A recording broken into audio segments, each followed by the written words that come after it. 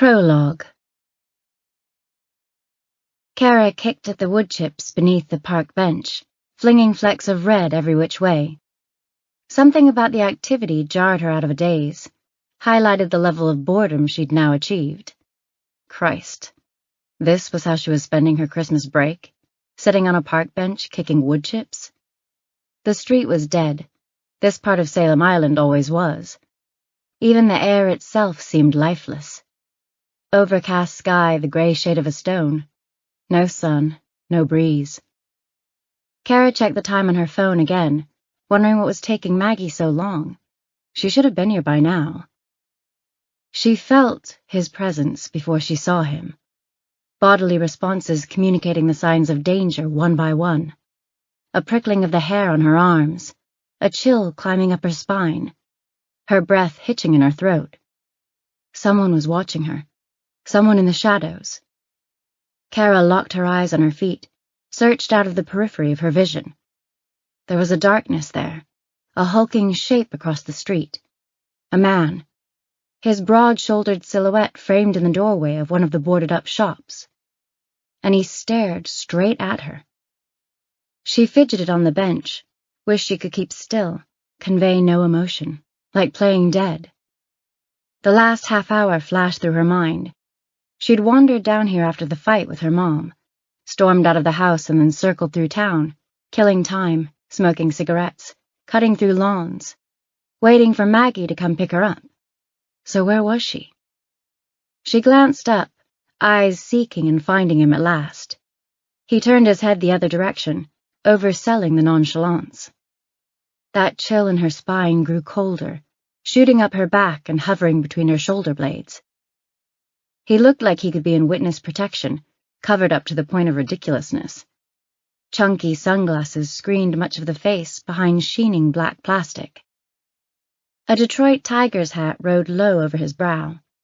His hand rose to cover his mouth, index finger and thumb pinching at his top lip like a crab claw. She froze, watched. After several heartbeats, he spun away and walked off in the other direction. She held her breath as she watched his figure grow smaller, breathing again only when he disappeared around the corner. Relief. Her shoulders sagged. Tiniest puffs of laughter exited her nostrils in a staccato hiss. It was nothing, of course. Just some rando out for a friendly afternoon stare with his best pair of Kim Jong-il sunglasses on. Her trembling hands peeled the soft pack of cigarettes out of her left hip pocket, adhered the crooked tube of tobacco to her lips. Then she fumbled back into the pocket for the matchbook, struck one, brought the flame up under her chin. She inhaled, tasted the sweet breath of tobacco smoke. Right away the nicotine calmed her. Maybe it was the habit more than the chemical itself. She texted Maggie. "Hurry up, I'm freezing my ass off." When the Marlboro was about half gone, she stood, her heart still hammering away inside. Weird. She hadn't even been that scared. Not really. She'd tell Maggie about it later, and they'd laugh. Kara the paranoid. She crossed the street, stepped up on the curb on the other side. The library was only a few blocks away. She could loiter inside until Maggie texted her back and avoid dying of hypothermia. She made sure to avoid the doorway where the creep had stood, reassuring herself in a little whisper that she was overreacting, though she didn't quite believe her own voice. The cigarette smoldered between her fingers, mostly gone now. She held off on hitting it again, not quite wanting to let it go as she approached the corner where the man had disappeared. She chewed her lip. Couldn't help but picture the man in the black sunglasses lurching out from behind the wall of the donut shop, like a mountain lion leaping for her jugular. She held her breath as she rounded the corner. Nothing. He wasn't there. Just another sleepy street on Salem Island. She crossed to the next block, jitters still running up and down her limbs. She lifted the cigarette butt to her lips and hit it, tasted the caustic tang of melting plastic. She'd burned it down to the filter now. Shit. She flicked it toward the storm drain, the cherry detaching upon impact. She swallowed, and her throat clicked. He lunged out of the bushes. A ski mask now covered his face, his arms outstretched. He gripped her around the shoulders, an awkward hug, forceful. Kara screamed, threw an elbow into his gut, heard a woof of breath knocked out of him. Now she stumbled into a run, choppy steps, half falling. He leapt after her, fell flat on the concrete. His right arm shot out and hooked her ankle, tripped her at full speed, thunked her head first on the cement. Dark. Stars. All of reality seemed to suck down into a tunnel. The world around her grew smaller, smaller. A little circle cut out, dark around the edges now. He rolled her, lifted her torso, hands snaking under her armpits, each finger pressing into the soft flesh there, and he dragged her face up. She could hear a choppiness in his footsteps, hurried and uneven. Her head lolled, neck slack. She watched through slitted eyelids as her limp legs dragged over the concrete behind the two of them, but she couldn't feel them, couldn't feel much. When he tried to shove her into the back seat of a sedan, she lurched, clawed for his eyes, for his masked face, missed.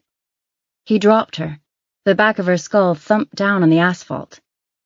Things got far away again, distant, quiet. That black circle around the edge of things cinched tighter. "Enough already," he hissed between his teeth. He knelt over her, picked her head up and slammed it down again. A solid connection of skull and concrete that shot bolts of lightning through her vision. The last circle of light retreated. The darkness became total. Chapter 1. Misty sobbed in the seat across from Charlotte Winter's desk, tears tinted with mascara gathering along her jaw. "Jesus H," Allie said. "The waterworks came on like she flipped a switch." The observation was true enough, Charlie thought, even if it was phrased in Allie's typically rude fashion. The girl never knew when to keep quiet. Misty hadn't managed a word yet. She just walked into Charlie's office, sat down, and started bawling. Now her face wrinkled up like a Halloween mask, and violent sobs shook her from the center of her torso out. The little potbelly quaked, the shoulders and legs seeming to throb a beat later. Charlie was so taken aback by the abrupt blubbering that she froze, lips parted, watching Misty cry, not sure what to say or do. She stared at a strand of clear snot collecting in the center of Misty's top lip, threatening to rush down into her mouth. "Get her a Kleenex before I puke, for God's sake," Allie said. Charlie nudged the box of tissues closer to Misty, thanking the universe for the millionth time that no one could hear Allie's running commentary. She hadn't seen Misty Dawkins since high school graduation. They'd been friends back then, maybe not close, but the kind of friend you paired up with in biology lab and ate lunch with in the cafeteria. Charlie studied her. Misty looked mostly the same, with her small elfin chin, freckled nose, and kind brown eyes. She spotted a few strands of gray here and there, but Misty's dishwater blonde hair hid it well. None of these observations told her why her old friend was in her office, or why she was crying. She suspected the two were related. "Just breathe," Charlie said, her voice finding that soothing tone 2 notches louder than a whisper. "Take your time, and tell me what you need." Misty nodded, her shoulders rising and falling with a deep breath. A crying woman wasn't what Charlie had expected when she arrived at A1 Investigations this morning. Her stomach grumbled, and she couldn't help but think longingly of the bagel going cold in the other room. "It's probably the standard," Allie said. "Missing cat or cheating husband. No offense, but my money is on the cat." Misty smeared a wadded tissue across her cheeks, which had now gone red and splotchy beneath the smudge of makeup. "I'm sorry, Charlie. I guess I didn't expect to see you here. I was all prepared to say my piece, and then I came in here to find you instead of Frank, and it just... How long have you been back in town?" "A few months," Charlie said, trying to find a comfortable position in her chair. Misty's eyes fixed on a photograph on the wall, a snapshot of Charlie, age 8, her twiggy arms slung around the shoulder of her twin sister.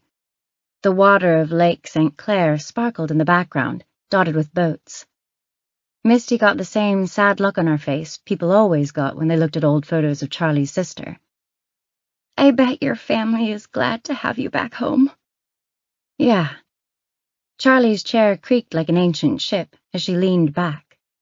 Eager to avoid any further questions about her family, she flipped the question back at Misty. "What about your family? How's Kenny?" The furrow between Misty's eyebrows pretty much answered that question. Charlie should have known better, really. Kenny Barnes, the guy who'd knocked Misty up while they were still in high school, had always been kind of a loser. "Oh, he left way back, when Kara was 5. Got together with a gal down in Columbus. They have a 4-year-old now. He sends money when he can. Child support, you know. Tries to call Kara on her birthday and at Christmas." Charlie noted the phrases Misty had used. Sends money when he can, and tries to call Kara on her birthday. She was the same old Misty, all right. Still too damn nice for her own good, and making excuses for people who didn't deserve it. "That's why I'm here, actually," Misty said, the words coming out strangely high-pitched and tight. And then she burst into tears again. "Damn it," Allie muttered. "I should have known it would be a deadbeat ex." Charlie did her best to block out Allie's voice so she could focus on Misty. "I don't know what to do, Charlie. I'm so scared," Misty wailed. Tugging another tissue free from the box, Charlie leaned across the desk and handed it to Misty. "Why don't you start by telling me exactly what happened?" Charlie said. "It's Kara. She's missing." Charlie flinched at the word missing, and goosebumps prickled over her forearms. Her own twin sister had gone missing when she was 18, and she'd never been found. The jolt of alarm Charlie got when she heard about disappearances was an old tic she'd never been able to shake. But she'd gotten good at covering the reaction, and Misty hadn't seemed to notice. Charlie took a deep breath. "How long has she been gone?" Misty's hands clenched around the handles of her purse. 2 days. We had a fight, an argument, and she stormed out of the house. I haven't seen her since." "What about her friends?" Misty shook her head. "I've called everyone. No one knows where she is."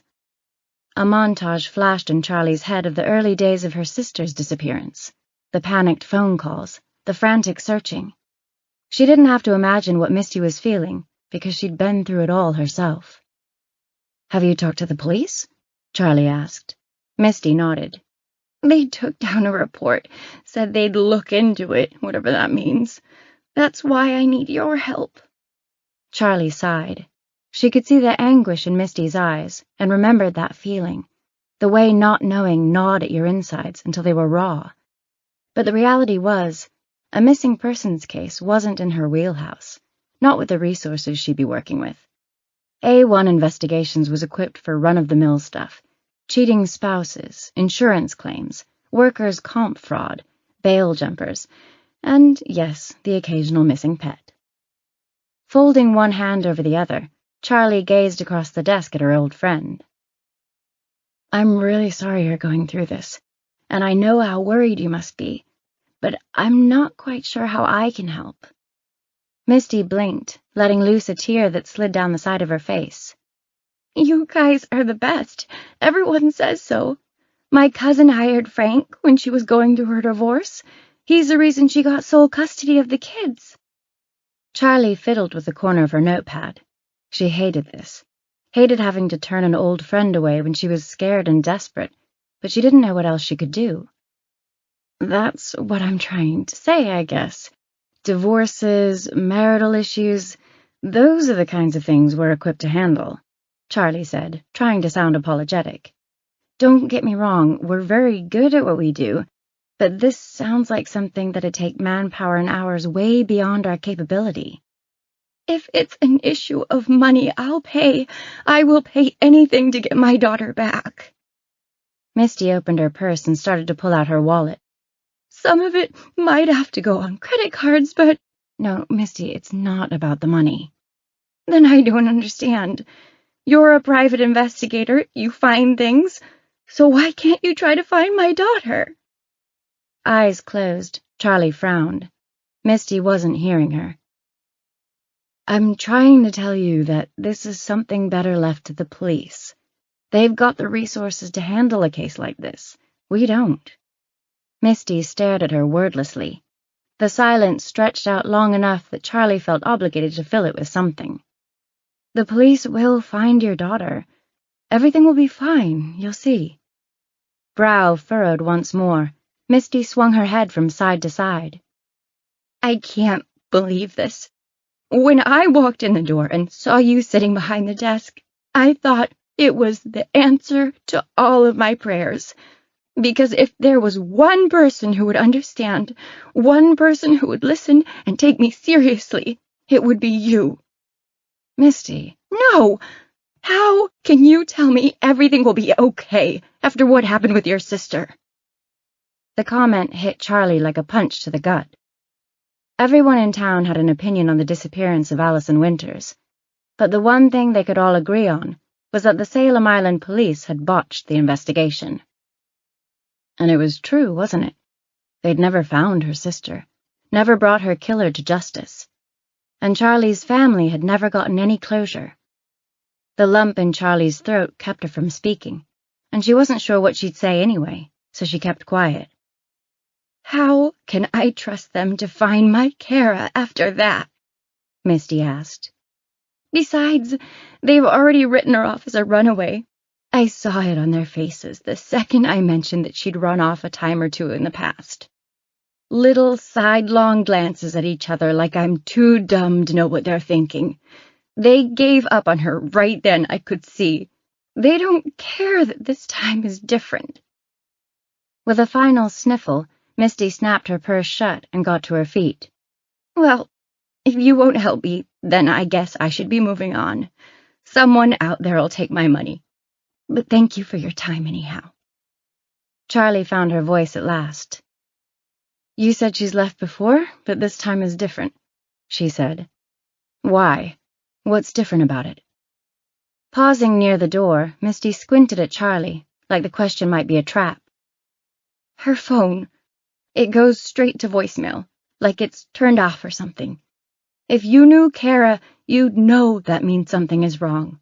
She never turns her phone off. It's always glued to her hand. Charlie plucked a pen from the mug on the desk and flipped to a fresh sheet of paper on her notepad. Does this mean you'll take the case? Misty asked, and Charlie could hear the hope in her voice.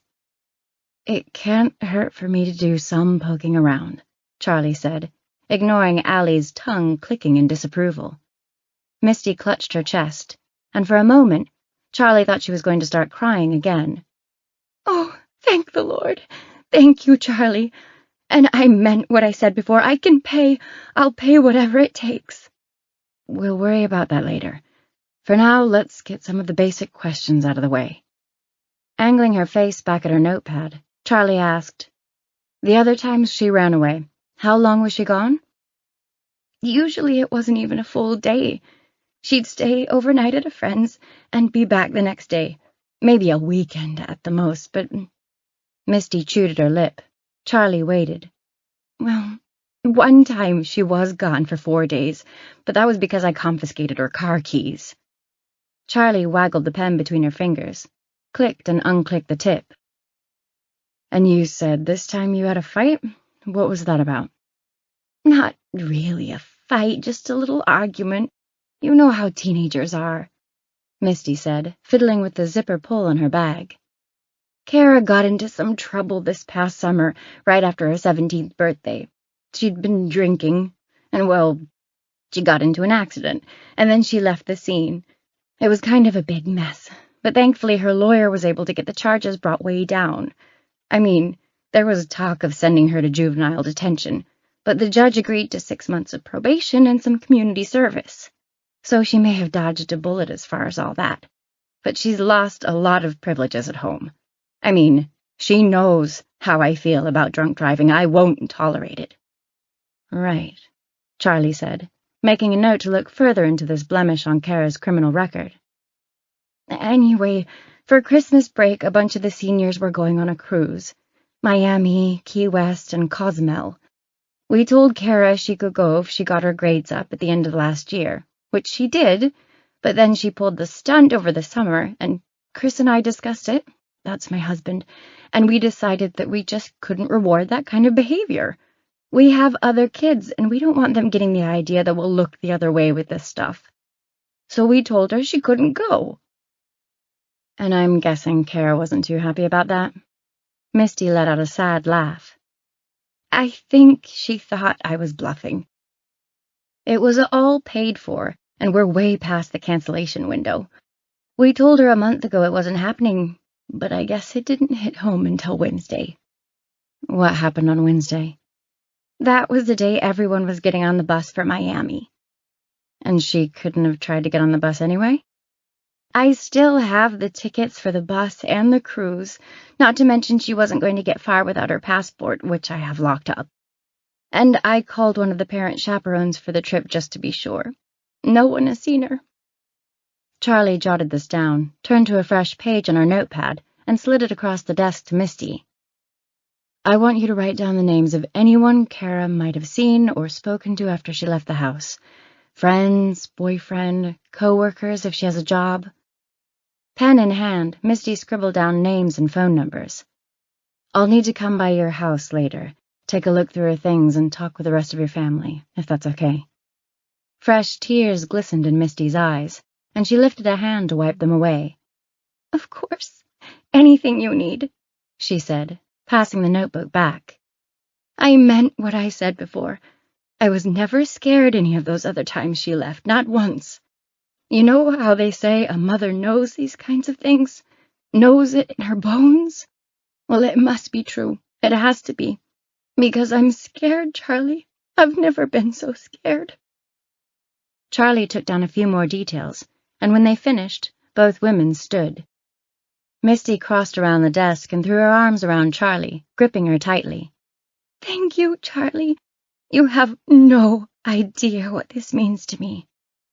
Well, you're welcome, Charlie said awkwardly.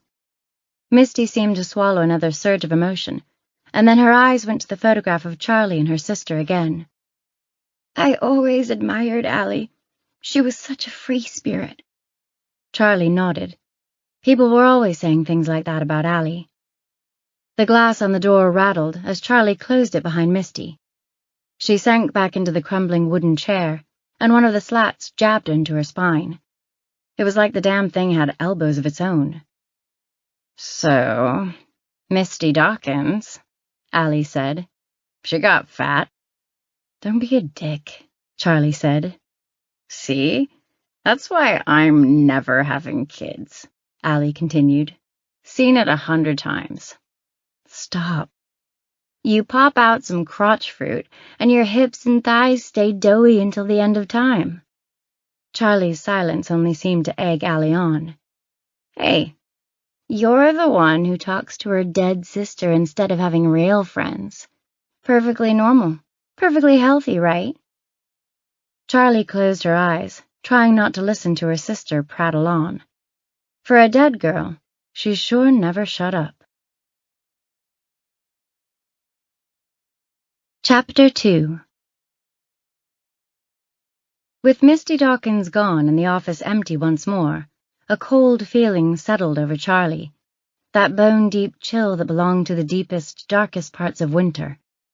Even as she worked, setting up interviews with Kara Dawkins' friends and family, and running basic background checks, her mind lingered on Allie's disappearance all those years ago. Creeping gray memories flashed through her mind. She saw Allie as a cackling toddler, cookies crammed into her sticky little fists.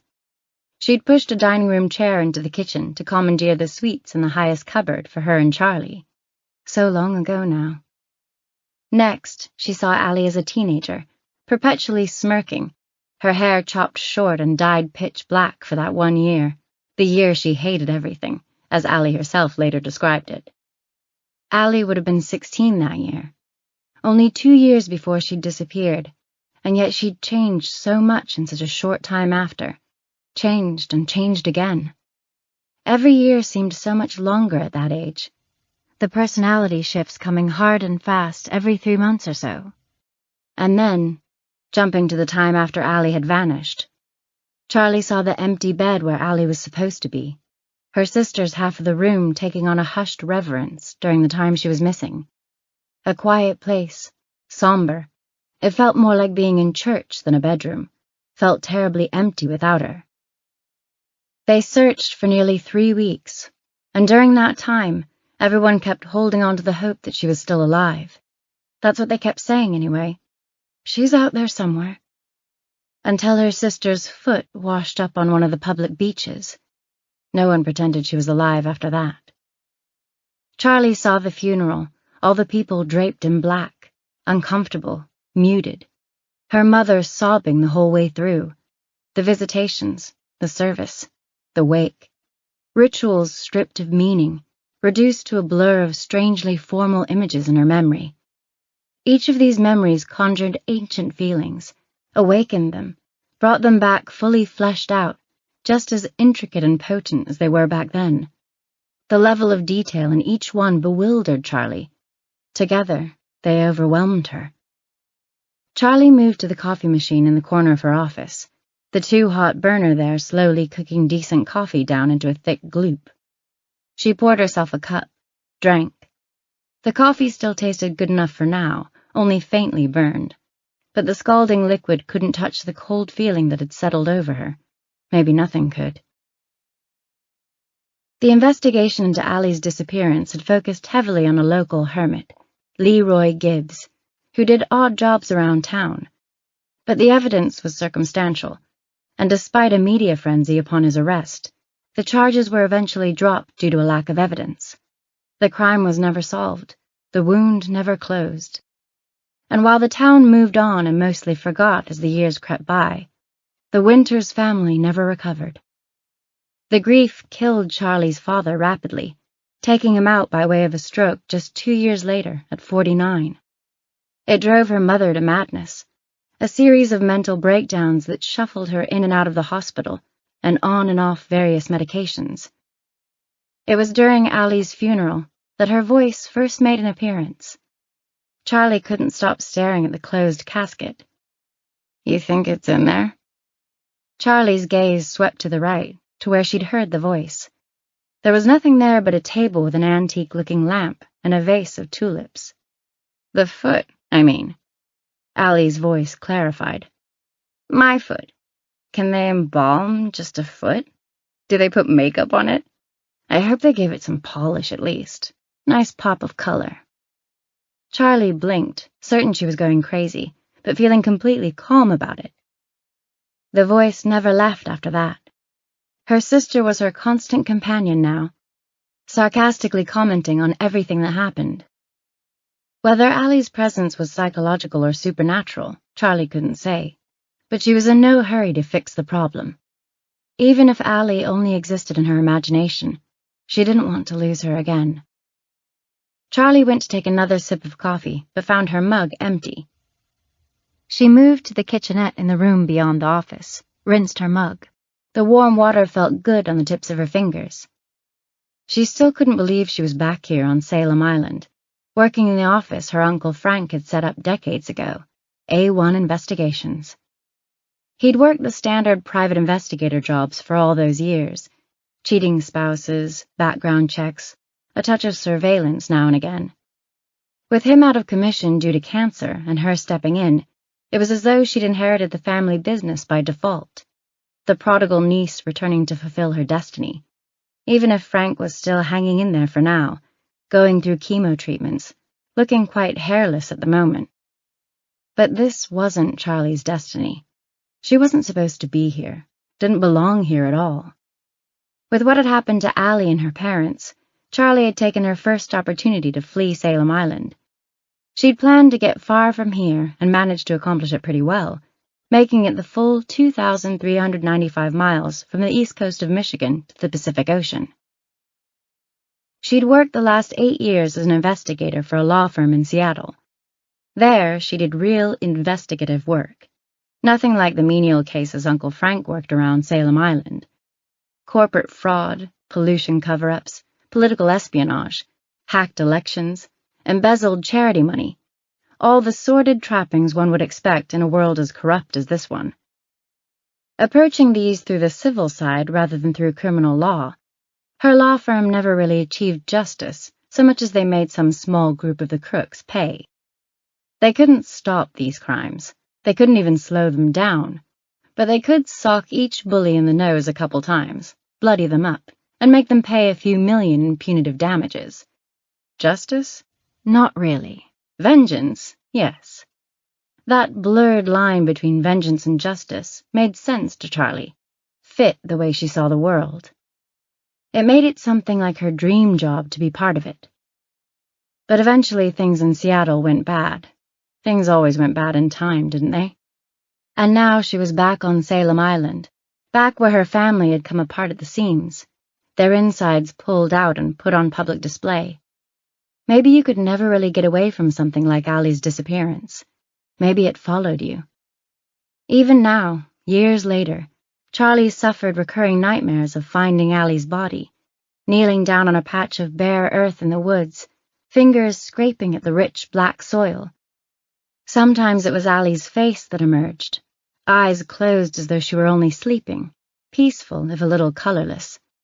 But usually it was her sister's bones that emerged, white and stark against the dark of the dirt. Some part of her believed, way down deep, that justice would still be served for her sister in this small way, that she could find her way to Allie's remains, some way, somehow.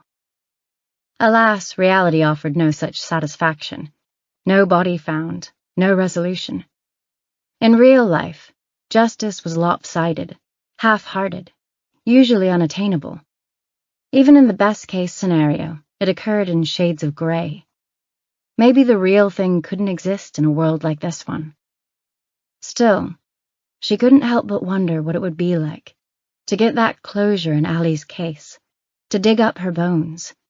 She wanted it so deeply, but could it offer any satisfaction after all this time? The body could be found, perhaps, the what finally known definitively. But even then, the why would still linger. No explanation, no meaning ascribed. Wasn't that what every family of a victim truly sought? The why, the reasoning, some sense of meaning they could hang their emotions on. So many times over the years, Charlie had driven past Leroy Gibbs' place, a ramshackle farmhouse near the water's edge. She repeated the ritual every time she was back for the holidays, dredging all those memories up to the surface again, and again, and again. Here was the main suspect, a quiet type, bearded, with fierce eyes. Never fully cleared so much as deemed not guilty due to a lack of real information. Here was the house, the place where perhaps her sister had met her end. Could the woods nearby be her resting place, even now? She didn't know, couldn't know. And the not knowing became a second wound to go with the one Allie's absence made, one that festered, one that rotted from the middle out. Like one of those spider bites that went necrotic and ate the flesh away, Charlie thought. The not knowing ate at the meat of you, stripped you down to the bone. The grief hurt, the loss ached, but the not knowing killed you. Charlie ripped her hand out from under the hot water pouring out of the faucet, realizing only after she'd scalded herself that she'd zoned out into ghostly memories once again, letting the water run over her fingertips, the heat growing and growing until the hurt shook her awake. She spritzed cold water on her reddened fingers to stop the burn from getting worse, then shook her hand. The pain held for a moment and receded. Back out in the main office, she adjusted her clothing as though that might help refocus her on the task of the day, the Kara Dawkins case. She needed to pull herself together, do her job. A girl was missing after all. Misty Dawkins' crying face flashed in her memory to remind her of that grave reality. And suddenly, it struck Charlie that Allie had been curiously quiet during this whole trip down memory lane. No sarcastic remarks, no crude jokes, nothing. Maybe that was where the cold feeling came from, Allie's absence. The quiet of the office seemed to swell to fill the space until it seemed hollowed out, desolate, cavernous, freezing. Yes, Charlie was alone. Quite alone. Chapter 3. In the car that afternoon, Charlie planned her approach to the case. She'd dug through Kara's social media accounts for the rest of the morning, scanned hundreds of pictures, posts, and comments. She'd started to get a real sense of the girl's personality in the process. Sarcastic yet sensitive. When she wasn't smiling in her photos, she was making silly faces or posing for comedic effect. And she was witty, too. Several of her tweets had made Charlie laugh out loud. She'd also checked out the GPS records for the Dawkins family's vehicles, which Misty had given her access to. These days, much of Charlie's job came back to checking GPS logs. Everyone agreeing to track their own movements with technology certainly made a private detective's life easier. Alas, there was nothing out of the ordinary in the Dawkins logs. School, work, grocery store. Kara had been grounded from driving for months, and much to Charlie's chagrin, she had apparently abided by the rules of her punishment. That led to the question of how to proceed. Should Charlie start talking to Kara's family, or focus on her friends first? She had some time to figure it out. She had to swing by Frank's first, take him to his chemo appointment. She pulled into the Wendy's drive-thru on the way, ordering a spicy chicken sandwich, French fries, and a Dr. Pepper. "Nothing for you?" Allie asked. "You know how Uncle Frank is about his food. He'll take off a finger if he catches you bogarting his fries." "I'm not hungry," Charlie said. "Oh, right. Your hospital phobia. Time for some real talk, sis. You need to get over that." That was easy for Allie to say. She hadn't been there to witness the way their father had withered away after his stroke, rapidly losing every physical, mental, and bodily function one by one. Hadn't had to deal with their mother's neuroses on top of everything else. Every time one of the doctors came into the room, her mother had a new ailment of her own to complain about. "I think I'm having heart palpitations." Or, "I was looking in the mirror this morning and I'm sure this mole on my shoulder didn't look like this before." Or Charlie's personal favorite, "What are the symptoms of Lyme disease? Because I think I might have it." Hospitals made Charlie uneasy now. The smell, the noises, all of it gave her a queasy feeling in the pit of her stomach. But this particular hospital was the very one where she'd watched her father die. So Allie could take her real talk and shove it up her non-corporeal ass. The line of cars moved along in the drive-thru until Charlie was at the window.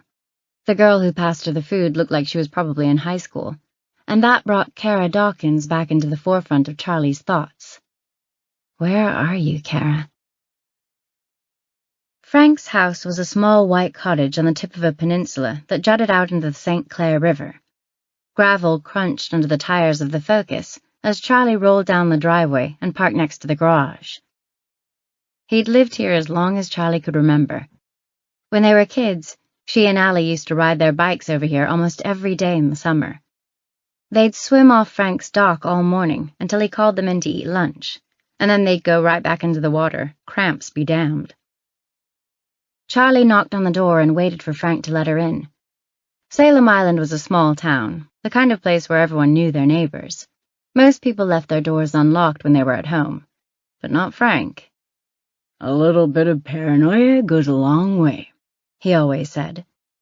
When Frank opened the door, she again found herself surprised by his appearance. No hair, no eyebrows. She thought it was the latter she couldn't get used to. He gave Charlie a squeeze and took the proffered bag of food.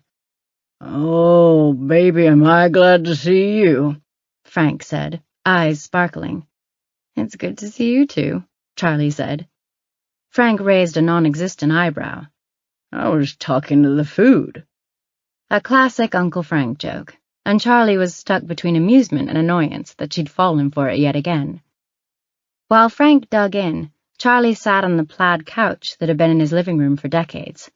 There was a good chance it was older than she was. How's the cheating spouse racket going? Frank asked, before shoving a handful of French fries into his mouth. Fine, Charlie said. Actually, we got a new case today. Something different. Wait, let me guess. Frank screwed up his face like he was really thinking it over. Missing pet, but not a cat or a dog. Too obvious. I got hired to hunt down a missing cockatoo once. You looking for a bird? No, this is the real deal. An old friend of mine from high school came in. Misty Dawkins. Her daughter is missing. Frank nodded. See? I know there are people who look down on what we do, think we're just a bunch of paid snoops. But what we do has value. It's important to people, even the missing cockatoos. He aimed a ketchup-stained finger at her. Never forget the human side of these cases. Whether the case is big or small, it matters to someone. Frank knew Charlie had mixed feelings about trading the more upscale cases she'd worked at the law firm for the domestic cases that made up the bulk of his work on Salem Island. I know, she said, bobbing her head up and down. But Frank was on a roll now. It's the damn truth. Sure, sometimes things have a tendency to lean toward the sordid, but our ultimate goal is truth and justice. People need that. Society needs that. Heck, if the chemo hadn't knocked me on my ass, that's what I'd be doing right this minute. Fighting for another little piece of truth for someone. What else am I gonna do, watch Ricky Lake? Ricky Lake hasn't been on TV for years. Frank waved this away. You know what I mean. He took a bite of his sandwich and followed it immediately with a long pull on his drink. Charlie gazed out the windows that looked over the small backyard, which sloped down to the water. She could see 2 yellow kayaks and an old metal canoe overturned on the shore for the winter. Beyond that was the giant willow tree with a rope swing hanging down from its branches. She wondered how many times she and Allie had swung out on that rope and let themselves drop into the water. How many afternoons had they sprawled on the L-shaped dock, sunning themselves on top of their towels, hair tangled in wet ropes after their morning swim. She remembered doing underwater handstands, pretending they were synchronized swimmers. Contests to see who could hold their breath the longest. A lump formed in Charlie's throat. Don't get all nostalgic on me, sis, Allie said. But it wasn't just nostalgia for Allie that was getting to Charlie.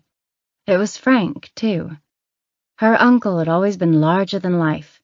To start, he was 6'5", the tallest man ever, Charlie had thought when she was a kid, and the strongest. He used to carry a card in his wallet that declared he had the strength of 10 men, which Charlie had taken as something official until she was 9 or 10. She looked at him now, wiping fast food grease from his mouth with a napkin. He'd lost so much weight, and the lack of hair and eyebrows only added to the frail appearance. He looked withered and gaunt, like a tree that someone forgot to water. He'd maintained a positive attitude since he'd been diagnosed with chronic lymphocytic leukemia, hadn't uttered a single complaint throughout the weeks of chemotherapy, and his doctors were still optimistic. But for Charlie, the fear had started to creep in. There was no cure for CLL. The best they could hope for was remission, and that was only if he made it through chemo, which was taking its toll. If they didn't start to see some progress soon, then what? She'd read up online, of course. If Frank's cancer didn't go into remission the first time around, his doctors would likely recommend more chemo. And despite his lack of complaints, Charlie wasn't sure the old man could take it. The lump in her throat shifted into something sharp and painful.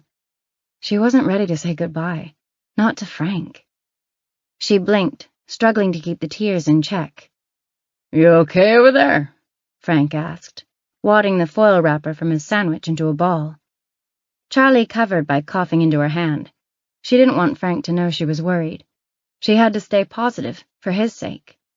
Yeah, just a tickle in my throat, she lied.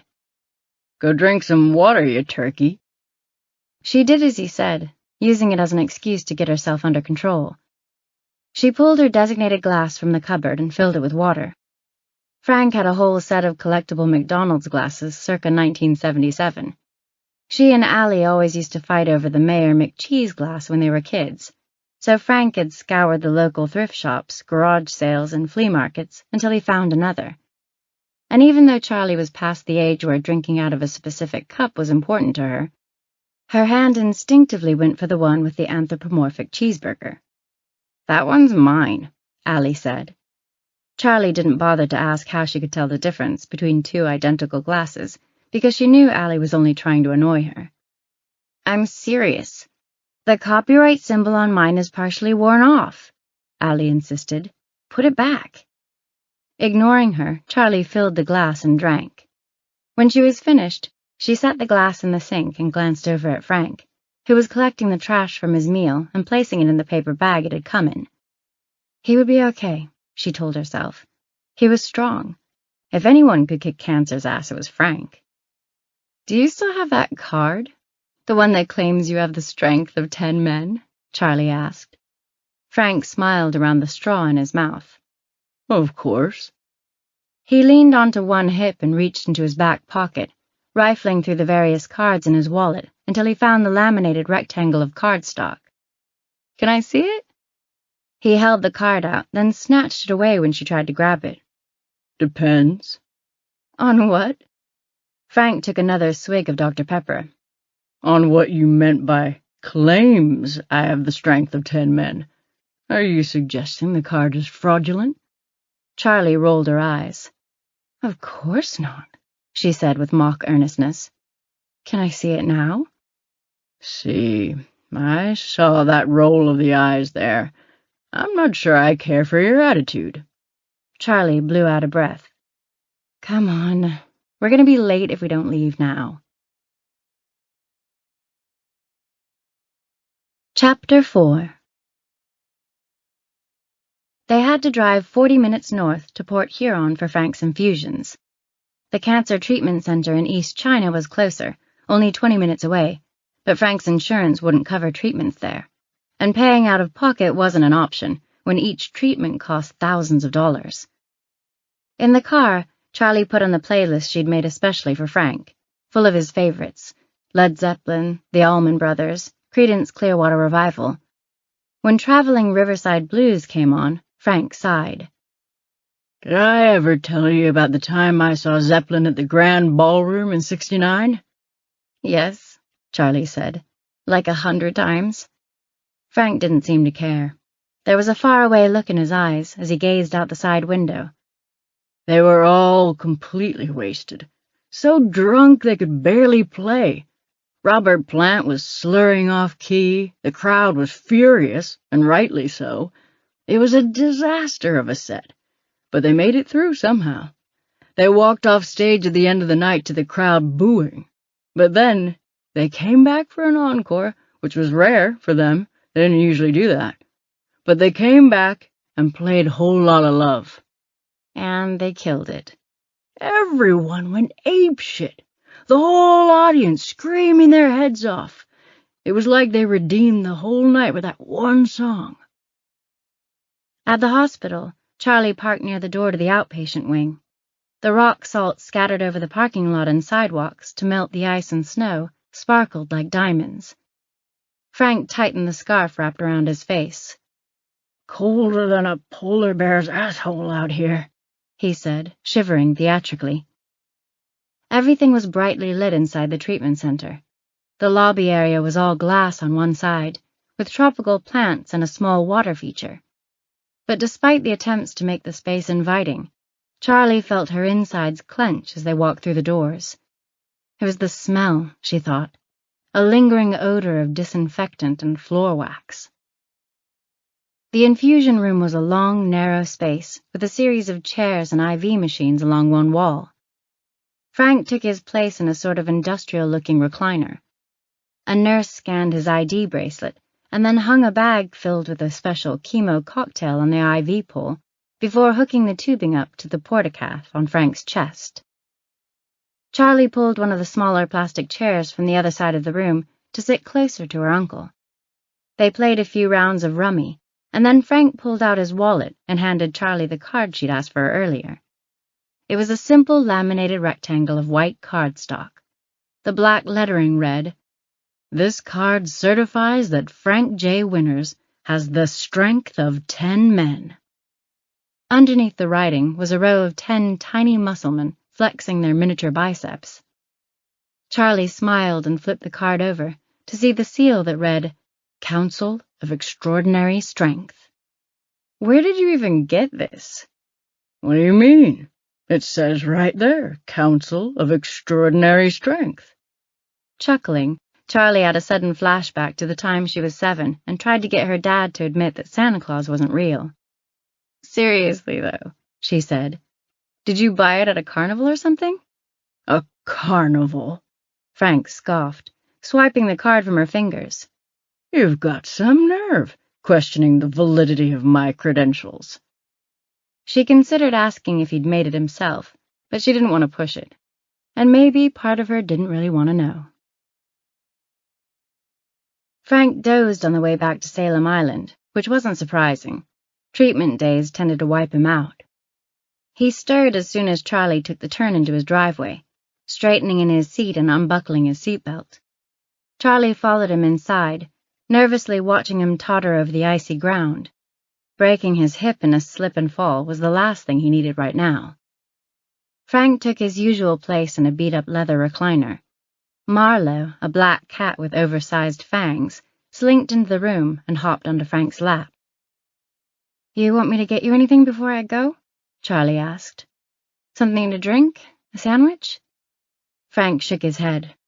No, but thanks. You're a doll. "I thought I was a turkey." Oh, you're definitely a turkey, Frank said, grinning. He'd been calling her that since the time she and Allie were fishing off the end of his dock, and Charlie lost her balance and fell in the water. She was probably 6. It was early May, and the water was still pretty cold. As Charlie climbed up the dock ladder, her hair and clothes dripping wet, she could already hear Frank laughing. Why are you swimming with your clothes on, turkey? He'd asked. Charlie had been furious. "I'm not a turkey, I'm a girl." That had only made him laugh harder. She knew he was picturing that now, could tell by the smirk on his face. "I'm gonna head out then," Charlie said. As she reached for the doorknob, Frank called out, "Hey, turkey, your missing girl? How old is she?" 17, still in high school. He nodded, absently patting the top of Marlowe's head. Any siblings? A younger brother and a stepsister who's about the same age. Listen to the sister. Talk to everyone, of course, but keep this tidbit in mind all the while. When it comes to high school kids, the siblings always know more than the parents. Chapter 5. Charlie met up with Misty Dawkins at her house, a small gray ranch in a subdivision of nearly identical modular homes where the old Salem paper mill had once been. Misty opened the front door, and Charlie paused on the threshold to kick snow off her shoes before entering. There was a Christmas tree in one corner of the living room, and stockings hung over a gas fireplace on the far wall. "Sorry about the mess," Misty said, bustling past her 6-year-old son, Tyler, who was sprawled on the carpet watching cartoons. "I just need to pop in the kitchen for a sec and make sure my chili isn't burning." A man and a teenage girl sat at the round dining table off the kitchen. Misty picked up a wooden spoon and gestured at them. "This is my husband, Chris, and my stepdaughter, Rachel." They exchanged greetings while Misty lifted the lid off a pot, releasing a cloud of steam. She stirred, then gave the wooden spoon a few taps against the pot before replacing the lid. She slid into the seat next to her husband and gestured that Charlie should sit as well.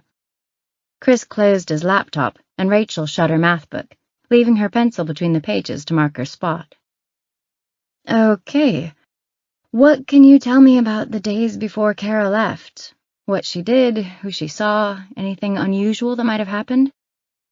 "Since the kids are on break, the girls have been watching Tyler for us during the day," Misty said. "As far as I know, everything's been normal. Up until Kara realized she really wasn't going on that trip, things have been fine with her." Charlie looked over at Rachel, who was fiddling with the sleeve of her shirt. "What do you think? Had she seemed normal to you?" Rachel nodded. "Yeah, I mean, she complained a lot about having to meet with her probation officer. She said it was Christmas break and she should get a break from everything." "What day was that?" Charlie asked.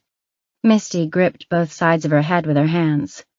"The day before we had the fight, Tuesday, and she's had an attitude about her probation requirements this whole time, so that was certainly normal. I kept telling her she should be thanking her lucky stars it was only probation." "And how often did she see her probation officer?" "Once a week or so. Sometimes her officer would show up for random checkups, but usually they'd meet up at her lawyer's office. Kara could walk there after school, and her lawyer wanted to be sure she was keeping up with the requirements. I was so grateful that he kept her out of jail. And now this?" Misty started to tear up again. "I thought the worst was behind us." "Would you happen to have her probation officer's name and number?" "I have it written down over here," Misty said, scooting her chair out and moving to a small notepad on the counter. She scribbled the information down on a post-it and handed it to Charlie. "And her lawyer?" "Oh, that would be Will Crawford, right here in town. I'm sure you remember Will." "Of course," Charlie said. Another classmate. Will had been a grade ahead of her and Allie. Charlie glanced down at her notes. She had a solid list of friends to talk to, plus Kara's father, probation officer, and lawyer. "This is a good start," she said. "Is it okay if I take a look around Kara's room before I go?" Rachel raised her hand as if she were in math class instead of sitting at the dining room table in her own house. "We share a room. I can show you." Chapter 6. Rachel hovered in the doorway while Charlie entered the room. There were bunk beds against one wall, and Charlie could guess which bed belonged to which girl with a single glance. The bottom bunk, Kara's, had a purple feather boa wrapped around one bedpost. The wall next to the bed was adorned with rows of Christmas lights, and Polaroids of Kara and her friends had been clipped to the wire strands. The top bunk, Rachel's space, was more low-key. There was a Beatles poster, a print of Van Gogh's Starry Night, and a single photo. Moving closer, Charlie saw that it was a black and white strip from a photo booth. Charlie took in the miniature photos, top to bottom. Kara and Rachel with their tongues out. Kara wearing Rachel's glasses. Kara and Rachel holding their noses up like pigs. And lastly, Kara and Rachel smiling sweetly, arms slung around each other's shoulders. "You two are close?" Rachel took a step into the room. "It's hard to share a room with someone for 8 years and not be close," she answered. "She's probably my best friend." There was a dresser and desk on the opposite side of the room from the beds. The top of the dresser was cluttered with makeup, lotion, jewelry, and more photos. Clearly Kara's stuff. In contrast, the desk beside it was neat and orderly, with a laptop, notebook, and some pens and pencils in a cat-shaped mug. Charlie noticed as she studied Kara's photo collection that Rachel was not in any of them. Nor did she remember seeing any photos of Rachel on Kara's Facebook or Instagram. An uncomfortable feeling wormed in her gut. She knew she should leave it, but something wouldn't let her. She gestured at the Polaroids. "Looks like Kara has a lot of friends." Rachel smiled, but there was sadness in her eyes. "Yeah." "How well do you know them?" "We don't really hang out with the same people." Charlie felt a familiar twinge in her gut.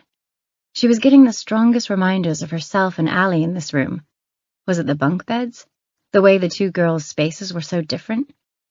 Kara with all of her friends, and Rachel with her computer? She and Allie had always been close. They were twins, after all.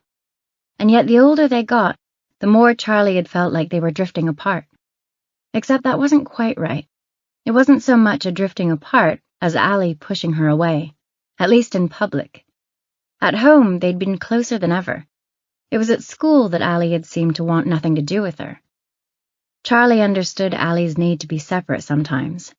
There were times when being a twin felt like everyone viewed you as only one half of a person. but it was the push-pull of it that stung, even now. The way Allie could fall right back into BFF mode at home, after ignoring Charlie at school all day. Charlie shook these thoughts away, wary of getting sucked into a black hole of nostalgia. Is the computer? Charlie gestured at the laptop. It's mine, Rachel said. But Kara uses it sometimes, for school usually. Though most of the time she talks me into typing up her reports for her. She says it's because I'm faster at typing, which is true, but... But she also likes getting people to do things for her, Charlie guessed. Rachel looked surprised, but nodded. I had a sister like that, Charlie said, thinking of the time she constructed an entire diorama for Allie's history class. Can I check the search history real quick? Sure, Rachel said. Charlie opened the browser and checked the history for the days leading up to Kara's disappearance. Searches for makeup tutorials, blue eyes, best tanning spray, SpongeBob memes, and clubs in Cozumel were obvious enough. Charlie scrolled further down the list, but nothing gave an indication of where Kara might be now. Does she ever use your dad's laptop? Charlie asked. Rachel's head shook from side to side. No, that's his work computer. It's strictly off-limits because one time Misty was using it to play Bejeweled, and she accidentally downloaded spyware.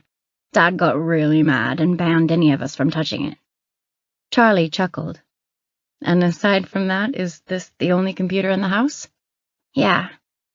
Do you know if Kara ever talked to people online? People she didn't know in real life, I mean. I don't think so. She would think that was, I don't know, dorky or something, Rachel said, then tilted her head to one side. But maybe if it was the right kind of person. A cute guy, you mean? A shy smile spread over Rachel's face. Yeah, pretty much. Does she have a boyfriend? No, at least I don't think so. Rachel looked like she was about to say more, but stopped herself. What is it? It's just that Kara has a big heart, but sometimes she trusts the wrong people and lets them get away with treating her like crap. Rachel went quiet then, her eyes on the photo strip of Kara pinned to the wall. She acts like she's invincible. This comment struck Charlie as odd, at least without some sort of context. How do you mean? Rachel startled slightly, as if she'd forgotten Charlie was even there. I don't know. Just things she does sometimes. She was trying to pass it off as nothing, but Charlie wasn't buying it. What kind of things? When Rachel started chewing her lip, Charlie knew she was onto something. If you're hiding something, I need you to tell me what it is. Keeping Kara's secrets right now isn't helping her. There's a chance she's in trouble, and I'm not talking about the kind that gets you grounded. You understand? A tear spilled down Rachel's cheek. Her voice came out a whisper. She's been sneaking out after her curfew. Not every night, usually on weekends. She wiped the wetness from her face and sniffed. I figured it was to go to parties or to hang out with a guy or whatever. I told her it was stupid, that if she got caught, she could end up in juvie. Charlie only nodded, waiting for Rachel to continue. She kept saying she had a plan. A plan? To get out of Salem Island, for good. She always hated it here, but it got worse after the trouble she got into. I don't know why she hates it so much, really. I figure Salem Island is probably mostly the same as everywhere else. It's not perfect, but it isn't so bad, she said, shrugging. Charlie thought Rachel was right and wrong at the same time. Salem Island wasn't so different than any other small town, but Charlie knew the feeling of wanting to escape it. Some places had more ghosts than others. And you have no idea where she went those times she snuck out? Rachel shook her head. She outright refused to tell me where she was going or what exactly her big plan was.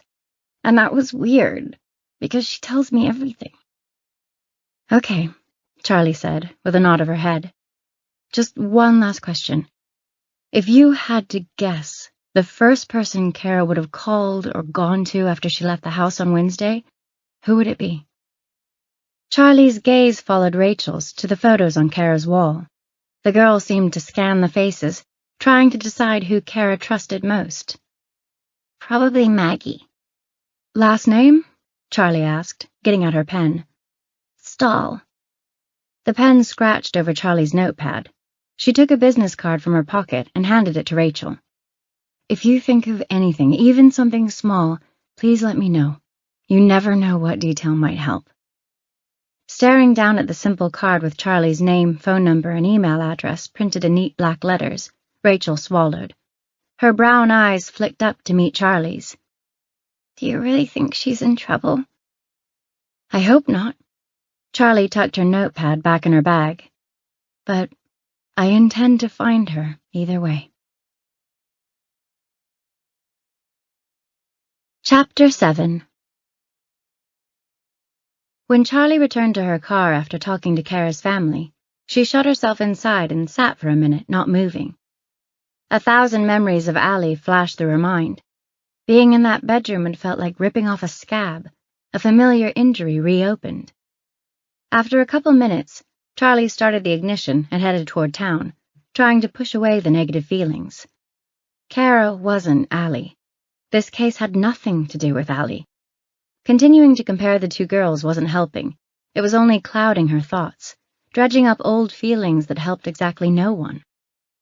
She'd made arrangements earlier to talk with Kara's friend, Maggie Stahl, a prospect that seemed all the more critical after what Rachel had said about Kara sneaking out at night. But that interview wouldn't happen until the following morning. In the meantime, there was another lead she could pursue. Downtown, Charlie pulled to the curb in front of an old Victorian house and parked. It had been converted into offices sometime during Charlie's absence from Salem Island. The place had been in bad shape when Charlie was growing up, peeling paint and a sagging porch roof, but someone had really put some work into it, restoring the exterior to its original condition. The sign out front listed 2 businesses, Judy Walensky, CPA, and Will Crawford, attorney at law. Well, well, well, Allie said. You didn't even have to look up his address or anything, you dirty dog. Shut up. The wooden steps out front creaked under Charlie's feet as she climbed the porch and opened the door. The ground floor had been split into 2 separate spaces, and there was also a stairway leading to a second floor. Charlie spotted Will's name next to the door on the left and entered. A middle-aged woman with a Bluetooth earpiece in her ear sat behind a desk in the waiting room, having what sounded like a conversation with a child. Then you're ready to put the clothes in the dryer, she was saying. There was a pause. I don't know. It's different every time. Start with 60 minutes and go from there. And don't forget to empty the lint trap. She sighed and held up a finger in Charlie's direction. The pull-out screen thing, yes, she said, rolling her eyes. Okay, love you. I'll see you in a bit. Pursing her lips, the woman shook her head and ended the call. Sorry about that. My 13-year-old is going bowling tonight, and now he's in a panic because his favorite shirt is dirty. A year ago it was a fight just to get him to shower regularly. Now he's obsessed with cologne and body wash. She sighed dramatically. Now, what can I do for you? I'm here to see Will, or Mr. Crawford, Charlie said, her nervousness making it come out more like a question than a statement. The woman smiled pleasantly, ignoring Charlie's awkwardness. Do you have an appointment? No, Just then, the door beyond the woman's desk opened, and a man in a suit came out. It took a beat before Charlie realized it was Will. She'd still been picturing him as a tall, gangly 18-year-old with red gold hair that hung in his eyes, and definitely not wearing a 3-piece suit. His hair was still on the long side, especially for a lawyer, though it wasn't quite the surfer-esque mop it had once been. But it was the eyes that really gave him away. They were bright hazel, intense, perhaps retaining some mischief even after all these years. Will stopped short in the doorway, staring at her. At first she thought he was only trying to place her, but she saw the recognition on his face. It was a beat before Charlie realized he wasn't seeing her. He was seeing Allie. The Allie that could have been. Because Allie was the one everyone remembered. And it would have been that way even if she hadn't disappeared. If Allie had lived, Charlie probably would have gone her entire life being mistaken for her. Finally, he seemed to find his voice. Charlie, wow. Hello, Will, she said, feeling suddenly self-conscious, like she was imposing. Why hadn't she called first? I was hoping you had a minute. Of course. He gestured that she should follow him into his office. Come on in. Will's office looked like something out of a TV show. Barrister-style bookcases lined either side of the room, each one filled with leather-bound books. On the back wall, Will's credentials hung in large gold frames. The walls were midnight blue, the ceiling coffered. Will took a seat behind a large mahogany desk. As Charlie slid into the velvet wingback opposite him, she couldn't help but notice that his chair sat much higher. She wondered if it was on purpose, to make him seem more dominant or imposing or something. Nice office, she said, glancing at a pair of antique-looking brass sconces flanking the window. I kind of feel like I'm a contestant on The Apprentice. Across from her, Will's mouth popped open. He was quiet for a moment, and she worried she'd hurt his feelings. But then he burst out laughing. You know, I used to have a much more casual office. Fewer books, way less desk, he said, pointing at the carved behemoth he was sitting behind. Simple, minimalist. But Marcia, that's my assistant you saw out front, she suggested hiring a designer to come in. She said that my clients have certain expectations. And she was right. Business has more than doubled since we put in fancy bookcases and moody lighting. Everyone wants something that looks like a TV procedural or something. He hooked a thumb at the wall. Most of those are fake, by the way. The books. If you try to pick one up, the whole row comes with it. It's just an empty shell with book spines stuck on. I don't know if anyone's told you, Charlie said, but you're not supposed to brag about being illiterate. Will flashed a good-natured grin. What I'm trying to get at is that so much of litigation is about the theatrics, especially in the courtroom, but it applies even in the privacy of your office. It was an incredibly valuable lesson to learn, about life and about people. All the world's a stage, right? Are you quoting Shakespeare now just to prove to me that you can read? Who now? Will asked, feigning seriousness. It was his favorite kind of joke, pretending to be stupid. Anyway, he said, what brings you to my humble establishment?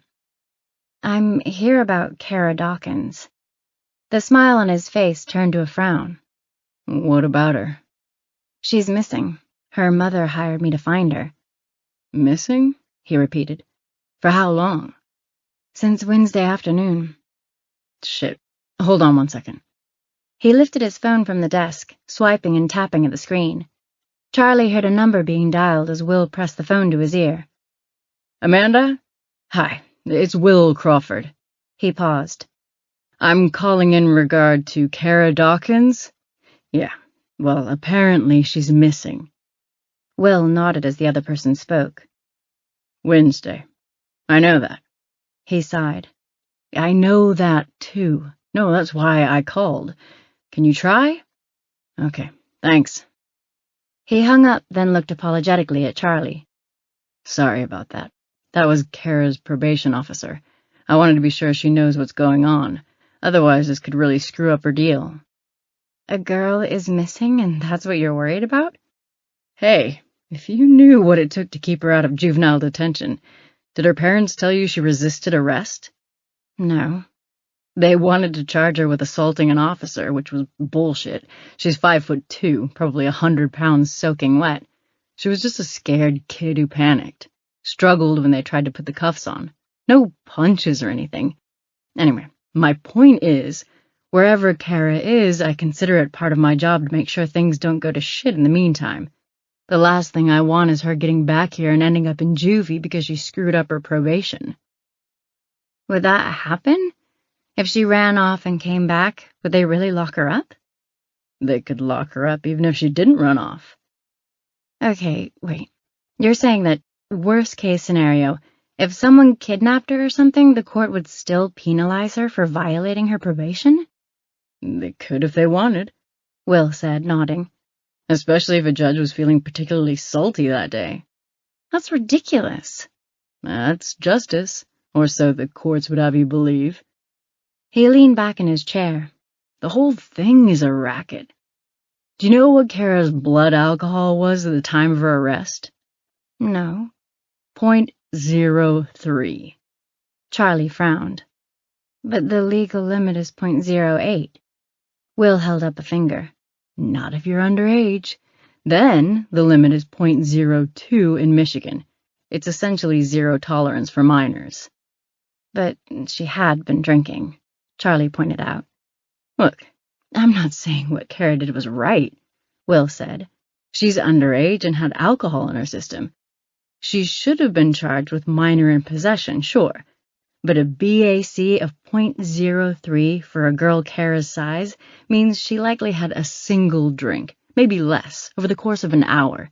If you had a glass of wine right now, would you be okay to drive in half an hour? Yes.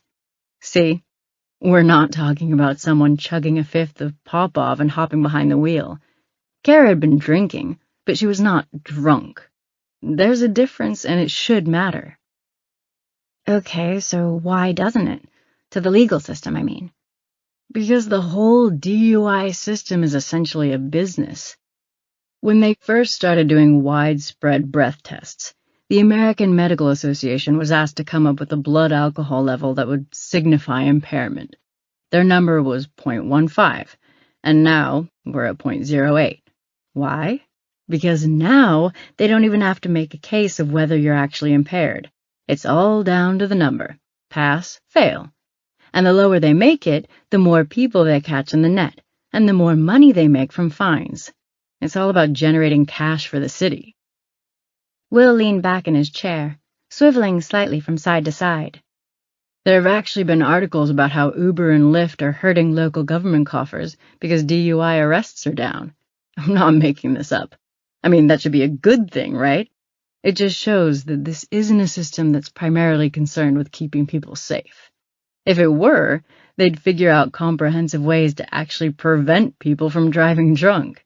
They'd be glad that rideshares are lowering DUI rates.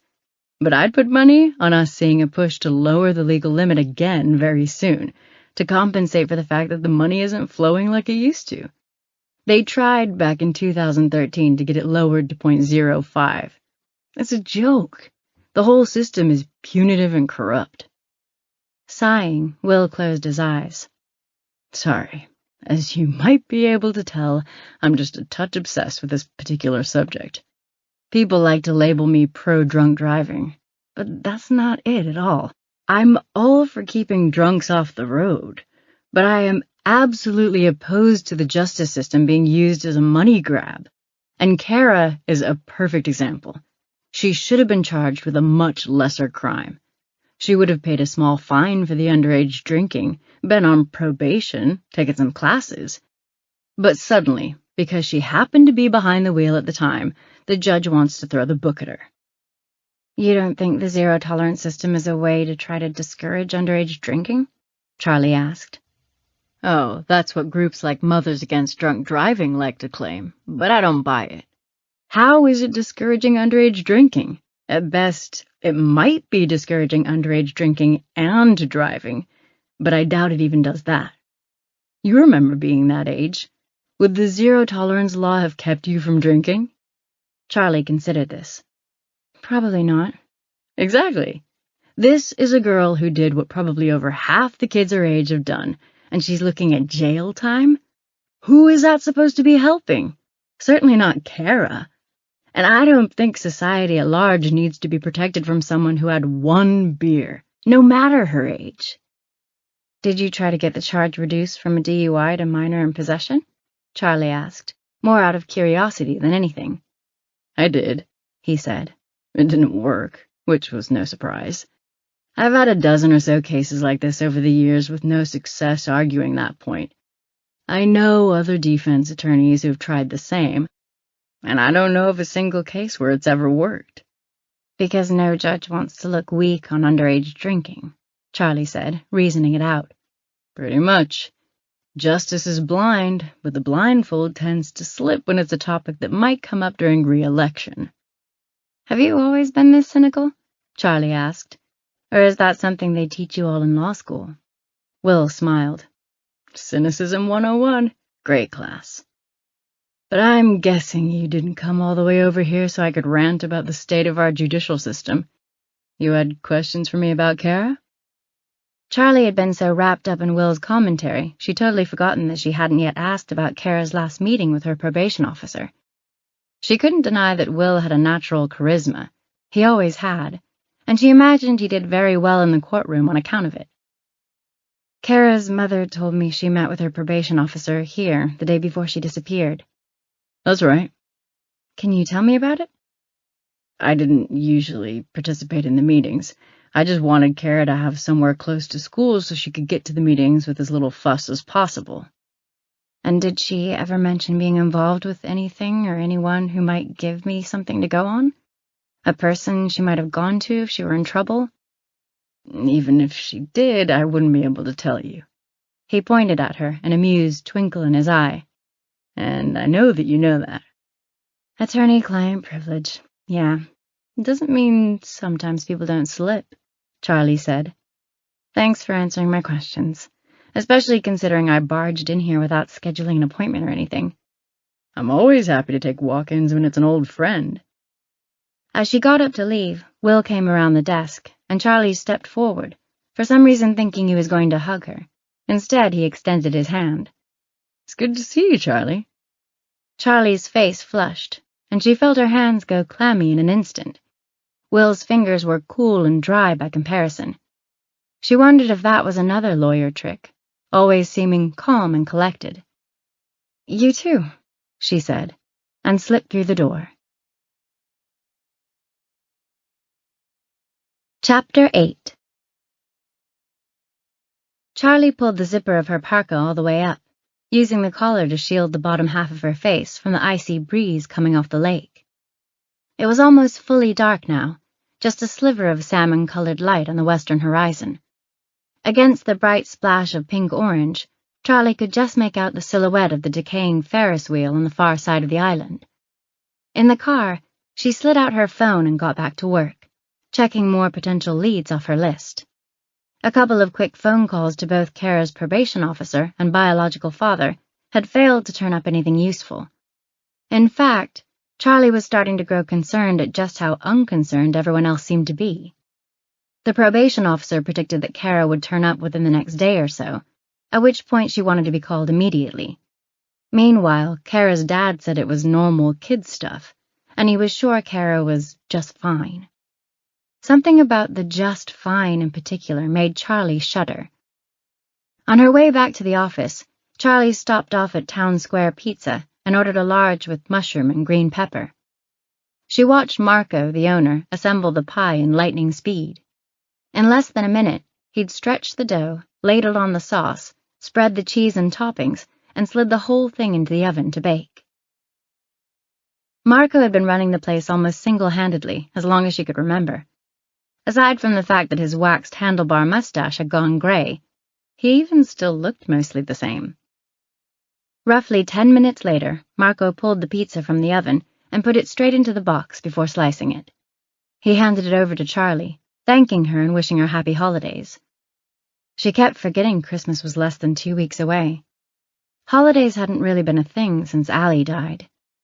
Charlie had come back for visits now and then, but the magic of Christmas, the joy felt gathering around the table for Thanksgiving, those things were over. Her mother hadn't put up so much as a sprig of mistletoe in the years since Allie disappeared. The heat coming through the cardboard box warmed her hands as she made the trek to her car. Inside, with the door shut, the smell of the fresh-baked pizza overwhelmed her. She suddenly remembered that she hadn't eaten lunch. Lifting the lid, Charlie pulled a slice of pizza from the box. It was still steaming, but she judged it not quite hot enough to burn her mouth. She bit into the chewy crust and gooey cheese. The taste instantly brought back a dozen memories from childhood. A picnic in the park with her dad and Allie, a sleepover at Candace Mitchell's house in 7th grade, impromptu pizza parties when the staff of the school newspaper stayed late to meet a deadline. "This is classy," Allie said. "I mean, nothing screams you've made it like eating pizza in your car." "Go away. I'm just saying, if you want to rub elbows with the upper echelons of society, you have to think about these things." "What are you talking about?" Charlie asked. "Who exactly am I supposedly wanting to rub elbows with?" Will Crawford," Allie said, as if the answer were obvious. "That wasn't a social call. I was asking him questions about Kara Dawkins."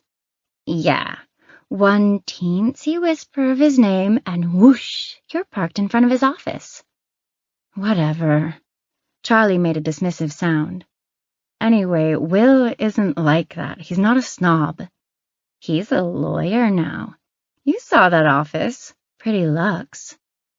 "He basically said himself that it was all for show," Charlie reminded her. "Underneath the suit, he's the same old Will. I guarantee it." "You know what else is underneath the suit?" "No, stop." "Big old hog leg." "I said stop." "His plonker, as the Brits might say. His kielbasa sausage. His anaconda, which may or may not want some, depending upon the bun situation." Charlie closed her eyes, trying to ignore her sister. Allie leaned close and whispered, "Charlie, I'm talking about his penis." Chapter 9. Charlie hovered over the coffee machine the next morning in the dark, bleary-eyed. Her hands splayed on the kitchen counter, arms holding up her top half as though she'd crumple back to sleep on the spot without their support. It was too damn early. Too early to turn the lights on. Too early to be doing any of this. But here she was. The gurgle of the coffee machine thrummed through the thin laminate countertop and shuddered through her fingers and palms. A strange vibration, not unpleasant.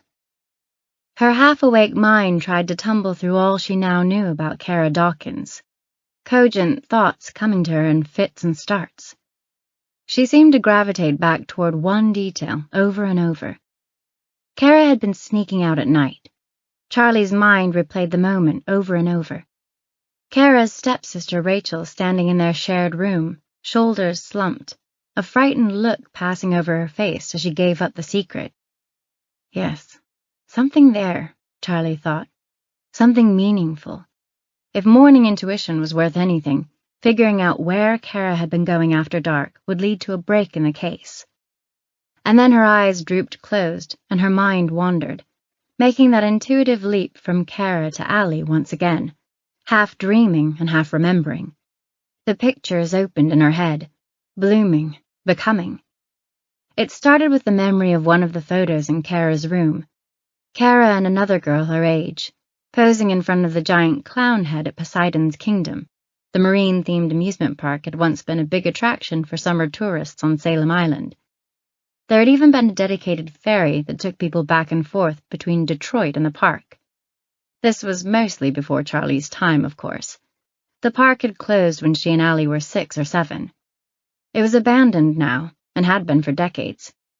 She knew it as a sprawling maze of paved pathways peppered with crumbling rides, the whole place overgrown with weeds and rogue trees. It was closed to the public, of course, off-limits in the way that meant that every kid on the island between the ages of 12 and 18 had snuck in at least once. Almost instantly, Charlie was overcome by a memory of her and Allie standing in the very same spot as Kara in the photo. They were probably 14 or 15, and she remembered pausing to gaze up at the giant red lips of the monstrous clown. Allie jumped up to slap her hand against the grinning teeth as they passed through the mouth and into Zinky's funhouse. They followed the labyrinthine path through the Hall of Mirrors, just as they had 100 times before. If not for the myriad of holes in the roof, they'd have needed flashlights. Instead, the sun glinted through the Swiss cheese ceiling above, giving them just enough light to make their way. The mirrors were dusty and spotted now, some of them broken. but there were enough intact to still make it a disorienting experience. Charlie could half remember what it had been in the park's heyday. Bright lights shining against the gleaming mirrors, the sound of kids laughing and shrieking, competing with the organ music blaring from the speakers. "Do you remember playing Bloody Mary when we were younger?" Allie had asked. "I remember you trying to get me to play." Allie snorted out a laugh. "Yeah, I forgot you were such a chicken." "I just don't believe in stupid urban legends." "Well, Heather told me that she and Laura played Bloody Mary in here once, and they saw her." With a scoff, Charlie said, "Heather also thinks that if you swallow gum, it stays in your stomach for 7 years." Charlie was walking just ahead, running her hand along the mirrors on the right side. She turned back and saw a mischievous glint in Allie's eye. "Then, let's do it," Allie said. "Do what?" "Play Bloody Mary." "It's a stupid kid's game." "Then there's no harm in it, Charles," Allie said. "Unless you're scared." "I'm not scared. I just think it's dumb," Charlie said. Allie was silent for the next several seconds, long enough that Charlie actually thought she'd won the debate. And then Allie said, "Bloody Mary." Her voice was low, and she drew out each syllable of the name. "Allie, seriously." "Bloody Mary." Charlie's mouth opened, ready to protest. But that's what Allie wanted. Better to turn the tables on her sister, she thought. She didn't drag it out the way Allie had. She said it loud and proud, as if daring the specter to appear. "Bloody Mary!" Her voice ricocheted off the glass-paneled walls, echoing down the passageway. She chuckled at her own boldness. "See?" She glanced over her shoulder. "It's all just—" In the corridor behind her, she saw a dozen different reflections of herself, but none of them were her sister. The hallway was empty. She spun around. "Allie?" No answer. Charlie realized that this had been Allie's plan all along. Get Charlie all worked up with the talk of Bloody Mary, and then abandon her in the mirror maze on her own. "Another laugh riot," Charlie said, deadpan. She took several steps back the way she'd come. What she couldn't figure out was how Allie had vanished so quickly. "Okay, the joke's over now. I get it, ha-ha." Charlie took another step, and then another. "Allie?" The mirrored wall behind her suddenly shifted, a hidden door springing open. A ghoul lurched out from the darkness, its hair long and matted, blood running down from the eyes. It howled like a banshee. Bloody fucking Mary. Charlie screamed and stutter-stepped away from it. Her hands flailed at the mirrors as though she might find a way through them. She stumbled, coming down hard on her butt, her teeth clacking together. She scrabbled backward, finding herself trapped in the dead end of the maze, backed up against a mirror. The high-pitched keening coming from the thing's mouth turned to laughter. Still giggling, Allie ripped the mask from her head and tossed it to the ground. Charlie's eyes went wide, her emotions rapidly shifting from pants-shitting fear to relief to embarrassment to anger. Allie bent over at the waist, laughing so hard now she was gasping for breath. She struggled to get the words out. "You should have seen your face." Charlie gritted her teeth together, furious at herself for falling for the prank. "And flailing," Allie said, mimicking Charlie's frantic movements. "I hate you." Allie sunk to the ground across from her sister, silent laughs still spilling out of her. She held up a hand to indicate she couldn't quite speak yet, but then tried anyway. "Peed a little." Allie's voice sounded pinched, like she was forcing the words out through a pinhole. "What?" Charlie asked. "I think I just peed my pants a little bit." "You think?" That got Charlie laughing too. "You either peed or you didn't." Allie nodded, tears streaming down her face. "Okay, I definitely peed. Happy?" Now they both laughed. When they'd composed themselves, Allie stood and helped Charlie up. Come on, I'll show you how the hidden door works. There's a bunch of them, all connected by a series of passageways that run alongside the maze. Allie walked up to the door she'd come out of, running her hand along the right side of the mirror, which triggered a small latch. The door creaked open. Charlie poked her head into the space beyond. It was dank and smelled of mildew. I can't believe we never knew about this before, Charlie said. How'd you find it? Will Crawford told me about it. I guess he's really into exploring this place. He said he's found all sorts of crazy stuff he doesn't think anyone else knows about. The sharp smell of the coffee hit then, bringing Charlie back to the present. Dark roast, her favorite. Her eyelids fluttered. The fragrance alone seemed to wake her up a notch or two. She poured herself a cup, added a glug from the carton of half and half, the fridge light sending 2 flares over the kitchen floor as she got the creamer out and then put it away. As she took that first scalding sip, her eyes sensed a slight movement where her laptop lay open on the counter next to her, a notification pop-up. It could wait. She took a few more sips, getting about half the coffee down, feeling the caffeine seep into her bloodstream, start working on her brain. Then she figured she'd better check the notification. She fiddled with the touchpad one-handed, not willing to part with the coffee just yet.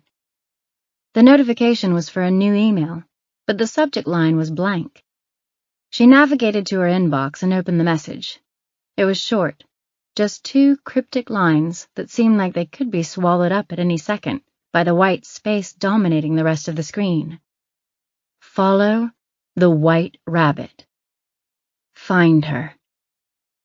Was this a message about Kara Dawkins?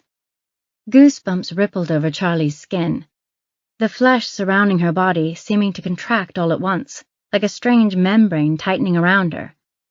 The sent from box showed Charlie's own email address, like she'd sent it to herself, which didn't make sense. Spoofed. She didn't know where she'd learned the term, but she remembered that spammers and other scam artists could fake an email address, make it look like it was sent from someone it wasn't. Obviously, this person was set on remaining anonymous. Follow the White Rabbit. Find her. There was something menacing about that, almost taunting. If it really was connected to the Kara Dawkins case, it made the whole thing seem much more ominous. Chapter 10. Kara's friend Maggie had agreed to meet Charlie in front of the high school that morning. Arriving a few minutes early, Charlie got out and gazed up at the 2-story rectangle of beige brick, another surge of memories flooding her mind. She couldn't go anywhere in this town without drowning in the past. The time they were sitting under the big maple tree at lunch, and a seagull swooped down and stole the top bun off Leanne McIntyre's burger. Avoiding pep assemblies by hiding in the girls' bathroom with Zoe Wyatt and Jennifer Siskey. The day Mara Snurling leaned over a Bunsen burner in chemistry class and set her hair on fire. These memories didn't stick in her head like some of the earlier ones had. The prospect of talking to Maggie, of finding out where Kara was sneaking off to at night, proved too strong to be pushed out of Charlie's thoughts for long. She was close now, perhaps minutes away from fresh answers in the case, and the excitement thrummed just behind her eyes.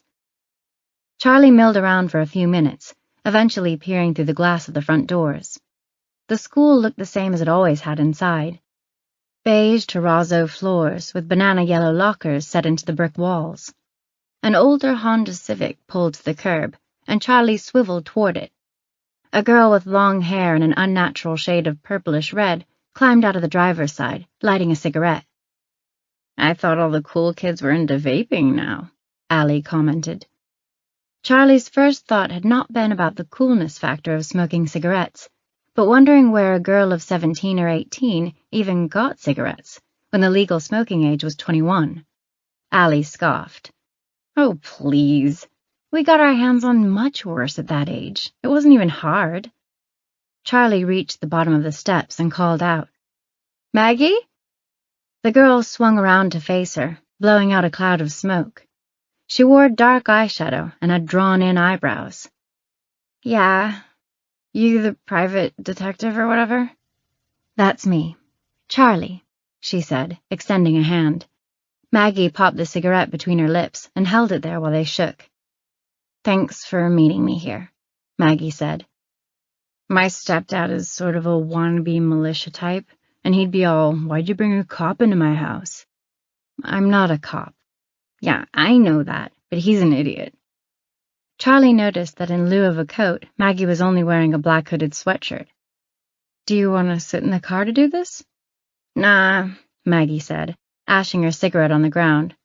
I don't smoke in the car. Is it cool if we walk and talk? Sure, whatever you want.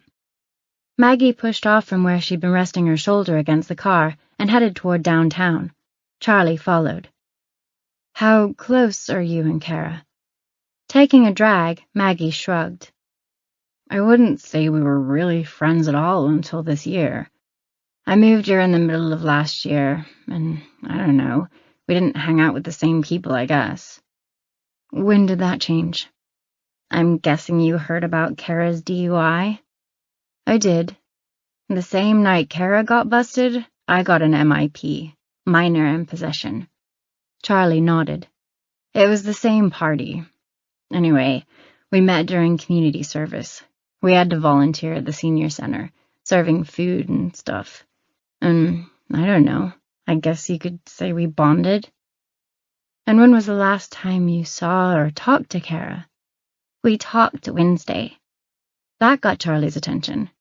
What time? Resting the cigarette between her lips again, Maggie drew her phone from the pocket of her hoodie. She swiped at the screen a few times. Around 4. She sent me a few texts after that, but I was in the shower and didn't see them until later. Can I see? Charlie asked, gesturing at the phone. Maggie passed her the device. Charlie looked at the last few exchanges between the two girls. Maggie. OMFG, no, he did not. That's hilarious, though. Kara. I know, right? So are you gonna come get me or what? Maggie. Yeah, I just gotta do my stupid chores first or step-douche will freak. Kara. Ew.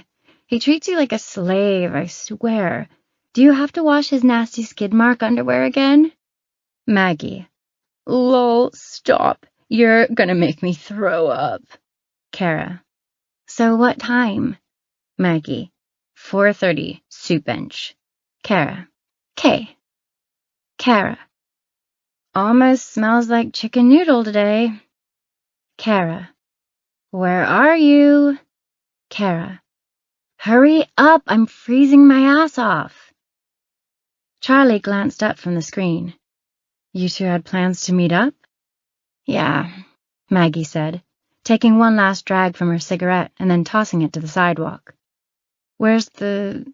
She glanced back down at the screen to read it again before handing the phone back. Soup bench. It's the bench all the way on the other side of the town square. Maggie pointed at the park up ahead. Always smells like soup over there, usually French onion. Sometimes it's more like beefaroni. Either way, it's gross. And did you have plans after that? Maggie sighed. She'll kill me for telling you this, but whatever. The girl reached up and ran her fingers through her hair. We were gonna try to hitch a ride down to Florida. Hitch a ride? Like with someone you knew, or hitchhiking with strangers? Maggie's eyes went wide. With someone we knew, she said. If I was ever in the mood to get murdered by a psychopath, then maybe I'd hitchhike with a stranger. Well, I'm glad to hear that, Charlie said, laughing a little. So what happened Wednesday afternoon? I was late, not by a lot, 15 minutes, maybe, and by the time I got there, Kara was gone. Maggie thrust her hands in her pockets. I figured she bailed on me. Did you leave right away? No, I waited around a while. I thought maybe Kara ran inside the gas station for smokes or something. When she didn't show, I went over to Trevor's house. He was the one driving down to Daytona Beach, but he'd already left. I was so pissed off that they'd left me behind that I sort of forgot about Kara for a while. until the next day when her mom called me all freaked out anyway. Charlie considered this, and a new idea came to her. Is there any chance Kara caught a ride with them anyway? No. You're sure? Yeah, because I called to bitch Trevor out for leaving without me. I asked if Kara was with them, but he said no. A pang of disappointment hit Charlie then.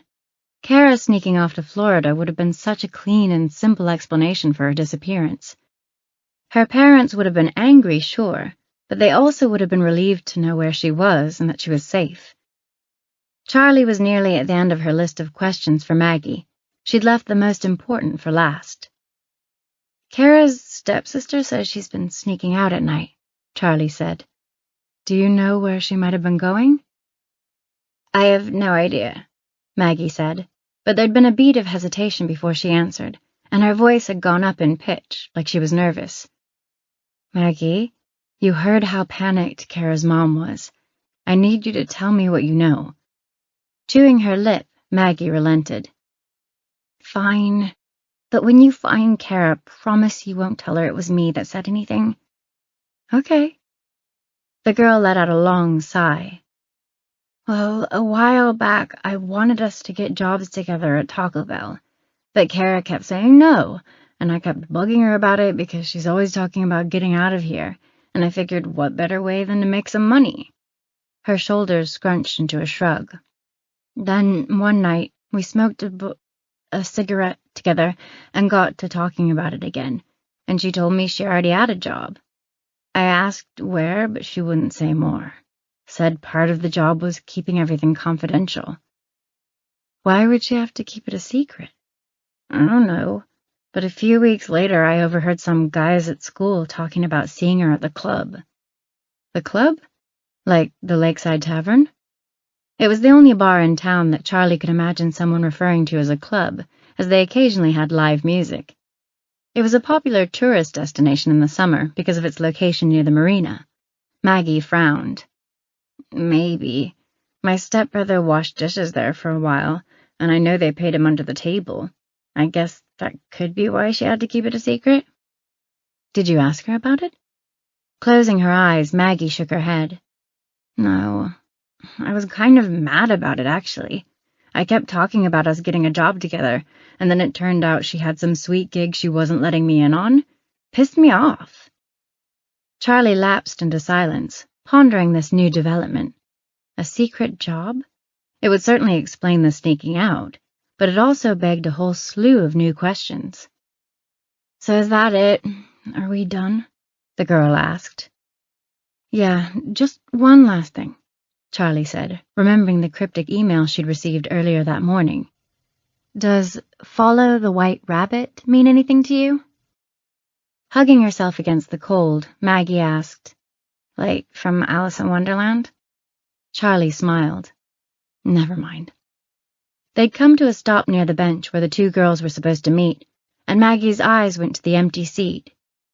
You know, I wasn't worried at first, Maggie said. But this isn't like her. She never goes this long without texting me back.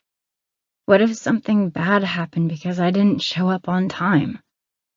Charlie saw the fear in the girl's eyes. She knew from experience how it felt to blame yourself for something like that. How many times had she wondered what might have happened if she'd been pushier about asking Allie where she was going or who she was hanging out with? This wasn't your fault, Charlie said. And don't worry, I'll find her. Don't make promises you can't keep, Allie said, and Charlie tried her best to ignore it. Charlie sniffed the air and frowned. It really does smell like soup over here. Maggie had started to walk away, and she paused now and turned back, a half smile on her lips. I know, right? Chapter 11. Charlie sat down on the soup bench and let her eyes roam the area. The texts Kara had sent to Maggie suggested she'd been here the afternoon she disappeared, perhaps even sat in this very spot. This was, at least in terms of Charlie's investigation, Kara's last known location. A prickle of unease accompanied that thought. She jotted down a few notes. Kara had begun texting Maggie at 3:57 p.m. on the day she disappeared. The timestamp for the final text Kara had sent Maggie was at 4:36 p.m. Her comment about the bench smelling like chicken noodle today indicated that Kara had been in the park at that time, and by approximately 4:45 p.m., when Maggie arrived, she was gone. Charlie glanced up again, her gaze moving from the playground at one corner of the park to the Shell station across the street. "You were here, right here. Where did you go?" she asked in a whisper. She sat a few more seconds thinking, observing, looking out at the same view Kara would have looked at. "Find the trail," Charlie told herself. "Figure out where she went next." The talk with Maggie had been productive, more than she'd dared to hope. She now knew where Kara had gone after she left her house. She knew what her plans had been, and she knew that Kara possibly had a job she hadn't told anyone about. Charlie was getting somewhere. Tucking her notebook into her bag, Charlie stood. "Where are you going?" Allie asked. "To see if anyone around here saw Kara that afternoon." An electronic ding announced her arrival at the Shell station. She went to the candy aisle and grabbed a Snickers. She wasn't hungry, but she'd found that clerks and cashiers were more likely to brush her off as a nuisance if she waltzed in and started asking questions. Being a paying customer often got better results. The routine shifted the roles, put the worker in the mindset of serving the customer. The man behind the counter was thick-set, with a black beard that tumbled halfway to his belly button. "Just the candy bar?" he asked. "Yep," Charlie said, handing him a $5 bill. "Well, that and a quick question for you." He made a face that told her to go ahead with it. "My little sister has been missing for a few days, and I know she comes in here sometimes," Charlie said. "In fact, she might have come in here on Wednesday, which is the last time anyone saw her. Were you working then, around 4:30? That was another thing she'd learned. People on the street were much more likely to help you out if your story was personal. Squinting, the man turned around to consult an employee's schedule posted on the wall. He jabbed Wednesday with a finger. "Yeah, I was here." "Great. Would you mind taking a look at this picture of her?" She brought up a photo of Kara on her phone and held it out to him. He leaned in, wrinkling his nose. The way he kept squeezing his eyes down to slits made Charlie think he needed glasses, which probably didn't bode well for asking whether he'd seen anyone hanging around in the park on Wednesday. While he studied the photo, Charlie took a good look at the TV screen behind the counter, displaying the store's security camera feed. The top two quadrants showed the gas pumps out front. The bottom two were interior shots, one positioned at the far end of the store, the other focused on the cash register. Charlie blinked at her own tiny likeness. Too bad none of the exterior cameras offered an angle wide enough to see the park. The cashier gave the photo of Kara a thorough examination before shaking his head. "Nope, sorry. Doesn't look familiar to me," he said, handing over her change. "And you didn't happen to notice anything unusual that day, did you?" "Nah, to be honest, every day in here bleeds into the next." "Okay," Charlie said, depositing her wallet and the Snickers into her bag. "Thanks anyway." As she walked to the door, Charlie checked the view of the park through the windows of the gas station. Most of the glass was blocked by merchandise, motor oil on one wall and 2 liters of Faygo on the other. Even if the guy's eyesight was fine, he wouldn't have been able to see Kara from here. Charlie spent the next few hours canvassing the area around the park, showing Kara's photo to employees and the other businesses on the block. She hit the copy shop, cafe, and salon, and then she moved on to houses, rousing retirees and housewives in the hopes they'd seen something. No one remembered seeing Kara in the neighborhood. Her breath came out in plumes as she walked back to where she'd parked outside of the school. A fresh dusting of snow crunched underfoot. When she reached her car, she climbed inside and sat in the quiet for a moment. The frustration was starting to build again. She knew she should focus on the positive. It hadn't been an entirely fruitless morning. Charlie's notebook sat open in her lap, and when she looked down, her gaze snapped to the line in her notes where she'd written, "Secret job?" She considered what Maggie had said about her brother being paid off the books. It didn't surprise her at all. She recalled it being somewhat of an open secret that the bar paid a lot of high school kids under the table. But she didn't remember anyone being particularly tight-lipped about working there. Also, dishwashing didn't pay much, and Kara's stepsister had said Kara had some scheme to get off the island for good. Charlie couldn't imagine a minimum wage job fitting the bill. Maybe a waitressing job, but the Lakeside Tavern served alcohol, which meant the servers had to be 18. Allie chimed in then. Maggie said that when she got to the park, Kara wasn't there. Her first thought was that Kara had gone to buy cigarettes. Charlie picked up her meaning right away. She would need a fake ID. Exactly. Charlie felt a momentary surge of triumph, but it faded just as quickly. It was something, sure. If Kara used the ID to get a waitressing gig at the lakeside, that might be a reason to be secretive about it, to hide it from her parents.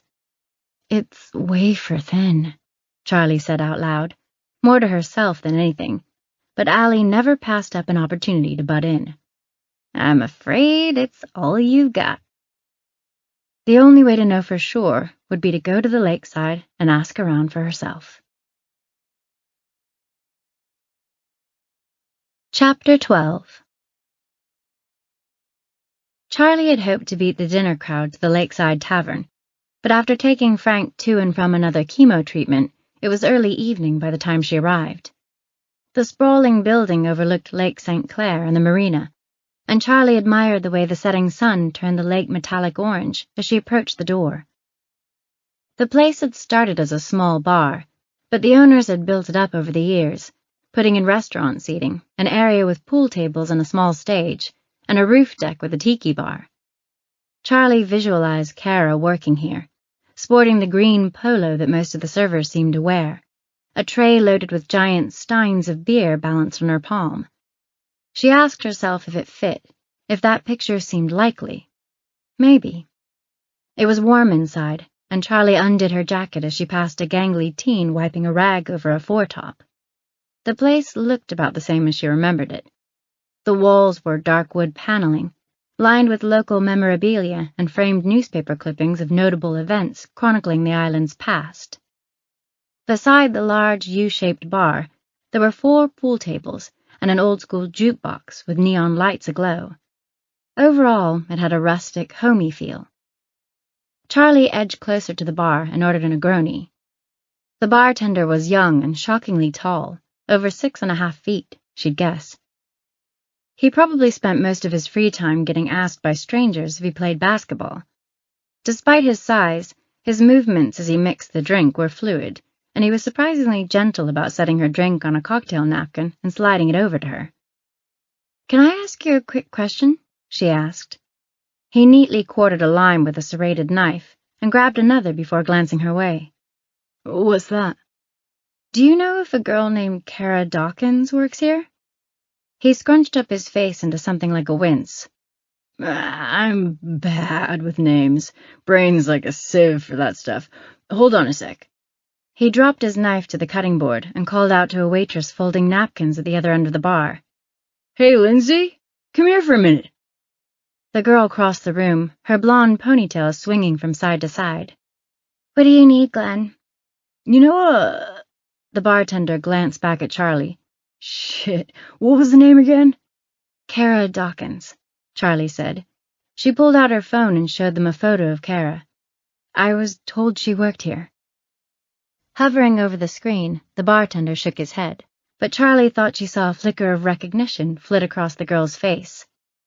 She's a local? Goes to Salem High? That's right, Charlie said, feeling suddenly hopeful. I thought so. Lindsay nodded.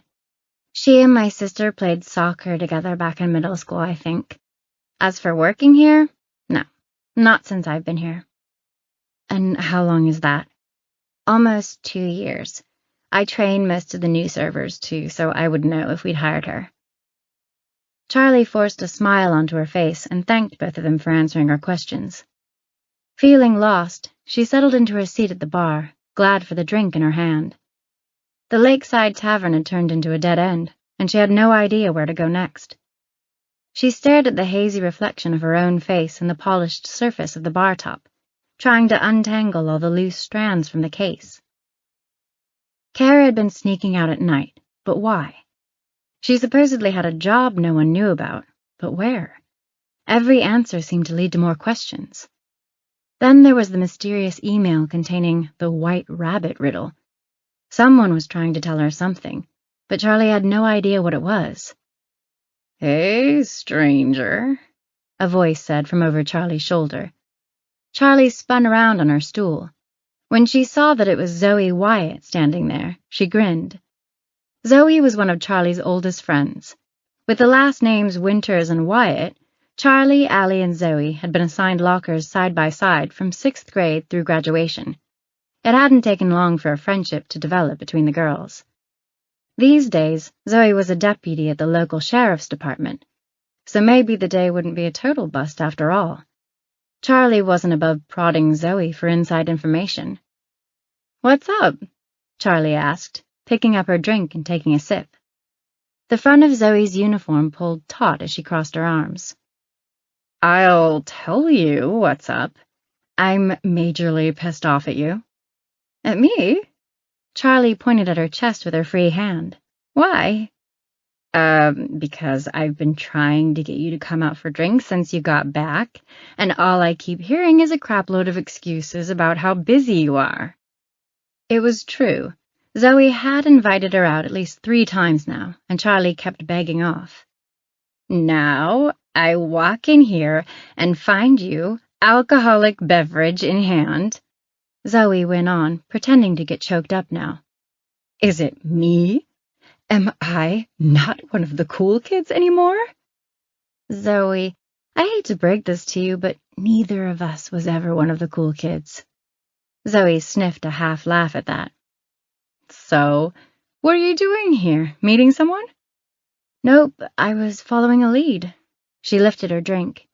"If you couldn't tell by the fact that I'm now sitting here drinking alone, it was a dead end." "Oof, that sounds sad." "Pretty much," Charlie agreed. "What are you doing here?" "Celebrating." "Celebrating what?" "The end of another tedious workday. Turns out law enforcement work is about 95% paperwork, the bulk of it utterly unnecessary. The other 5% is comprised of listening to people complain. How society hasn't crumbled by now, I have no idea. Even so, another day is done. Let us celebrate with strong drink." Charlie laughed. Signaling to the bartender, she ordered 2 bottles of Bell's Amber Ale. She waited until they were nearly through the first round before she started pressing Zoe for information. "So, speaking of work, I was hoping I could ask you a few questions." Zoe made a tisk sound with her tongue. "More work is no way to celebrate the end of a workday, Charlie." "I understand. It's just I've really hit a wall," Charlie said. "Besides, the one bonus of moving back here is having an old friend in the sheriff's department. Makes me feel like a real big shot." She nudged Zoe with an elbow before plucking a menu from a clear acrylic stand resting on the bar. "You want to order some food? I'm starving. Plus, beer always makes me crave something salty." Squinting, Zoe took a slug of beer. "Are you trying to bribe me with food now?" Charlie glanced over the menu at her friend. "Would that work?" Zoe raised an eyebrow. "Maybe." Charlie ordered a plate of nachos, one of the Lakeside Tavern's so-called specialties. When the chips came out piled high with cheese, guacamole, sour cream, and beans, they both dug in. After a few bites, Zoe swiveled her stool so she was facing Charlie more squarely. "Okay, you've managed to sufficiently loosen my ordinarily fastidious morals by plying me with beer and nachos. What do you want?" Grinning, Charlie leaned an elbow against the bar. "I was curious if you've heard anything about Kara Dawkins." "Dawkins? Misty Dawkins' kid?" "That's the one. She's missing." "Ah, right. I did hear some rumbling about that, now that you mention it. It's not really my beat, but the general consensus is that she ran off." She shoved a chip loaded with guacamole and cheese into her maw and chewed. "So, Misty hired you?" "Yeah, she's pretty worried. Came into my office sobbing and everything. Well, I can tell you right now we get 1 or 2 of these every month. 9.5 times out of 10, the kids are off somewhere, usually doing crap they're not supposed to be doing. They run out of either money or alcohol, and they come a-crawling back.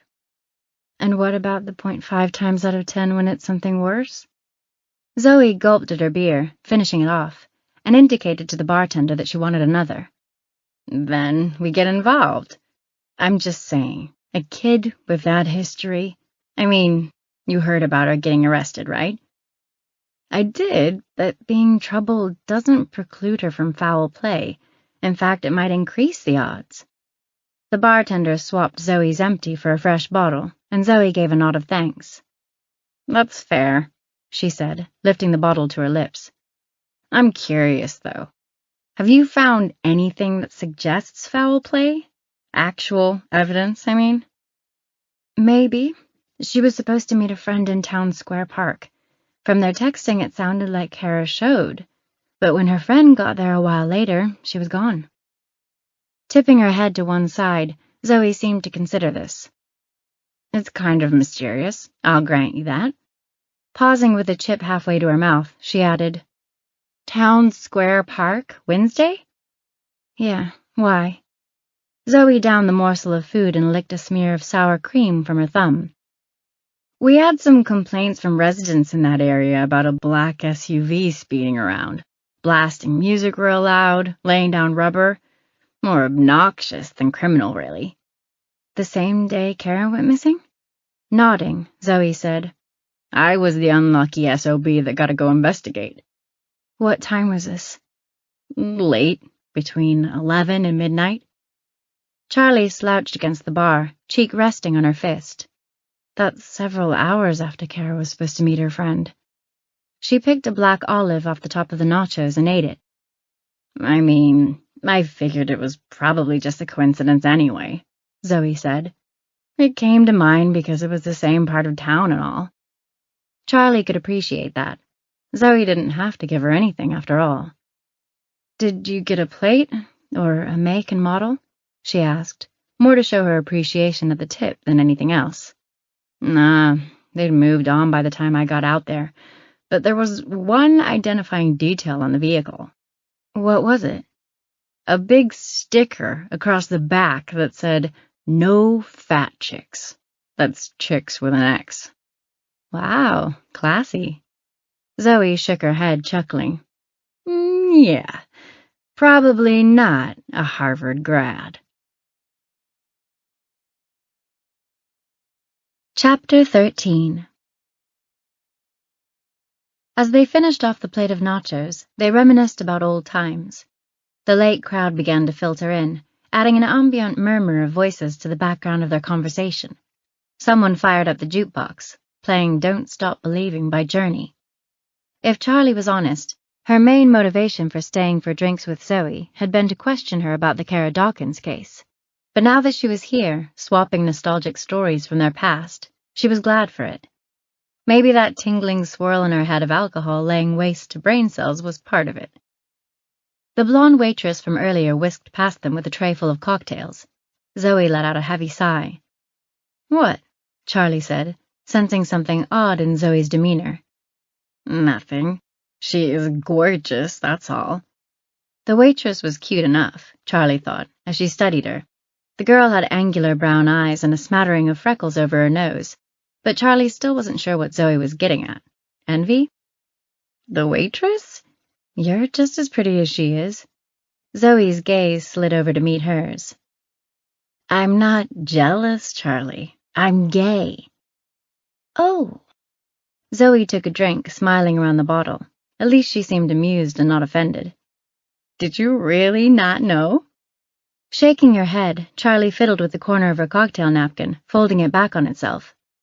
Sorry. Does that make me a terrible friend? No, Zoe laughed. I just figured you would have heard by now. From who? I don't know. You hear things. I don't talk to anyone from here. Zoe waved her hand around, nearly knocking over her bottle, but caught it before any liquid spilled. Yeah, but Facebook... Oh, I don't use Facebook. How is that possible? Okay, I use it plenty for work. You wouldn't believe the sensitive/scandalous info I can dig up on social media. Charlie took a drink and wiped the corner of her mouth. Probably why I don't use it personally.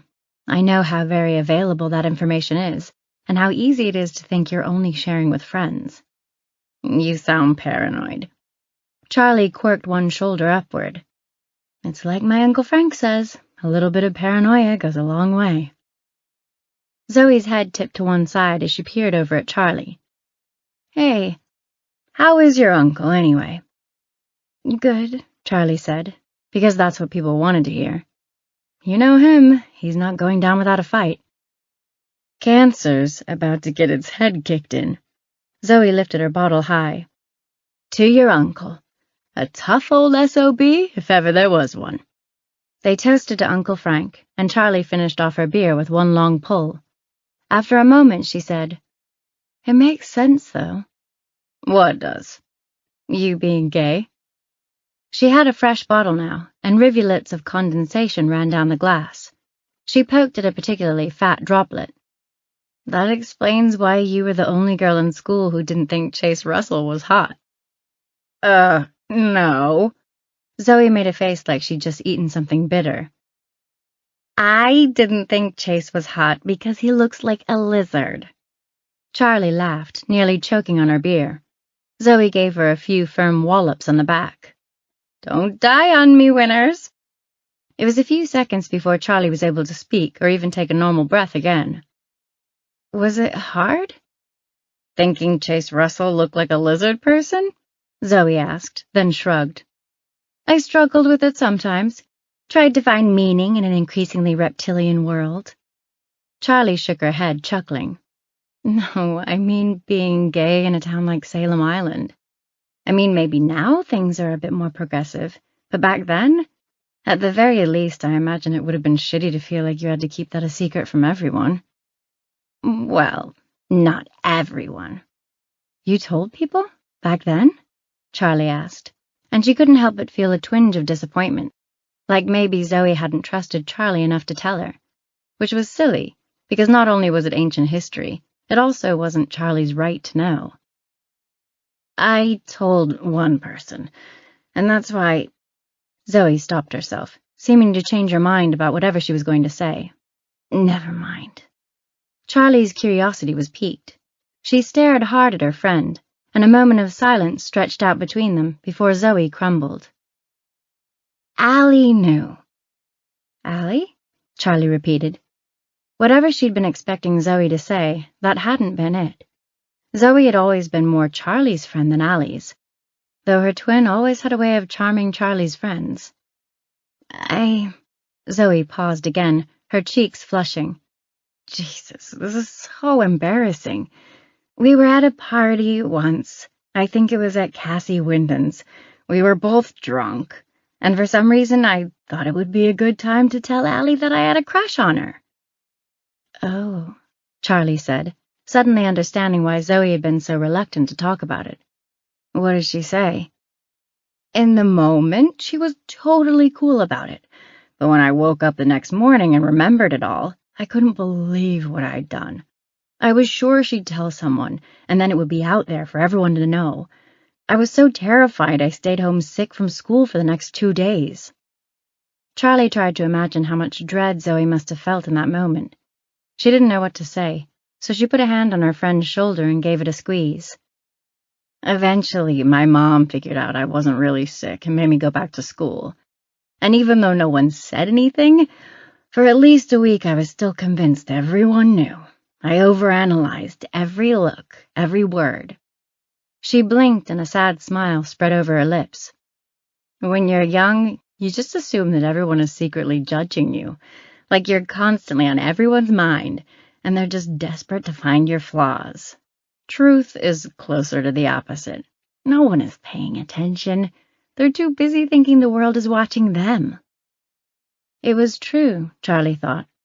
She remembered a bad haircut in 8th grade, thinking everyone would notice and laugh and judge, but no one said a thing about it. Anyway, Zoe said, that's the real reason I'm surprised you didn't already know. I guess I just figured you guys told each other everything sooner or later. Charlie's smile faded some. Not everything. She spun her bottle in her hands and wondered at the secrets we kept. Zoe's secrets, Allie's secrets, Kara's secrets. Beside her, she heard Zoe swear under her breath. What? Charlie asked. Leroy Gibbs just walked in, Zoe muttered, her voice still low. Come on, we can go somewhere else. She was already starting to drain her bottle, but Charlie stopped her. It's fine, really, we can stay. Zoe's forehead puckered into a series of concerned lines. Are you sure? Yes. Charlie watched him saunter over to one of the pool tables at the far end of the tavern, his eyes wild, his salt and pepper beard in its usual state of disarray, covering most everything from his cheekbones down to his shirt collar in messy tangles of hair. In all the many times she'd driven past his house over the years, she'd never seen him in the flesh. She knew what he looked like, of course. There'd been plenty of pictures of him in the paper when he was first arrested for Allie's murder, and again when the charges were dropped due to insufficient evidence. But it was different seeing him now, in person. He was bigger, more imposing than photographs could accurately depict. Broad and burly, with massive hands, fingers as thick as serpents. She couldn't help but imagine the strong fingers wrapping around Allie's throat and squeezing, constricting. Charlie's blood ran cold at the thought. Pinching her eyes shut, she forced herself to look away. She drank, tried to wash down the dark thoughts. She'd told Zoe it was okay if they stayed. She needed to be okay. She opened her mouth, about to ask Zoe how her parents were, when she was jostled by someone sidling up to the bar behind her. Charlie turned, annoyed, and found Will Crawford smirking down at her. Charlie Winters and Zoe Wyatt? Why do I get a nervous sloshing in my stomach when I walk in and see the two of you sitting together? Clutching the neck of her beer bottle, Zoe pointed at him with her pinky finger. Probably because of that time we put a giant inflatable penis in your locker. Will blinked. That was you? Charlie slugged Zoe's arm. Damn it, Zoe, you shouldn't have told him. Charlie sighed and took a drink. We could have kept him wondering for the rest of his life. I can't believe you let all this time pass without fessing up, Will said, shaking his head. That'll teach you to rig up a system to keep your locker permanently unlocked. A lesson you waited until the last week of my senior year to teach me? Better late than never, Zoe said. The bartender set down a tumbler of scotch in front of Will, who paid and collected his drink. You ladies enjoy your evening, Will said before moving on. Charlie watched him for a few seconds, still mystified that Will Crawford had become a scotch-drinking, suit-wearing lawyer. When she swiveled back, Zoe had a stupid smile on her face. Didn't you have a thing for Will? Charlie scoffed. No. Liar, you totally did. Like a teensy little crush, Charlie admitted, rolling her eyes. It wasn't a big deal. Zoe snorted. Uh-huh. Across the bar, Charlie spotted two men drinking. They bore the telltale signs of the classic Michigan man archetype. They wore flannel shirts and baseball hats, one Lions, one Red Wings, and both sported bushy beards. She couldn't see their feet, but they were almost definitely wearing chunky dad shoes. They kept taking turns glancing over their shoulders at where Leroy Gibbs stood playing pool, scowling as they glared at him. Every once in a while, Charlie caught a snippet of what they were saying. It ain't right, him strutting in here like that. We all know what you done, the one in the Red Wings hat said. His voice was loud and slurred. Well then, let's stop talking and do something about it, said Lion's Hat. Charlie's gut tightened. She was starting to get a bad feeling. Everyone in town had an opinion on Allie's murder, with half the population seeming to think Gibbs had been railroaded by a police force eager to close the case, and the other half believing that the rushed investigation had let the murderous Gibbs walk free. The two gentlemen across the bar seemed to fall in the latter camp. She peeked over at Zoe, but she was going on about the time an unknown perpetrator interrupted their 10th grade history class by throwing a tube of hemorrhoid cream into the room and shouting, "Anal relief!" before running off. She hadn't seemed to notice the two angry Michigan men across the way. Charlie watched Lion's Hat gulp down the rest of his beer. His empty mug thudded onto the bar, and then he pushed up from his stool. "I still wonder who that was," Zoe was saying. "By the time Mrs. Gregson got to the door, he was just gone, like the Flash. The joke I can still appreciate on a certain level, but it's the sheer foot speed that really stuck with me." Lions and Red Wings stalked over to where Gibbs stood, chalking the end of his pool cue. Lion's Hat crowded closer to Gibbs, saying something low and giving him a rough push. Zoe," Charlie said, "I think something bad is about to—" She was cut off by the sound of a fully grown Michigan man being hoisted in the air by Leroy Gibbs and slammed onto the pool table like a child, pool balls clacking and rolling about, the Lion's Hat fluttering to the floor. The small crowd of onlookers all jumped back and groaned collectively. Leroy Gibbs, having just dispatched one member of the two-man mob, lurched for the other. His hulking figure looked, in this moment, very ape-like. Between his oddly animal posture and the unkempt beard crawling so high on his cheeks, Charlie couldn't help but think of him as a man about halfway through the transition to werewolf. Zoe's head jolted toward the commotion. "Oh, crap," she said, snapping for the bartender's attention. "Glenn, we got a situation. Do me a favor and call down to the station for backup." Gibbs had his hands on the second man's throat, and Charlie found herself unable to stop staring at the way his knuckles flexed as he choked his attacker. From behind, the now hatless Michigan man rose from the pool table and sucker-punched Gibbs in the left kidney. Gibbs clutched his side instinctively, freeing Red Wing's hat as he did. It was 2-on-1 now, about to get ugly. "That's enough, boys," Zoe said, stepping into the scrum. "Break it up." The hatless man ignored her, rushing Gibbs and swinging on him. But Gibbs sidestepped the blow and gave the man a shove, which sent him careening into Zoe. The two of them crashed into a nearby table, glasses and dishes and silverware clattering to the floor. Seeing that things were only escalating, Charlie jumped down from her stool, intent on helping her friend, but someone caught her by the arm. "I wouldn't," Will said, gesturing across the bar. "Glenn's got it handled." The lanky bartender came around the bar with a shotgun in hand. He racked it once, the sound somehow rising over the din, and the brawl ceased, almost as if someone had pressed the pause button on the whole thing. "You three are going to sit quietly until the police come, you hear?"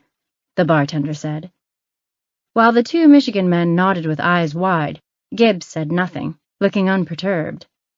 Will let out a breath from beside her.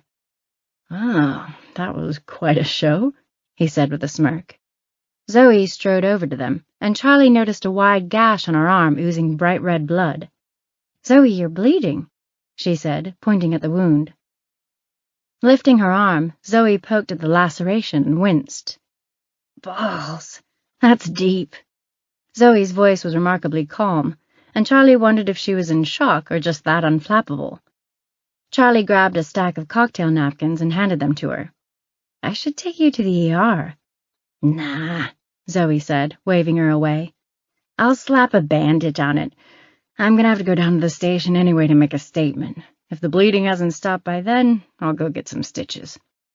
"Are you sure?" Charlie said. "It looks bad." "This is nothing. Remember the time I biffed a hippie jump on my skateboard and landed on my chin?" Just the memory of the row of black stitching along Zoe's jaw made Charlie grimace. There was a commotion near the front door as 4 Salem County deputies filed in. Zoe waved them over with the hand not clutching a wad of bloodied napkins, and then her eyes flicked over to Will. "Hello again, Will." "Zoe?" With a look of mischief in her eyes, Zoe glanced from Will to Charlie, then back to Will. "Do me a favor, Will?" "Of course." "See that Charlie here gets home in one piece." "It would be my pleasure." Before Zoe turned to join her comrades in uniform, she winked at Charlie.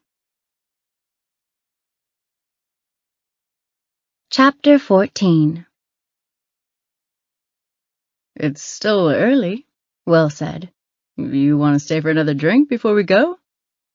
Honestly, I don't know why she's making a fuss. I'm just down the street. I can walk. Then I'll walk you. I made a promise to Zoe, and truth be told, she scares me. Zoe scares you? Charlie repeated. Oh, yeah. She's got a wicked sense of vengeance. He pointed to a small mark on his cheek. See this scar? Yeah, Charlie said, then recoiled. Zoe did that? Hit me in the face with a rock. What? Why? Well, I might have started it, but I was only throwing tiny stones at her, pebbles practically. But eventually she got annoyed enough that she picked up this massive potato-sized rock and let it rip. Ouch, Charlie said, shuddering. I don't know if I can ever remember seeing Zoe mad. We were young. I think I was 12. Still, I make every effort to stay on her good side these days. In any case, we don't have to stay for a drink if you'd rather leave now. No, let's stay. Maybe you can help me with that University of Michigan law degree brain of yours. Will sighed. You know, it's hard when women are only interested in you for your brilliant mind. They sat at the bar, and since Will was drinking scotch, Charlie ordered another Negroni. Well, he said, my brain is ripe for the picking. Does white rabbit mean anything to you? He squinted, looking confused. When I was a kid, I had a pet rabbit that was white. Why? I got this cryptic email today telling me to follow the white rabbit and then find her. Find her? Will repeated. Does this have something to do with Kara Dawkins?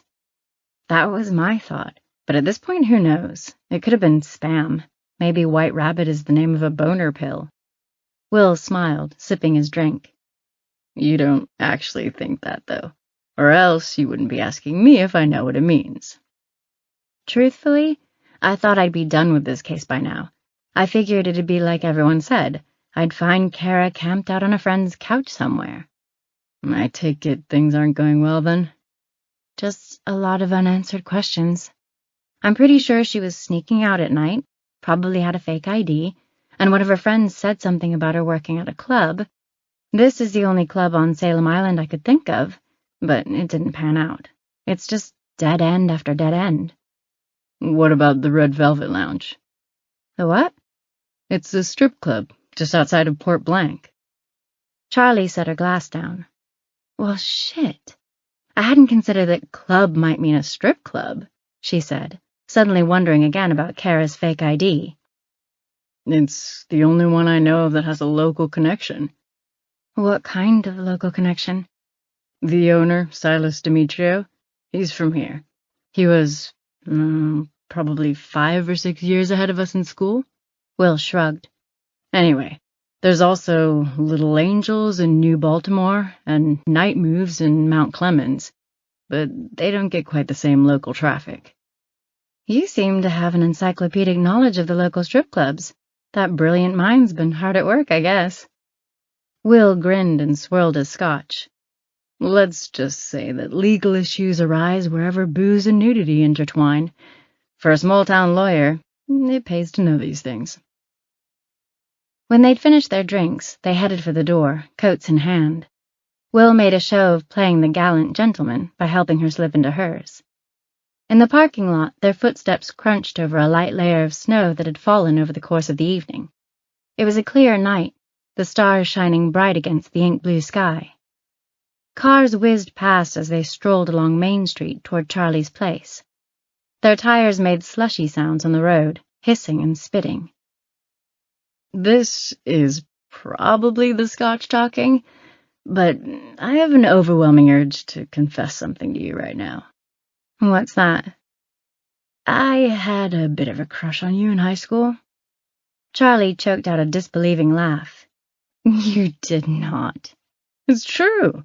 In fact, I know of several guys who had a thing for you. I think you're confusing me with Allie. Not at all, Will said, shaking his head adamantly. Allie was an open book, but you You were more mysterious. I spent half my senior year trying to work up the nerve to ask you out.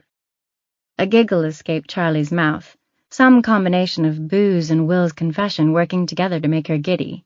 You're full of it. Why? Because you never said a word. Well, you were scary.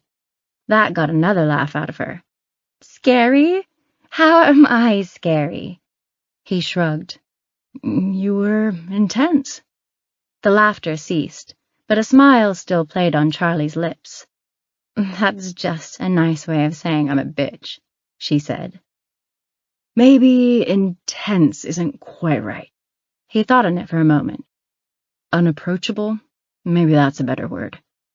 She smirked and raised an eyebrow. So, a stuck-up bitch?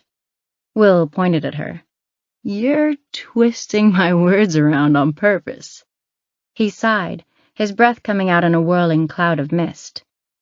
Do you remember our advanced biology class? He asked. With Mr. Bates? Yeah. You'd sit in the back of the room, quiet as a cat, barely uttering a word. But you always had this look in your eye, like you were cataloging every little thing that happened. Like the time you raised your hand in the middle of a lecture about human gestation and asked if breast milk was 2% or skim? Will burst out laughing. See? That's exactly what I'm talking about. I don't even remember that, but you do. He chuckled again. Did I really ask Mr. Bates that question? Yep. Jesus, what a pain in the ass I must have been. As they walked on, Will's face turned serious, his eyes on the ground. Anyway, my point is, I wanted to know you better, but I didn't know how to get past the walls. The bluntness of his words caught Charlie by surprise. She stopped in her tracks. Wow. Will blinked a few times. Sorry, I'm a bit drunk. I didn't mean to dissect you like that. Charlie craned her neck to look at the moon. It was huge, nearly full. No, it's okay. I suppose you're not wrong. Allie used to accuse me of being antisocial. Charlie smiled faintly, remembering the time Allie told her she was going to turn into a dorky weirdo with no friends if she didn't quit reading all the time. She scraped a patch of sidewalk clean with the toe of her shoe, and then glanced up at Will. So, am I less scary now? God, no. She laughed and tilted her head to one side. Then why are you talking to me? Because these days I have enough experience to know how to handle intimidating women, he said, his eyes locking onto hers. Do you now? Will nodded and took a step closer. Charlie's heart fluttered against her ribcage like a trapped bird as Will bent down and kissed her. His lips were cold from the night air, but behind that was warmth. She gripped the lapels of his coat, pulling him closer. Someone in a passing car, probably a teenager, called out, "Get a room!" as they passed by, breaking the spell. Charlie and Will pulled back at the same moment, laughing. "Hope you enjoyed the show," Will yelled at the fading taillights. Turning to her, he put out his hand. "M'lady?" Charlie took his hand, and they walked on, fingers intertwined. She felt a flush working up from her neck to her cheeks. This was not how she'd expected the night to end. They continued down the sidewalk, taking the alley next to Charlie's office around to the back stairway that led up to her apartment. Charlie climbed the first step and turned back to face Will. They were close to level height now. He put a hand on either side of the wrought iron railing and leaned in, kissing her again. After a long moment, he stepped back, fingers brushing against her cheek. "I hope we can do this again sometime soon." "Ask him upstairs," Allie whispered. "You need human contact, Charlie. It's not normal living most of your life alone like you do. Plus, you wouldn't shut up about his penis before." Charlie nodded, wondering if he could tell she was blushing in the darkness. "Me too," she said. "Human contact. A person shouldn't primarily socialize with the voice of their dead sister. Invite him in, now." Allie's voice was a hiss. "Don't you dare say good night. I will revolt. I will spend all night singing a non-stop medley of annoying songs. I won't let you sleep." Charlie sucked a deep breath into her lungs and let it out slowly. "Good night, Will." As her feet rang out against the metal steps, Allie cleared her throat. "You asked for it, Charles.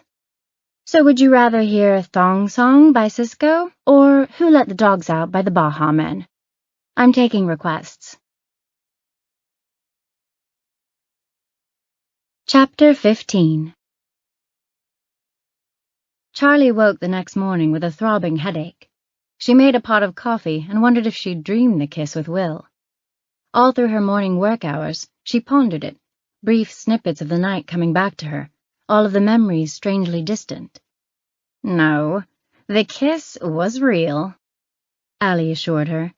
"And it could have been so much more if you weren't so intent on living like a nun." Charlie said nothing, trying to ignore her. "Actually, that's not a bad idea, you becoming a nun. The fact that you'd live with the other nuns would be sort of like having friends." "I have friends," Charlie said, counting them off on her fingers. "Zoe, Will, Frank." Allie scoffed. "You can't count Uncle Frank. He's family." "Fine. Zoe and Will." "Wow, you really got me there, Charles. 2 friends. You think in maybe another decade you'll be ready for a third?" Charlie rolled her eyes and sipped her coffee. "Have you even considered what you're going to do when Frank's gone?" Charlie stopped drinking. "I mean, even if he beats the cancer, he's no spring chicken," Allie went on. "Stop," Charlie said, her voice just above a whisper. "What? It's true. He isn't going to be around forever, you know." Charlie thunked her mug onto the counter. "I said, stop it!" Her tone was shrill, verging on panicked. Allie took the hint and shut up after that, keeping silent for the next several hours. But it didn't matter. Allie's words had done their damage, worming their way into her psyche. What would she do if Frank didn't make it? What if she did end up alone for the rest of her life? The questions rang in her skull all through picking up Frank and driving him to the hospital, receding only slightly once they got to the room where he received his chemo treatments. She watched a nurse hook Frank up to his IV bag of meds and reminded herself that she had to have hope. She owed him that. Frank settled back into his chair and closed his eyes. Charlie thought he might doze off, so she brought out her notebook and flipped through the pages, looking over her notes for the 1000th time. "How's your case? The missing girl?"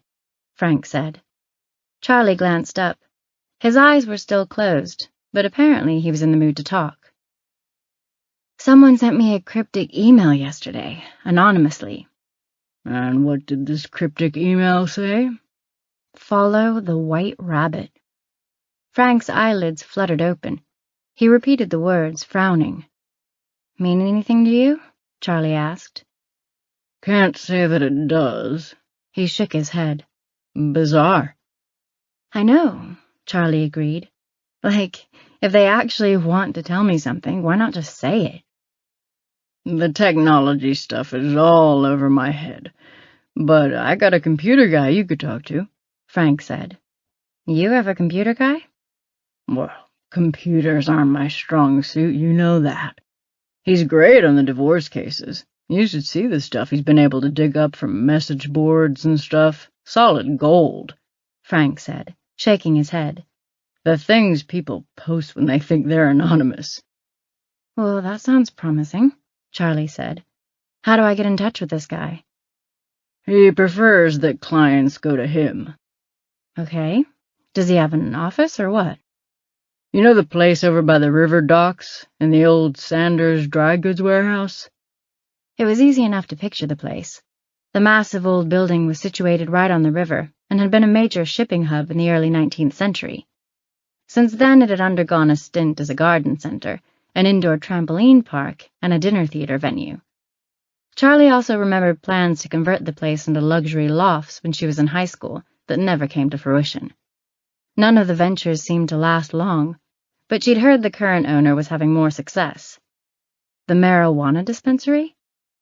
Charlie imagined a nerd camped out on the dispensary lawn, laptop on his knees, high out of his gourd. Yeah, that's it. The computer thing is sort of a side hustle. He owns the dispensary? Charlie asked. That was almost weirder than her first assumption. Frank nodded, and before Charlie could request more details, he said, Ask for Mason, and tell him Frank sent you. Wait. Charlie held up a hand. Mason Resnick? Yeah, you know him? We went to school together, Charlie said, chuckling to herself. Pot and computers. She should have known it'd be Mason. Before Charlie could say more, Frank sat forward in his chair, non-existent eyebrows all aflutter. A Volkswagen, he said, jabbing a finger in the air. The words came out with an excited laugh. Charlie was lost. A what? Your White Rabbit. Charlie just stared, still not following. A VW Rabbit. What if the anonymous tip is about a car? It would make sense to follow a car, right? That's not bad, she said. Considering it further, she added, Actually, it's the only explanation that even half makes sense so far. Frank rubbed his hands together, a look of sheer glee on his face, and for a moment, the old Frank was there, the one who loved nothing more than solving a riddle. You clever old bastard, she said. That only made him grin wider. By the time she'd dropped him off a few hours later, Charlie's hangover was long gone. She left a message for Zoe, asking if she could track down any white VW rabbits in the county. With that taken care of, her focus shifted to something else. Will's tip about the Red Velvet Lounge. She looked the place up online, noting a Yelp review that praised the hot girls and hotter wings. Even though it was open during the day, she figured the evening rush would be a better time to scope the place out. The bigger the crowd, the easier time she'd have snooping around without attracting unwanted attention. Charlie returned to the project she'd started that morning, creating a missing flyer with Kara's name, age, physical description, and a large color photo. It was an old-school technique, but Frank insisted it worked for animals, so why not a girl?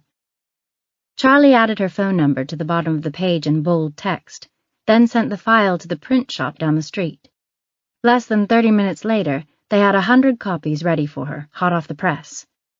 She spent the rest of the daylight hours plastering Kara's face all over town. The grocery store, the post office, and every lamppost in between. It brought back a lot of memories, most of them unpleasant.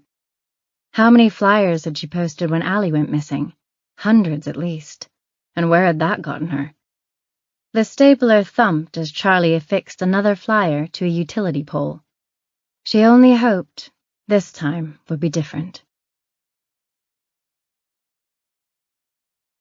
Chapter 16. As the sun cast a reddish light on the western horizon, Charlie's car jutted over the bridge to the mainland, tires thumping against the rough roadway as she left Salem Island behind. It had been years since she'd rolled down this particular roadway. Even so, she recognized every barn, every truck stop, every bullet-pocked stop sign. Once again, she found herself thrust into a slab of the rural Midwest. Woods occupied the roadsides most places, with the occasional corn or soybean field thrown in for good measure. Driving through it now was simultaneously novel and deeply familiar.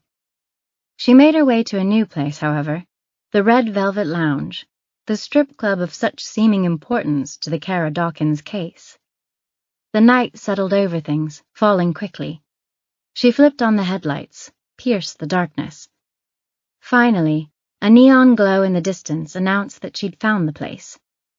The red sign shone bright, a brilliant, gleaming portrayal of a dancing cartoon woman with the club's name in gaudy letters, forming a shallow arch beneath the female form. Charlie slowed the car, turned into the lot. A buzzing energy sizzled in her head now, churned in her gut. Nothing to worry about, she knew. Anticipation had a way of riling her nerves, always did. Potholes scarred the parking lot, most of the open punctures in the asphalt half full of water. She weaved around them until she found a spot and parked, killing the lights and engine right away.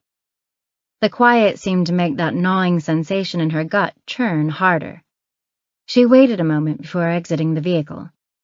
Wanted to let her body settle, her nerves settle. Wanted to take in the scene before she walked into it. The lot looked fairly packed, considering it was early in the evening. The 3 rows of parking spaces nearest the building were full, and a slow stream of traffic flowed in as she watched. A bouncer sat on a stool near the front door, the muscular physique of his torso seeming almost comically bulky propped on the piece of stick-like furniture. In the cartoon version of this scene, the spindly legs of the stool would absolutely snap beneath him, the stool practically disappearing as he slammed straight down to sit on the sidewalk. Finally, Charlie reached for the door handle, took one more breath, and opened the car door. As soon as she was outside, the overwhelming stench of fryer grease assaulted her nostrils. She remembered that a lot of strip clubs served chicken wings, and with the aid of this oily smell, she could already picture them congealing there under the sneeze guard, all slathered in that glowing orange paste of the buffalo sauce. She strode between the parked cars, walked toward the big front doors framed so elegantly by the dead shrubbery. When she glanced up, she was surprised to see the bouncer staring at her. Was that wariness she read in the bunched skin along his forehead? She thought so, and that got her hackles up. Maybe something suspicious was happening here. Most of these places would hump your leg to get you through the front doors and force you to buy your 1 drink per hour minimum. She figured they'd be even more thrilled to have a real live woman coming in without getting paid for it. And yet, this particular club had a bouncer out here actually screening people, presumably turning some away? Yes, something strange must be happening here. She found herself moving the last few steps a touch slower, watching the muscle-bound bouncer, trying to read every quirk in his body language. She stopped shy of the velvet ropes, locked eyes with the meathead defying gravity by balancing on this stool. The polo collar ringed around his beefy neck looked like it could burst open at any second. There was a propane patio heater set up behind the guy, and she could feel the heat coming off it in waves. It ruffled the wisps of hair at the side of her face, made her blink rapidly against the dryness. He squinted at Charlie, looking her up and down, gestured at her with his clipboard before he spoke. You a cop? She put her hands up, trying a disarming gesture on him. Hell no. He smirked. Apparently he hadn't been disarmed. Nah, sorry, lady. You look like a cop. Then his expression changed, going from suspicious to curious. He sniffed the air a few times. Yep. Smell like a cop, too. He crinkled his nose. I can smell him a mile away. Beat it. His hand flicked at the air as though he were brushing her away, eyes going back to his clipboard. She just stood there, dumbfounded. During the ride over, it had never occurred to her even once that she might get turned away at the door. After a few seconds, he looked up, eyebrows raised. He locked eyes with her, and after a pause, he waved her away again, tilting his head in a mocking pose. Chapter 17. Confusion roiled in Charlie's head as she retreated from the velvet rope and walked back to her car, feeling numb. What the hell had just happened? She slid behind the wheel and plopped the key fob into the cup holder, but something stopped her finger just shy of the start button. Some instinct grabbed her by the shoulders, whispered in her head in Uncle Frank's voice, Better to give all of this a moment to digest before moving on. Charlie worked herself through the steps again, hoping something would stand out this time. She'd been turned away from a seedy strip club, of all places. Almost right away, the bouncer had been suspicious of her, called her a cop, figured her for snooping around. Of course, she had in fact been snooping around, but there would be no reason she could think of for him to suspect that. She was usually pretty good at blending in. It was part of the job. She came to the same conclusion she had on the walk up to the building. The gut revulsion she'd felt when she saw the bouncer's eyes narrow as they fell upon her. This place had something to hide. Probably something big, whether or not it had anything to do with Kara. Might as well stick around and watch the place for a while. She had nothing to lose but a bit of her time. The dome light clicked off as if on cue, plunging her back into shadow. Thankfully, the stream of traffic into the lot would also obscure whether or not she'd left, though she doubted the bouncer was the meticulous type. Oh, he may be particular when it came to things like anabolic steroids and human growth hormone, but she suspected he was less so when it came to pesky little things like doing his job. A few flecks of light snow fell on the windshield, melting quickly into water droplets. Charlie stared through the spatter. The crowd trickled in, slowly but surely. Gentlemen of all ages and sizes stepped out of their cars, trucks, and SUVs and headed for the double front doors. The velvet rope swept aside for each and every one of them, allowing them entry. No one but her got turned away from what she could see. That was curious, wasn't it? A place like this must have regulars, Allie said. He probably knows damn near everyone coming up here on a weeknight. I was thinking the same, Charlie said. Allie affected some kind of redneck accent then. Going down to the little strip club where everybody knows your name. A few wings, a few laughs. Don't get any better than that. Charlie didn't respond. It only egged Allie on. Better to play possum. Just sort of play dead until the bad jokes stopped. Charlie flicked her eyes toward the rearview mirror. She squinted as she gazed into the reflection there. Beyond the rear windshield, where empty asphalt had been the last time she'd looked, tightly packed sedans and SUVs now filled the mirror's frame. A good time to make a move, she thought. She could take a look around the back and sides of the building, do some poking around now that things were in full swing. Her gaze slid back to the bouncer out front, who now had his smartphone pressed against his ear. He spoke loudly into the phone, so loudly that she could hear him plainly in her car. So, the other night, I'm home alone, bored out of my skull, right?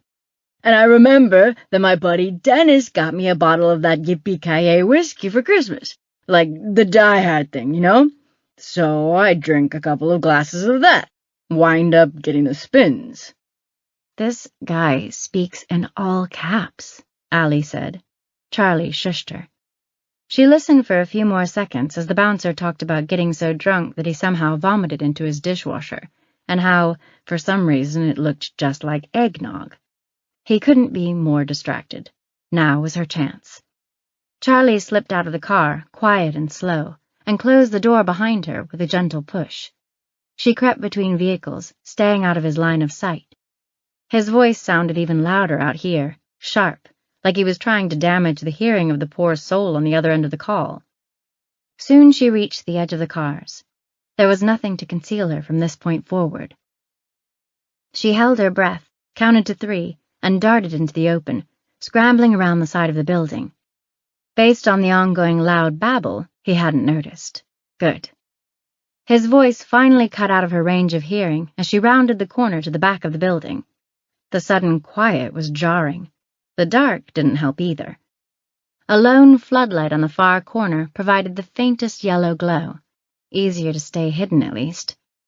Her eyes slowly adjusted to the lack of light, and at last she found what she was looking for. A fire door cut a rectangle in the stone facade, a slab of steel there. She lurked toward it, tried it. Unlocked. Yes.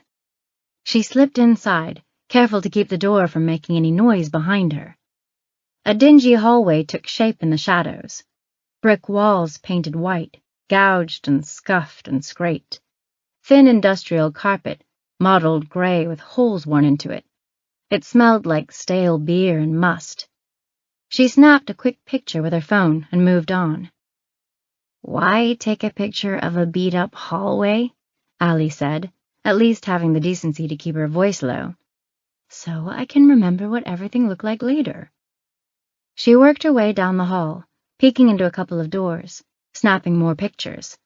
It looked like storage mostly, boxes of restaurant and drink supplies, straws, napkins. In the next room, she found a healthy stash of booze. A huge box of cheap-ass 5 o'clock vodka sat next to a rack of empty Grey Goose and Absolute bottles with a funnel resting nearby. so they were passing off swill as the top-shelf stuff. Nice. She snapped a photo of that as well. Could be used for leverage later. Voices murmured out from behind the next door. Girls' voices. She moved closer, trying to listen through the heavy door, but she couldn't make out the words. Her hand drifted to the doorknob, fingers lacing around it. She turned it. And then rough hands grabbed the backs of her arms, squeezed, lifted her off her feet. "Busted," Allie said, an annoying level of delight in her voice. Charlie looked over her shoulder to see another muscle-bound hulk of a bouncer staring back at her. The human side of beef grunted, annoyed. He hefted her back toward the fire door like she was nothing. The wad of muscles tossed her back out the way she had come, giving her a good shove that sent her stumbling over the asphalt. "You must be the snooping bitch Rocky was telling us about. Well, consider this strike two.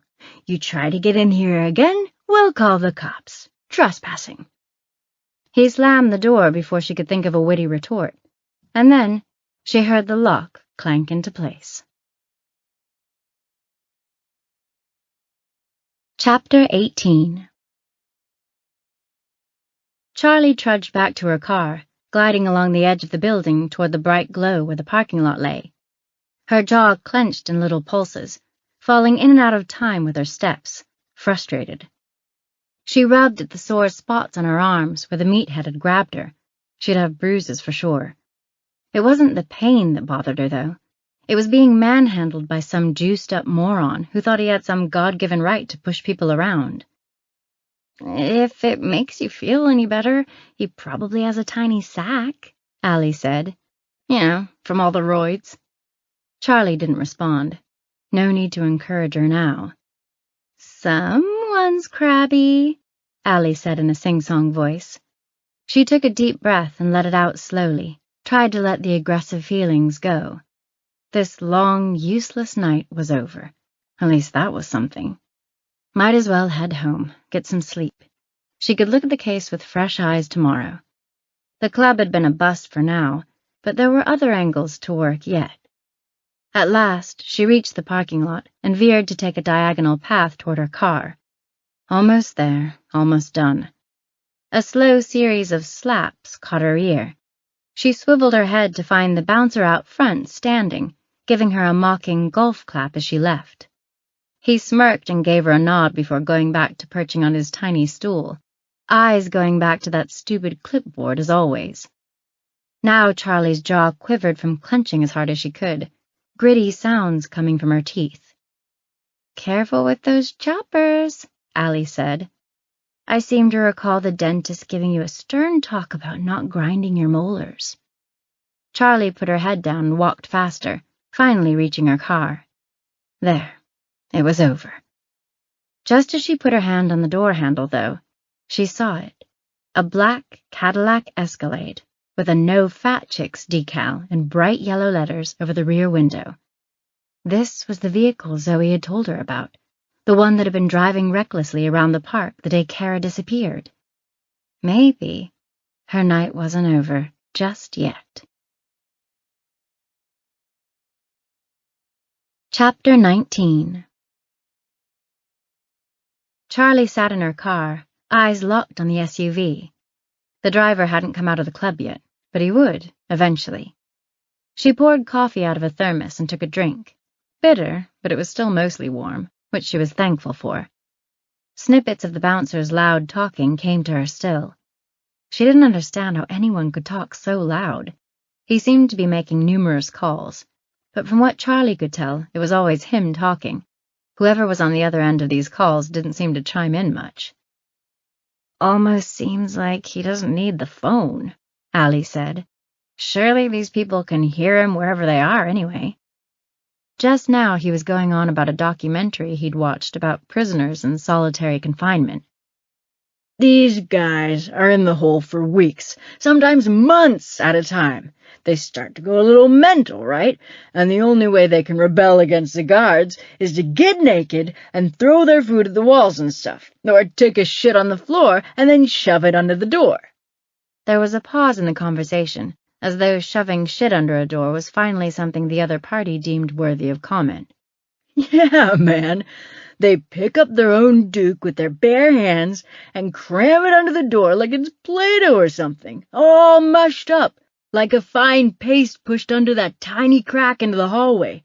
By the time they get to that stage, they look psycho, man. Wide eyes, pupils all huge and shit. Charlie sipped her coffee again and tried not to picture human feces being finger-forced under a door, harder than it might seem. Her eyes swiveled back to the black SUV, the jagged letters of the ridiculous decal glowing bright under the sickly yellow street lamps. She'd called Zoe earlier and left a message with the license plate number. It was late, especially by Salem Island standards, so she didn't figure she'd get any kind of response until tomorrow morning. In the meantime, she'd wait and watch. The driver had to come out eventually. The club was only open another hour or so. She could wait him out. It occurred to her, not for the first time, that so much of the private detective business came down to patience, discipline, waiting for the right opportunity. Whatever obstacle a case presented you, whatever mystery you were trying to solve, it could generally be defeated with the sheer brute force of time and effort. Whoever got in her way, Charlie could outwork them, outwait them, or outlast them. She was confident in that. And in that sense, this driver was just another in a long line of foes for her to dispatch. Time passed. Charlie finally ate the Snickers bar she'd bought at the gas station, more out of boredom than hunger. The peanuts were stale, but it was still decent. The bouncer's flood of phone calls seemed to recede to nothing all at once. He was quiet now, perched on his stool like an owl. His eyelids looked heavier than before, saggy.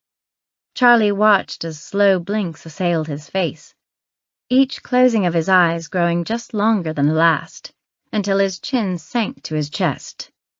"Hilarious," Allie said.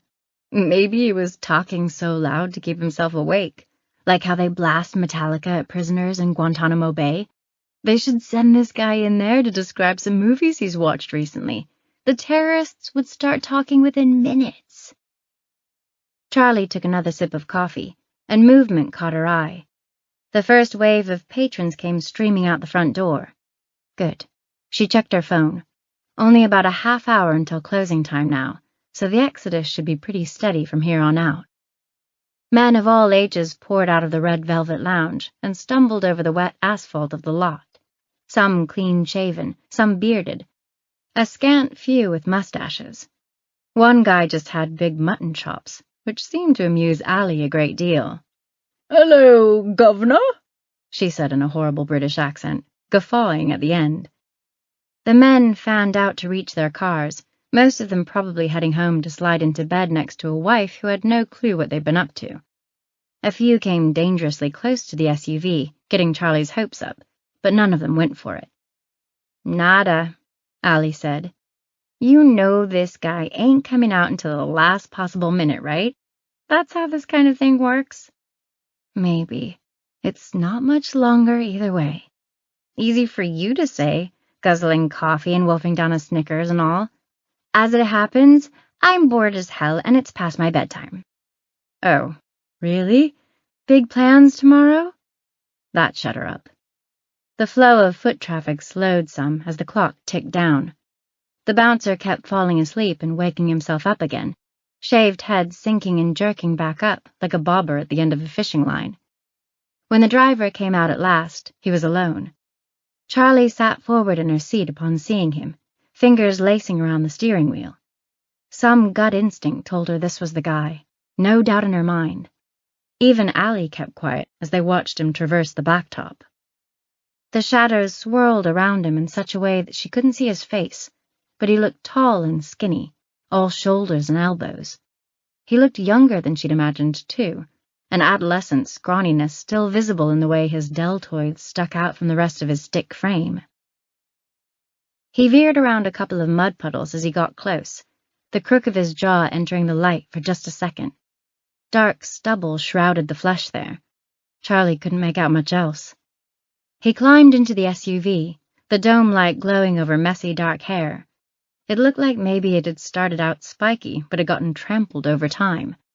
When the light clicked off, he shifted into gear and drove out of the lot. Charlie waited a few beats and then followed, her heart picking up speed along with her car. Chapter 20. Charlie followed the SUV out into the sticks, going back the way she'd come. The lights winked out all around them as the vehicles wound their way deeper on the rural roads, leaving civilization behind. The traffic likewise died off until they were the last two vehicles on the road for mile after mile. Her heart thudded along, a firm beat she felt in her neck, steady for now. She struggled to find a good balance here. She wanted to keep him in sight without getting so close as to be obvious. He opened up as they got out into the middle of nowhere, though, eventually creeping toward 80 miles an hour.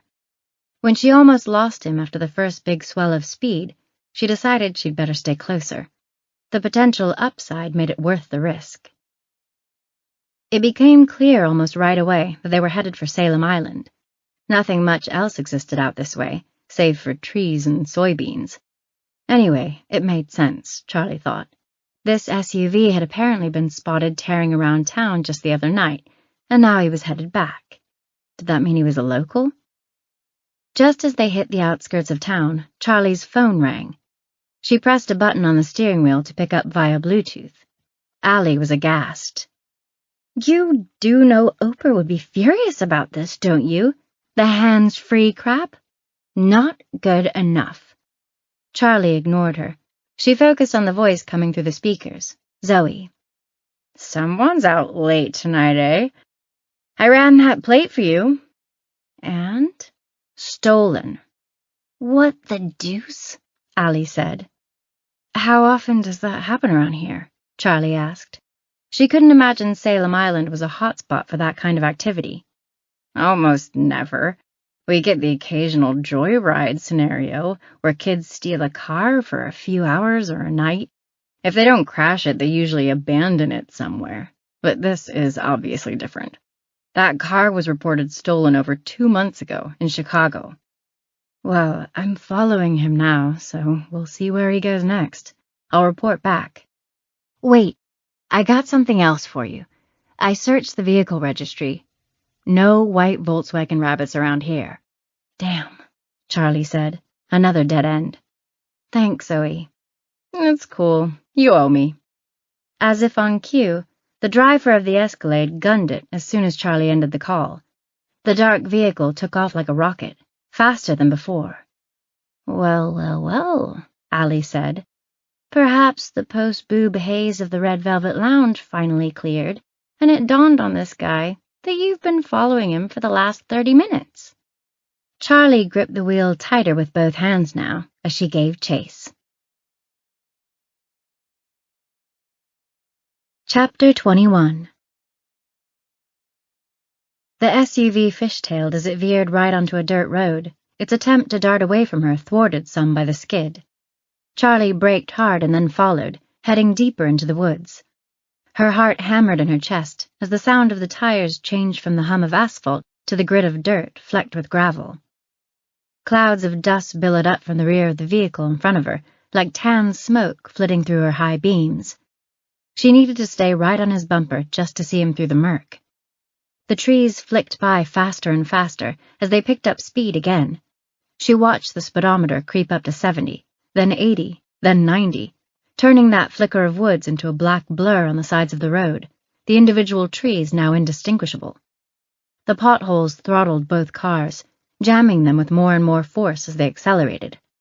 Charlie felt like she was getting tossed around on the back of a mechanical bull or something, her head going a little light.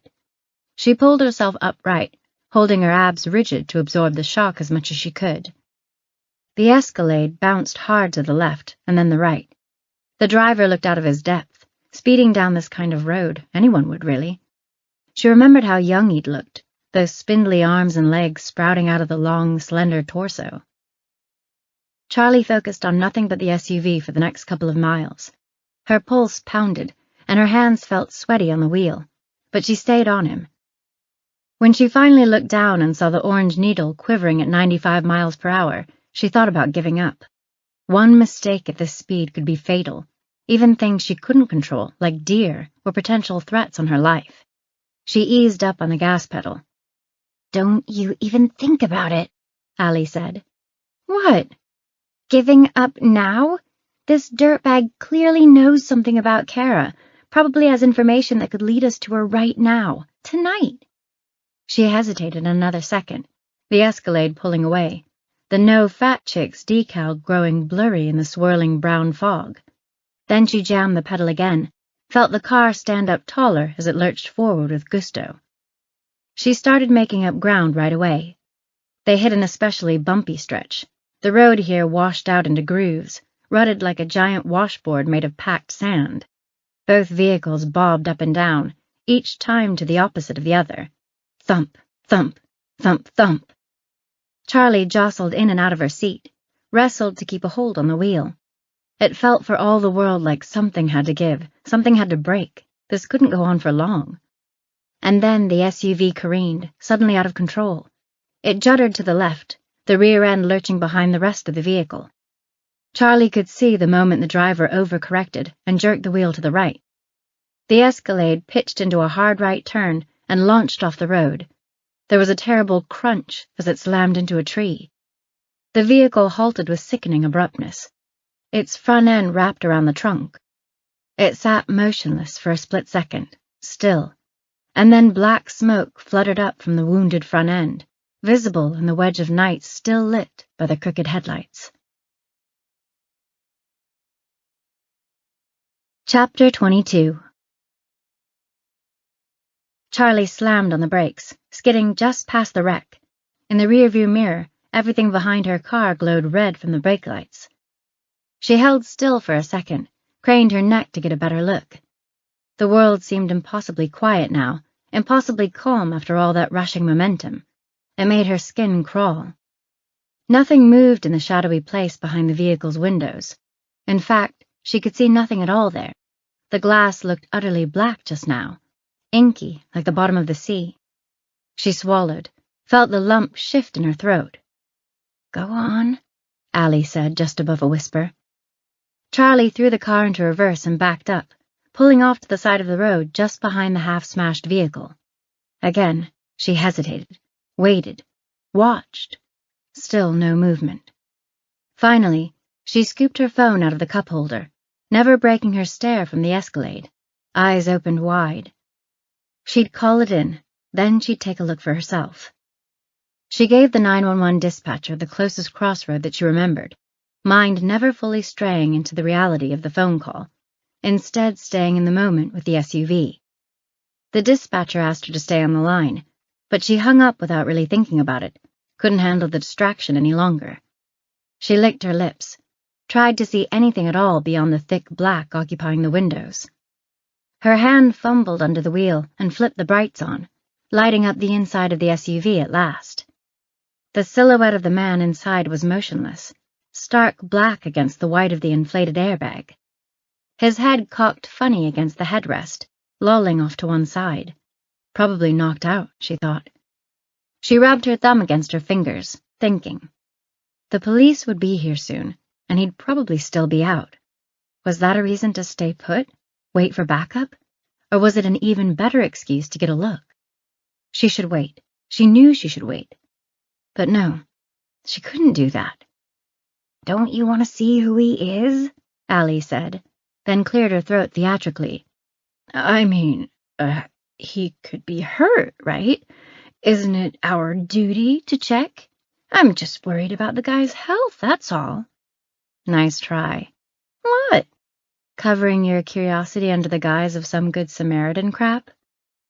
There was a long pause before Allie replied. "I have no idea what you're talking about." Charlie took a breath, cracked open the car door, and slid into the night. "Here goes, I guess," she said under her breath. She'd grabbed her stun gun from her bag, just in case, clasped it in her right hand. Then she withdrew the mag light from her jacket. Charlie swept her light over the vehicle as she inched forward, walking in slow motion, listening, watching. And then a muffled sound erupted, pattering of some kind, gone almost as fast as it had arrived. Charlie stopped, glared, aimed her light at the driver's side window. She saw no motion in the SUV, though at this angle she couldn't really differentiate his silhouette from that of the headrest. Had the sound been from the vehicle or from the woods? She raised the stun gun and the flashlight, confused, scanned the light over the perimeter of woods surrounding her. Nothing stared back but the trees. Pins and needles climbed her spine now, and her pulse rippled in her ears. She wished she could turn the volume of it down, needed to listen more than ever. Silence. Nothing. She lowered the stun gun, took a few deep breaths, and moved one step closer to the door. She squinted, trying to see through the tinted glass. "Hurry up already," Allie whispered, a clear giddiness in her voice. Charlie tucked the flashlight under her opposite arm and reached out for the handle. There was a soft clunk, and the door lurched at her, hard steel slamming into her ribs and knocking her off balance. She staggered backward, feet tangling in the underbrush, as the driver burst out of the car. "Hey!" Charlie shouted, but it did nothing to slow him. He was out and off, and running all in one motion, bounding into the pitch-black woods. Chapter 23. Charlie ran without thought, her flashlight cutting a narrow path in the darkness. She hurdled some deadfall, tried to keep eyes on him as she ran. He flitted in and out of the foliage, disappearing and reappearing in her spotlight over and over. Part of her wondered if her light was helping him as much as her, lighting the way ahead for him, allowing him to find the openings in the dense growth. At best, he'd be woozy, though, she thought. Odds were high he'd make it less than 100 yards before he bashed into another tree. He was fast, though, long strides. "Dude runs like a gazelle," Allie said. He was pulling away from her, pressing into the darkness. She was starting to lose sight of him more and more of the time. The woods seemed to be thickening around her, trees clustering more tightly, brush and deadfall packing more and more of the ground with obstacles, and yet his pace didn't slow. She came down on a low spot and felt her right knee buckle. Staggering forward, unwilling to break her stride, she somehow managed to keep herself upright. But it didn't matter. She could hear his footsteps crashing ahead at the same breakneck pace. Finally, Charlie gave up, stopped. She shined the light after him one more second, watched him disappear into the gloom and leaves one more time, and then she circled back the way she'd come. "Quitters never win," Allie said. Winded, Charlie answered between breaths. "I'm just calculating our odds here." Breath. "We'll never catch him out here. He's too fast, and the snow back here is mostly melted, so we can't even follow his footprints." Breath. "Better to take our golden opportunity to search his vehicle before the police get here, don't you think?" "Okay, fine." Allie clucked out a little mouth noise. "That's smart." Charlie hustled back through the foliage, more confident on the now familiar ground. When she reached the edge of the woods, she scrabbled up the shoulder, the dark bulk of the SUV taking shape there on the side of the road. The driver's side door still hung open, and she aimed her light inside, illuminating the cracked dashboard and the spider-webbed windshield. The airbags were still deflating, two off-white puffs going saggy before her eyes, fabric puckering. Considering the damage the vehicle had taken, it was a wonder this guy was up and about, let alone sprinting away from the scene. Charlie shined her light over the seats, front and back. Apart from bits of glass and crumpled fast food wrappers, she found nothing. She crept closer, tucking her hand in her sleeve to avoid leaving prints. Okay, she needed to be quick about this. She leaned over the driver's seat and reached out for the center console. Her sleeved hand found the latch and lifted the lid. Shit. Nothing but Kleenex and a small box of Ludden's throat drops inside. She squatted to look under the seat, skimmed her light at the shadows there. At first, she couldn't quite tell what she was looking at, the flashlight's glow somehow strange in the cramped space. She gave the sweeping of the light 3 passes before she saw it.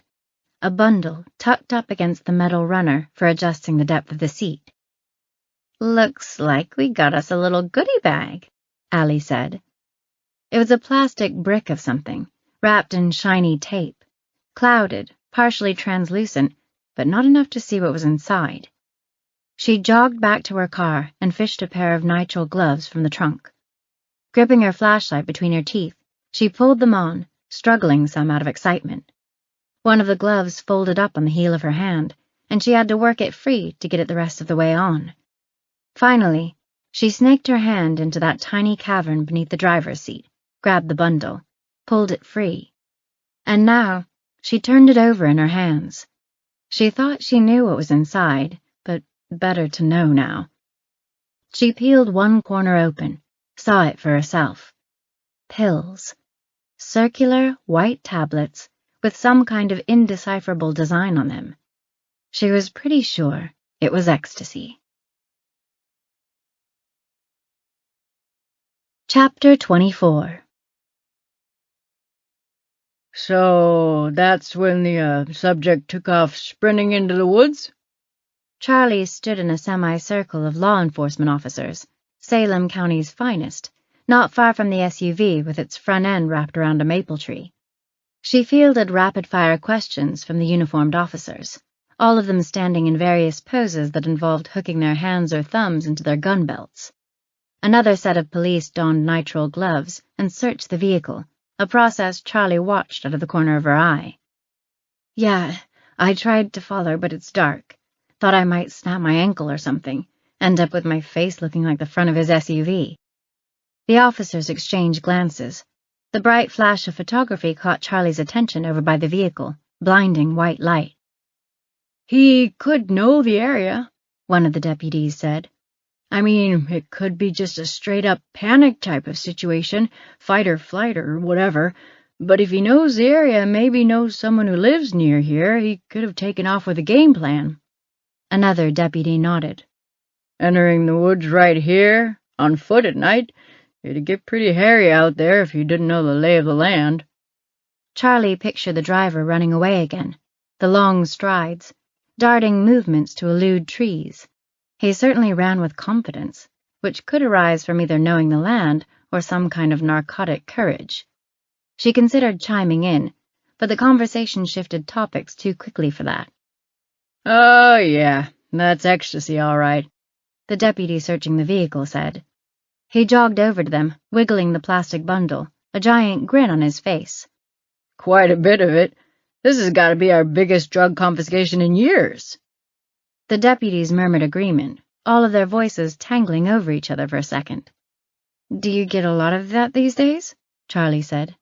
Ecstasy, I mean? All their heads whipped around, as though they'd momentarily forgotten she was there. The oldest of the deputies grimaced, disgusted. He adjusted his thumbs in his belt. Don't see a lot of it around here, no, he said. A bit more lately, though. Some of the city stuff is starting to creep into Salem Island, just like pollution seeping into the water supply. These drugs, though, that culture finally arriving in our little town, makes me sick to my stomach. Threatens our way of life here. This younger generation, Christ almighty, don't even get me started about these millennials. No respect for themselves or anyone else. Charlie spotted Zoe's car parked in the distance and wandered over to find her. The old man's rant just kept rolling on, even with no one listening. I used to think the bums back in the 70s were bad. The patchouli people, you know. Peace and love and copious amounts of reefer and all. But the hippies were nothing compared to these young kids today. If the hippies were looking to expand their minds and live in a perpetual state of peace and love, the kids today want to get too fucked up to move. Just want to escape reality, I think. Detach all the freaking way. Gonna be the death of this country, too. Makes me want to puke. She found Zoe standing along the edge of the woods, shining her flashlight out into the murk. She wore sweatpants, and a long t-shirt spilled out from under her jacket. Her pajamas, Charlie presumed. Took me a second to recognize you, all dressed up like this, Charlie said as she approached. Zoe's eyebrow crinkled for a second, and then she looked down at herself. Oh, right. I was just getting into bed when I got the call. She swung her light around, and they both watched it in silence a moment.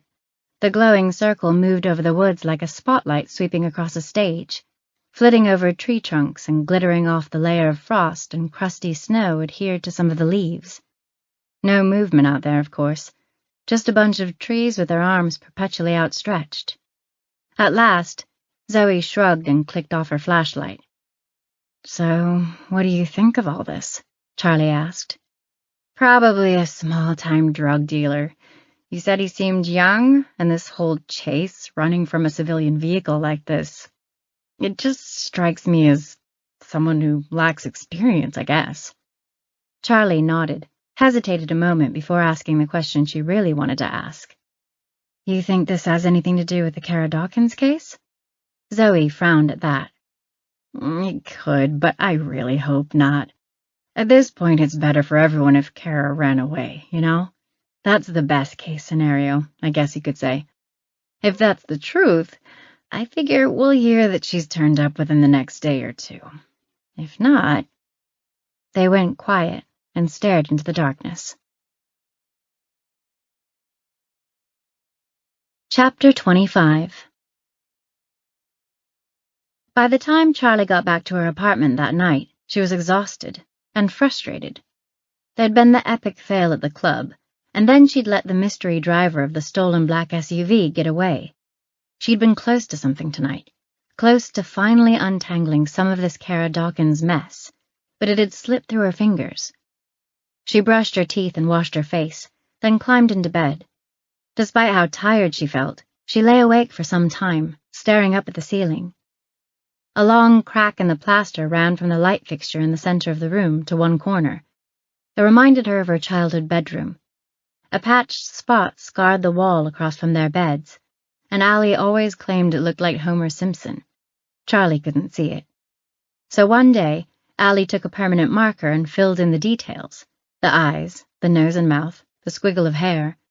Allie had been right. It did look like Homer Simpson. Their mother had been decidedly less impressed with Allie's artistic vision. When sleep finally came, Charlie dreamed she was back in the woods. Allie ran alongside her this time, her pale face glowing against the darkness like a crescent moon.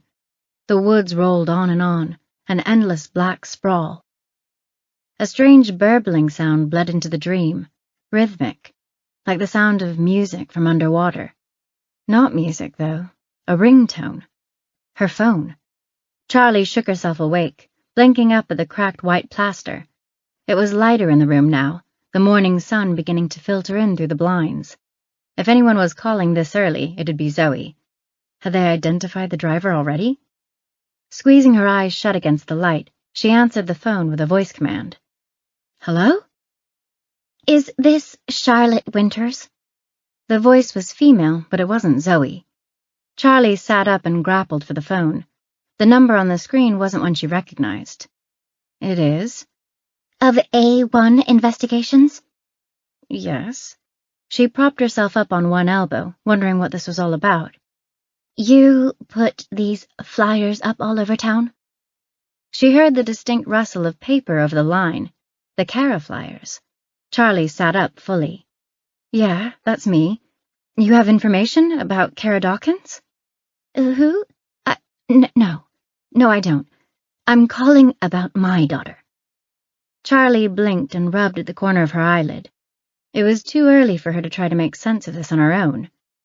"I'm afraid I don't understand."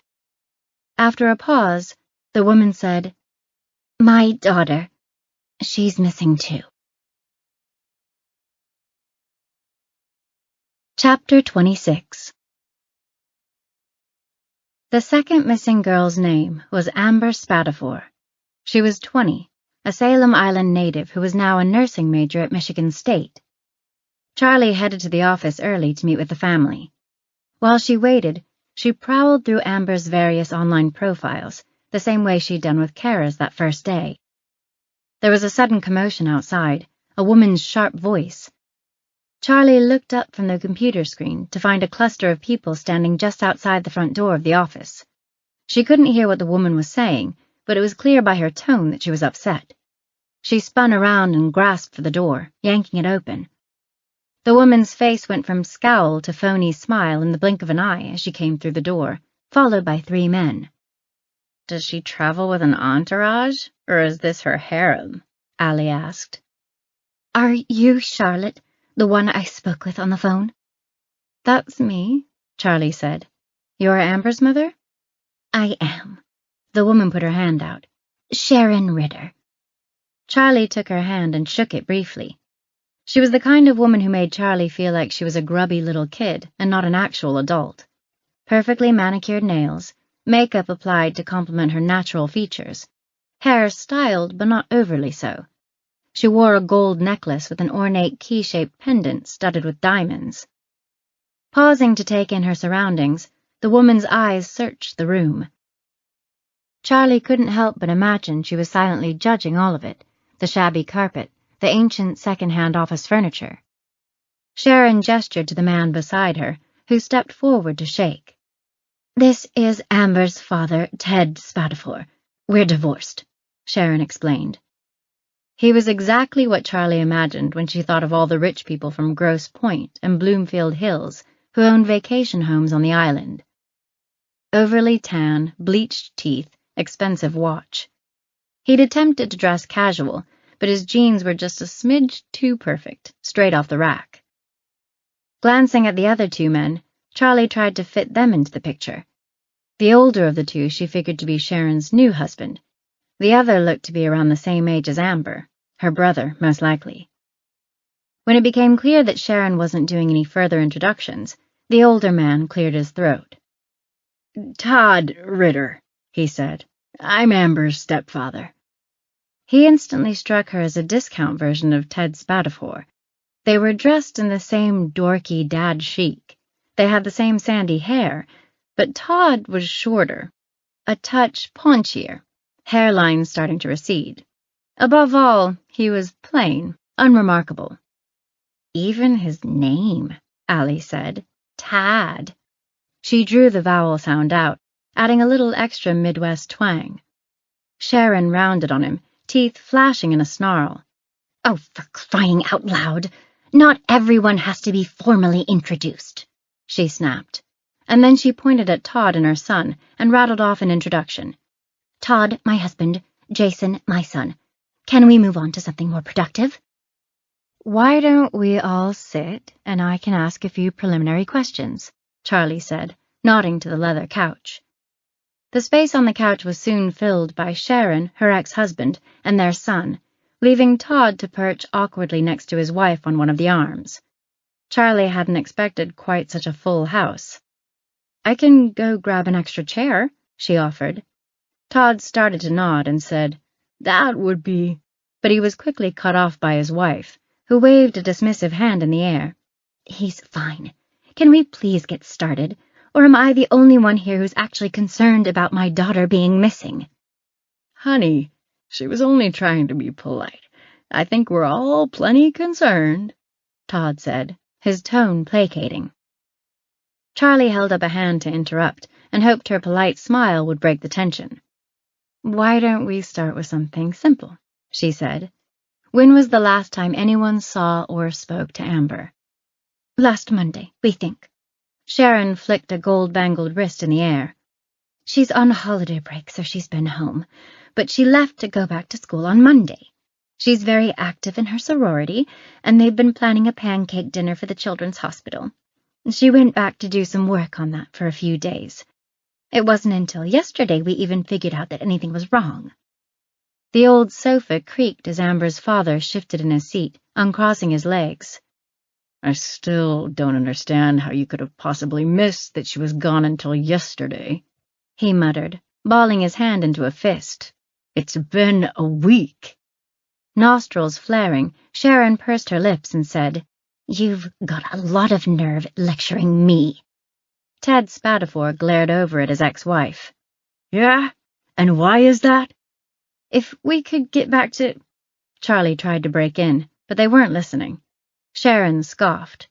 From the corner of her eye, Charlie noticed Todd wince, a Pavlovian response to that noise coming from his wife. "What? You think you're father of the year after you ran off with that tramp secretary of yours and abandoned your family? Don't call her that. And I didn't abandon anyone. Ted's face went from sun-bronze to the red of an uncooked hot dog. By comparison, Sharon remained remarkably cool, running a hand through her hair. You did, and I'll call her whatever I want. Maybe if you weren't such a controlling shrew, I wouldn't have. After sitting on the far end of the couch in utter silence, Jason Spatafor suddenly leapt to his feet, landing in a sort of karate stance. Will you both just shut the fuck up? He bellowed loudly enough to drown out his parents. All you ever do is argue. Everyone is sick of it. Amber probably ran off just to get away from you. Mouth agape, Sharon looked like she'd been slapped. What a disgusting thing to say. He shook his head. You know what? I'm out of here, he said, turning on his heel and heading for the door. Jason, don't you... Sharon started to stand, presumably to chase after her son, but Ted stopped her with a hand on her arm. Let him go. The door slammed behind Jason, and his mother settled back into her seat, blinking. Allie let out a nervous chuckle. Holy shit! For a second there I thought the kid was going to roundhouse kick his dad in those big white horse teeth of his. With both parents shocked into an awkward silence for the moment, Charlie seized on the opportunity to get back to her questions. Okay, so you saw Amber last Monday. Could you tell me what time? Sharon's gaze moved from the door to Charlie. She folded her hands in her lap, regaining her composure. She left in the morning to meet up with some old high school friends for brunch, but she came back in the afternoon to grab her things. And you saw her then? Sharon shook her head. No, but we have a doorbell camera. It showed her returning around 2:30 and then leaving again around 7. And no one else was home at that point? I was at a real estate conference in Ann Arbor. Sharon fiddled with a diamond earring. Todd was working late, and Jason was out with friends. They didn't get back home until after she'd gone. Charlie could see the muscles along Ted Spatafor's jaw clench, and Charlie forged ahead in an attempt to curtail further bickering. Can I ask what you do, Mr. Spatafor? His brow furrowed at the sudden change of subject. I own a financial consulting firm. And what about you, Mr. Ritter? Ritter Custom Installations, owner and operator. We do dock installations, boat lifts, that kind of thing. Charlie made a pleasant face as she jotted this down, hoping her positive attitude might rub off on the family. Tell me about yesterday, Charlie said. How did you discover Amber was missing? She'd wanted to invite a few friends from her sorority to stay for Christmas. Girls from out of town that aren't going home for the holidays. I wanted them to feel included on Christmas morning, so I asked Amber to think about a few small gift ideas for them. I kept texting her about it, and she kept not responding. I finally called and got her voicemail. That was Friday. Yesterday she still hadn't gotten back to me, so I called the house and talked to one of her sorority sisters. She told me no one had seen Amber since the start of break. Amber's father broke in. That's when Sharon called me, and I reminded her that Amber's car has GPS tracking. I called up the company and got a location on it. Charlie glanced down at her notes. And it was in a park and ride lot just off the island, is that right? Ted nodded. We drove out there straight away. The car was there, but... Eyes filling with tears, he shook his head. How was the car when you found it? Locked? Unlocked? Unlocked. Were any of Amber's things inside? All of her school stuff was still in the car, Sharon said, clasping her fingers so tightly that her knuckles blanched white. Laundry, overnight bag, but her phone and purse and keys were gone.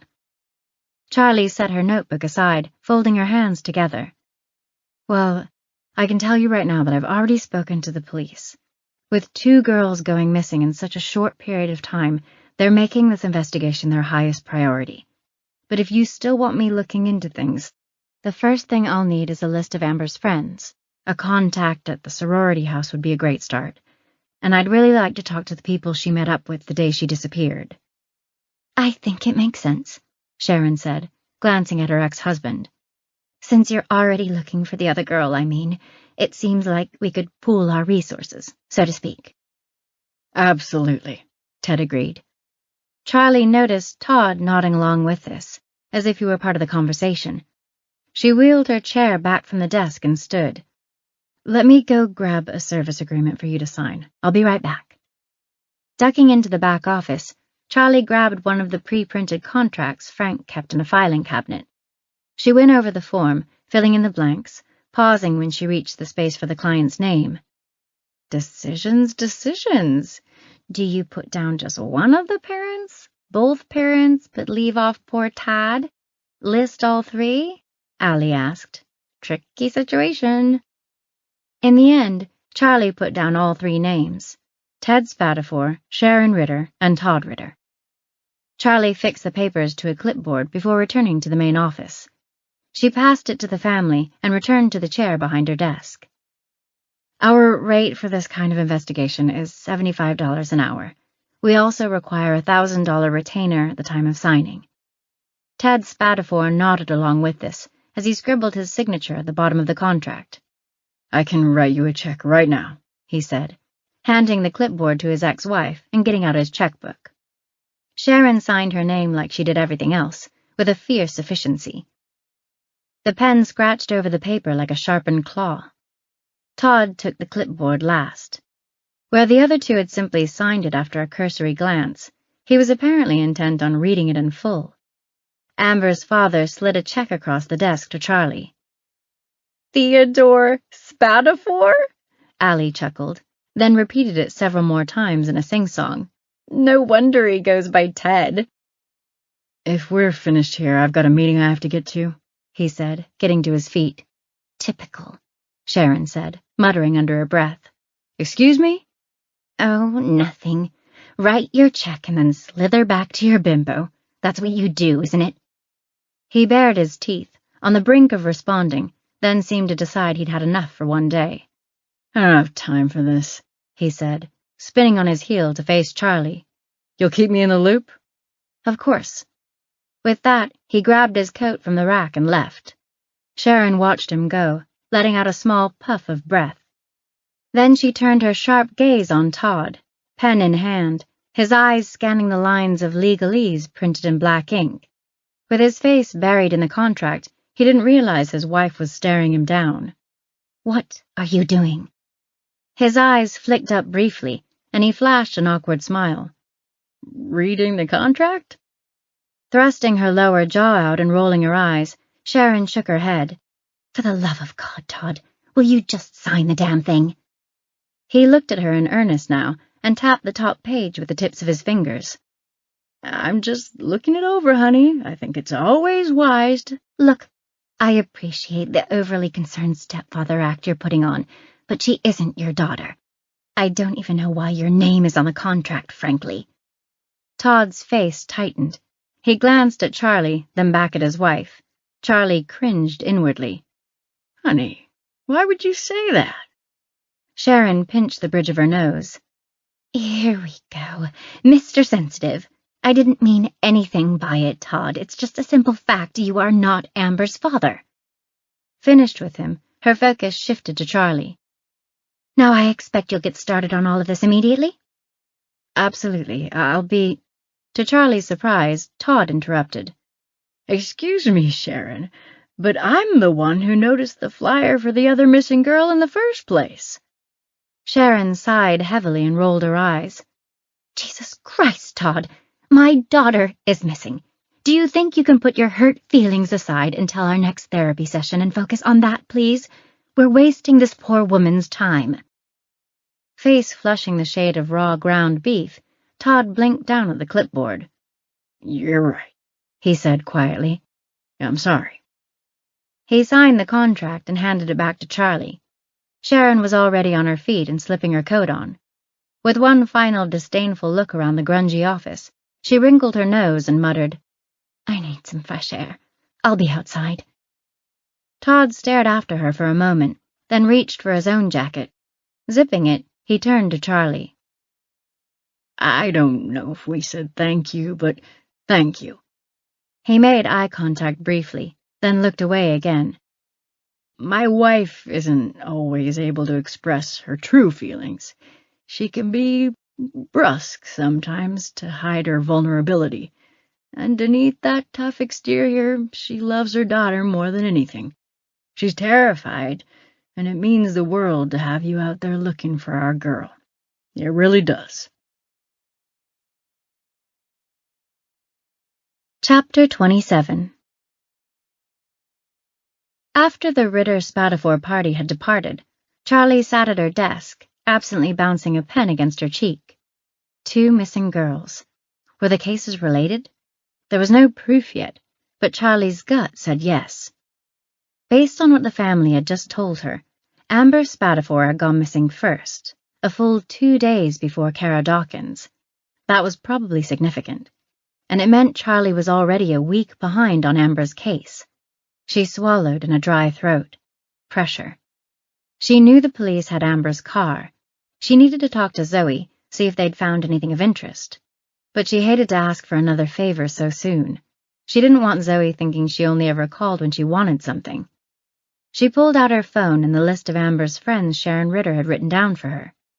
The name on the first line was Julia Pryor. She was Amber's roommate and sorority sister. When Charlie explained who she was and why she was calling, the girl let out a squeak of distress. I can't believe this is real. None of us can. We're in shock. How well do you know Amber? We're both nursing students, so we've been in all the same classes together since we were freshmen. So, yeah, I'd say I know her pretty well. And how would you describe her? Oh, Amber is smart as hell. She's the only girl who aced our big pharmacology test the first time through. If it weren't for her, I don't know if I would have passed that class. An achiever, Charlie thought. Book smart. It fit with everything else she'd found online. Quite the opposite of Kara Dawkins when it came to type. What about socially? Does she have a lot of friends? I mean, I think everyone in the house would consider her a friend. Everyone loves Amber. And outside of that? Nursing school isn't really like other programs. We have our standard course load, plus clinicals. Our nursing class alone accounts for 20 hours every week. It's basically a part-time job in addition to our other classes. And then we have the house activities, volunteering and whatnot. My point is, we don't have quite the amount of free time other students do. So would that mean a boyfriend would be out of the question? Not necessarily. We do a lot of the house activities with the Zeta Psi guys, so we're friendly with a lot of them. Amber has a few admirers, but nothing serious. Admirers? Let's just say I know of at least one Zeta Psi who would love to date her. But she's not interested. I don't know if I'd say that. It's not like he's a creepy stalker or something. They're friends. But I can tell by the way he looks at her and how he is around her that he's, totally infatuated with her. The word set off alarm bells in Charlie's head. What does Amber think of that? Or hasn't she noticed? Oh, she's definitely noticed. I don't think you could ignore it. I think she likes it. The admiration. I mean, who wouldn't? What's his name, this admirer? Paul... Shoot. I can't think of his last name right now. I think it starts with a T, though. Would you happen to have his phone number? I think I do. Hold on. When Julia returned, she rattled off the digits, and Charlie copied them down in her notebook. She thanked the girl for her time. You're going to find her, Julia said. If something happened to her, I think I'd know it. Amber has that kind of energy, you know? It'd be like a light went out in the world or something. After Charlie hung up, she said to herself, I hope you're right. Chapter 28. Charlie's next call was to Paul T., Amber's not stalker.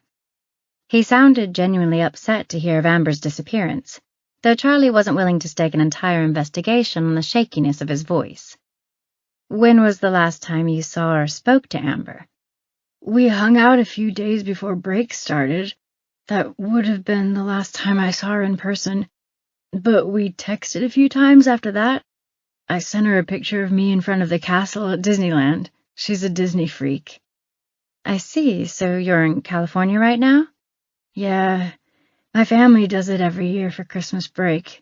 My grandparents all live out here. Could you do me a strange favor? Could you text me a photo of you standing in front of a palm tree when we're done? Sure. Thanks. And I appreciate you taking the time to answer my questions. Any old palm tree? Paul asked. Any old palm tree. Okay. They hung up, and a few seconds later, the requested photo of Paul in a palm tree appeared on Charlie's phone. What was all that about? Allie asked. I wanted to make sure he was where he said he was. If we had Amber's phone, I could have checked for the Disneyland text he says he sent, but we don't, so... You think he could come up with a lie that quickly? Allie shook her head. Boys his age aren't that clever. How would you know? Allie shrugged. I'm just saying, boys are dumb. The front door opened then. Charlie spun around in her chair and was surprised to find Zoe entering the office. Are you psychic? What? Zoe shrugged out of her police-issue parka and tossed it on the couch. I was just thinking about calling you, but you beat me to it. Zoe gave a quick half-smile, but Charlie could tell her heart wasn't in it. Her voice sounded strange, too. Charlie studied her friend's face, trying to place the odd look she found there. What's up? She asked when Zoe didn't say anything. Well, I guess I should start out by apologizing, she said finally, falling back onto the old leather behemoth. For what? Everyone was so dismissive of the Kara Dawkins thing, even me. I guess maybe it's sort of contagious. It's easy to convince yourself everything is just fine when that's what everyone else is saying. But now, with this second girl going missing, the whole department is really feeling like they screwed the pooch. She sighed. No, not they, we. Charlie clicked and unclicked her pen. Did you really come all the way over here to tell me that? She pointed at Zoe's uniform. While you're on duty? Zoe glanced down at the khaki-colored uniform. She'd never been good at lying or hiding things, and Charlie could sense there was something Zoe wasn't saying. Or did they send you over here to copy my homework? Zoe sighed. Pretty much. With a grin, Charlie leaned back in her chair. If she played her cards right, this could be very good. Is this a quid pro quo arrangement? I tell you what I know and you tell me what you know? I have been authorized to share certain information. Charlie rolled her chair forward. Can I see Amber's car? Zoe shook her head. They already towed it to the crime lab on the mainland. She pulled a tablet out of her bag and handed it to Charlie. But I have pictures. Charlie swiped through the photos of Amber's car, an ice-blue Hyundai Elantra. There were several shots of the exterior of the car. It was in good condition, no dings or scrapes, recently washed. The next set of photos showed the interior of the car. Again, it was spotless, no dust or random bits of trash. An air freshener hung from the rearview mirror.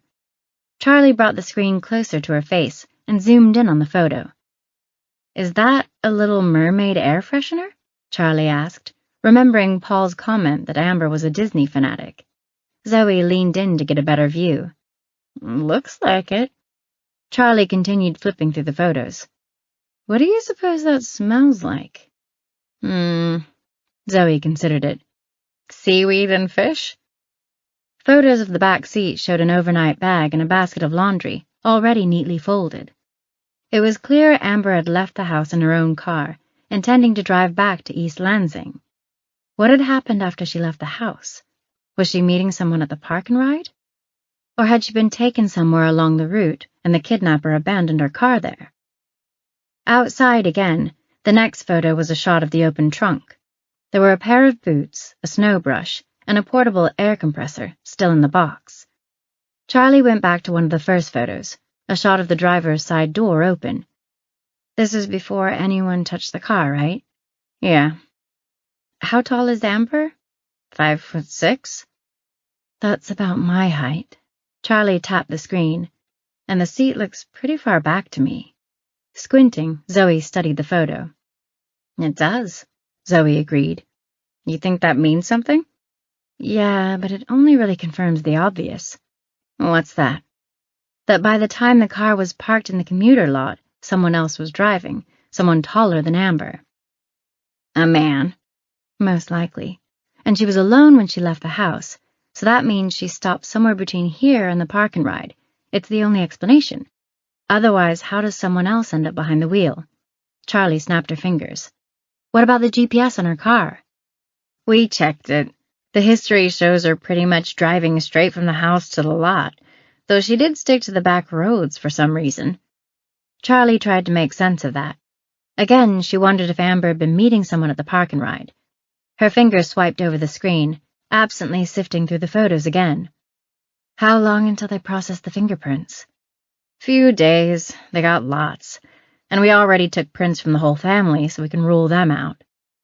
Finally, Charlie handed the tablet back to Zoe. Well, I'll put together what I have on Kara Dawkins and send it over, she said. You'll keep me updated on the official investigation?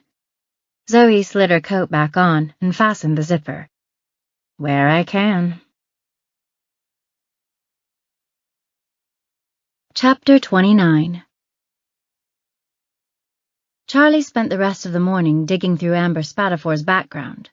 She also got in touch with one of the girls Amber had brunch with the morning she disappeared, who agreed to gather the rest of the crew together to meet with Charlie for a brief interview later in the day. Around noon, Charlie took a break. She walked to Town Square Pizza and ordered 2 meatball subs. Since she had some time to kill before the interview with Amber's friends, she figured she might as well take Frank lunch. He didn't have chemo today, but he still had to eat. When he answered the door, he was in his robe. It wasn't like Frank to not get dressed in the morning. He was an early riser. A wake-up at 6 a.m. ready to kick the day in the face kind of guy. Now that she considered it, Charlie wasn't sure she'd ever seen him in pajamas. His face was puffy and gray, and his eyes looked bloodshot and yellow. She forced herself to smile and held up the plastic bag printed with the Town Square Pizza logo. I brought lunch. Meatball subs. Frank winced. I'm not hungry just now, he said. You can just put mine in the fridge. She wanted to argue that it wouldn't be good later, but she could tell he was feeling pretty miserable and didn't want to push it. Doing as he asked, she put his sandwich in the fridge and left her own on the counter. She was starving, but the face Frank had made when she'd mentioned the subs made her think that just the sight and smell of her food might make him ill. There's been a development in my missing girl case. Frank eased himself into his trusty chair, grimacing as he settled into the cushions. Oh, yeah? A second girl is missing. That got his attention. He sat up straighter and stared at her intently. See? This is what I was saying before. Here, the police have been dicking around for, a week? Ignoring the fact that a young girl has disappeared. And now there's another? Luckily, you've been out there keeping the trail fresh. I guess so, Charlie said. You don't have to guess. It's the truth. Every cop worth a damn will tell you that the first 72 hours is the most critical period in a missing persons case. It's the best chance they have at finding a lead, in part because people have short memories. And you were the one out there, gathering that evidence before it faded, while the cops sat around with their thumbs in their asses. So don't give me any of that I guess so garbage. Charlie couldn't help but smile at his passion. Any advice, oh wise one? I assume you're looking at ways that they might be connected somehow? Yeah, but so far I haven't found much to link the 2 girls. Kara's 17, still in high school. Amber is 20 and in college. Do they look alike? Not really. Kara's blonde, Amber's a brunette, Charlie said. They're both pretty, though. What about the families? Both sets of parents are divorced, but that's about where the similarities end. Misty and her husband live over in the Mill Creek subdivision. The Ritters have a house on Outer Drive. So the new girl is a cake eater. It was an old name the locals used for the rich city people who owned vacation homes on Salem Island. Charlie thought it had something to do with Marie Antoinette, but she wasn't sure. Yeah, but they do actually live on the island. What did you get from the family? A whole lot of drama. Oh, yeah? Who with? There was major tension between Amber's mom and dad. Though now that Charlie thought about it, Sharon Ritter had sniped at everyone during the interview. Actually, the mom is just generally kind of a pain in the ass. Frank nodded. At one point, the parents started bickering, and Amber's brother totally blew up, Charlie explained, screamed at them and then walked out. That's interesting. Frank stroked the stubble along his jawline. I'd start there, then. Give them a real good look. Find out what they're hiding. But be discreet. Do you think the family's involved? Not necessarily. But with the level of turmoil you described, I'd want to know more. If they carry on like that in public, then what goes on behind closed doors? Frank asked, bobbing his head up and down. The secrets. The family secrets often lead you where you need to go. Someone has to know something. What are you suggesting? Nanny cams. Charlie blinked. You want me to spy on my own client? There are 2 girls missing, Frank said, and she thought he had a point. He went on. Besides, it's in the contract. It is? I set up hidden cameras all the time in divorce cases. If anything, this is much more serious than that, isn't it? He was right. There were 2 girls missing. Amber's parents had hired Charlie to find their daughter, and she intended to do it, by whatever means necessary. Chapter 30. After bidding farewell to Frank and making him promise to call if he needed anything, Charlie headed back to town for a meeting with Amber's brunch posse. Starving now, she unfolded the paper swathing her sub, the sandwich perched in her lap like a swaddled baby. It was cold, probably going to be horrid, but she was starving. She took a bite. Good God. First you eat a whole pizza alone in your car, now a cold sub. This situation is declining rapidly. It wasn't a whole pizza, Charlie said, chewing, and the sub's not so bad, actually. Will you listen to yourself? This is just pathetic. I didn't want to eat it in front of Frank when he's not feeling well. What was I supposed to do? Allie scoffed. You're supposed to, I don't know, have a life, some friends, someone to talk to other than your dead sister. Charlie ignored her, finishing the sub just as she arrived outside Cafe Fina. She wadded up the wrapper and tossed it back in the paper bag the sub had come in. She hoped Frank would manage to eat something today. She hated seeing him with no appetite. It was very un-Frank. As she climbed out of her car, she caught sight of the soup bench across the park. She thought back to when she talked to Kara's friend Maggie. It had been just a couple days ago, but it seemed longer now. She'd still been holding out hope that Kara had run away back then. A cloud of coffee bean smell hit her as soon as she opened the door. She picked out the group of Amber's friends and went over to their table. Sarah? One of the girls raised her hand. She was very pregnant, probably 7 or 8 months, judging by her girth. As Charlie slid into a chair, a waitress came to take her order. I'll have a chai latte, please. When the waitress left, Sarah introduced the other 2 girls, Sophie and Jennifer. We were just talking about how we're so blown away by all of this, Sarah said. I mean, we saw Amber last week. How can she be missing? I can't wrap my head around it. How did she seem that morning? Charlie said, the scream of the espresso machine's milk steamer almost drowning her out. Fine. The same old Amber, just super thoughtful and gracious. It was such a wonderful surprise. What was? The shower? Oh, I probably forgot to explain that part, Sarah said, and stroked her belly. I'm pregnant, obviously. Amber had organized kind of a mini shower, a surprise. She'd even gone to the restaurant ahead of time and put out decorations on the table and everything.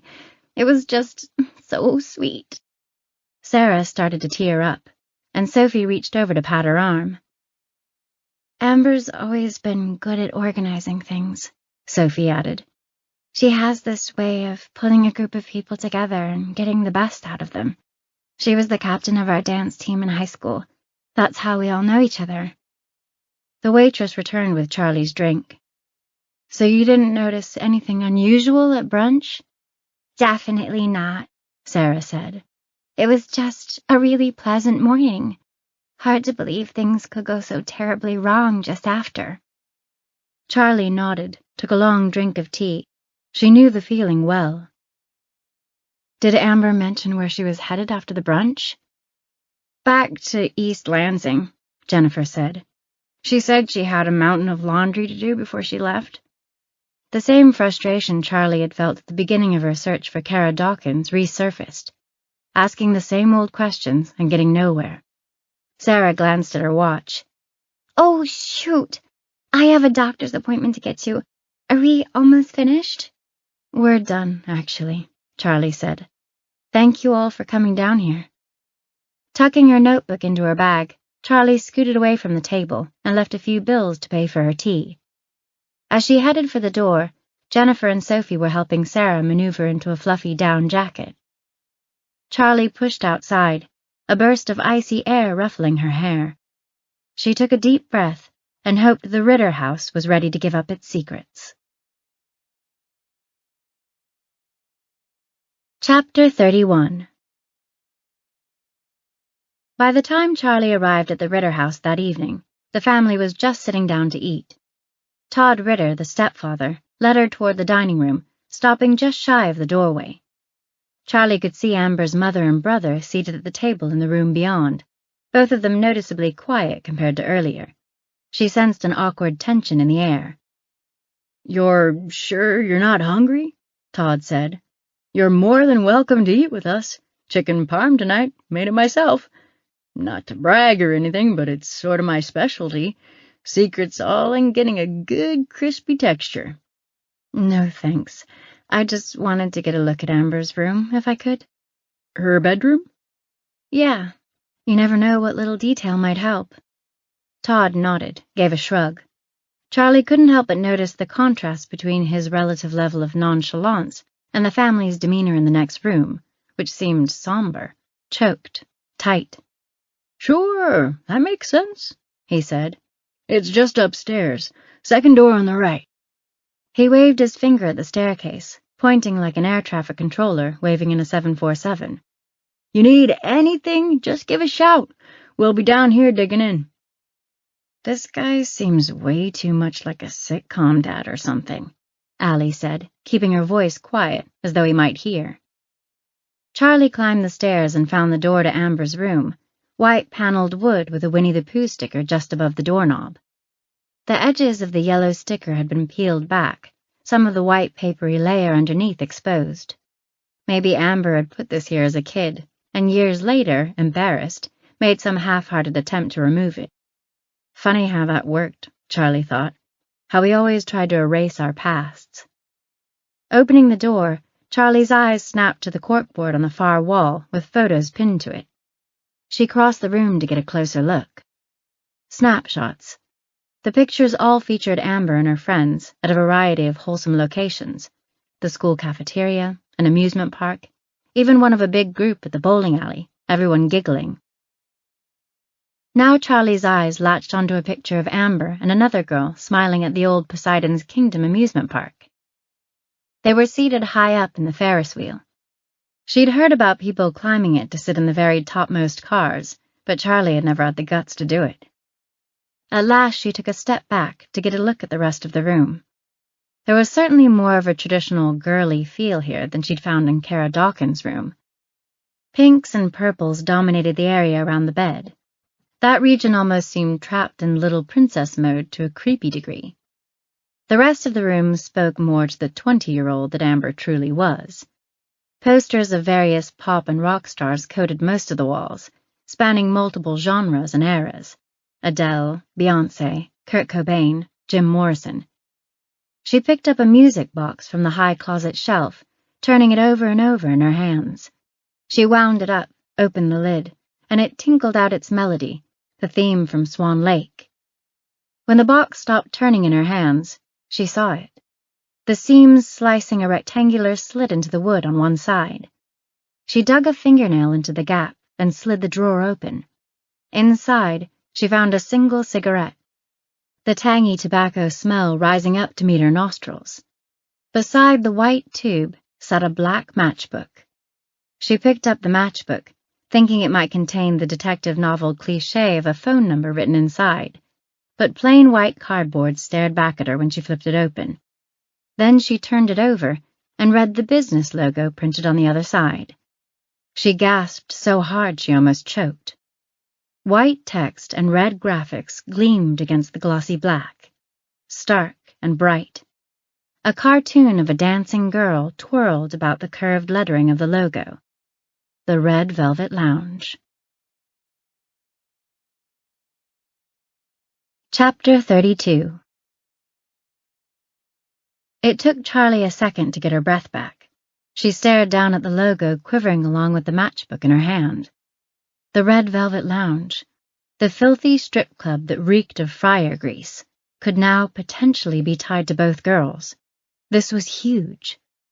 Part of Charlie wanted to rush straight to the club now, kick down the door, tear the place apart searching for anything. But she knew that wouldn't do. The bouncers knew to look for her. She needed to be strategic, patient, needed a plan. In the meantime, there was still work to be done here at the Ritter house. Frank's gut said the family knew something, and Charlie planned to find that out here and now. She tucked the matchbook into her jacket pocket and stood on tippy-toes to slide the music box back on its shelf in the closet. For now, she'd keep this little tidbit from the family, just in case. She thought back to her visit with Uncle Frank, his words echoing in her head. If her family carries on like that in public, then what goes on behind closed doors? The secrets. The secrets often lead you to where you need to go. Charlie snaked a hand into her bag, pulled out a small white cube, a nanny cam.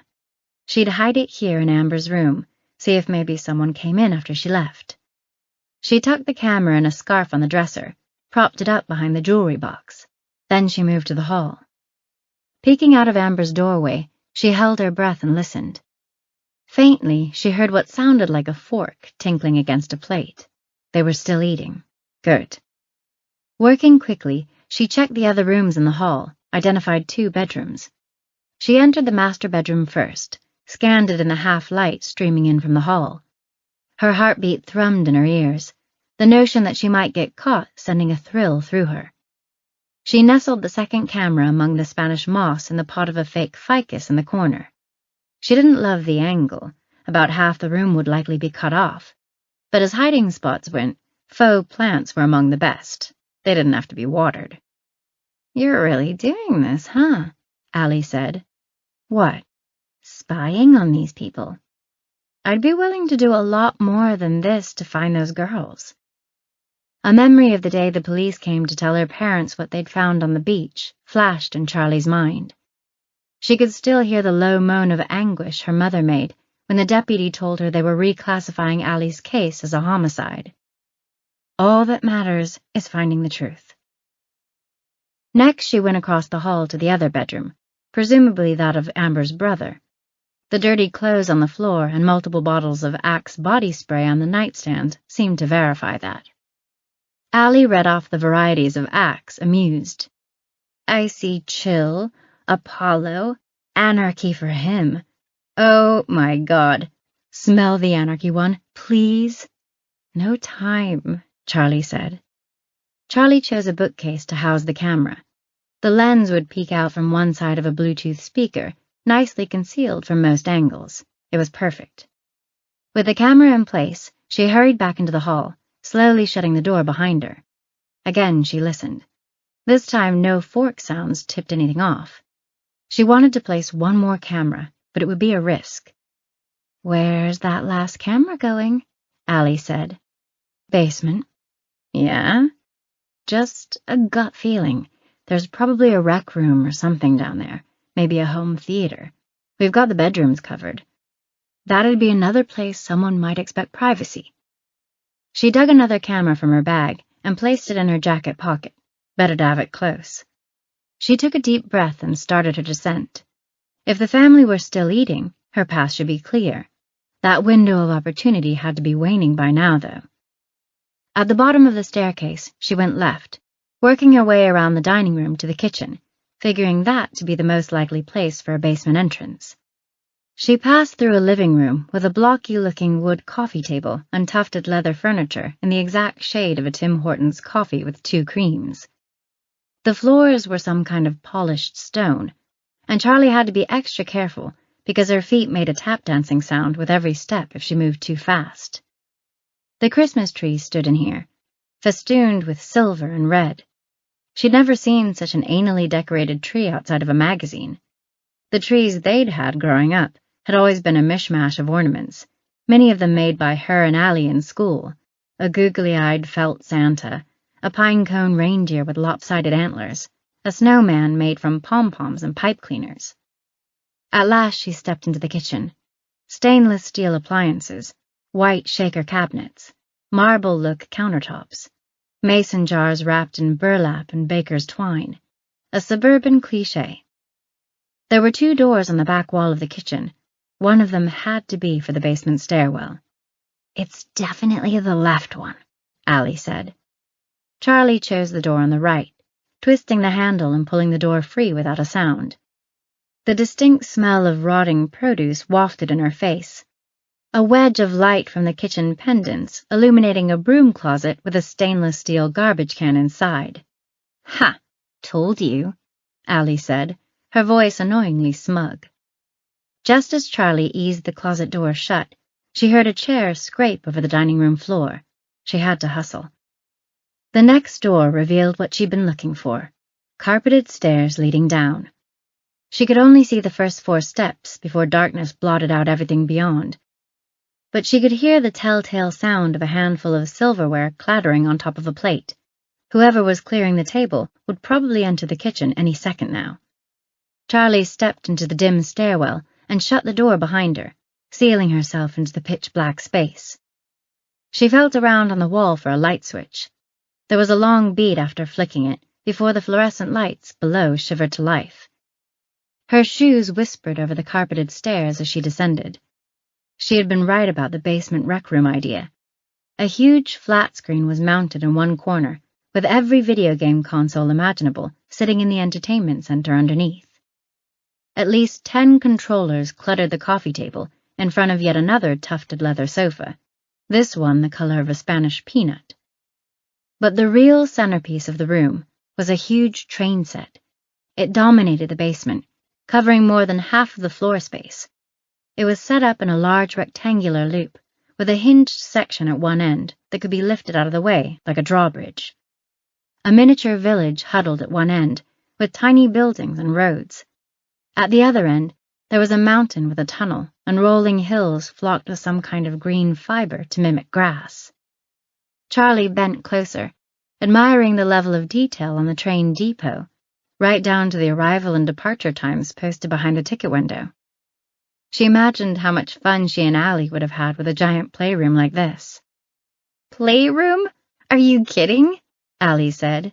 "This is Tad's, guaranteed. Look how fussy it is, how clean, everything in its place. They probably don't even let the kids down here at all." Charlie nestled the final camera behind a bundle of wires to one side, angled to stare out at the rest of the room.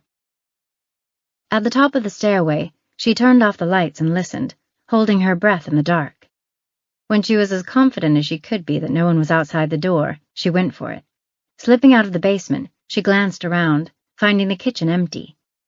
The door closed with a soft click, and just as Charlie's fingers released the handle, she heard a noise behind her, the soft scuff of feet over tile.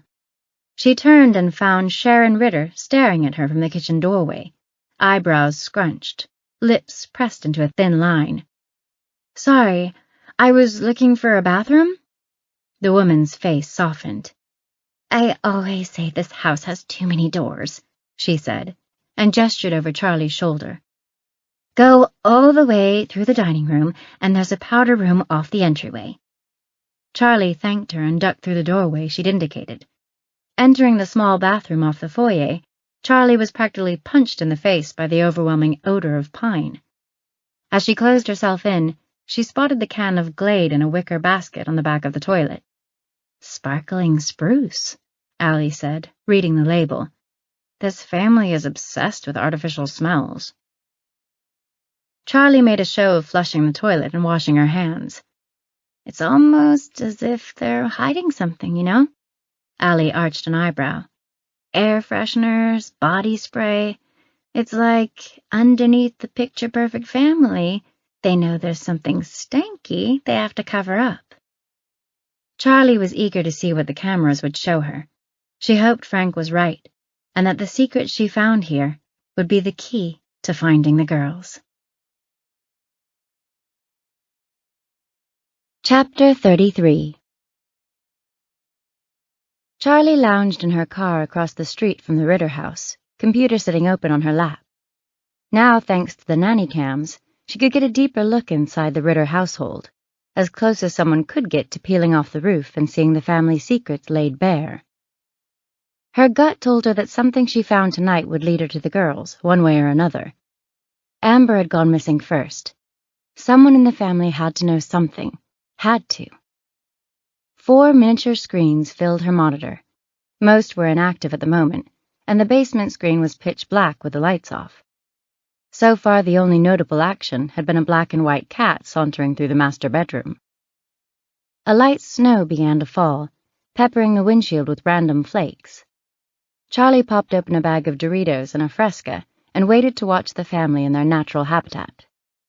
They'd creep into their private areas sooner or later. In any case, it was better to have a snack with this kind of thing, she thought. Or else the restlessness could wear your nerves down quickly. Even in a best-case scenario, a surveillance session like this was a tedious task. Lots of downtime, lots of staring into a blank screen or watching nothing through binoculars. Food made it borderline tolerable. Charlie nibbled on another chip, this one inexplicably lacking nacho cheese dust. So far, something like every other one had been like that. Had she gotten a bad bag? It was inane details like this that often came to the forefront of her thoughts, only in the midst of this part of the job. Bored and listless, suddenly every nacho cheese detail tapered into a sharp focus. After they'd been sitting in silence for some time, Allie spoke up. "You know what your problem is?" "This should be good," Charlie said. "You're aloof." "Aloof?" Charlie snickered. "I guess somebody's been leafing through a thesaurus." "You make no effort with people. No attempt to be part of the group." Charlie let her head fall back against the seat and stared up at the ceiling. "Sorry I was never Miss Popular like you. I'm just saying, if you don't learn to open yourself up to people, you'll end up a bitter old hag who collects creepy dolls because she has no friends or family." Charlie snorted. "That's oddly specific." "Life is so beautiful, Charlie. We are surrounded by mysteries, miracles, wonders, and love. A universe populated with details that are striking, strange, vexing, haunting, moving. It's everywhere, all around us.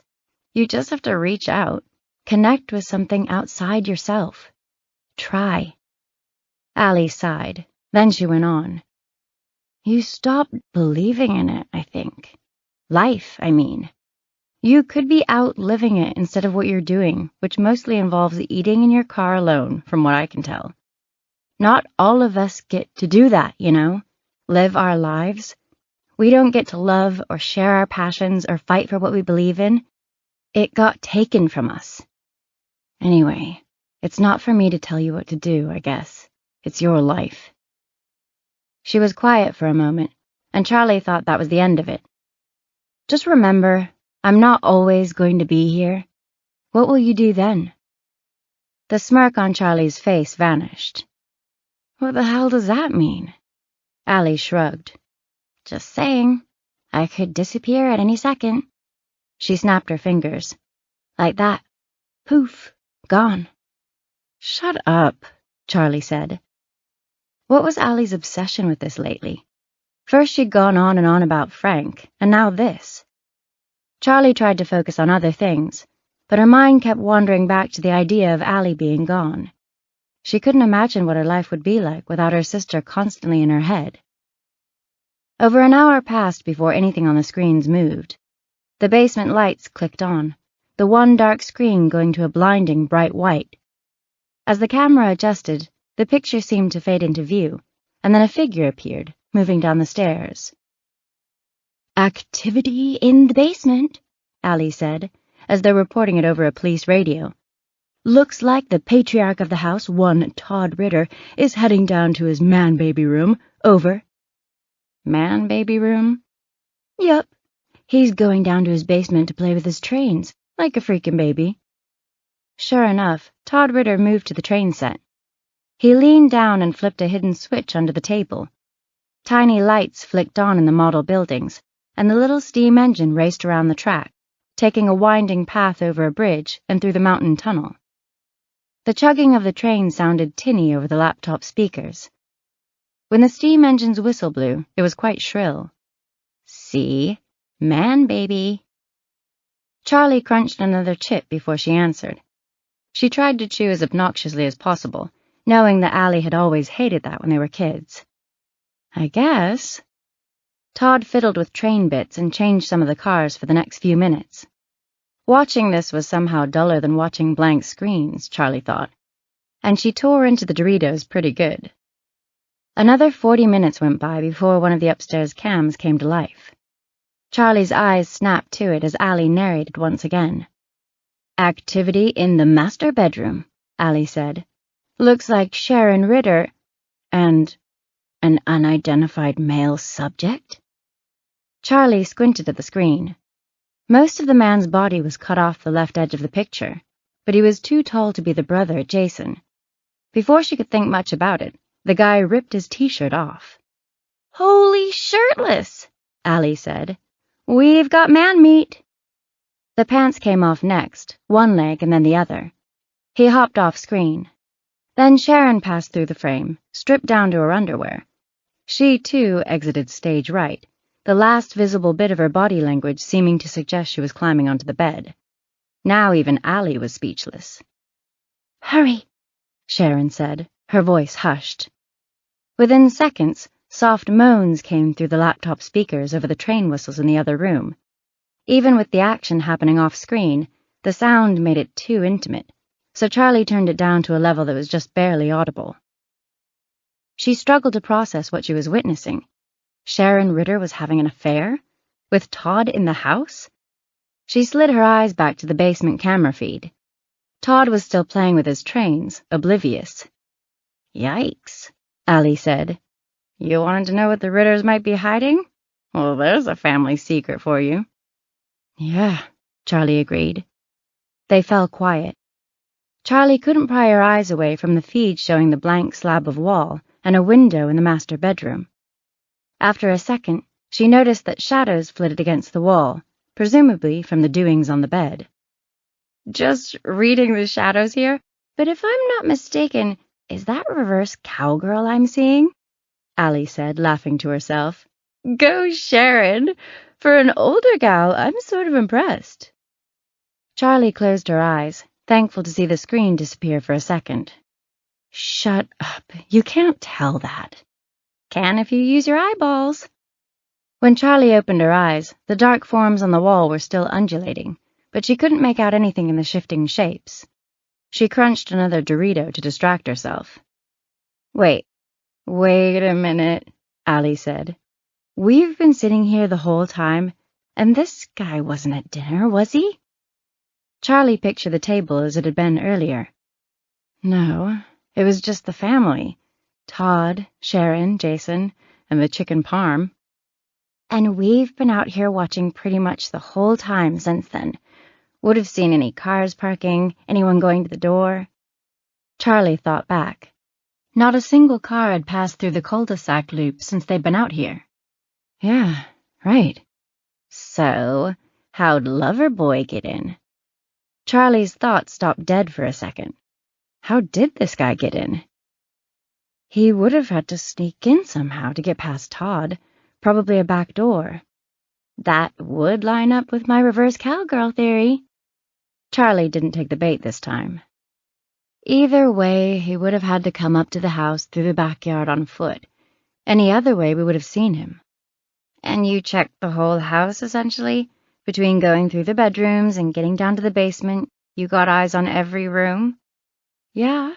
I mean, it's not impossible that he was hiding somewhere, but I kind of doubt it. Besides, if he'd seen you planting the cameras, he probably wouldn't be doing what he's doing now, would he? They both stared at the shadows again. She closed her eyes, felt the laptop radiate warmth against her legs. Not unpleasant on such a cold night. Question, Allie said.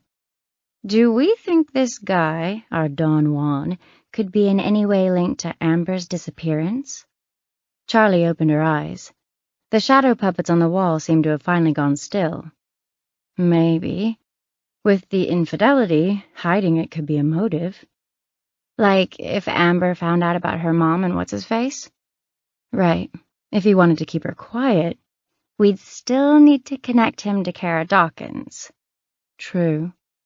Movement, Allie said. In the... which room is this? The brothers' room. Charlie watched as Jason Spadafor's stocky form paced across the room, something aggressive in his movements, in the set of his shoulders. And then he started screaming into the iPhone pressed to his ear. Charlie turned the volume on her laptop up. There was music on in the background, loud enough that it was blowing out the crappy nanny cam mic. There was a brief moment between songs when Charlie made out a snippet of the tirade. Lying bitch! Real smart setting up the camera right next to that speaker, dingus, Allie said. Charlie shushed her, leaning closer to the screen, as if that might make it easier to decipher Jason's words, but all she could hear was more distorted gibberish from the speaker, throaty and strange. It almost sounded like a record playing backward. Jason punctuated the end of his call by holding the phone out in front of his face, like a rock singer's microphone, and screaming into it, something ape-like about his body language, the arched upper back, the neck jutting out. Then he hurled the phone at the wall, where it splintered into pieces and sank to the floor. Someone's in a bad mood, Allie said. His sister is missing. I'm sure the whole family is a little tense.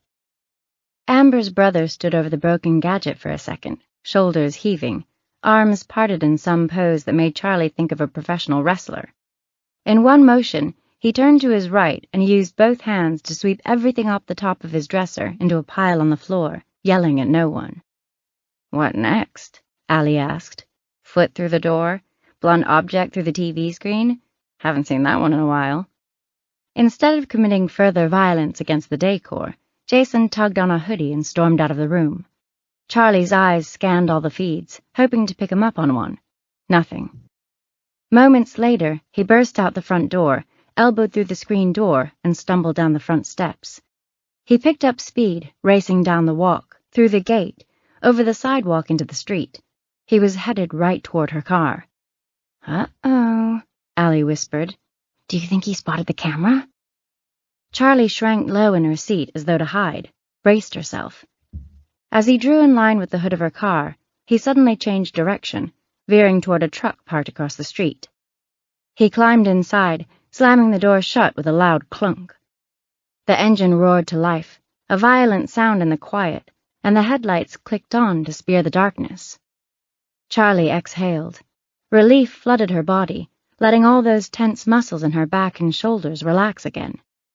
She wasn't sure exactly what she had been scared would happen, but the kid seemed to be coming unglued. Better to stay out of his warpath for the moment. The truck tore out of its parking spot, sliding on the packed snow. Red taillights flared for a moment just before they disappeared around the corner. Tires squealing all the way around the bend. Shouldn't we follow this maniac? Allie said. I'm not sure. I'm curious where he's headed, but I kind of think we should try to get a look at the dude up in the bedroom, you know?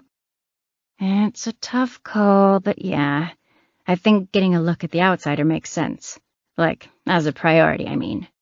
Charlie nodded. So, we wait. Chapter 34. With the carnal shadows still fresh in her mind, The thought of eating any more Doritos made Charlie squeamish. She folded up the top of the bag and placed it in the back seat, out of sight. The Fresca still seemed okay, at least, if a little warm now. She sipped it, wanted to make it last. Room temp Fresca, the nectar of the gods. Jesus, how much longer can this go on? Allie said. What? Whatever prolonged sex act we've got going in the bedroom. It's been a while, right? This guy's got the stamina of a bull or something. Charlie chugged some Fresca to avoid responding to that, remembering after a second not to polish it off. No question about it, Allie said. We've got a thoroughbred stallion on our hands. I can see what Sharon sees in him. Stop. Charlie went back to watching Todd Ritter in the basement. He was playing video games now, possibly Minecraft, but she didn't have a good enough angle of the TV screen to be sure.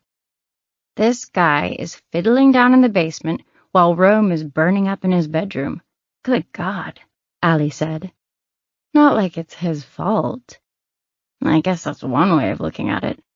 What's that supposed to mean? I mean, he's pretty disengaged. I'm not saying he's to blame necessarily, but what we're witnessing here is a high level of checked out. He's playing with his trains, clueless. At the very least, if he were more tuned in, he would have an inkling of what's happening. You've got to figure this is a regular thing, right? Charlie sighed. Probably. And we're on the same page that our boy Todd Ritter is oblivious to all of this, yeah? Unless he and his wife have some kind of arrangement. I suppose that's possible, Charlie said. Except that Sharon told the guy to hurry. Back when they first started, I mean. She could have meant, like, hurry up because I'm so hot for you. Charlie drummed her fingers against the steering wheel. Maybe. But we also figure he must have snuck into the house. Why sneak in if there's some sort of agreement between them? Yeah, you're right. I guess I was holding out hope that our good buddy Todd wasn't getting cuckolded quite so hard. I don't mean to judge the man. It's a sad situation. They fell quiet after that. Todd moved blocks around on the screen. It had to be Minecraft. Okay, here we go, Allie said. Charlie's eyes flicked to the upstairs feed. Solid shapes moved there instead of shadows. The mystery man strode through the frame, putting his t-shirt back on. He'd somehow timed it perfectly to cover his head with fabric, as the camera might have gotten a look. However, an identifying feature did come into focus. A tattoo on his inner left forearm. It looked like a skull with some kind of symbol growing out of the base of it. Almost looks like a dark mark tattoo, Allie said. From Harry Potter, you know? Charlie squinted, looked closer. It did look a lot like that. Think we can get a look at him on the way out? Allie said. Maybe. If we figure he's going out the back, we could try to get out there, cut him off, take a look. Better hustle. Yeah, just a second. Let's make sure he's actually leaving. With his t-shirt now on and back to the camera, he stretched for a moment, arms out wide, spine elongated. He had a slender build, wiry, sinewy. It was hard to say for sure, but he looked on the young side, at least compared to Sharon. Before Charlie could react, he tore open the bedroom window and started climbing out in one motion, one leg and then the other into the breach. A practiced move. His upper body descended a fraction of a second later. He disappeared through the hole there in the window frame. Just gone. Allie swore. He's bolting! Go! Charlie scrambled to find the door handle, and her feet were clumsy beneath her as she stepped onto the asphalt. She ran for the backyard. Chapter 35. Charlie crashed through the front gate, picking up speed. When she drew near to the house, she veered off the flagstone path and into the snow. The white, crusty stuff grabbed at her ankles, tried to slow her, but she bounded through it, picking her knees up higher. She rounded the first corner to the side of the house. Trudging past the dining room and kitchen windows, Charlie ducked low to avoid being seen by anyone inside. Just as she reached the rear of the house, she spotted movement near the far end of the backyard. A dark figure vaulted the privacy fence and disappeared into a copse of spruce trees. If she didn't hurry, she was going to lose him completely. She pushed herself harder, sprinting now. Halfway across the yard, her right foot hit a slippery patch which sent her careening off her intended path. Off balance, she stumbled a few strides, falling forward more than running. She put her arms out, certain she was going down, but with one final lurching step, she managed to right herself. When she drew near the fence, she slowed. It was too tall for her to peer over, and the gaps between the slats were too narrow to see much. As for climbing it, the planks of pale wood were bare on this side, nothing to grip. How the hell had Sharon's mystery lover gotten over it so quickly? She gave it a shot anyway, fingers clawing at the smooth surface, trying to find purchase. When that failed, she wrapped her hands around the top edge and hauled herself up just high enough to peek over the other side. The densely wooded acreage beyond the fence lay dark and motionless. He was gone, and the trees back here had shielded the ground from snow, so he hadn't left a trail. Charlie eased herself down to the ground, thinking. She turned back to the house, studying the trellis he must have scampered down. Her gaze followed the wooden structure up to the still open window above. Sharon Ritter appeared there, a dark silhouette backlit by the glow inside. She cupped a hand over her brow, staring out into the backyard. Charlie ducked behind a shrub near the fence and froze there. After a second, Sharon called out in a whispery voice, "Hello?" Charlie's heart thudded in her chest. She tried to keep her breathing quiet, but it was difficult after all that running through the snow. It seemed easier to lose your breath in the cold. She closed her eyes, focused only on the air flowing in and out of her. Finally, she heard the window slide closed. Chapter 36. Cold and dejected, Charlie eased her car door open, still panting for breath. She plopped into the driver's seat and slid the warm laptop back onto her lap, pressed her frigid fingers against the vents where the heat seeped out of the machine. She'd missed her chance to identify Mrs. Ritter's side piece. If she'd gotten out of the car 20 seconds earlier, she might have scored a look at his face. Still, she reminded herself, the tattoo gave her a starting point. She pictured it again, a skull with some swirling shapes sprouting out of the bottom of it, almost like a twist of vines. Identifying marks like that could be searched in the databases of most jails and prisons, so she could have Zoe take a look. If he'd ever run afoul of the law, they might have something. She couldn't help but imagine that the type of guy who climbed a trellis to sneak in and out of a second-story window to commit adultery had, perhaps, little respect for legal matters or rules in general. As she got her breathing back under control, activity caught her attention on one of the feeds. Sharon flitted through the master bedroom with what looked like her pajamas on. After a second, the lights went out. "I can imagine old Sharon is downright exhausted," Allie said. "Dude just plain wore her out." Charlie picked up the empty Fresca can and pretended to drink out of it rather than respond. She could just faintly taste some citrus vapor. "I'm talking about how they did it for like 4 hours or something," Allie said.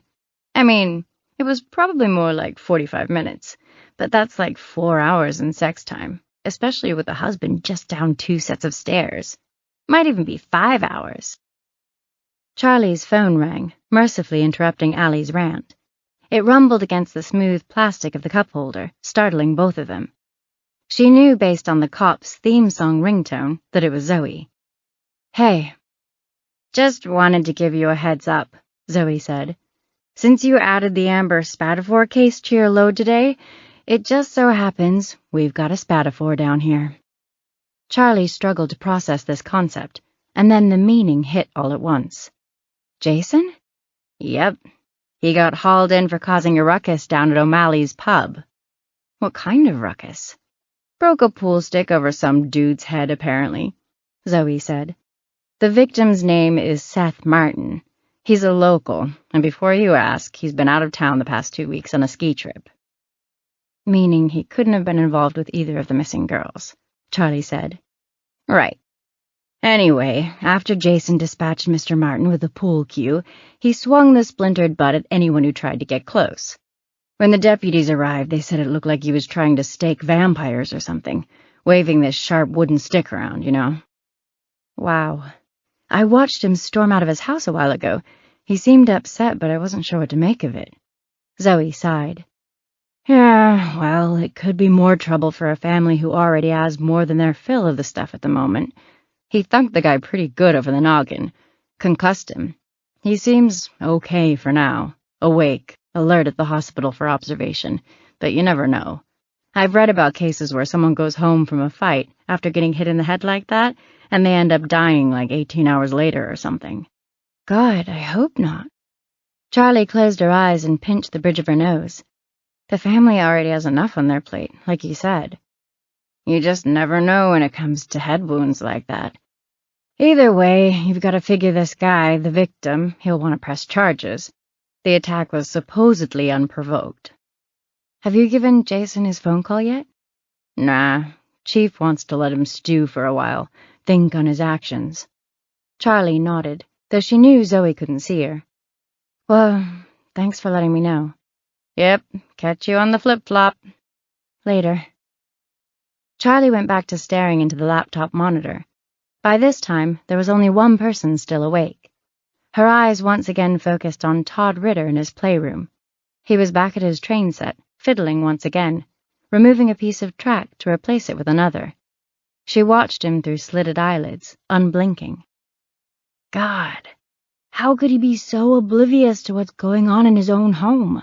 Allie said, voicing Charlie's precise thoughts at the moment. Charlie didn't answer, though she couldn't disagree. I mean, I can't help but feel bad for the guy. But what are you going to do? There are a lot of suckers like him in life. They never get a clue as to what people are really like.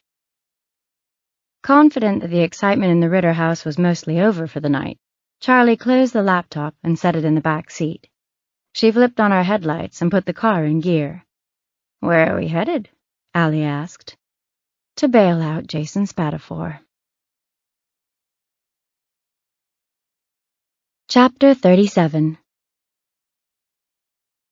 You sure you want to do this? Zoe asked, moving behind the front desk of the police station and plucking a large set of keys from one of the drawers. Yep. It's your $500, Zoe said with a shrug. I'll be right back. Charlie milled around the waiting area, arms crossed. A few moments later, Zoe returned from the holding area with Jason in tow. When he saw Charlie standing there, he scowled. What are you doing here? Where's my mom? Uncrossing her arms, Charlie spread her hands wide. She's not here. It's just me. She sent you? Not exactly. Not exactly, he mocked her. What the hell does that mean? Hey, pal, you should watch your tone, Zoe said. This lady just did a nice thing bailing your ass out. If it wasn't for her, you'd be sitting in that cell until morning. Charlie appreciated Zoe jumping to her defense, but if she wanted Jason to talk to her, she needed to find a way to de-escalate the situation. It's okay, Zoe. I've got this. Stepping closer to Jason, she tried to steer him away from the front desk with a gentle hand on his elbow. Could we talk a minute? He jerked away from her. About what? About Amber. You didn't have much to say today, but I imagine you're close, being only a year apart. He angled his chin away from her, staring at an empty corner of the room. I guess. So why don't you tell me about her? Did you know if she had any plans to meet up with anyone aside from her old school friends while she was here? An old boyfriend? He shook his head. She didn't say anything like that. His eyes squinted as he studied her. You know my parents only hired you for appearances, right? What do you mean? I mean, no one takes you seriously. My dad says your whole business is a racket. But the other family had already hired you, so my mom said it would look like they didn't care as much about their daughter if they didn't hire you too. The whole thing is a fucking joke. Charlie felt her hackles rise at the insult, and then realized that was exactly what he wanted. He was trying to bait her. Okay. If you don't want to talk about Amber, then why don't you tell me about tonight? Tonight? Yeah, the fight at the bar. How did that start? Jason's brow twitched. Didn't like the way some towny trash was looking at me. That's it? A look? Charlie blinked. You're sure there wasn't something that set you off? Like what? I don't know. You were on edge when I saw you this morning, and then I watched you storm out of the house tonight. An hour later, you start a brawl at O'Malley's. Is there something other than the stuff with Amber that's bothering you? Jason wasn't making eye contact, but she could see the muscles of his jaw tense. There was something.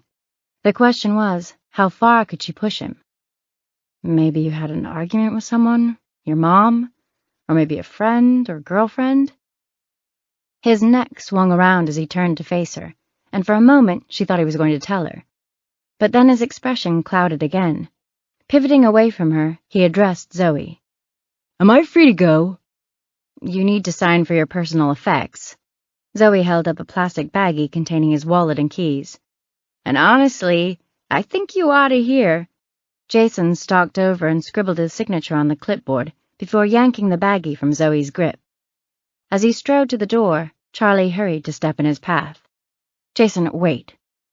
He paused and leaned in close enough that she could smell the beer on his breath. My parents are rich idiots who think they can solve every problem by throwing money at it, so this is between you and them. Leave me out of it. The door slammed behind him, and Charlie watched him stalk out of the station. You think he knows something? Zoe asked. About his sister's disappearance, I mean? Maybe. Or it could just be that he's a spoiled kid with no coping skills. I don't think he has the best role models at home, to be honest. Zoe nodded. That stuff about his parents solving all their problems by throwing money at them? You should have heard the dad down here this morning, going on and on about how much money he's donated to the police fundraisers over the years. Charlie's mind wandered back to searching Amber's pretty princess room. But there'd been secrets underneath the sugary sweetness, hadn't there? The cigarette she'd found in the music box, and the matchbook from the Red Velvet Lounge. What do you know about the Red Velvet Lounge? The strip joint? Yeah. I hear there are scantily clad women who will dance for money. There were apparently rumors around school that Kara was working at a club, and from the sound of it, the Red Velvet Lounge fits the bill. Then I found a matchbook for the very same club in Amber Spatafor's room. Zoe raised an eyebrow. I hate to say this, but that is some extremely weak sauce. I know, but it's the only thing I've found so far that might connect the two girls. Zoe reached up to adjust her glasses, then folded her arms over her chest. So, go over there and check it out. I already did. Charlie leaned one shoulder against the wall. They wouldn't let me in. They figured me out for a snoop somehow. Or they thought you were a jealous girlfriend or wife. A lot of clubs don't let women in if they're not with a man. Charlie cocked her head to one side. You know this from experience? Actually, yes. It's not really my scene personally, but I dated a chick who was all about it. We were denied entry at several clubs because we weren't escorted by a man. Interesting. Charlie had been operating under the assumption that the bouncers knew she was there looking for dirt. Maybe they'd simply been worried she was there to stir up other kinds of trouble. If that was the case, there might be a chance she could still get in.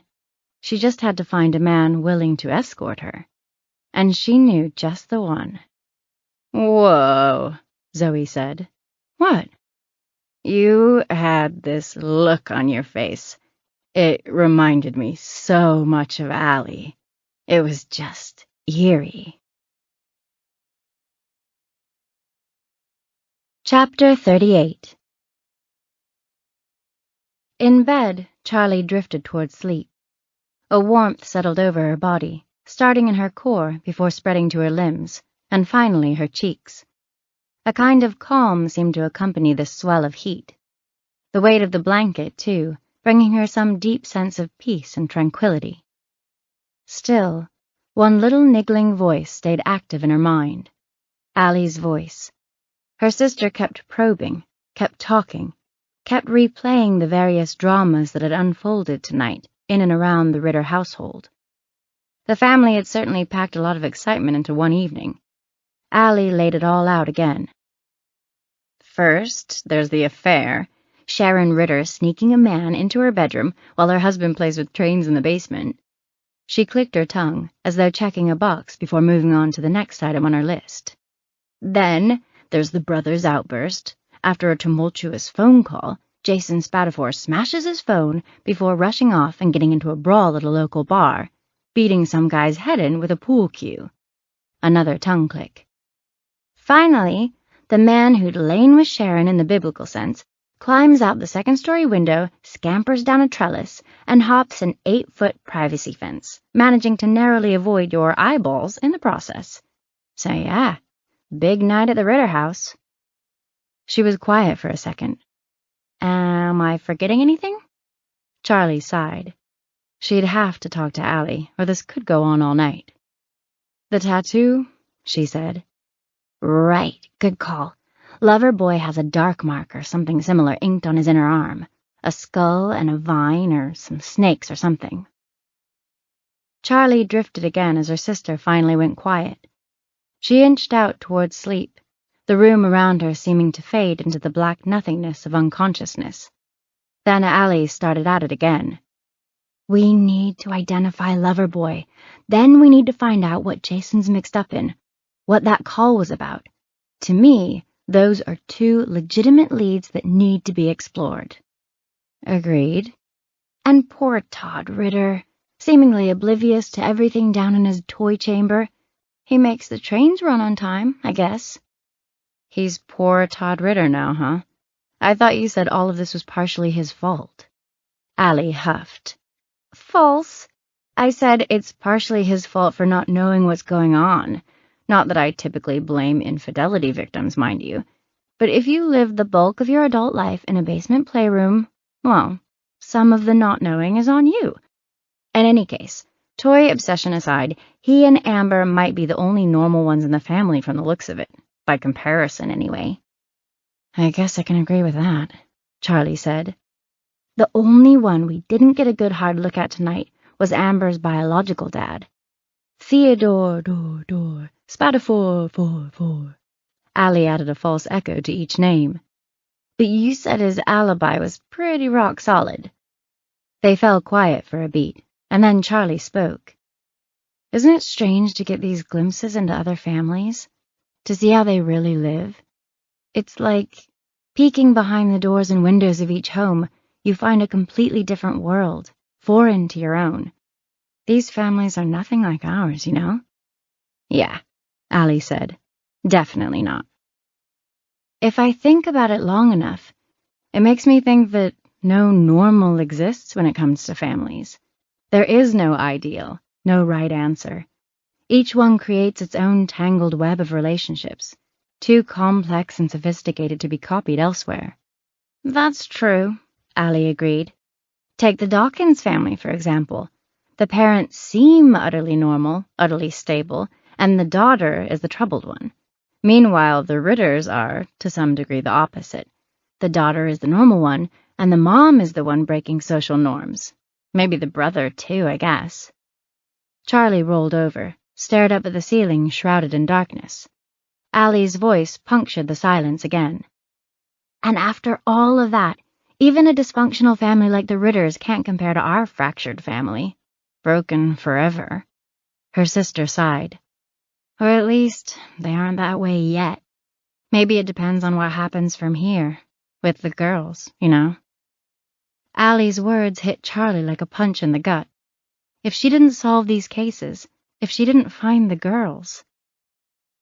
Immediately her brain whirred to life, pouring back over the facts, the files in her mind opening wide.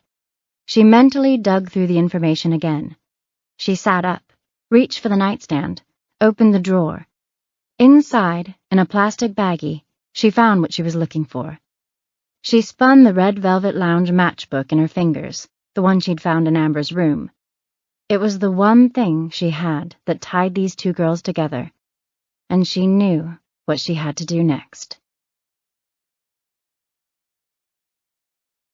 Chapter 39. The next morning, there was an email waiting in Charlie's inbox from Ted Spatafor's assistant. She'd attached Amber's cell phone records for the past 2 months.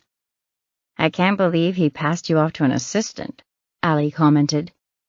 Charlie only shook her head, snatching up her computer and heading downstairs to the office to print out the call records. She took the warm pages from the printer tray and settled into her work, color-coding the numbers the same way she'd done with Kara's calls. When that was finished, she compared the two lists, hoping to find a number in common between the girls.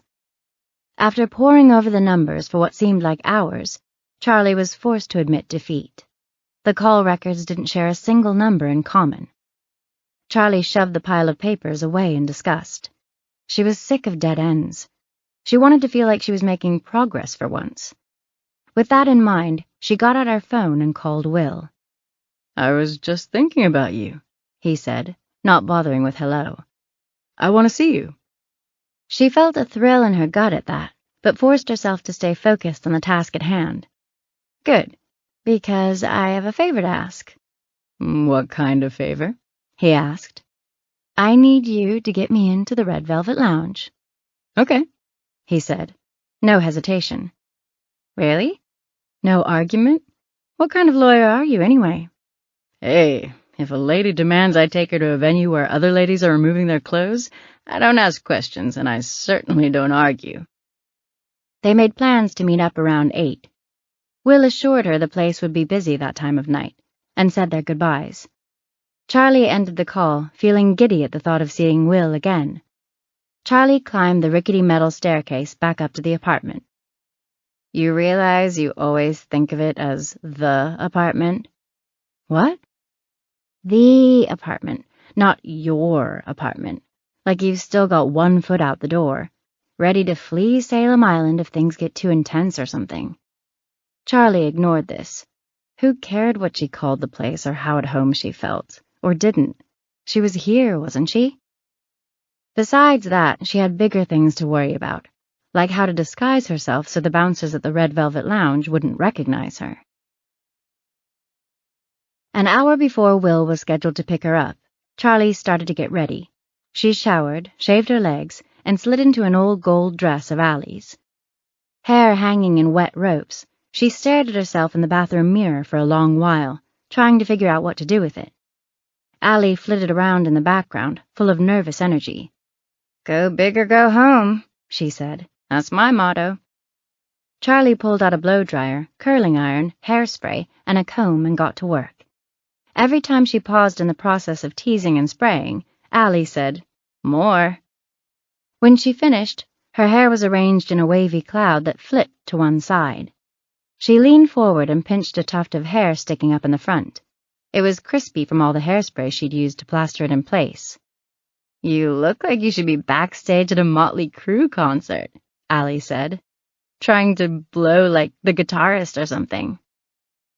The description was accurate enough, Charlie thought. Between the dress, hair, and makeup, she was looking particularly late 80s or early 90s at the moment, a ploy she hoped would help her get past security at the club, especially with Will at her side as her fake date. She thought back to the last bit Allie had said. "Wait, why the guitarist?" "I don't know. He's the least famous, I think. Don't even know his name."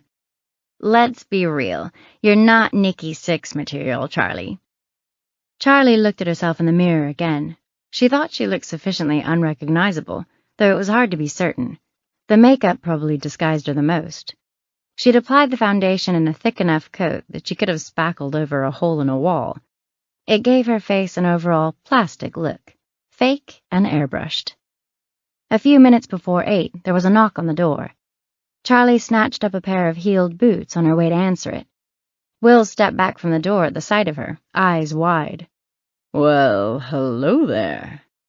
She spun in a circle. "What do you think? Am I incognito?" "Yeah, I don't think we have to worry about you being recognized. The bouncer is going to take one look at you and think, paid company." "Nice," Charlie said, tugging on one of the boots. "Hooker chic. That's definitely the look I was going for." "Whoa there, don't sell yourself short. You don't just look like any old hooker. You look like a very expensive hooker." Charlie rolled her eyes. "Oh, that's so much better. Thank you." When she had squeezed into the second boot, Will grasped her by the wrist and pulled her closer, pressing his mouth to hers. Her pulse sped up as his hand slid around her waist. She pressed her body against his, and for a moment she was tempted to yank him backward onto the mattress. But eventually, something jolted her back to reality, because she caught herself taking a step away from him, breaking the spell. "You're going to mess up my makeup," she said, wiping her lips. "I appreciate that you're doing this, though. It's a big help." Hey, taking a beautiful woman on a date in the name of truth, justice, and the American way? Not a problem. Chapter 40. A little thrill of excitement ran through Charlie as she crossed the parking lot to Will's Lincoln.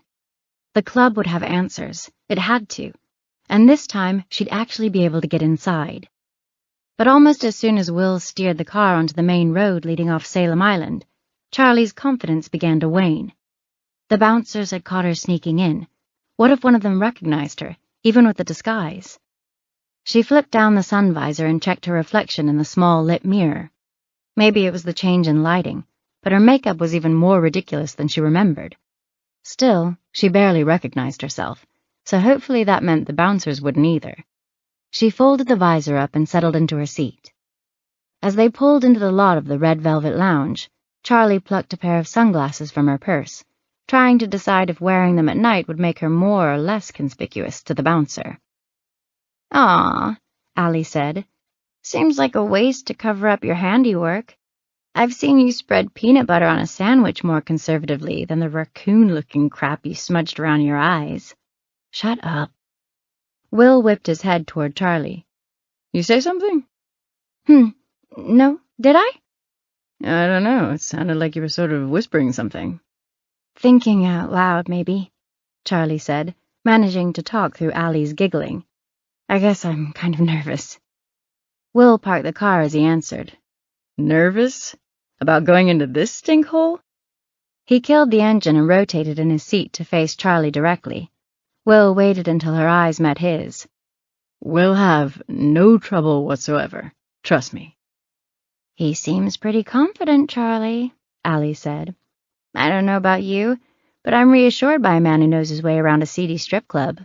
"Shut up!" Charlie thought it with the sharpness of a knife's edge.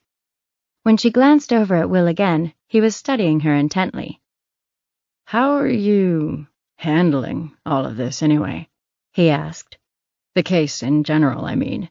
It must feel a little personal for you, considering—" He trailed off, but the implication was clear. It must be personal to be working a case about 2 missing girls after what happened to Allie. Charlie looked away, staring out her window at the neon glow of the club's sign. "I know what's at stake, that's for sure."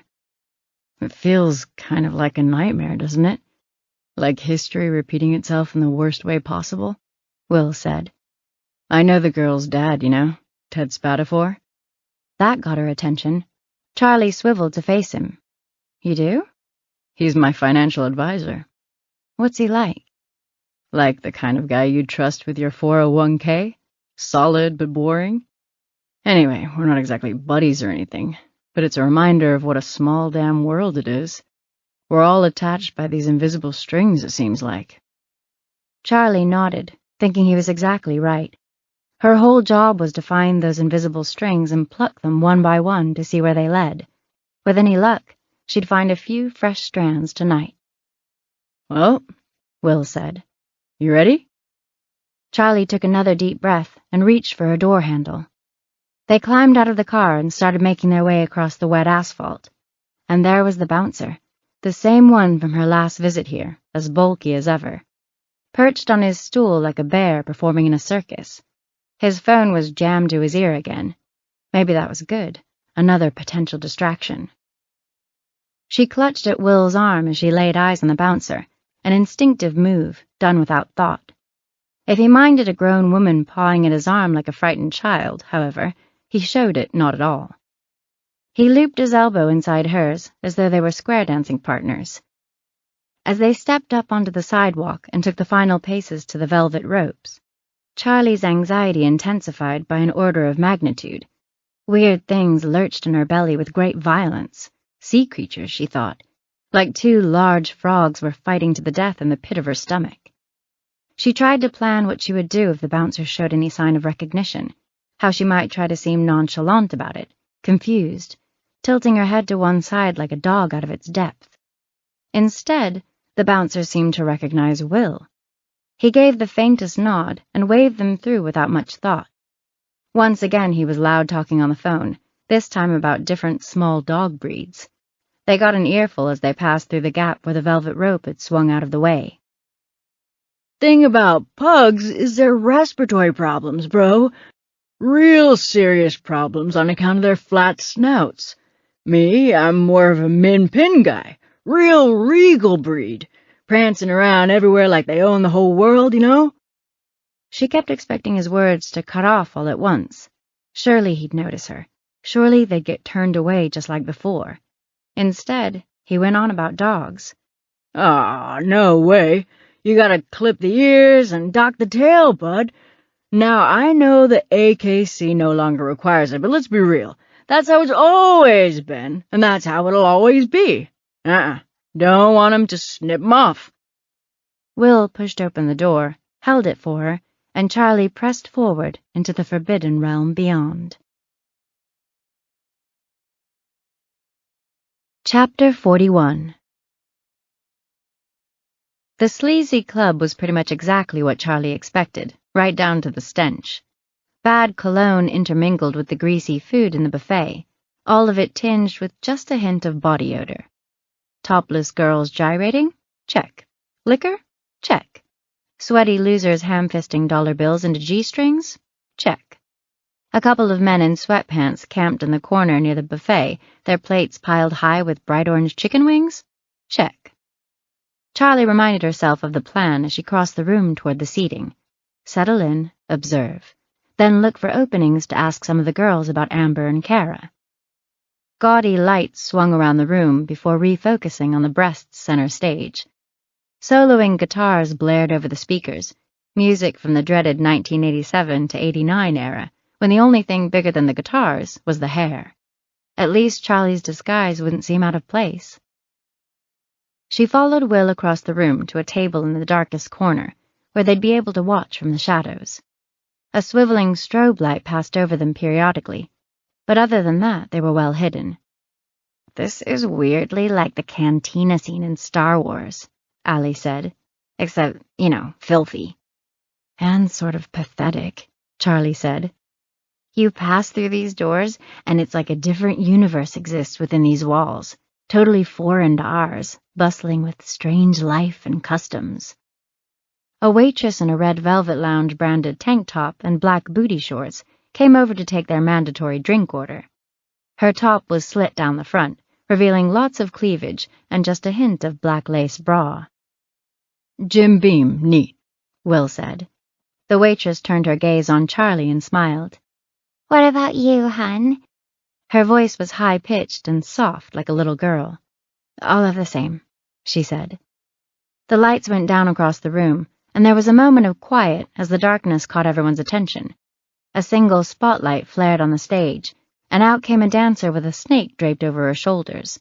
A python, if Charlie wasn't mistaken.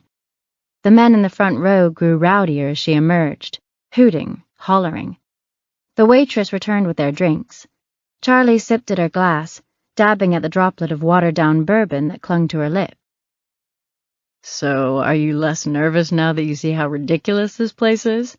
Will asked. "Well, yeah," Charlie said. She thought about launching into Allie's Star Wars cantina observation, but held her tongue. Allie hated when Charlie stole her material. Just as quickly, Charlie's mind snapped to the idea that Will had come here before. There was something disorienting about that. Here he was making fun of it, conspiring with her as if they were both outsiders observing this strangeness, and yet the bouncer out front had recognized him. She looked Will up and down, let her eyes scan the room again. She couldn't picture it. "You're wondering if he's more of a wing guy or a breast guy, right?" Allie said. The image flashed in Charlie's head of Will pulled up next to the buffet, loading fiery orange wings onto his plate, rapid-fire tapping the tongs excitedly between wings, as though applauding with the kitchen tool. She cringed and took another drink. "I'm curious about something," Charlie said, waiting until she had Will's full attention. "Correct me if I'm wrong, but you said you come here, didn't you? Like on a regular basis? You knew exactly what club I was talking about when I was still sort of grasping around for the place. Like, no hesitation, you knew, immediately. He laughed. I'd come here, all right. Not on my free time, though. Charlie felt her brow crinkle. What does that mean? It probably sounds weird, but it's a work thing. Certain clients are more comfortable meeting in places like this, believe it or not. Like who? He shrugged and took another sip. She'd thought about telling him the drinks were all the cheap stuff, but he'd surprised her by ordering Jim Beam in the first place, a fairly cheap, if well-regarded, bourbon. Oh, I represent all kinds of people, he said. Everyone from local ministers to factory workers to people like the owners of clubs like this one. Take a step back and think in general terms. Imagine, say, pro athletes, rock stars, that kind of thing. You can imagine Dennis Rodman or Gene Simmons wanting to meet in a strip club, right? Yeah, I guess so. Well, a lot of guys in the business world are in a sort of equal state of arrested development, even if they wear a suit instead of face paint and piercings. Bottom line, everyone needs a lawyer at some point. It's my job to accommodate all of them.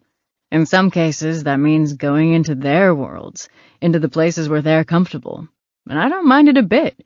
You get to see all the different hues and tones when you go out among the people. Charlie glanced at the dancer, who was still gyrating on stage with the snake strung across her shoulders, though she'd lost some of her clothing along the way. And who are you to judge if the people you're among just so happen to be half-nude and dry-humping a metal pole, right? She said dryly. Will shrugged. All of life is light and shadow, right? Well, I'd rather have more colors than fewer in my life. I know other people don't see it that way, and that's fine too. He tipped his head back and finished off his bourbon before he went on. It strikes me that a lot of us live in a sort of echo chamber these days. We surround ourselves with people who agree with us on everything. Politics, art, entertainment. A lot of people might say a place like this is offensive on multiple levels, and I might even agree on some points. But who am I to impose my ideals on someone else? And what a boring, monotonous world it would be if I could. Charlie eyeballed Will as he waved over their waitress and ordered another drink. His answer made sense. There were even qualities in it she found charming. And yet, well, Will had always been good with words. Had he merely found a way to make frequenting a strip club sound like some noble cause? Maybe he told a partial truth, concealed the ugly parts and played up the pretty ones. Dude's too damn slick for his own good, Allie said, just above a whisper, as though Will might hear her. A lot of fancy talk, but I know why you really come here, Charlie said once Will was looking her way again. What's that? He said. The wings. Chapter 42. Having spent some time in the club, Charlie could see that her original plan would never work. It was too busy. There was no way she could walk up to any of these girls and ask them about Kara and Amber. The bouncers had eyes on the girls above all, protecting the merchandise. Plan B it was, then. She'd need to sneak into the back, and she'd need Will's help to do it. At least she'd have the foresight to prep him for the possibility. He'd be going above and beyond to help her on this one. Charlie downed the last of her drink and felt a rush as the alcohol entered her bloodstream. The top of her scalp tingled ever so slightly, and a numbness grabbed at her cheeks. A little liquid courage could help with this next step. She met Will's eyes, leaned in close to him. You ready to do this? She asked. Nodding once, he turned to face the crowd, scanning, picking out his target. She liked that he was being this strategic. Part of her had expected some nerves from him when the moment arrived. He was about to tangle with security at a strip club, probably get a whole slew of people paying attention to him in the process. A smidge of stage fright would be normal as far as she was concerned. Instead, he seemed cockier than ever. He strutted across the room, taking a sip of his drink along the way. She could see him making a show of scanning the room, his expression conveying how utterly unimpressed he was by everything around him. It occurred to her that this kind of thing must be fun for him, manipulating people, playing a role. Maybe that made sense. He'd described the courtroom as a kind of theater himself. Maybe he honed his swagger there, refined it into something he could turn off and on with the flick of some mental switch. Along the far wall, he conferred with one of the bouncers, gesturing wildly. The bouncer leaned his head back and roared out a laugh she could hear over the music. "He's way too good at this," Allie said. "Yeah, maybe." Now Will's body language changed again. He tightened up, hands coming up as though to defend himself. The bouncer roared out another guffaw, again tipping his head all the way back as though to point the laughter at the ceiling. Charlie realized that Will was acting out some joke. The bouncer wiped tears from his eyes and waved over another bouncer who was standing guard at the back hallway. That was Charlie's cue. She rose from her seat, straightened the spangled skirt of her dress, and pressed forward into the crowded main floor. She crossed through the throngs of men crowding around the smaller stages where girls disrobed and gyrated. At last, she reached the clearing before the back hall. She tried her best to look nonchalant, to channel whatever cool indifference Will had going for him as he made his way up to the bouncer. And she resisted the urge to glance over her shoulder at him now, to check his progress with the second bouncer in particular. She thought maybe she could hear the three of them laughing, but it was hard to be sure over the blaring music.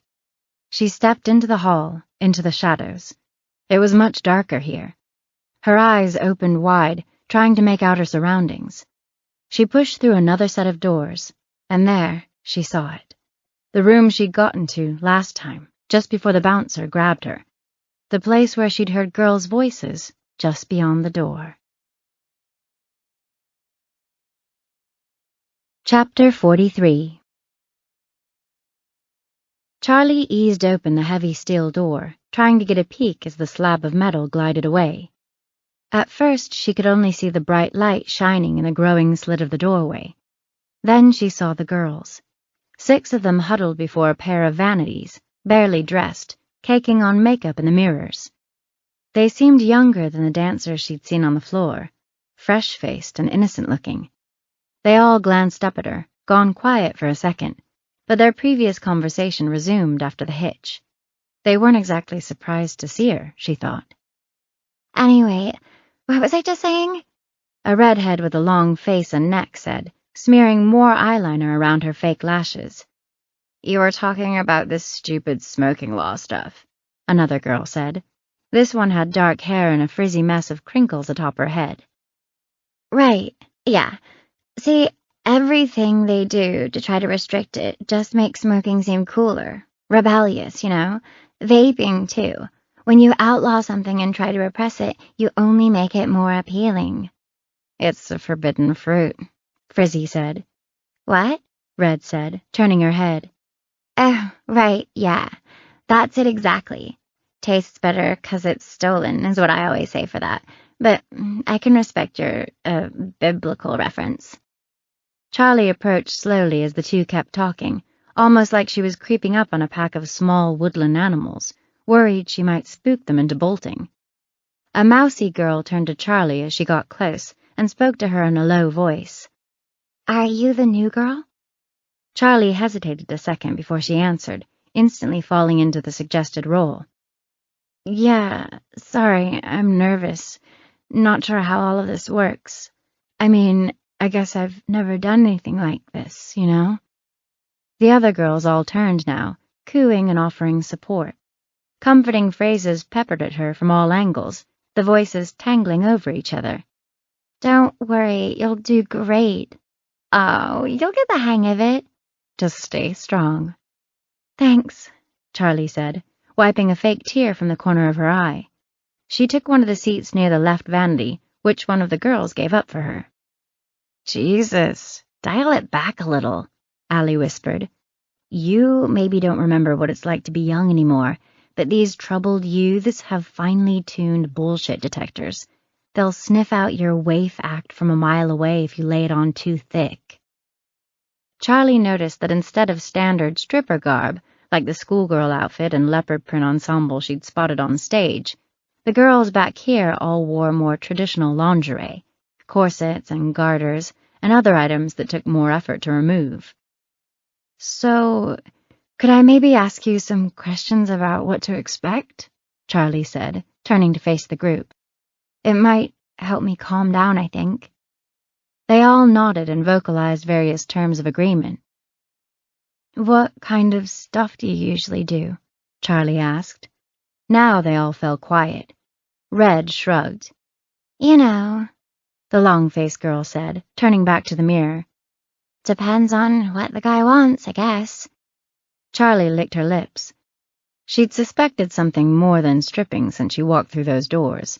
Now she was on the verge of confirming it. Like lap dancers, that kind of thing? Charlie said, keeping her voice small and tight. Red chuckled at that. Well, no, not like that. Maybe the occasional hand job if you're lucky, but typically it's the usual thing men pay girls like us for. Charlie looked around the room as Red talked. It occurred to her that this was nowhere near the backstage area. That'd be on the other side of the building. This was like a separate operation from the strip club, essentially. Prostitution being run out of the back of the building. Probably exactly why they kept such a discerning bouncer out front. I have another question, actually, Charlie said, pulling out the pictures of Kara and Amber. Have any of you seen either of these girls before? The pictures changed hands, all of the faces in the room going somber. It was so quiet, Charlie could hear the light bulbs buzzing along the tops of the mirrors. The other girls exchanged glances that Charlie read as frightened, but the mousy girl's eyes went wide, locked on the face in one of the photos. Her. It's been a few weeks now, but I seen her around a few times a while back. Her index finger extended, its tip landing on Kara's chin in the photo. Just as the skin made contact with the glossy photo paper, the door behind them burst open, the steel slamming against the doorstop and reverberating like a tuning fork. All heads turned to watch the bouncer enter the room. He did a double take when he saw Charlie, stopped in his tracks. His eyes narrowed, beady black marbles that made her intensely uncomfortable.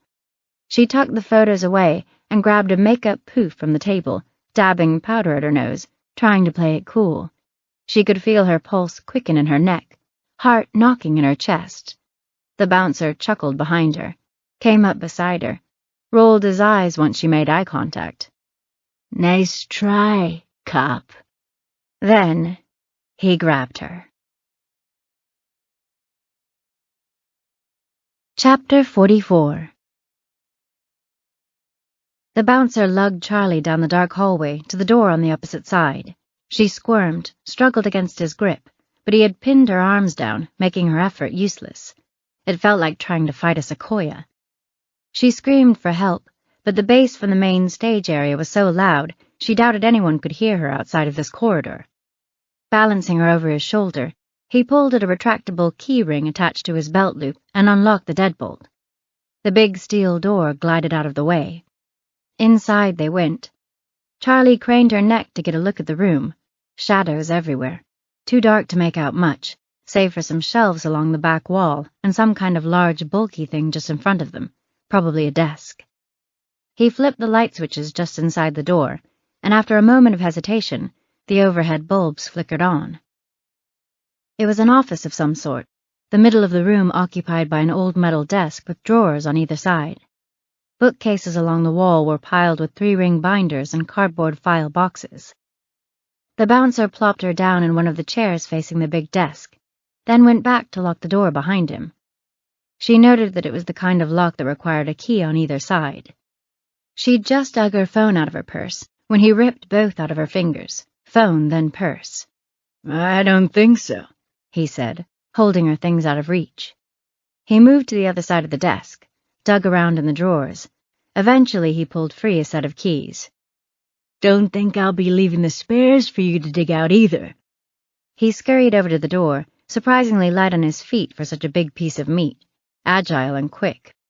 I'll be back, so behave yourself, he said over his shoulder. He stepped through the doorway, his bulky form disappearing behind the steel. The last thing she heard was the telltale rattle and snick of the key turning the deadbolt before the room went silent. She rushed to the door to try the handle. It was firmly locked, just as she knew it would be. She pounded on the door a few times with the heel of her hand, knowing it was useless. No one would hear her over the motley crew and poison medley blaring out there. She was trapped. Chapter 45. Charlie stood motionless with her hands still pressed on the locked steel door. Now what? Think. She wheeled around, eyes scanning the desk. No landline there. No phone. No way out. She blinked, going still again, mind oddly blank. "Don't just stand there, dummy," Allie said. "That blockhead just locked you in a room full of evidence, didn't he? Make yourself useful." Allie was right. Charlie was trapped, yes, but not helpless. Who knew what information might be right here in this dingy office? She lurched into action and began searching the room. The binders and boxes that filled the shelves along the wall were full of spreadsheets, numbers, dollars and cents. "Paper copies of all of this?" Allie said. "Why? Someone tell these people about Excel and cloud storage already." Next, she rifled through the desk drawers. 2 staplers, paper clips, a pile of pens and pencils, more sheets of financial reports, this time in manila folders. Nothing of use. She closed this last drawer, took a breath. What to do next? Her eyes remained on the desk, fixed on the drawer handles. Some itch in her hand told her to open them again, to be thorough. After the briefest hesitation, her fingers obeyed, clasped around the bottom right drawer handle, peeled it open. Still nothing. The same pile of writing implements as last time. But something was off. She looked at the face of the drawer and then inside again. It was too shallow. She pulled everything out and threw it on the floor.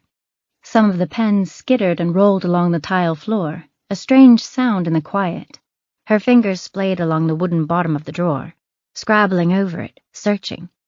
She felt it along the back seam, the minor indentation that she knew must be the fingerhold. Her suspicion had been correct.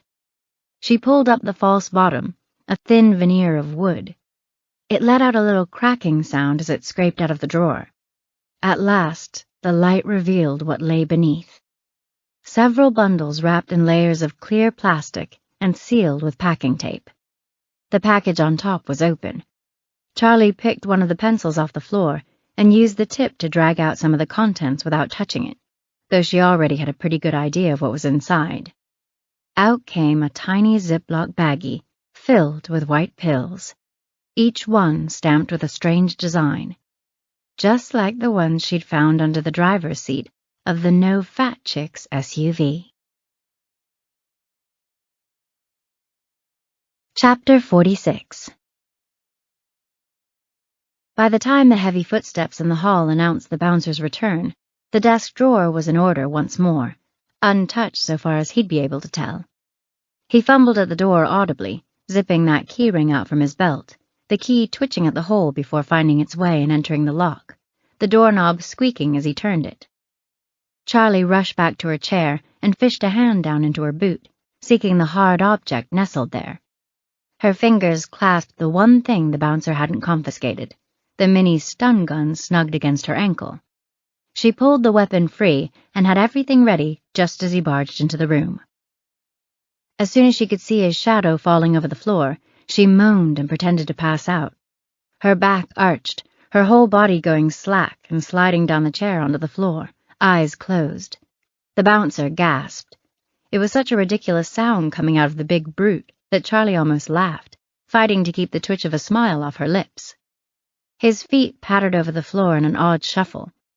She could hear the concern in his steps, some telltale worry conveyed in the staccato rhythm. The footsteps drew right up on her. He stooped, brought his face so close to hers that she could feel his breath on her cheeks and across the bridge of her nose. He reeked of sweat and some kind of musky aftershave. No hesitation. Charlie jammed the stun gun into his neck, heard the crackle as it sent a few thousand volts into the meat of him. He stiffened, spine going ramrod straight, as though the electricity were pulling taut all the strings of this meathead puppet. She searched his face, saw the light go out in his eyes. And then he came crashing down on top of her, the dead weight of his bulky upper body draped over her face and most of her torso. All of the breath heaved out of her on impact. His weight settled on her, hard and heavy. It felt like a tree trunk had just fallen onto her. "Timber!" Allie shouted. Charlie squirmed, legs kicking, hips bucking. Shifting his bulk was like trying to move a side of beef. She worked her arms free and tried to push him off of her. She caught a glimpse of the office ceiling as his hulking form moved enough to unblock the light. Her fingers mashed into his wide and fleshy cheeks, and she lifted his slack face above hers. His head quivered before flopping back down when she lost her grip. Charlie rested a moment, took a few deep breaths. Working this way, the most she could manage was shoving his head around on his limp noodle neck. She needed to change tactics, get at the torso, shift the bulk of him to get out from under. She slid her hands to the place where the shoulder and chest met and rolled him aside enough to shimmy her hips and then legs out, slithering back and forth like a snake. The removal of the pressure made her feel strangely weightless as she got to her feet, the sense of freedom, light and airy. The door lay open before her. She rushed out of the office, into the dark of the hallway. The girls' room was straight ahead, the main floor to the right. Both ways looked clear. She headed back toward the club. Best to get Will and slip out. They'd figure out the next step once they were away from this place, probably call in Zoe and the cavalry. The pulse of the bass in the next room swelled as she neared the door. She could feel the rattle of it in her sternum. That was when the euphoria hit, roiling on her scalp, tingling in her chest, some floating, soaring feeling stirring in her skull. She felt incredible. That airiness persisted, an astounding physical sensation. She was free, escaping. Then she heard the bouncer call out from behind her. It sounded like the big lug had peeled himself off the floor, and now he was screaming into a phone or walkie. "She's headed for the main floor now! Grab her!" Chapter 47. As soon as she slipped through the door onto the main floor of the Red Velvet Lounge, a crew of bouncers closed in on her. An angry mass of deltoids, traps, and pecs twitching their way across the room. The strobe effect of the lights made them look like stop-motion animation, hunks of chiseled clay encroaching. Every blink advanced them closer, closer, closer. Will lunged into the picture then, his movements also lurching in the pulses of light and darkness. He tried to intervene, putting himself between her and the closest bouncer, his arms raised in a disarming gesture, his body language akin to a hostage in a bank robbery, hands up, head shaking in that slow-motion, we don't want any trouble way. The bouncer hurled a meaty paw at him, the right cross almost too fast to see. Everyone heard it, though.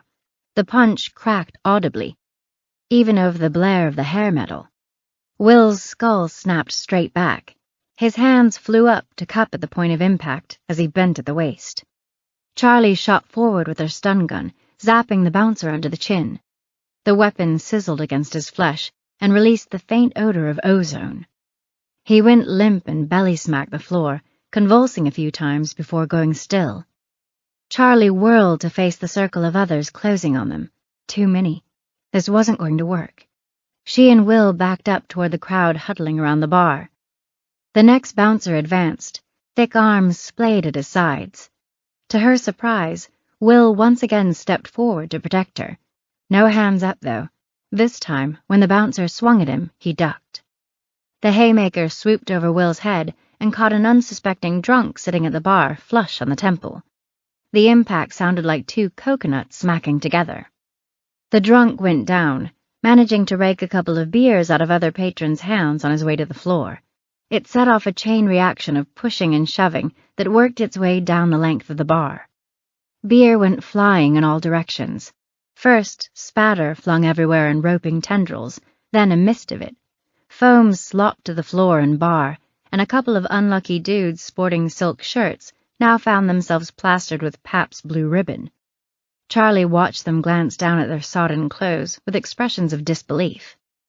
Two mugs shattered on the floor, glassy explosions that got all heads turned away from the boobs.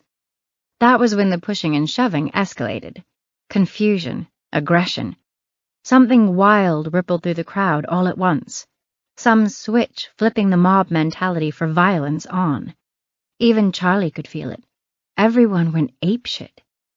The pushing and shoving turned to kicking and punching, headbutting and stomping, elbows and knees flying, bodies flinging at each other.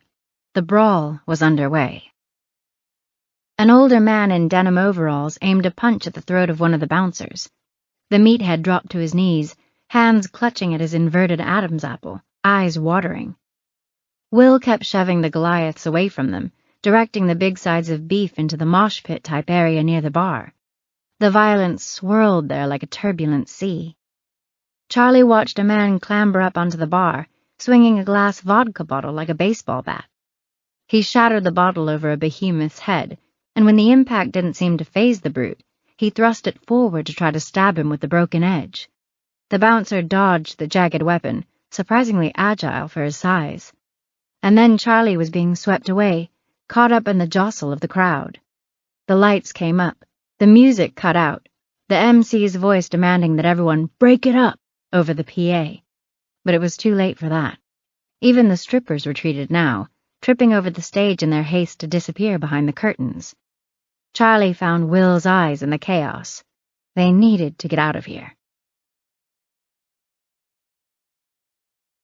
Chapter 48.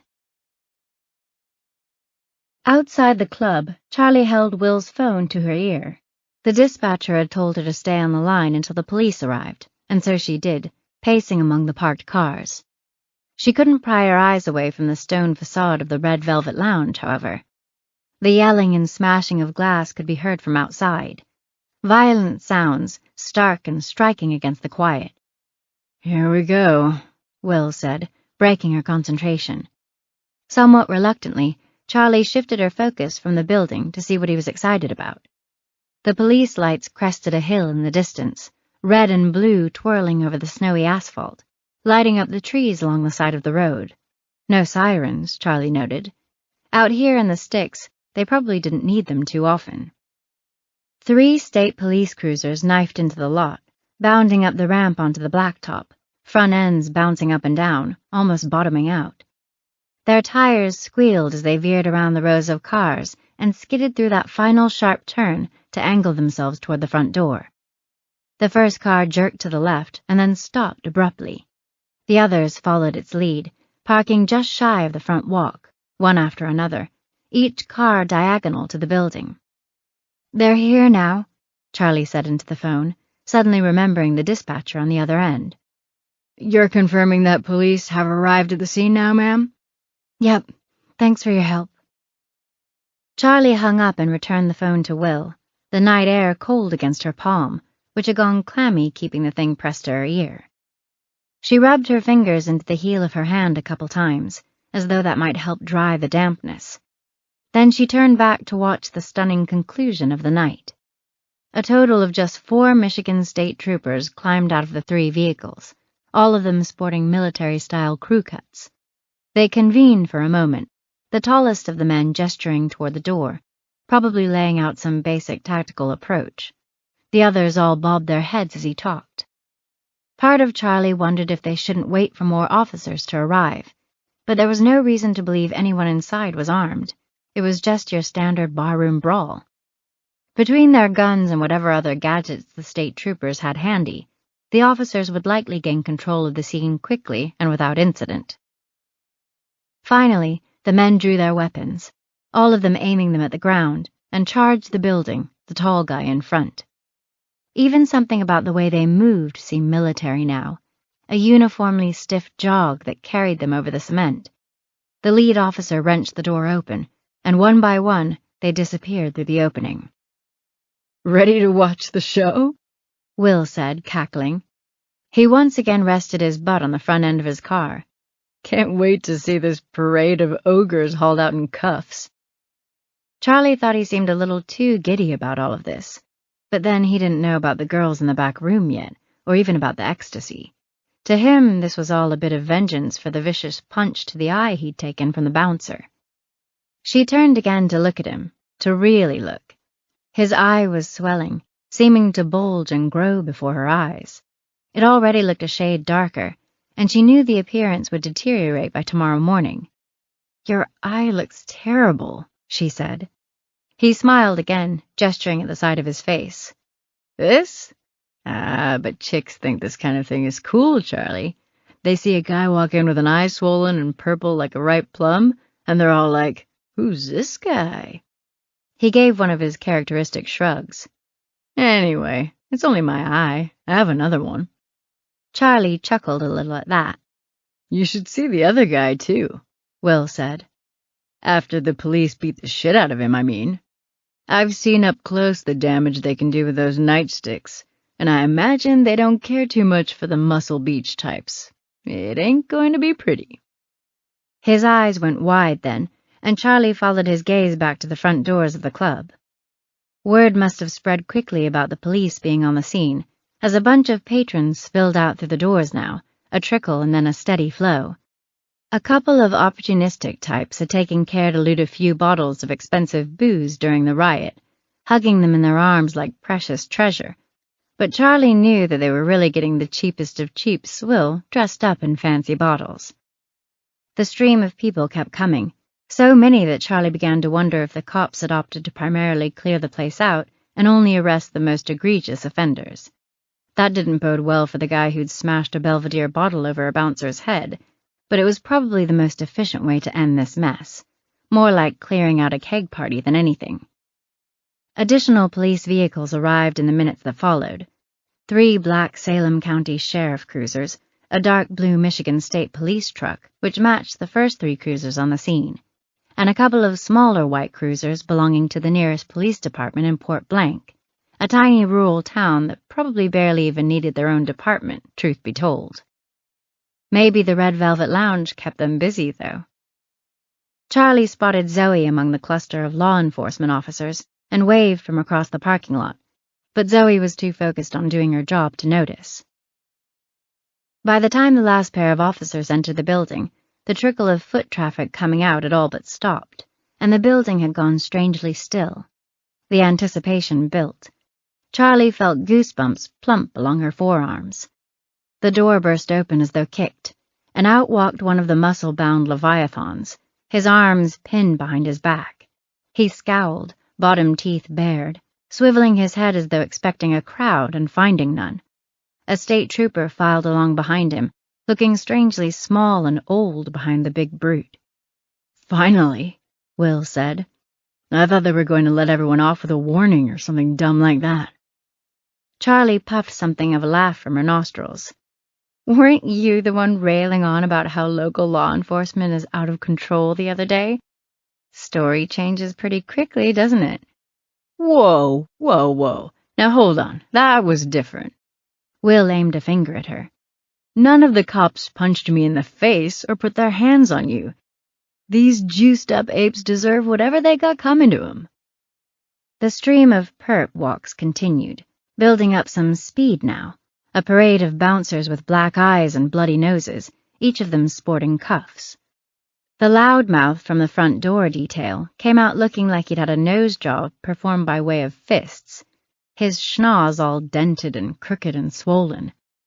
Charlie started to slow clap the way he'd done the first time she'd gotten caught snooping around, adding in a thumbs up when he scowled in her direction. After the bouncers, a pair of polo-shirted guys exited. Charlie figured they must be the managers or owners. While they lacked the musculature of the security guys, they still looked imposing in their own way, a strange and dangerous energy in their eyes. Charlie watched Zoe file out of the building and load one of the meatheads into a cruiser. With her cargo secured in the back seat, she rounded the rear of the car and headed to where Charlie and Will stood observing the scene. Zoe held something in her hands awkwardly, and as she got closer, Charlie realized it was her purse. "Should have known you'd be all mixed up in this," Zoe said, handing the bag over. "Thought you might want this back." "Thanks," Charlie said, peeking quickly inside to check that everything was there. Zoe's gaze fell on Will in his eye, which was now partially swollen shut. "Yikes! Nice shiner." Will grinned. "Pretty cool, huh?" Satisfied that the bouncers hadn't pilfered anything important from her bag, Charlie slung the handle over her arm and focused on Zoe again. "Did you search the office yet?" "We did. Found the drugs just where you said they'd be. Port Blank PD is going to want to throw a parade in your honor. They've been trying to find dirt on these guys for years, and you just served it up on a silver platter." "And what about the girls? At least one of them recognized Kara Dawkins and said she'd been around up until a few weeks ago." "We'll get official statements from them before they're released," Zoe assured her. "Kara's only 17, you know," Charlie reminded Zoe. "I wouldn't be surprised if some of the others are underage." "It'll be handled, trust me." Zoe snapped her fingers. "Oh, hey, I forgot to tell you. We solved the Jason Spatafor mystery." "Mystery?" "You know, how he bashed that guy over the head for what seemed like no reason." "Oh, right. So there was a reason?" "Yeah. Turns out Jason and his girlfriend split up recently. I guess he was holding out hope for a reconciliation, but she has moved on to greener pastures." Charlie could see where this was headed. "And Jason decided to wallop the greener pastures in the skull with a pool cue?" "Yes, ma'am." Zoe's head bobbed up and down. "That's about the long and short of it." Charlie remembered Jason's angry phone call and the one snippet she'd been able to make out. A lying bitch. Well, that certainly fit. She wasn't sure she'd ever considered Jason a true suspect. Certainly not after what she'd found in the club tonight. Still, she hated unanswered questions, and now she had one less on her plate. Glancing back at the building, Zoe tucked her thumbs in her belt. "I better head back inside. The ladies started getting antsy once they saw their bosses being let out in handcuffs." "You'll let me know what you find out?" Already trudging toward the front doors of the Red Velvet Lounge, Zoe spun around and walked backward a few paces. "Yeah, I'll call you tomorrow." "You're the best," Charlie called out. Zoe gave a dismissive wave. "The way I see it, you owe me like a dozen apple fritters at this point." Zoe disappeared through the open front doors. At the sound of the police truck's engine roaring to life, Will turned to Charlie, pushing himself to his feet. "Well, that was eventful." Will spun his keys around his index finger. "Should we call it a night?" "I guess so," Charlie said. "Only I think I should drive." "Why?" "Because I have two good eyes and didn't just take a blow to the head." "Fair enough," he said, tossing his keys over to her. "My head is starting to throb a bit. Is it just me, or was that guy's fist the size of a honey-baked ham?" Will said little on the drive back to Salem Island, and by the time they reached the parking lot outside Charlie's apartment, she could tell by the grimace on his face that the pain was starting to get to him. "Why don't you come up and get some Tylenol? I probably have something we can put on your eye, too." She expected some kind of quip from him, but he only nodded, looking miserable. Their feet drummed against the metal steps as they climbed up to the apartment. Will paused inside the door. "I forgot to ask before," he said, his gaze lingering on the blank walls, meager furniture, and a stack of yet-to-be-unpacked cardboard boxes against one wall. "But who did your decorating?" Charlie pointed at the mattress, secretly glad that he was making jokes again. She'd started to worry there for a minute. "Sit." Will obeyed, lowering himself to perch on one corner of the bed. In the kitchen, Charlie snatched a bottle of acetaminophen from a drawer and then filled a glass of water at the sink. When Will lifted his arm to down 2 of the tablets, her attention was suddenly drawn to a dark red spatter on his sleeve. "There's blood all over your shirt." Will tilted his arm to see. "Huh," he said, totally nonchalant. "I don't think it's mine." "I might be able to rinse it out if it hasn't set. Gimme," she said, waiting while he unbuttoned and removed the shirt. She filled the sink with water to wash Will's shirt, then dug out a bag of frozen peas from her freezer and handed it over. "Lie back and put this on your eye," she said. Sprawling out on the bed, Will rested his head on one of the pillows and let out a sigh of satisfaction. He squinted over at her through his good eye. "You know, if this was a thinly veiled attempt to get me into your bed, it worked." Charlie scoffed and rolled her eyes. Oh, yeah. Every time I look at that puffy saddlebag of an eye you've got, I get the strongest urge to just tear off my panties. I don't know, Will said, yawning. You might have to take a number. Did you notice Zoe checking me out? She's gay. I know, but that's what I've been trying to tell you. This black eye magic is no joke. No woman is immune to its powers. Charlie shook her head, dousing the stains on Will's shirt with dish soap. This is it, Charles, Allie said. You've got him right where you want him. Don't start up with this again. Oh, please. Don't tell me you brought him all the way up here, and now you're going to chicken out. You've been fantasizing about this since you were 16. I have not. You were the boy-crazy one, not me. When Charlie glanced over her shoulder at Will, his eyes were closed. She took the opportunity to study him openly, his face, his lean chest, his long arms folded over his bare stomach. Okay, she probably had fantasized about a Will scene like this a time or two, maybe without the pack of frozen peas draped over half of his face. Ha! I knew it, Allie said. Charlie swallowed. She left the shirt to soak and took a step closer to where Will lay. She knelt next to the bed, watching his chest rise and fall, slowly, rhythmically. Will? He didn't answer. Oh, come on, Allie moaned. He fell asleep. Smiling to herself, Charlie carefully removed the bag of peas from Will's face and returned them to the freezer. Then she climbed in beside him and closed her eyes, waiting for sleep to overtake her. Chapter 49. Charlie awoke the next morning to a knock at the apartment door. The clock on her phone said 8:12 a.m. She slid on a pair of sweatpants as she stumbled to the door. The lock rattled as her sleep-stupid fingers struggled to unlatch the deadbolt. Finally, she opened the door. Good morning, Zoe said, mysteriously full of energy at this unholy hour. Charlie pawed at the corner of her eye with a knuckle. Can I help you, officer? They're interviewing the owner of the Red Velvet Lounge in a bit. Sheriff said it'd be okay if you came down to observe the interrogation. That got Charlie's attention. For real? Wouldn't be much of a prank, would it? Zoe crossed her arms. Everyone's so darn pleased with the bust that I guess they're feeling mighty generous. Also, your good friend Zoe Wyatt might have put in a good word for you. Remind them all that it was you who called it in. This is gonna cost me, isn't it? Oh, yeah, Zoe nodded. You owe me big time. The hinges on the door squeaked as Charlie threw it wide and stepped back, waving her friend inside. Come on in. It'll only take me a minute to get dressed. Zoe's eyes swept the apartment, and she raised her left eyebrow. I love what you've done with the place. When her gaze fell on the bed, her right eyebrow joined the first.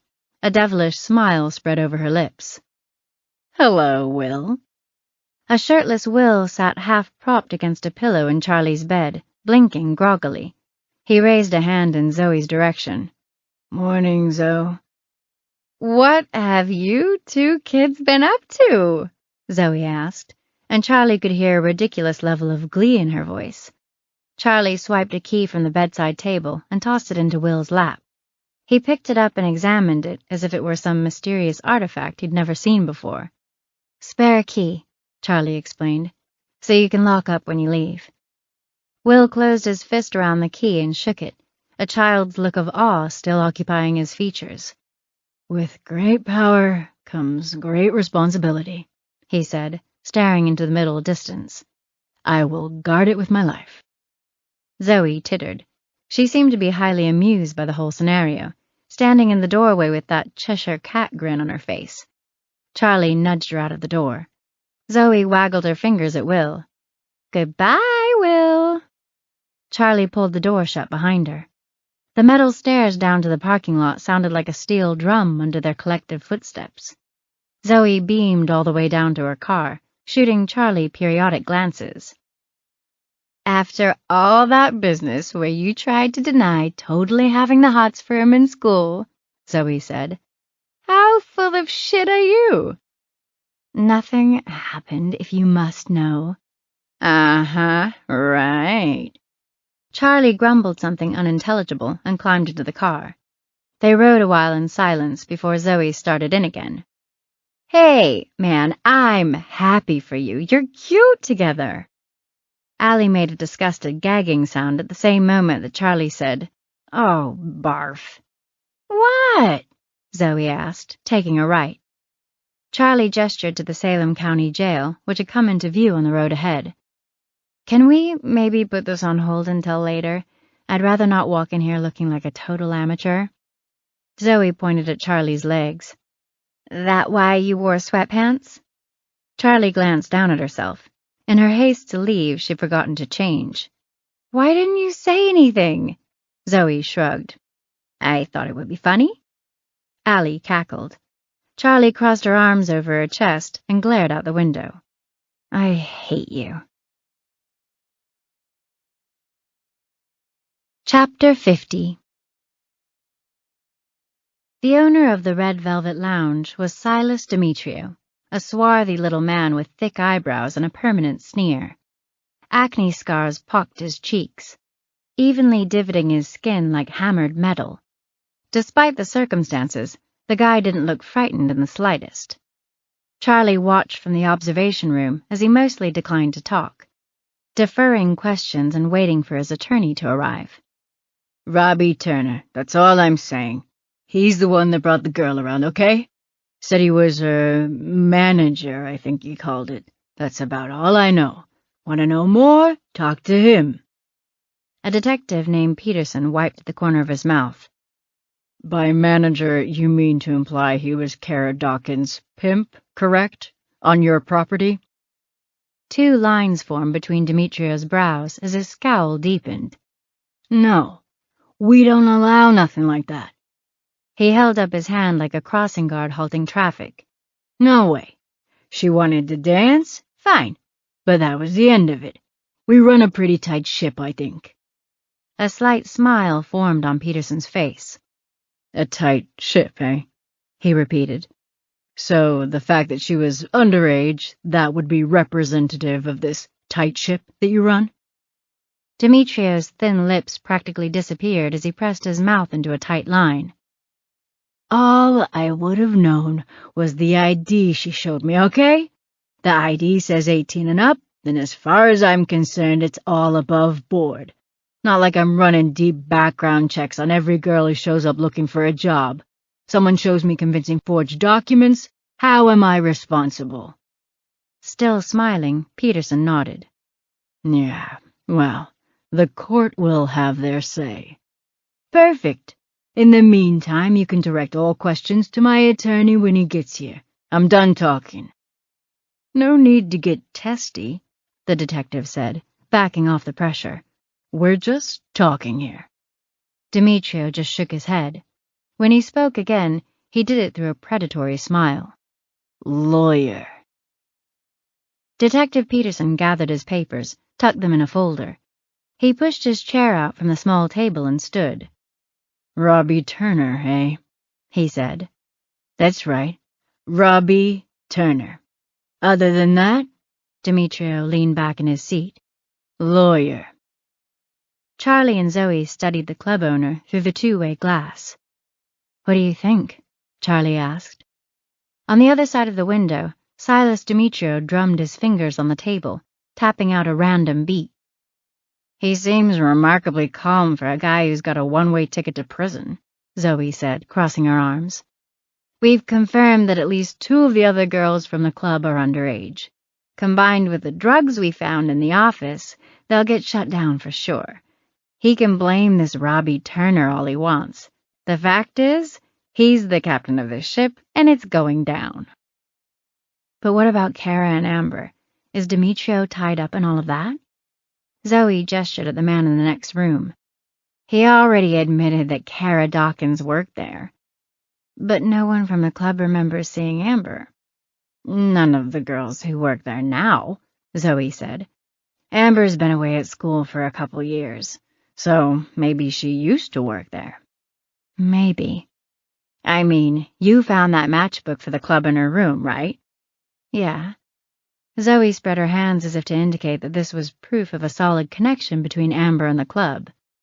Before, you said that was, and I quote, extremely weak sauce. Yeah, well, that was before we knew how scummy the place was. The door to the observation room swung open, and Detective Peterson poked his head in. Demetrio's lawyer just got here, but I thought you might want to see this, he said, and handed Zoe a printout of Robbie Turner's criminal record. They scanned the first page. Robert Turner, Jr. was a 22-year-old Caucasian male with a history of arrests going back to his teen years for shoplifting, possession, retail fraud, drunk and disorderly conduct. The list went on. Looks like we have ourselves a budding small-time criminal, Zoe said. He gets around, too. He's got busts spread over several counties, Salem, Washtenaw, Kalamazoo. Zoe tilted the page and squinted at the grainy driver's license photo. Yeah, I think I kind of know this guy. Really? Charlie asked, intrigued. I mean, just a vague familiarity. We see so many run-of-the-mill delinquents like this, they all kind of bleed together. But he's got kind of a squirrely look to him that makes me think I've seen him come through a few times. I think maybe his hair is different now. Zoe flipped the page, revealing a section with the heading SMT, which stood for Scars, Marks, and Tattoos. It noted a scar on the left hand and a tattoo on the left forearm. A black and white photo of the inked arm showed a skull and dagger, with a banner wrapping around both that read, Death Before Dishonor. Holy shit, Charlie said, staring at the photo, remembering now. She could see the blurred shape in her mind's eye, the undulating shadows on the wall, a chase through the snow. She pointed at the page in Zoe's hands. That's the dude who's nailing Sharon Ritter. Chapter 51. Back in Zoe's car, they zoomed toward the east side of town. It was time to pay Robbie Turner a visit. As they drove, a discussion with Will from a couple days earlier suddenly sprang to Charlie's mind. Did you hit Will in the face with a rock when you were kids? Zoe adjusted her glasses, eyes on the ceiling. I thought he'd duck. What? When I threw the rock, Zoe said.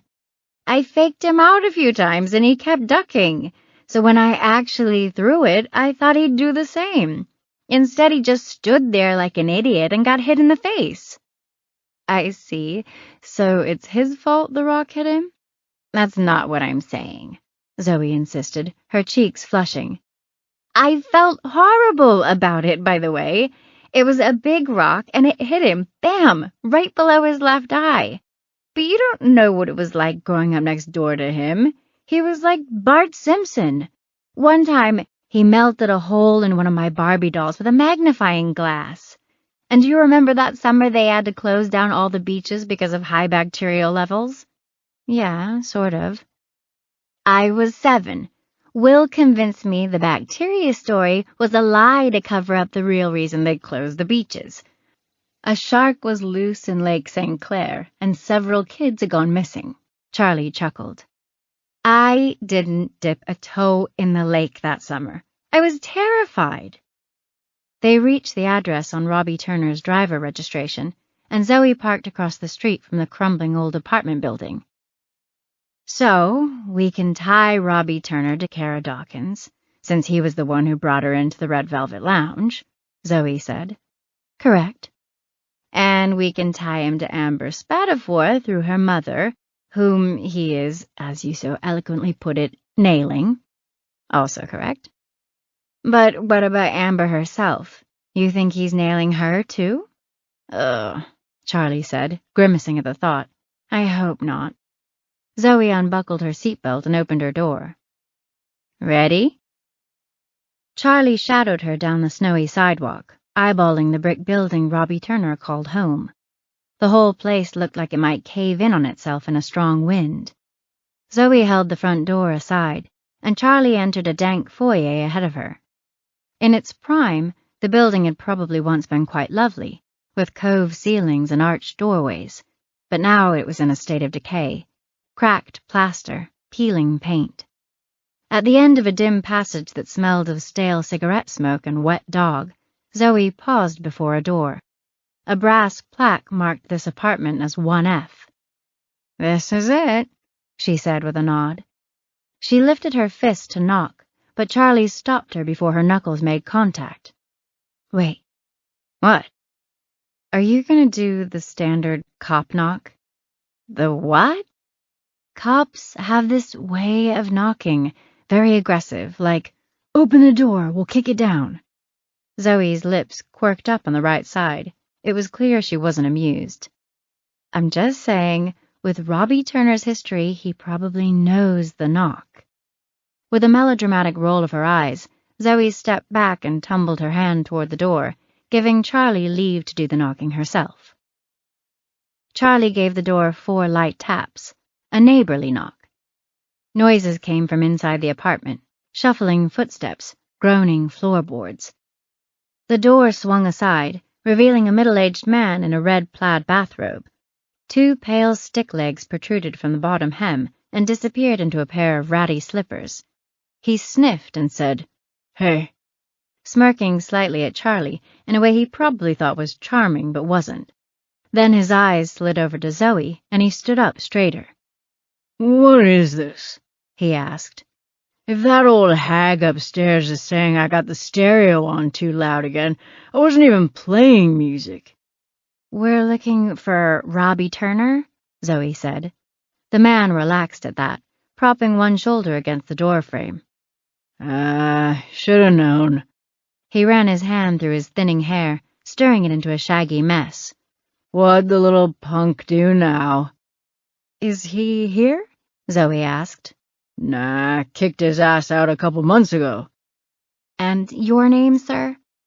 Even though Zoe was the one asking, he stared at Charlie when he answered. "Wayne Kelly. And who might you be?" He adjusted his stance, revealing quite a bit of one thin, pasty thigh. Between that and the triangle of sparsely haired chest, Charlie began to feel more than a little uncomfortable. "I think we all know that Wayne here isn't wearing anything under that robe," Allie said. "I'm Deputy Wyatt," Zoe pointed a thumb at Charlie, "and this is my colleague, Miss Winters. Have you seen or spoken to Robbie since you moved out?" Pursing his lips, Wayne fiddled with the tie of his bathrobe. Charlie winced. That tie was the only thing standing between her and him. "We ain't exactly on speaking terms. Little fucker owes me 3 months of rent." "I see." "When he left, he stole my guitar and a whole rotisserie chicken I had in the fridge." "He stole a chicken?" Zoe asked. Her eyes flicked over to Charlie, who had to bite down on her cheek to keep from smiling. "Yes, ma'am. A rotisserie, like I said." "Surely the fact that it was a rotisserie chicken bumps this up from a misdemeanor to a felony," Allie said. Zoe hooked her thumbs around her gun belt. "Any idea where he might be living now?" Wayne scratched the week's worth of stubble on his chin. "Nope." Producing a card from her pocket, Zoe handed it to Wayne. "Well, we appreciate your help today, Mr. Kelly. If you do hear from Robbie or get an idea of where he might be, I'd appreciate it if you give me a call." Wayne's bloodshot gaze ogled first the card, then Charlie. "What about you? You got a card?" Wayne twirled the bathrobe tie the way a burlesque dancer might spin the end of a feather boa. "Fresh out," Charlie said, backing away. She followed Zoe out, feeling Wayne's creeping gaze on her back as she went. Once outside, they both took in deep breaths of fresh air. "So, do we believe him, or is he covering for Robbie?" "Only one way to find out," Charlie said, scampering down the front steps and skirting around the corner of the building. The dumpster position near the back of the building was overflowing with trash. Beside it, a hideous couch with orange upholstery was propped against the wall. Charlie lowered it to the snowy ground, getting a whiff of cat piss as she did. She scooted the sofa closer to the wall of the building, just beneath one of the last two windows on this side. Scrambling up onto one arm of the sofa, she cupped her hands around her face and pressed her nose to the scuzzy glass. I can't be doing this, Zoe said. You're not doing this, Charlie said, squinting to see through the haze. I am. This window looked in on a small bedroom. Charlie spotted a Playboy Playmate calendar from 2016 tacked to the wall. On the bed, a pair of plaid flannel pants that matched the bathrobe Wayne had been wearing sat in a heap. Bouncing across the length of the sofa, Charlie moved to the next window, another bedroom. This one was empty aside from a stripped mattress on the floor and a Pepsi bottle that looked suspiciously like it was filled with piss. On the wood frame over the door, something familiar caught her eye. A bumper sticker reading, "No Fat Chicks." Robbie was absolutely passionate about that, it seemed. The corner of this decal was torn and rumpled, like someone had tried to scrape it off and quickly gave up. Hopping down to the snow, Charlie dusted her hands. Shockingly, I think dear Wayne was being truthful with us. Robbie's room looks abandoned. Well, crap, Zoe said. As they trudged back to Zoe's cruiser, the radio on her belt blipped out a mishmash of cop jargon that Charlie didn't understand. Zoe picked up the handset. 10-4, on my way, she said, then turned to Charlie. I gotta head back to the station. I'll drop you at your place? Charlie nodded and kicked at a loose stone. It went skittering over the blacktop.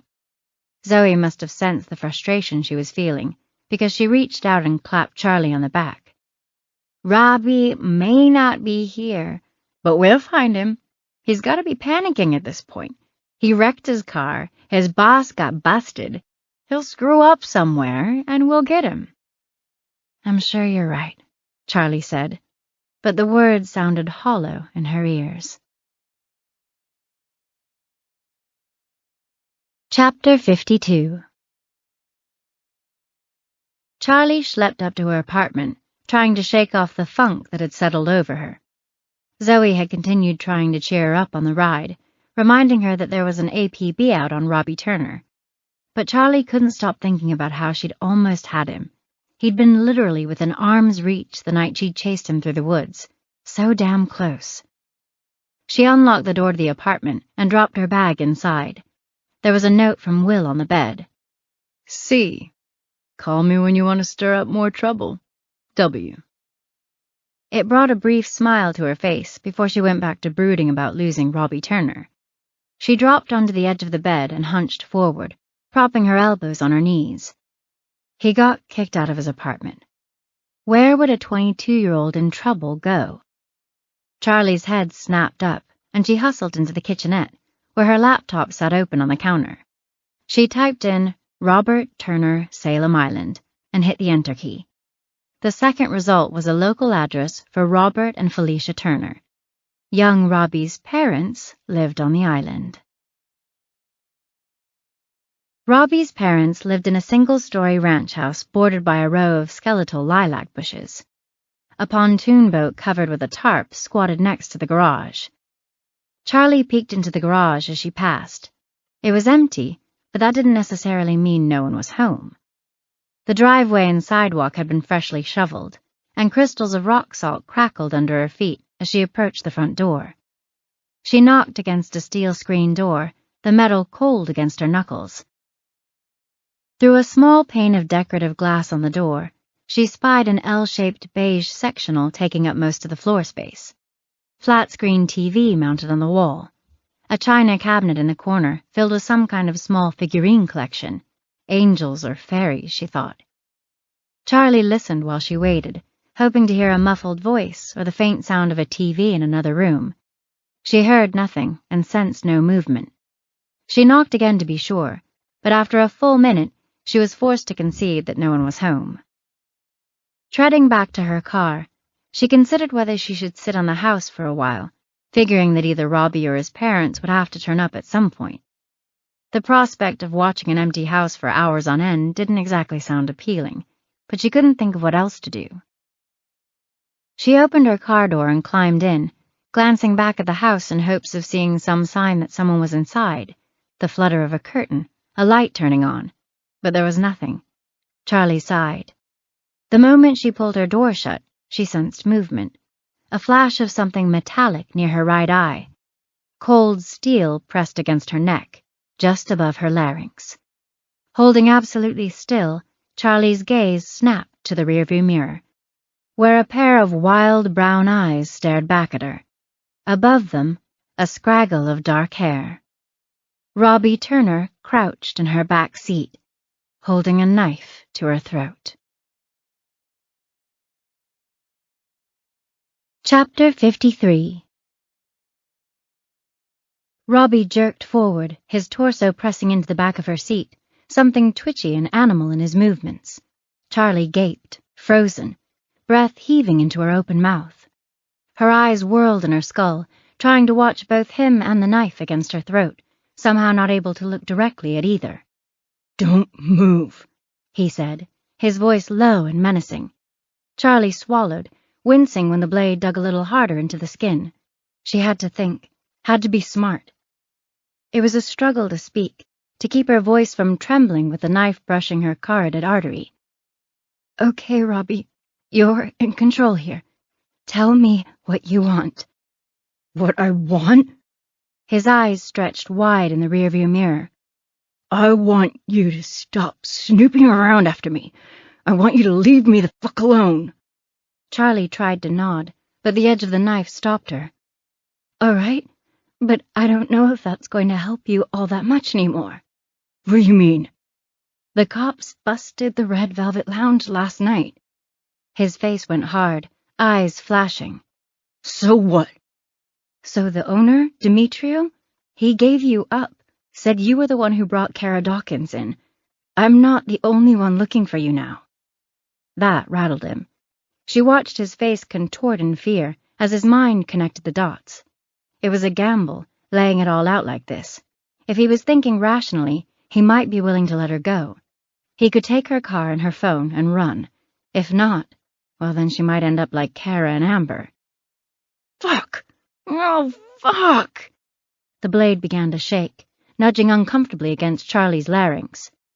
"The police know that I'm here, Robbie. If anything happens to me..." The knife glittered where it caught the dome light as the blade sliced the air again, away from her this time. She gasped as the blade flopped onto the empty passenger seat. It bounced twice, and then it settled into one of the grooves in the upholstery. They both stared at the spiky metal for a moment, shocked silence filling the car. Charlie's chest quivered, sucked in a fresh breath. Then Robbie's hands shot up, as though Charlie had pulled a gun on him, palms out, arms shaking, fingers trembling. "I'm sorry," he said in a wavering voice. "I'm sorry, okay? I thought I could scare you off. I didn't know what else to do. Everything's gone to shit and I panicked. But now..." She turned to face him fully, found the expression of a frightened child staring back at her, eyes wide and wet. He cleared his throat. "Look, I don't want to hurt you. Don't want to hurt anybody. I just want to tell my side of the story." Charlie wasn't sure what to make of his sudden shift in demeanor, but she wanted to keep him talking. "I'm listening," she said. "I didn't kidnap Kara or anyone, okay? But I know how the cops think around here. They'll pin it on me anyway, maybe even off me and plant a weapon on my corpse or something. An easy way to make all this go away. I've seen the stuff about Jeffrey Epstein on the news. I know how the real world works." He was talking too fast, rambling. He dropped the knife, but his pupils were huge, which meant he was probably on something. Charlie needed to redirect him, but her instincts told her to be delicate about it, gentle and soothing. She didn't want to spook him. "I understand, and I promise you that I only want the truth. Why don't you try starting at the beginning?" He gulped, his Adam's apple rising and falling at the front of his neck. A quirk played at his mouth, and Charlie thought he was about to talk again, perhaps finding a calmer tone than before. starting from the beginning like she'd said. Instead, his bottom lip broke into a full-on tremble. Robbie burst into tears, sobs racking his torso, throttling him with rough hands. The sounds torn from his throat were not the soft whimpers of a child. They were the anguished, awful sobs of a full-grown man. "Kara," he said, unable to go on for a moment. Snot dripped down from his nose. Charlie thought about saying something, but decided it was better to wait. Let this play out on his terms. No need to rush him. He finally broke his hands-up pose to smear his thumb and index finger at his eyes, the sobs receding and then cutting off. Removing his hand, he blinked a few times, tears gleaming in his eyelashes like crystals. "I guess you could say we had an on and off thing, me and Kara. Probably doesn't sound like much, I guess, but I care about her. Shit, I'm worried sick about her. I'd never hurt her, nothing like that." And you had her dancing at the Red Velvet Lounge? For a second, a hard look flashed across his face, but his eyes went soft again just as quickly. "That was her idea, I swear. She thought she could make a fortune up there, and she was right. I just helped her make it happen." It's funny, Ali said. He didn't seem so broken up the night he was getting it on with Sharon Ritter. You said you and Kara were on and off, Charlie said, choosing her words carefully. Were you two seeing other people? He rolled his eyes. "Yeah, I figure you know plenty more than you're letting on, so let's just get it out there. I've been seeing Sharon Ritter on the side as of late, and I get how bad that looks, tying me to both girls, but that one is just a physical thing, not like with Kara, I mean." He blinked a few more times, staring off at nothing. Wouldn't you know Amber Spatafor from school as well? "No, I mean, yeah, I knew who she was and all that, small town, but we didn't cross paths much. She always ran with a different crew. No, more than that. Like, she lived in a different world from me. Bunch of achievers with their advanced algebra and extracurriculars. Only math I know intimately is to do with, like, the number of grams in an eighth, you know? Anyhow, I always thought she was stuck up. Maybe that wasn't fair. I guess I know how people judge people and all now, don't I? Now, shit. I guess now White Rabbit's about to ruin my life. So what the fuck difference does it make, right? Just another small-town loser going off to do time. Charlie flinched. Wait, back up. You said White Rabbit is ruining your life? What does that mean? The pills. You're the one that found him in the Escalade, right? Even if I clear my name on this kidnapping shit, avoid getting railroaded and snuffed by some ambitious deputy or something, I'll still get 6 to 8 years for the pills. Intent to distribute or some garbage. Plus there's the stolen SUV. He groaned. Maybe I can get out early for good behavior or some shit. I don't know. Charlie remained quiet. Follow the ecstasy. That was what the anonymous email had been trying to tell her. Well, she had followed it, and it led her to Robbie. So now what? So the ecstasy, that's White Rabbit? Yeah, they got all different names for the different production runs or some shit. Had some green Nintendo a while back, orange pineapple, blue dolphin, shit like that. Mostly named after the color of the tablet, I guess. Sometimes the shape, too. The little pineapples were cool. Or, like, funny, you know? More funny than cool, maybe, but yeah. Okay, Charlie said. One more question. How is it that you know Sharon Ritter in the first place? Robbie ran a hand through his hair, looking uncomfortable. She wanted to buy some stuff. Sharon Ritter bought ecstasy from you? He nodded and flung himself backward in his seat. I know how this looks, okay? But here's the thing, I got an alibi. When Amber went missing, I was locked up over in Livingston County for 2 days. Public intoxication and assault. Spent the first night in the drunk tank. Robbie sat forward again, clinging to the headrest of Charlie's seat. Look that shit up, and you'll see. I couldn't have done it. It's like what do you call it? Airtight. Chapter 54. To Charlie's surprise, Robbie agreed to turn himself in to the authorities, but only if she'd come with him to the sheriff's department to speak on his behalf.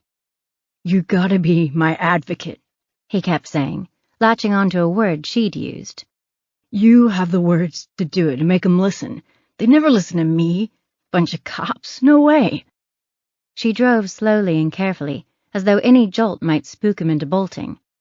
Even as they pulled into a parking space in the lot, she half expected him to run for it. Instead, he blubbered softly in the back seat with his head down, a broken thing. Once the levee broke and he let those tears flow freely, he was done for. Charlie had seen it happen before, even to hardened criminals, let alone a kid mixed up in trouble bigger than himself. They climbed out of the car, her and then him. She started toward the glass door, but he didn't follow. He stood next to the car, frozen in place. When she turned back, the look in his eye reminded her of a startled rabbit. She decided she'd better buoy her efforts to reassure him, just to be safe. "You're doing the right thing," she said, trying to match her reassuring words to the most recent worry he'd expressed. "I have friends here. I'll make sure this all gets straightened out. You'll have a chance to tell your side of the story." He followed after a second, walking slowly. They pushed through the door and in. The deputy behind the desk gave them a look, lips pursed, eyebrows shooting straight up. But Charlie shook her head discreetly, and the mustached officer picked up her meaning. His face went blank. "I'll get Deputy Wyatt for you then. You can wait here."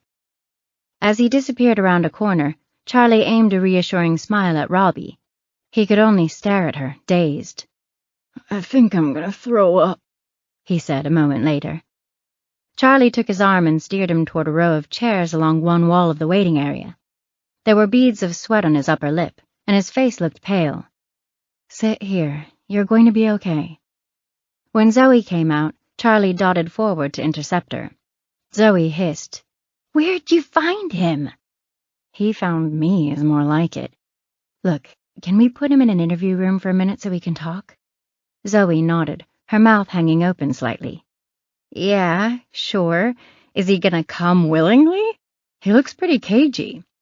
Charlie glanced over at him. "He'll come. He's just scared." She bent down next to where he was sitting and spoke softly. "Robbie, this is my friend, Deputy Wyatt." His eyes flicked from Charlie over to Zoe, then back to Charlie. "We're going to take you back to an interview room where you can give a statement. Is that all right?" She watched his chest rise and fall once, twice, 3 times before he answered with a nod. "Follow me, then," Zoe said. With Robbie deposited securely in an interview room, Charlie had a chance to bring Zoe up to speed on everything he'd told her. When she finished, Zoe crossed her arms. "You're not buying his sob story, are you? I mean, come on. He admits to having a relationship with Kara Dawkins and Amber Spatafor's mother, not to mention the drugs." "Depends on whether or not his alibi checks out," Charlie said, looking through the window at the slumped figure in the interview room. "Do you still have that printout of his criminal history from this morning?" "Well, if the arrest was that recent, it probably isn't on there." Zoe squinted, thinking. "But I can pull up the arrest record manually if you know which department." "Livingston County," he said, "but I don't know if it was sheriff, local, or state police." "Let's go do some digging, then," Zoe said, leading Charlie down the hall to her office. Zoe slid into her chair and brought up a database for the Livingston County Sheriff's Department on her computer. She typed in Robbie's name and birth date. "Nothing for the Sheriff's Department," she said. "Let's try the state boys." The keyboard clattered as her fingers struck the keys. "There it is. December 12th. Citation for public intoxication and assault." Zoe stared at the screen for a moment. "Can't believe he was telling the truth." "We can't rule out his involvement in Kara's disappearance," Charlie said, "but it doesn't feel right to me." "If I'm being totally honest, I have to agree with you." Zoe swiveled from side to side in her chair, lips pursed. "Robbie doesn't seem like our guy." And unfortunately, that means we're back at square one. Yeah, Zoe said. It also means someone has to tell the families that we found our so-called prime suspect and then cleared him. Charlie straightened in her chair. You told the families? It was the sheriff's call. He wanted them to know we were making progress. Well, don't look at me, Charlie said, scoffing. I'm the one who brought Robbie in. I'm not delivering the bad news for you, too. I was afraid you'd say that. Sighing, Zoe pushed herself to her feet. Now, if you'll excuse me, I have some very awkward calls to make. When Charlie got back to the office, she went straight to her laptop to update her master file with what she'd learned. She'd now confirmed that Kara had indeed been sneaking out those nights to go to the Red Velvet Lounge. She'd also learned that both Kara and Sharon Ritter were in some kind of relationship with Robbie Turner. Those facts alone made Robbie the ideal suspect. He was a criminal connected to both victims, and yet he had a rock-solid alibi for the night of Amber Spatafor's disappearance. Charlie had pasted photos of both Kara and Amber into the file, and she stared at the faces of the two missing girls now. How long did they have left? Charlie felt the pressure rising, a tightness in her gut as the clock ticked down. She turned away from the screen, closing her eyes. Ruling Robbie out as a suspect felt like starting over, but it wasn't, not really. She just needed to incorporate the new information with what she already had and go over everything with fresh eyes. Taking a deep breath, she swiveled back to the computer and started at the beginning. She pored over the notes for hours, trying to find something she might have missed, a pattern, a dangling thread, anything. At one point, she was startled to glance up from her computer and find herself sitting in the dark. Night had fallen without her even noticing. She reached for the switch on the desk lamp and turned it on, illuminating the desk but not much else. A small island of light in the pitch black around her. She got back to work on her current task. She'd started sifting back through all of Kara's and Amber's social media posts, trying to find some connection there. A shared friend, a day they might have crossed paths somehow. So far, she'd found nothing. Charlie kept scrolling, certain there was a connection between the girls somewhere. If she could only find it. She came across a photo from Halloween on Amber's Instagram feed. Amber wearing a long red wig, purple seashell bra, and a green sequin skirt. Beside her there was a girl dressed as a Playboy bunny, black satin bodysuit and matching rabbit ears. And that was when she remembered the White Rabbit email. She knew what it meant now that Robbie had told her White Rabbit was a nickname for the ecstasy he'd been peddling. The problem was, following the White Rabbit had led to Robbie, and Robbie had an alibi. Charlie frowned, and then it hit her. When she'd asked how Robbie met Sharon Ritter, he said she'd bought ecstasy from him. White Rabbit. Her connection to Amber was obvious, but she could also be tied to Kara. They were both seeing Robbie Turner. Could Sharon have found out about Kara and Robbie and wanted to rid herself of the competition? Charlie's heart began to race. She fumbled back through her notes, trying to find Sharon's alibi for the days the girls went missing. She said she'd been at a conference somewhere, but what was it called? There. Charlie's finger landed on the letters scrawled in her own handwriting. The Southeast Michigan Real Estate Conference and Expo. Had Sharon lied about going to the conference? Charlie searched the conference name plus Sharon's name. The Facebook page for Sharon's real estate business came up. Charlie clicked on it, her eyes flicking rapidly across the screen. Her gaze froze on the top post. There was Sharon Ritter in front of a podium, leading a session about online marketing techniques. Further down the page, she found photo after photo of Sharon at the conference, handing out promotional tote bags from her booth, seated on stage for a panel, clinking champagne glasses with another woman at the closing night party. Shoulders slumped, Charlie flipped the laptop shut. The defeat she'd felt earlier in the day rushed back at her tenfold. She didn't know why she'd even considered Sharon Ritter as a suspect, now that she thought about it. There may have been a motive for abducting Kara, but why kidnap her own daughter? After a few moments of sitting in the silence of the office, Charlie stood, tucking the computer under her arm, and turned out the light. "You're giving up?" Allie asked. "Just like that?" "No, but I'm running in circles at this point. I need sleep." On the walk up to the apartment, Charlie could only hope tomorrow would be more fruitful. Chapter 55. Charlie woke before dawn, some remnant of a dream still twitching in her skull. A gasp parted her lips. It was the sound that woke her, she thought, the hiss and the harried breath that followed. Her eyes snapped open. Shadows blanketed the apartment, the pre-dawn gloom still ruling this space. Her heart punched in her chest, flexing, squeezing. Everything seemed in order, but the warning signal going off in her head remained even after the waking world had vanquished the dream threat, whatever it might have been. She must have had a nightmare. That seemed obvious enough. But she couldn't remember. Her mind groped after any small detail, but it had fled her mind. In any case, she found herself awake now. No use fighting it, even if the clock showed an absurd pre-7 a.m. hour. She sat up, swinging her legs out from under the covers. The cold wood planks of the floor assaulted her feet, the chill swarming over her flesh. She slid on a pair of slippers to block it out. Then she shuffled over to the kitchen area, the soles of the slippers scuffing along. Sleep still possessed her legs to some extent, kept her wobbly atop them. By the dim glow of her laptop screen at the end of the counter, she put on a pot of coffee.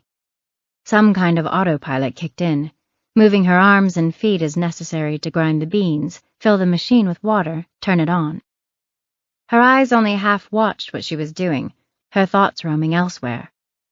First she tried to remember the dream one more time. Then, giving that up as a lost cause, she played back some of the recent discoveries in her case. Kara working at the Red Velvet Lounge, Robbie Turner peddling White Rabbit ecstasy. The coffee machine gurgled, hollow sounds stuttering out now and again. She couldn't see the stream of brown fluid cascading down into the carafe in the half-light, but she could watch the rising tide as the pot filled. The aroma of fresh coffee slowly permeated the room and made Charlie's mouth water, made her feel a little warmer out of sheer anticipation. She pictured the black fluid swirling down into the cup, sloshing and tilting toward the rim as she leaned in to drink it. She couldn't wait for that first sip, then that first cup, and then the second. And hey, perhaps the third. Why not? It was early as hell, right? That made for as good an excuse as any, as far as she was concerned. Her phone rumbled, rattling hard against the nightstand across the room. The sudden noise in the quiet made her jump.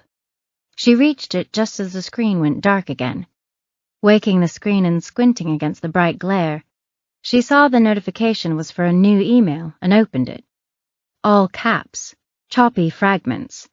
And again, it appeared as if Charlie had sent the email to herself. Package for you. Harbor Beach. Bench on the bluffs. You know the place. A cold feeling snaked around her, her skin pulling itself tight. Her eyes locked on that string of capital letters, scanning the words over and over, backward and forward. She did know the place. She knew it too well. Still dreamed about it often. The exact spot on the beach where Allie's foot had washed up all those years ago. And part of her wondered, with a lump swelling in her throat, if that was what she'd dreamed last night. The park bench along the water's edge. Was it possible? The coffee machine coughed a few more times and then fell silent. Charlie barely heard it, didn't bother pouring herself a cup. She dressed quickly and headed out the door. Chapter 56. Charlie parked in the lot next to the public beach. She'd passed a few cars on the ride over, headlights gleaming in the dark of the morning, but this area, out near the water, was utterly dead at this hour, empty, motionless save for the water lapping at the sand. It was a gray morning, misty and murky. The pre-dawn twilight was just poking its head over the horizon. Down the beach, she could make out the rusting hulk of the Poseidon's Kingdom Ferris wheel. The skeletal metal thrust up from the land, its rounded top reminding her of a skull. The cold breeze rolled off the water to nip at her as she climbed out of the car, reaching right through her jacket as though it had punctured the fabric. She hugged her arms around herself, wishing she'd thought to wear a heavier coat, not to mention a hat and gloves. She'd forgotten how much colder it felt down here by the water. At least she still had a touch of sleep warmth in her core to help fight it off. She walked north, crossing the parking lot and moving away from the swimming area where she and Allie had spent hours of their childhood collecting shells, sea glass, Petoskey stones. Her trajectory pointed her toward the secluded area beyond the sand, where the rolling dunes extended to within just a few feet of the shore. That was where the bench was. That was where, she supposed, the package would be, whatever it was. Her mind fumbled at the possibilities as she traversed the asphalt parking lot. She kept picturing a small cardboard box there on the bench, perhaps wrapped with twine. But what lay inside? A clue? It had to be a clue, didn't it? That was all she could think of. Whoever was sending these emails clearly knew she was working the case of the missing girls. But if they were trying to help, they were being awfully cryptic about it. First the white rabbit riddle, and now this. And yet the white rabbit message had been a clue, one that pointed to the drugs, to the club, to Robbie. And even though they'd ruled Robbie out as a suspect, all of those strands still led back to Kara Dawkins and Amber Spatafor. It was a piece of the puzzle, if not the solution. And if that logic held up here, the mystery package would be the same, she hoped. Then again, who was to say the person sending the messages was trying to be helpful? She stepped off the concrete and onto the moist sand along the shore. The tides kept the beach clear of snow, mercifully leaving her a path to walk. She passed a stand of windswept pines, their craggy trunks jutting up from the banks of sand. A big gust of wind ripped off the water and gave Charlie a stiff shove. The force made her feet stutter-step beneath her, almost like the wind meant to stop her progress, keep her from whatever lay ahead. Then the cold rushed over her, clutched at the fleshy parts of her, penetrated the skin to touch her cheekbones and chin and knuckles. Goosebumps fattened everywhere, but they were no help in warming her, no use. She pulled her hands up into her sleeves, hugged herself tighter, and pressed on, shivering. The wind didn't let up. A constant gale blew into her face now, swirled a frigid mist at her. The breeze fluctuated, growing stronger and weaker by the second, but never really stopping. Charlie didn't let up either. She leaned into it, fought through it, persisted. Even with the wet and cold seeming to accumulate on her skin and clothes, she kept going. The sky gradually lightened as she progressed, but she could sense no warmth accompanying the rising sun. If anything, the day seemed to grow colder. The bench emerged from the void, taking shape little by little as she descended the slope toward the low point where the water and land meshed. Soon she could see the details of the steel bench, the outline of the concrete bed below. She squinted as she got closer, tried to see anything sitting on the bench. She was looking, she realized, for that cardboard box she'd pictured, the one with the twine coiling around it, the one that surely held some clue. Instead, she saw nothing, an empty park bench. She stopped beside it, brought her hand down, rested it on the back of the seat, touching it as though to reassure herself that her eyes weren't betraying her somehow. It was really there and really empty. That didn't make sense. She remembered the words of the email, pictured the all-caps text in her head. Package for you. Harbor Beach. Bench on the bluffs. You know the place. Part of her wanted to sweep her arm across the seat, to verify once again by touch that there was no package there, nothing at all. The cold seemed to sharpen then, a bitter chill sinking deeper into her flesh. And she realized that a creeping awareness accompanied this fresh sense of the cold, something that left her feeling vulnerable and violated. Her skin crawled, the goosebumps refreshing themselves. She swiveled her head, eyes scanning everywhere. Was someone watching her? She saw no one, not even so much as traffic lights or noise in the distance. No movement beyond the churning of the water and the shivering of the dry beach grass. The goosebumps only intensified as she took in the desolation. She felt alone, very alone. The shadows elongated around her, their forms somehow turning sinister and strange. She swallowed. Why had someone summoned her at this hour, alone in the gloomy light of the morning? Just as she turned to leave, she spotted it, the pale bulk lying on the sand in the distance, even if it took her eyes a moment to fully process what was there. She swiveled her head back, froze, stared. She felt something brush her bottom lip, realizing only after that she'd brought her hand to her mouth. It trembled there just shy of her face. The hairs pricked up on the back of her neck, one by one, quivering with some pulsing energy. The bulk lay motionless, sprawled and pallid. Charlie's shoulders heaved up and down with her breath now, wind sucking in and out with a grating scrape. The color around her shifted, all the drab gray going a couple shades brighter, as though she could instantly see the results of her pupils dilating. She had to get closer, had to know for sure. She put one foot in front of the other, shoes sinking into the sand with each step. The camera in her mind seemed to zoom in on the mass laid out on the beach, naked and gray, and lying right on the border of where the waves reached their apex and rolled back. The details filled in one at a time. Hair fanned out on the ground, wet, moving along with the water lapping up and retreating every few seconds. Skin leached of color, faded, bleached, gone so dull it almost seemed milky, save for that ashen tone underlying it all. Eyes closed, the lashes thatched and dark and delicate, some ephemeral beauty still present there. Just focusing on the eyes, Charlie could almost believe the girl was sleeping. Almost. And then her gaze drifted lower, where pieces were missing. The sorrow grew too big then, swelling until it burst in Charlie's skull, somehow overtaking the shock, throttling her. Pain.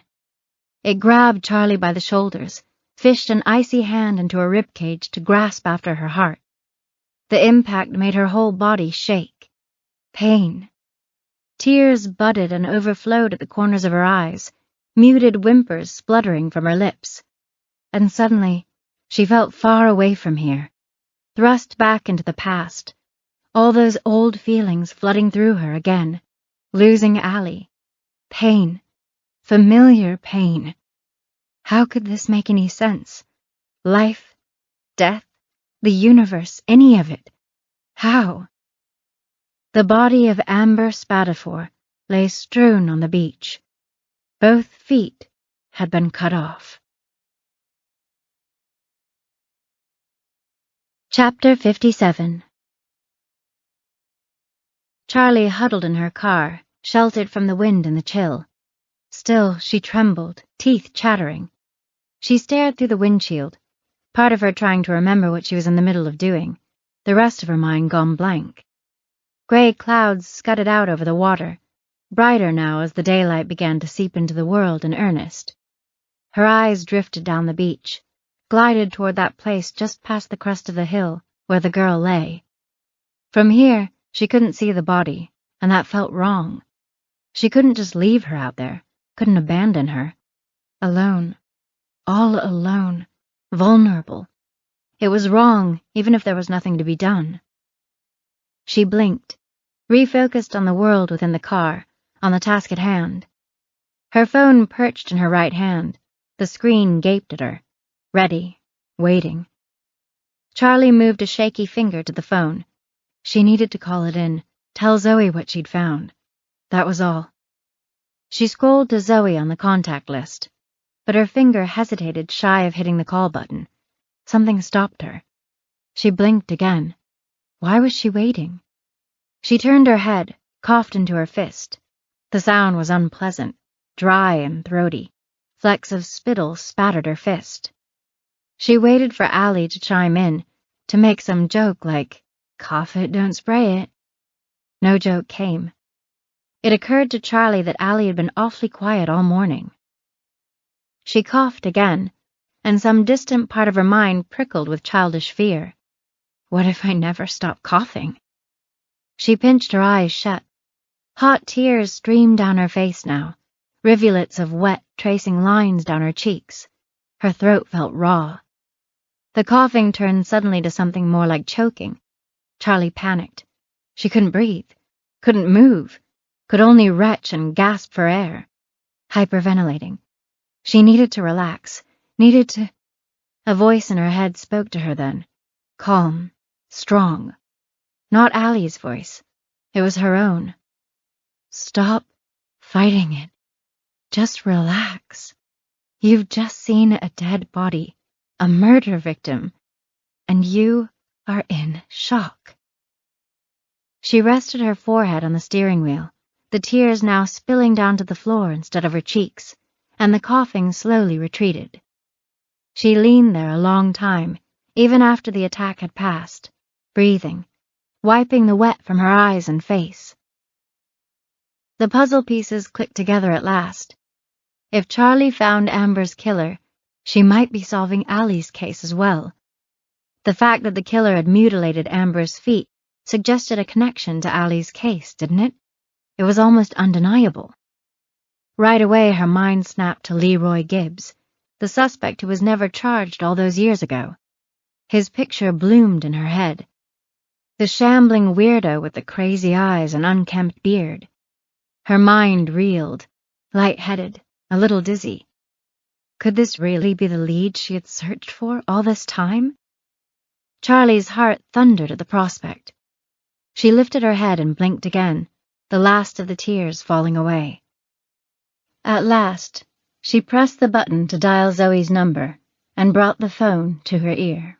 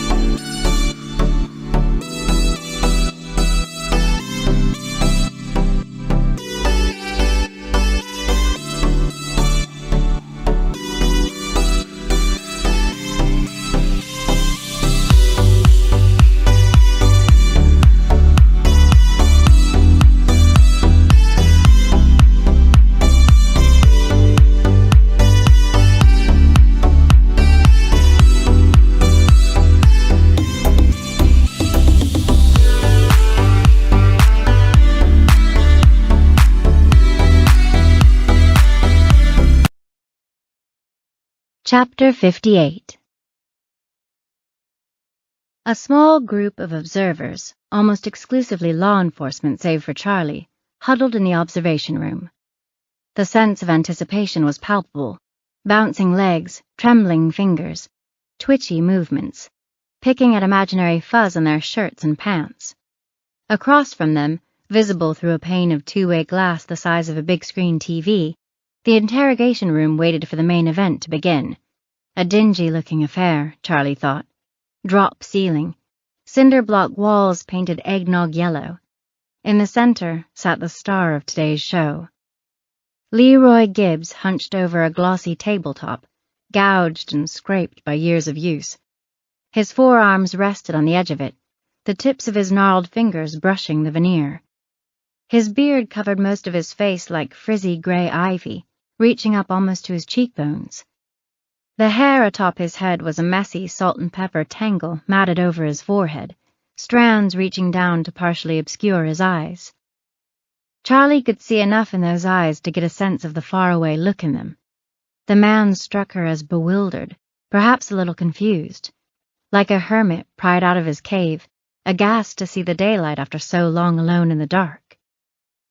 An image of Amber Spatafore's closed eyes surfaced in her mind then, dark tendrils of her hair undulating with the movement of the waves. Charlie kept getting these flashes of what she'd seen that morning on the beach, snapshots burned into her memory that she'd never be able to unsee. She hugged the hoodie Zoe had let her borrow tighter around herself. Hours had passed since she'd first discovered the girl's body on the beach, the bureaucratic machine of the Salem County Sheriff's Department working at the speed of a glacier, and still Charlie couldn't seem to get warm. Even after forcing down a cup of coffee and a stale donut from the station's break room, she remained chilled to the bone. She turned to Zoe, her mouth etched into a frown. "So your tech guy wasn't able to trace the source of the email at all?" Charlie asked. "Nope," Zoe shrugged. "He said it isn't even that hard, sending an anonymous email like that." The sheriff's department had been all too eager to see the mystery email that led Charlie to Amber Spatafore's body, and she'd hoped they'd have the resources to figure out who sent it. Apparently not. Another dead end. Charlie balled her hands into fists at her sides, her mind tumbling the same thought around over and over. Only Amber's killer could have told Charlie where to find the body. He was taunting her.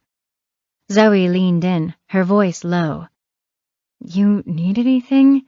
A bottle of water or another coffee, maybe?" Charlie shook her head. "I'm fine." It was starting to drive Charlie crazy the way Zoe kept fussing over her. Zoe wasn't the mother-hen type, but every time she thought Charlie wasn't looking, she gawked at her with a nervous expression on her face. All the worrying made Charlie feel like a helpless child. She stepped closer to the glass, her focus on Leroy Gibbs. He squirmed in his seat, seemingly unable to get comfortable, still waiting for his lawyer to arrive. He looked older than when she'd last laid eyes on him, grayer, face and torso starting to go gaunt. Something sallow in his complexion that hadn't been there before. Had he done it? Killed Amber, then sent her that email? She saw Amber again, unbidden. White sand against whiter skin, flecks of dirt dotting her cheeks like freckles, everything mottled and ashy in the dawn light. Charlie dug her fingernails into the flesh of her palms as she pushed the ghostly vision away. She needed to concentrate on Gibbs. He was what mattered now. Gazing through the window, Charlie tried to get a read on him. Above all, he seemed a blank figure to her. Expressionless face, monotone voice. He rarely even made eye contact with anyone. During the whole preamble to the interview, the reading of his rights, the testing of the mic and camera, Gibbs just seemed disengaged, aloof. He was like a specimen of some kind, she thought. A test subject kept under glass, observed and experimented on in his little cage. Earlier, Charlie had overheard one of the detectives suggest in a hushed tone that this was all an act, that Gibbs' behavior was a calculated effort, the first step in making a play at an insanity plea. Watching him with her own two eyes, she didn't think so. A murmur spread through the observation room, traveling faster as it went like a cresting wave building up momentum. Finally, the accused's lawyer had arrived, the whispers reported. He was on his way into the interrogation room now. The door jerked open on the other side of the glass, and a tall man wearing a suit moved across the screen, slapping his briefcase on the table as he took a seat next to Gibbs. Charlie recognized him straight away, but it took 3 full seconds of staring at his face for it to register, and when it finally did hit, it came with a shudder. Will. The lawyer representing Gibbs was Will Crawford. Chapter 59. Charlie's chest tightened. Her face felt flushed and hot. Will was representing Gibbs. How did that make any kind of sense? Why would he do it? She needed out of the crowded observation room, needed somewhere she could breathe and think. Fumbling with the door handle, she escaped into the hallway. Fluorescent bulbs buzzed overhead. She blinked against the sudden brightness, but the air out here felt better, cooler, less stuffy. She shuffled toward the drinking fountain down the corridor as her thoughts tumbled. Of course, She knew Will was a lawyer, that he represented people from all walks of life. But Gibbs? Leroy Gibbs? The man most people presumed had killed Allie for all these years? She stooped and thumbed the button on the fountain, took a sip of water. Just then a door opened behind her. She turned. Will poked his head out of the interrogation room, his eyes locked on a deputy standing just outside the door. "Can I get a Pepsi for my client?" Will said, his voice low. Then his eyes shifted up, met Charlie's. He flinched. "Charlie." He stepped out into the hall as the deputy went off for the beverage, and the two of them were suddenly alone. "Charlie, I was hoping I'd get a chance to talk to you, to explain." "Explain what?" she asked, her tone bitter. "Okay, look, I know you're probably upset, and believe me, I wish I wasn't in this position, but—" "Oh, you mean the position where you're representing the guy who killed my sister? That position?" He reached for her, but she dodged his grasp. "Come on, Charlie, he didn't kill Allie, and he didn't do this." "How do you know?" Charlie asked, crossing her arms. "Because there's no evidence. None. Even you have to see that." "No evidence? I found a girl's body today with her feet chopped off. If that's not evidence, then what is?" Will sighed, his shoulders slumping. "Leroy is my cousin, Charlie. I felt a duty to make sure he gets a fair shake." She frowned. "You never told me that." "I didn't think it was important. If I'd known this was coming, of course I would have mentioned it. I imagine you're feeling blindsided by all of this." "You think?" she said, not able to hide the venom in her voice. "Look, we're not close, but he is family. You have to understand my dilemma." Charlie felt her hackles rise at that. She leaned closer, her voice practically a hiss. "You don't get to talk to me about family. Allie was my sister, my best friend." She reached out and jabbed him in the chest with her finger. "You're representing the man who took her from me." She turned, heading back for the observation room. "Don't be like this. I'm a lawyer. This is what I do." She pushed through the door, not turning back. The closing door mostly swallowed Will's voice, which had gone soft. "I'm sorry, Charlie. I really am."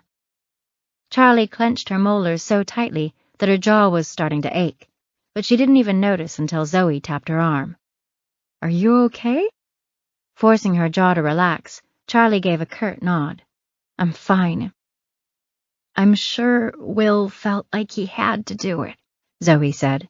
"Represent Leroy, I mean, for the family." Zoe was using her mother hen voice again, her tone sounding like someone trying to soothe a child after a nightmare. When Charlie didn't answer, Zoe went on. "He changed a lot after his mom died, you know." Charlie remembered dully that Will's mom had died when he was quite young, 12 or 13, before Charlie had known him well. Representing Gibbs made sense on that level, she supposed, though it wasn't any easier to stomach.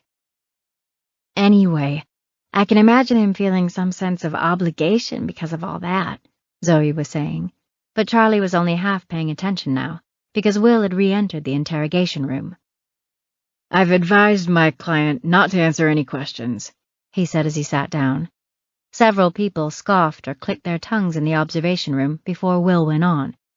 "But he's made it clear to me that he wants to cooperate and is doing so of his own volition despite my protests." Charlie couldn't help but notice the homogeneous body language being presented on the police side of the glass, the uniformed officers mostly tucking their thumbs in their belts, while the suits, detectives and various administrators, had to sweep back the sides of their jackets to rest their hands on their hips instead. In any case, all eyes latched onto the mirrored glass pane like it was a flat screen at a Super Bowl party. The detective seated across from Will and Gibbs fingered a manila folder open and slid out a photograph.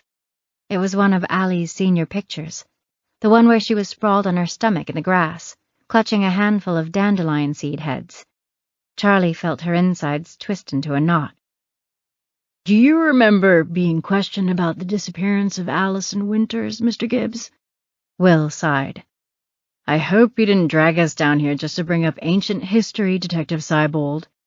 "Are you going to let him answer?" Rolling his eyes, Will waved his hand. Go ahead, Mr. Gibbs. I remember, but I didn't. Gibbs broke off and lowered his head. Didn't what? I didn't hurt her, he muttered. But you knew her, didn't you? After a long pause, Gibbs nodded. The knot in Charlie's middle squeezed a little tighter. In fact, the weekend before Allison Winters disappeared, she and some friends chartered a boat that you captained, isn't that right? His fingers twitched and fidgeted, squeezing into fists and then releasing. Yes, sir. And what did you think about Allison when you saw her? I didn't think nothing. No? You didn't think anything of this beautiful 18-year-old girl in a bikini? Detective Seibold held up the photo again, almost daring Gibbs to look at it. There was a bunch of them. They all were. Detective Seibold frowned, confused. All were what? All the girls were in the bathing suits. It wasn't just her. They all wore 'em. Charlie got the sense that Gibbs didn't fully grasp what was happening here, as though he was distant not just from social normality, but from actual reality. I told you guys, one of the men in the observation room grumbled. He's just laying the groundwork for an insanity plea. Wait and see. The detective in the next room laced his fingers together on the table and looked Gibbs in the eye. Yes, but you took particular notice of Allison, didn't you? Gibbs shook his head. You didn't ask her if she wanted to steer the boat? Charlie watched the man's chest move up and down as he breathed. He murmured something unintelligible. What's that? I thought she was pretty, Gibbs said. Charlie thought he sounded sad when he said it, like it was some great sin to have thought her sister pretty. Sick fuck, one of the observers said in a low voice. Gaze flitting about the observation room now, Charlie noted the way almost everyone leaned in toward the glass. They were enjoying this, she thought, the way one might enjoy a movie or a play, stimulated. She felt a pang of pity for the man on the other side of the window, and then, almost as quickly, a wave of disgust. Was she really feeling empathy for the man who had very likely murdered her sister? You thought she was pretty, Detective Seibold repeated. That's right. And then what? Staring blankly, Gibbs said nothing. What happened after the boat ride ended? After you realized you probably wouldn't ever have a chance to talk to Allison again? Did you start thinking of ways you might see her again? Gibbs shook his head again, and Detective Seibold angled his chin a notch higher. So, just to be clear, you didn't kidnap Allison Winters. You didn't kill her and dismember her body? The palm of Will's hand came down on the table. Look, Mr. Gibbs has agreed to talk with you, but this is the same line of questioning my client went through back then. You had nothing then, and you have nothing now. Either give us something new, something you haven't already asked him 100 times, or this interview is over. The detective nodded and pulled 2 new photos from the folder, snapshots of Kara Dawkins and Amber Spatafor, smiles on their faces, eyes twinkling. Charlie visualized Amber Spatafor laid out on the coroner's table, her porcelain skin fish-belly white against the hard steel. She tried to stop herself from imagining the scalpel slicing into the pallid skin, peeling it away to reveal the red underneath. But the images came whether she wanted them or not. She closed her eyes and heard Detective Seibold ask his next question. Have you ever seen either of these girls? Eyes darting from one grinning face to the next, Gibbs looked bewildered. Never seen 'em. No? The detective's eyebrows crept up his forehead. Not even around town? Maybe at the supermarket or the gas station? Gibbs moved his head from side to side. You didn't... Come on, Jerry, Will said, interrupting. I won't sit here and allow you to badger him like this. You asked if he knows or has seen either girl, and he said no, twice. Move on. The detective nodded, his mouth a tight smile. His fingers snaked into the manila folder a 3rd time and came out with a photo of Amber Spatafor's body on the beach. It was a particularly grisly shot, a close-up of the mutilated legs ending in bloody stumps. Gibbs recoiled, sliding back in his chair and shutting his eyes tight. Charlie couldn't help but think of a child turning away from a particularly gory scene in a horror movie. Was it an act, or was he genuinely that repulsed by the image? Will was on his feet in an instant, red in the face, shouting about shock tactics. Charlie's attention was diverted from the spectacle by Zoe taking a firm hold of her arm and pulling her toward the door. "What are you doing?" Charlie hissed. "I need to talk to you for a minute," Zoe said. "Outside." "Can it wait?" "No." The hallway was bright compared to the dim lighting in the observation room. Charlie blinked a few times, waiting for her eyes to adjust. "So," Zoe said, "they're going to be in there for a while." "Yeah? Like, probably for a few more hours at least, accounting for bathroom breaks, meal breaks, and all. I'd say this interrogation will stretch deep into the night." Zoe spoke pointedly, her eyes going wide as if there was some second meaning Charlie was supposed to catch on to. "That's generally how it works, right? You can keep him for 48 hours without charging him?" Zoe nodded, still giving her that penetrating look. Charlie just shook her head, baffled by Zoe's demeanor. "It's just too bad that someone couldn't, go peek in the windows of his house while they know he's tied up here, poke around for some physical evidence." Zoe shrugged. "That's all." Charlie blinked slowly, her eyes narrowing. "So you want me to go snoop around Gibbs' house?" Hand to her chest, Zoe gasped. "I'm merely making casual conversation with a friend, an offhand comment, if you will." "Right," Charlie said, still squinting at Zoe. "I mean, even if you found something, it wouldn't be like you could act on it," Zoe said.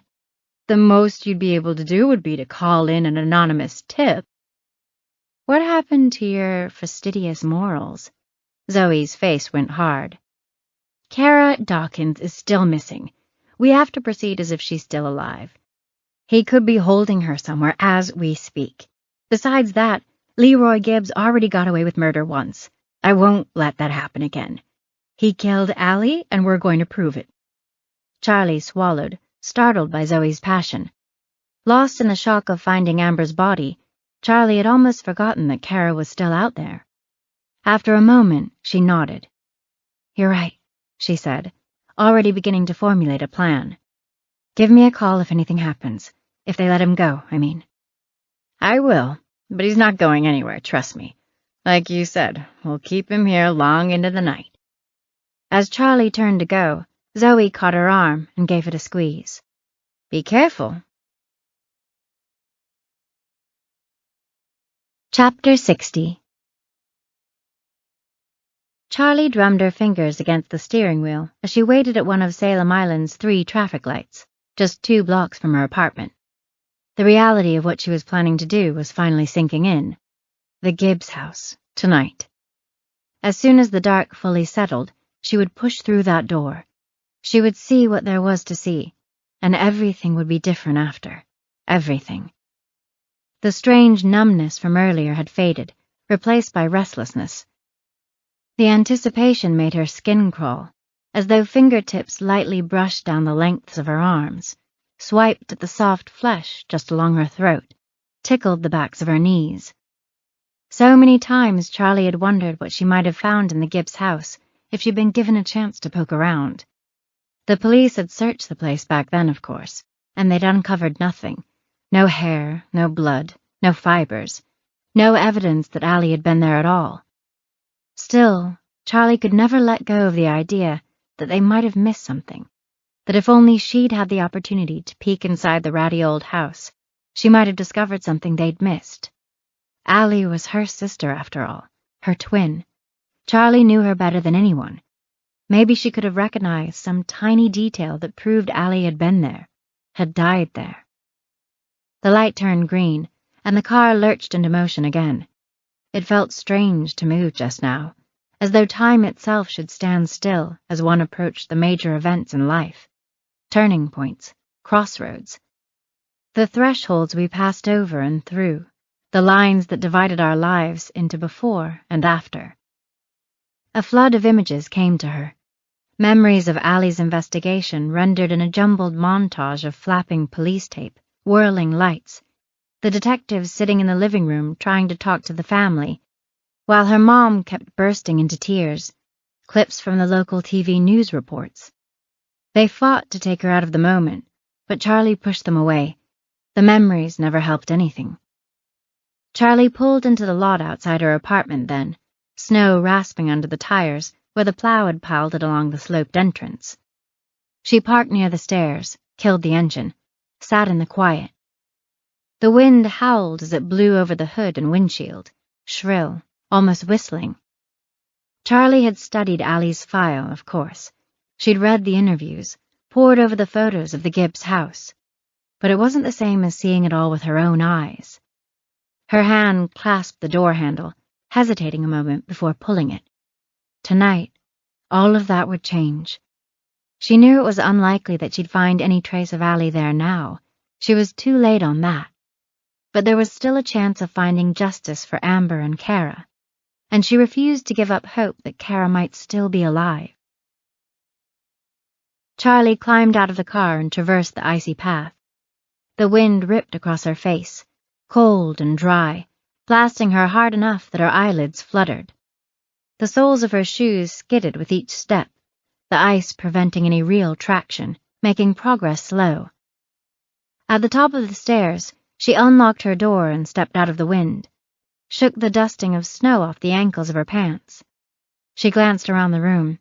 She'd need to pack some supplies. There'd never be another chance like this, and she had to make it count. She crossed the room and squatted beside the bed, rooted around under it until she found the duffel bag. One good tug pulled it free of the mess. Then she slapped it on the mattress and unzipped the thing so its flaps hung open like a dog's loose lips. In went a pair of heavy-duty mag lights the size of nightsticks, a primary flashlight and a backup. Zoe always praised this particular brand for its reliability, as well as its ability to bludgeon if and when necessary. Then her lockpick kit went in the bag. Probably less than 5 minutes at the back door would be enough to get her in, which was a good feeling. Next she tossed in a ski mask to hide her face as she crept up to the house. Around here, a ski mask wouldn't look out of place at all this time of year. She'd look like an ice fisherman headed home for the night. She rifled through her toolbox and loaded a few of her tools into the bag, figuring that even with her lockpick stuff already in tow, she'd want options. Better to be prepared for whatever she might encounter. She zipped the bag shut and lifted it, the tools inside clanking together. Placing the bag beside the door, Charlie peered out the window to gauge the level of daylight. The fact that the sheriff planned to hold Gibbs well into the night meant that she had the luxury of waiting until nightfall before attempting her little break-in. She went to her laptop to check what time the sun would set, but the screen froze. Charlie drilled her fingers against the keyboard and swiped at the touchpad. Nothing happened. For an anxious moment, she worried over the fate of her master case file if her computer finally bit the dust. Then she remembered it was backed up on her cloud drive. The file would be safe. With the machine still frozen, she forced a hard reboot. The laptop went quiet, and Charlie was suddenly struck by how silent it was in the apartment. Allie hadn't uttered a single word since Charlie had found the body that morning. A chill ran up Charlie's spine. Was that right? She ran through it all in her mind. Finding the body, calling Zoe, waiting for the police and the coroner to show up, watching them hoist the stretcher laden with the body bag into a van. Allie had been mute through all of it. Then there'd been everything at the station, hauling Gibbs in, Will showing up to represent him, the start of the interrogation. Nothing from Allie, not a peep. Charlie considered calling out to her, and then felt silly. Most of the time she couldn't get Allie to shut up. Maybe she should count this as a blessing. With what she had planned for tonight, there was enough on her plate. The login screen for Charlie's computer came up. She typed in her password and signed in. Everything seemed to be in order.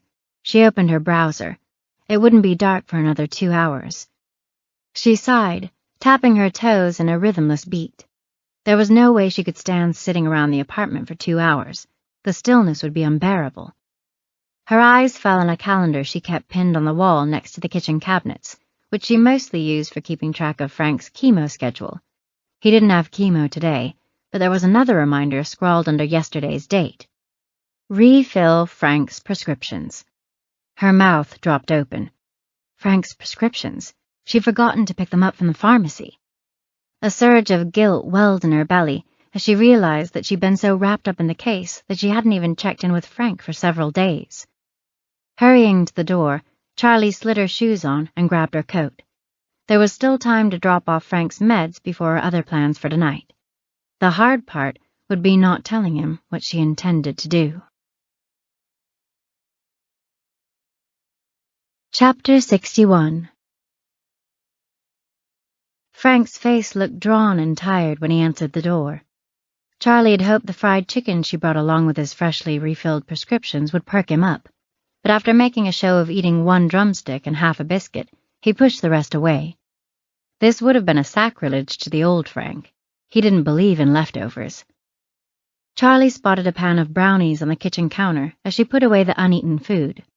Who made the brownies? Oh, those are from Tootsie, Frank said, lowering himself into his trusty recliner with a groan.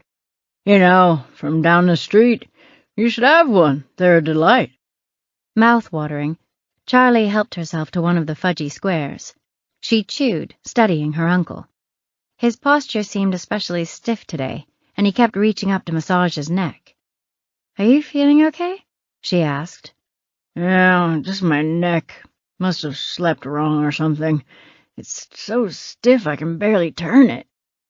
Charlie grabbed a paper towel to use as a makeshift plate and went over to sit on the couch. "You fell asleep in that chair again, didn't you?" I can't help it. Half the time I can't sleep for shit because of the chemo, but when I do doze off, I'm out, he said. Dead to the world. He watched her take a bite of brownie.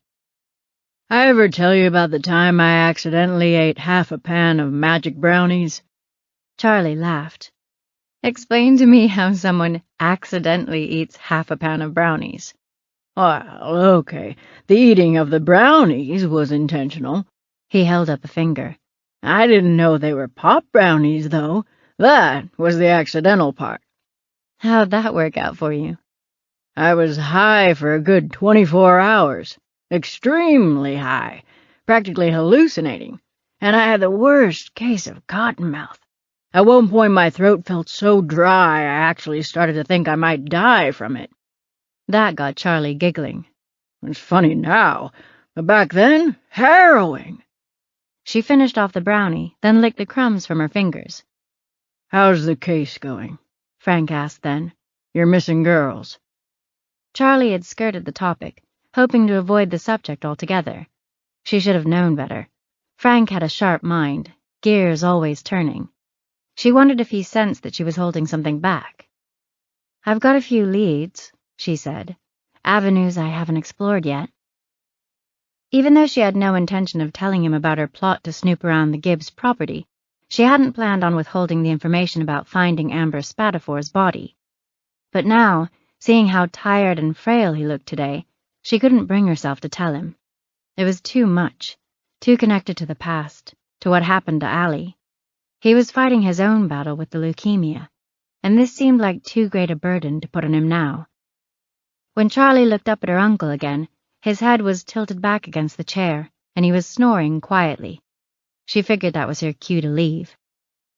The springs of the old plaid couch squeaked as she pushed to her feet, but Frank didn't stir. She gave him a light peck on the cheek, let herself out through the front door, and locked it behind her.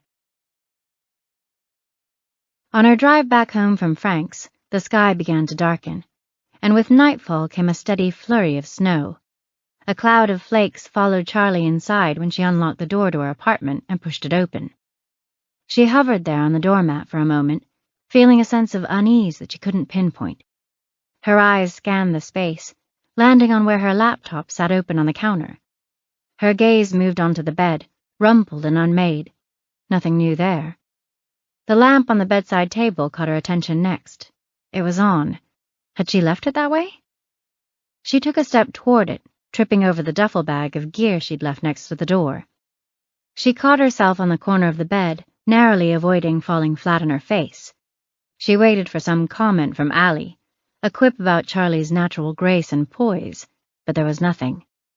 In any case, her stumble had jarred her out of her previously paranoid thoughts. In approximately half an hour, she'd be trespassing on the property of one Leroy Gibbs. That was enough to make anyone jumpy. She snatched the duffel bag by the handle and took it down to the car, skittering over the ice to where she'd parked. She tossed the bag in the back seat and climbed the stairs again to get the rest of her stuff. Back in the apartment, she took down a lockbox and holster from a shelf in the closet and strapped on her Glock 43. Next, she slid her phone from her pocket and turned it off. It was probably an overly cautious move, but phones could only be tracked when they were on. Should things go south on her little excursion onto the Gibbs property, she'd be better off not offering up evidence that could prove she'd been there. Finally, Charlie tugged on a hat and gloves and gave one last look around the apartment to make sure she wasn't forgetting anything. Satisfied, she pulled the door shut behind her. She took a breath. It was time. Chapter 62. The snow picked up as Charlie drove out toward the Gibbs house.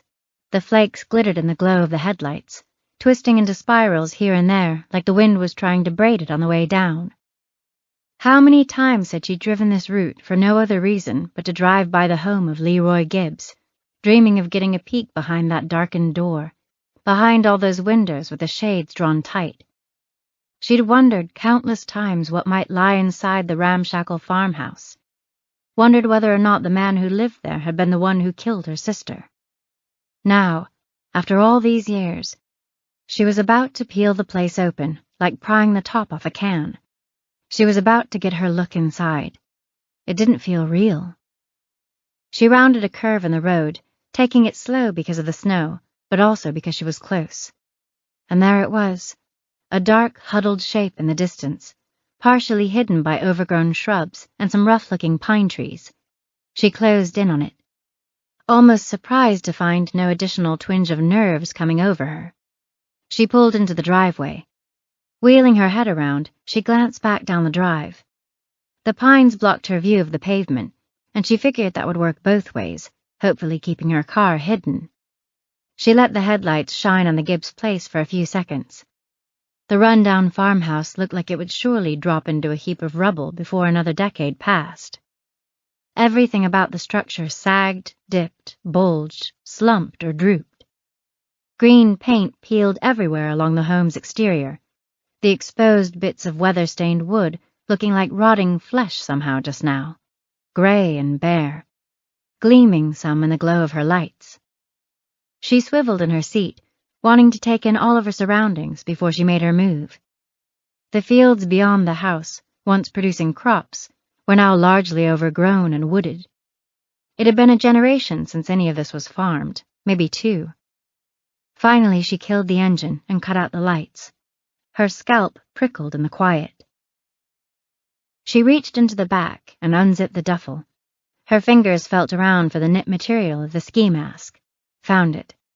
The acrylic fabric scratched as she pulled it over her head. Leaning so she could see her reflection in the rearview mirror, she straightened up the eyes in the strange green glow of the dash lights. Next, she reached back into the bag again, pulled out the lockpick kit. Her mind was strangely blank. Some hyper-focus whittled her thoughts down to just the next step and rendered it in images rather than language, omitting all those needless words that usually flowed through her skull. With the lockpick stowed in her coat pocket, Charlie zipped the duffel up. She climbed out of the car, feet trampling through the crusty snow in the driveway, and hauled the bag out of the back. She didn't really want to tromp around to the back door, leaving prints in the snow, but it'd be better than trying to unlock the front, where a passing driver might see her. The snow squeaked and cracked under her feet, and she moved out of the area lit by a distant streetlight and made her way around the side of the farmhouse. The shadows swallowed her little by little, and she was glad for the darkness that wrapped around her like a cloak. A narrow walk led from the back door to a pile of firewood. It had been shoveled recently, probably how Gibbs heated the place, chopping wood all year round to get through the winters. He'd never had steady employment, as far as she knew, certainly nothing since Allie went missing. He'd mostly kept to himself in the years since. Perhaps he always had. She pictured him again as he'd looked in the interrogation room, a bewildered man who seemed out of place under the bright lights, frail and old. On the other hand, she'd seen the way he'd manhandled the two men at the Lakeside Tavern a few days ago. He hadn't seemed nearly so feeble then. Her boots pounded up a set of concrete steps as she made her way to the door, footsteps echoing funny in the quiet. She squatted and brought her tension wrench to the deadbolt. With that in place and providing torque to the plug, she raked the tumblers with the tool in the opposite hand, slowly getting all the pins out of the way. When Charlie felt the last pin give up, she twisted the tension wrench and the bolt snicked out of the way.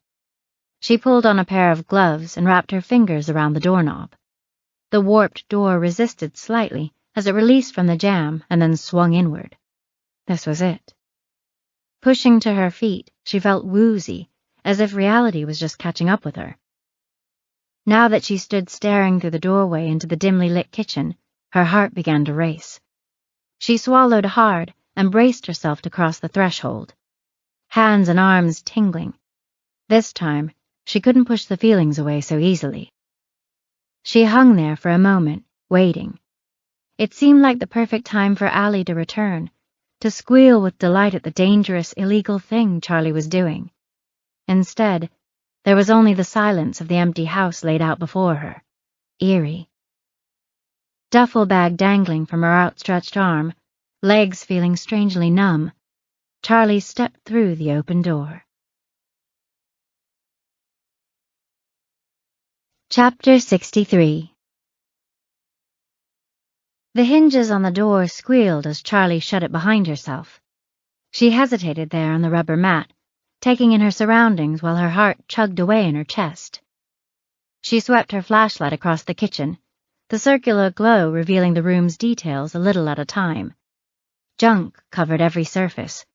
Dishes and cereal boxes and catalogs clustered on the counters. An overflowing garbage bin huddled near the sink. She knew she should get started, but the stillness made her chest flutter, made her nerves twitch. It felt like being at church or at a funeral, some hushed space, reverent and strange. Finally, she willed herself to take one step and then another. Even though she was moving lightly, the sounds echoed in the space. She checked the cabinets, the upper ones first and then the lower. Opening doors and peeking inside, she found the standard stuff, Ajax under the sink, cans of Hormel chili and Campbell's condensed soup in the cabinets, drawers full of mismatched silverware and ancient coupon mailers. Nothing suspicious here. Something screeched in the dark to Charlie's right, shrill and wavering. She froze, listened, chills rippling up her spine. When it screeched a second time, she understood. The wind was scraping a tree branch against the window, that was all. She took a breath, gathered her nerves, and moved on. She stepped into a formal dining room, though Leroy Gibbs seemed to use it for junk storage exclusively. Stacks of paperback books intermingled with rows of empty beer cans on the old farm table. On her way to the living room beyond, she paused in front of a series of family photos hung on the wall. Judging from the hairstyles, they were from the 70s or 80s. In the half-light, the faces looked strange, ghostly, milky white. Charlie aimed her flashlight at the nearest photograph, noting the haze of dust coating the glass. There was just enough space cleared on an ancient floral print sofa in the living room to seat one person. The rest was piled high with a mishmash of dirty clothes, board game boxes, and more books. Across the room, an old CRT model TV squatted beside a tower of VHS tapes. The machine was bulky and huge, the likes of which Charlie hadn't seen in decades. She used her flashlight to nudge the door leading to the small half-bath. She took one look and decided to let the beam of her light do the searching here. There was no way she was stepping inside the filthy space. Every surface had either yellowed with grime or been splotched black with mildew. Missing tiles stood out from the wall like knocked-out teeth. Water stains mottled the floor around the toilet. An inch or so of murky water sat in the clogged sink basin. With a shudder, she moved to a stairway ascending to the second floor, her sense of dread only intensifying. Halfway up, one of the stairs let out a groan as she stepped on it, and she stopped dead, waited, let the silence fall around her again. Her breathing seemed impossibly loud as it heaved in and out, hitching funny in her throat. Even though she knew she was alone here, every sound felt wrong in the hushed space. She couldn't get used to the quiet. Finally, she pressed on. Though she stepped lightly the rest of the way up, the woods still moaned in protest, every sound making her wince. The first door at the top of the steps led to another disgusting bathroom and 2 garbage-cluttered bedrooms. She peered into closets and trained her flashlight on the few swaths of dingy carpet that lay bare, hoping for something obvious like a bloodstain or a hidden wall panel leading to a secret dungeon. The kind of trace evidence she'd fantasized about on her way here would be nearly impossible to find among this mess, at least by herself. The door to the last bedroom stood slightly ajar. Charlie elbowed her way in, eyes scanning all around her. A shape stood there. A silhouette backlit by the moonlight filtering in through the open curtains. Someone was in the room. Charlie choked, breath caught in her throat. She stumbled backward, bashing into the wall behind her, shoulder blades jabbing into the wood paneling. She fumbled with her flashlight, brought it up to illuminate the person before her. The shape lost its detail, morphing to a blankness under the light's touch. Then it lost its menace. A mannequin was propped in front of the window, probably used by a dressmaker in the Gibbs family decades ago. Tattered gray fabric showed the thing's age. Charlie let out a shaky breath. The tightness in her chest wouldn't quite recede. She tried to laugh it off as she pressed back into the room, but she couldn't deny the fact that the Gibbs house was doing a number on her nerves. She didn't like the quiet, couldn't shake the feeling that she shouldn't be here. The way the house was frozen in time made her feel like a trespasser in an arcane realm. She made her way back to the ground floor, wondering if anything in the place had been updated in 20 or 30 years. The wallpaper looked like it was from the 60s, the appliances the 80s. The most technologically advanced thing in the whole place was probably an electric razor she'd seen in the upstairs bathroom. Gibbs didn't even seem to have a computer. Back downstairs, Charlie returned to a door off the kitchen she'd decided to save for last, the basement. If she was honest with herself, she didn't want to go down there. She couldn't stop imagining the door slamming shut behind her the moment she entered the stairwell. But she had to be thorough, had to make sure she checked every square inch of this house. Charlie's heart thudded again as she took the first step down. Breathing seemed difficult in this moment. Her chest wanted to race through the motions, fluttering like a moth adhered to a screen door, the breaths coming too shallow to count for much. She had to concentrate to draw full breaths, fight the pulsating muscles along her ribcage, hold each lungful of air for a beat before she breathed out again. The stairs creaked beneath her, the old woods straining and moaning. Her flashlight shone down into the dark below, one lone spotlight surrounded by shadows. The glowing circle twitched on the concrete floor as she struggled to still her trembling hands. Could this be where he hid the girls? Could Allie's remains be down here, even now? Her bones tucked in some cobwebbed corner, sprawled on the floor, waiting for all these years. As she reached the bottom of the steps, her light caught on a string hanging down from the ceiling. She pulled it. An overhead fluorescent bulb flickered to life. The room seemed a little less scary once illuminated. It looked like a normal basement, with poured concrete walls painted a pale gray, same as the floor, quite smooth in texture. More junk cluttered much of the floor space down here. Milk crates full of odd collections, old glass bottles, yarn, hundreds of warped records. Charlie flipped through a few of the albums, big band stuff from the 40s mostly, Tommy Dorsey and Benny Goodman. They must have belonged to Gibbs' parents, maybe even his grandparents. She waded through the narrow path between the stacks of milk crates and found more rubbish still. A heap of empty beer cans crowded one corner, A few boxes of clothes even older than those she'd found in Gibbs' room, an old stove crusted with grease. When she finally reached the farthest wall from the steps, she stopped, turned back, looked over all that she'd made her way through. It seemed obvious enough, even doing a cursory search. There was nothing here. The worst she could say about it was that it was messy and smelled like radishes. She started back through the basement, returning the way she'd come, twisting sideways at times to squeeze through the sliver of an opening, nausea creeping its way into her middle. She paused a moment at the bottom of the steps, one hand resting on the rail.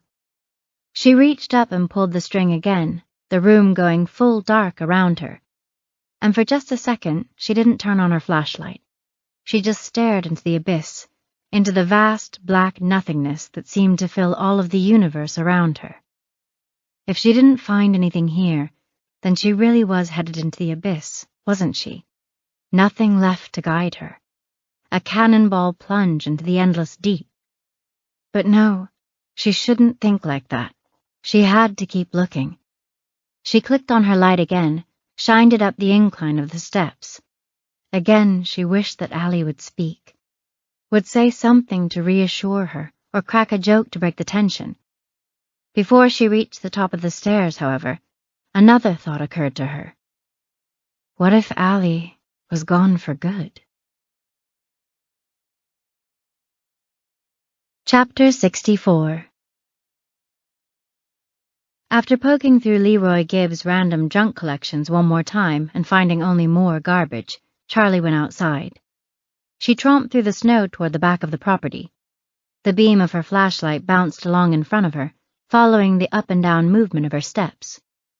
She thought about saying something to Allie, attempting to engage her or spur some conversation out of her, but she dared not risk it. What if her sister said nothing back? The notion of confirming this mounting fear, that Allie wasn't here with her now, was too much to bear. The cold gripped her again within those first few steps out of the house, harsh and dry. It numbed her face right away, reaching right through the acrylic fabric of the ski mask. For this moment she was glad for the chill, for the numbness, for all of it. In some way, the physical anesthetic slowly taking over her body kept the emotions at a distance along with the rest. She needed that now, a dulling of her feelings, because of all the possible outcomes of this search. The idea of finding nothing had never really occurred to her. A structure took shape at the back edge of what was once the yard, a steel-sided barn crouching in a snarl of overgrown sumacs. The building stood out as blacker than the rest in this black-on-black night. As she trudged closer, she could see that it was a ramshackle thing, just like the house. Rusted siding, peeling paint, and what looked like a pretty good-sized hole in the roof where the weather had invaded, peeling back the shingles and slowly but surely softening the wood to mush. She had the hammer with her, expecting to find some kind of padlock out here, but the door was unlocked, already open a crack, in fact.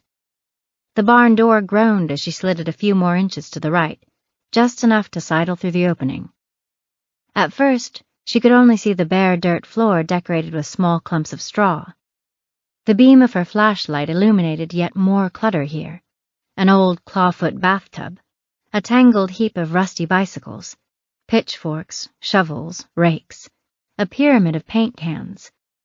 Swinging her light to the right, though, she found something more interesting. A bulky form bungeed under a blue tarp, lumpy in some places, smooth in others. It wasn't the body she was half expecting to find, however. It was a boat. She swept the flashlight over the vessel, examining the exposed hull. It was made of wood with metallic-looking paint the color of copper. A motorboat, she realized, old and dirty.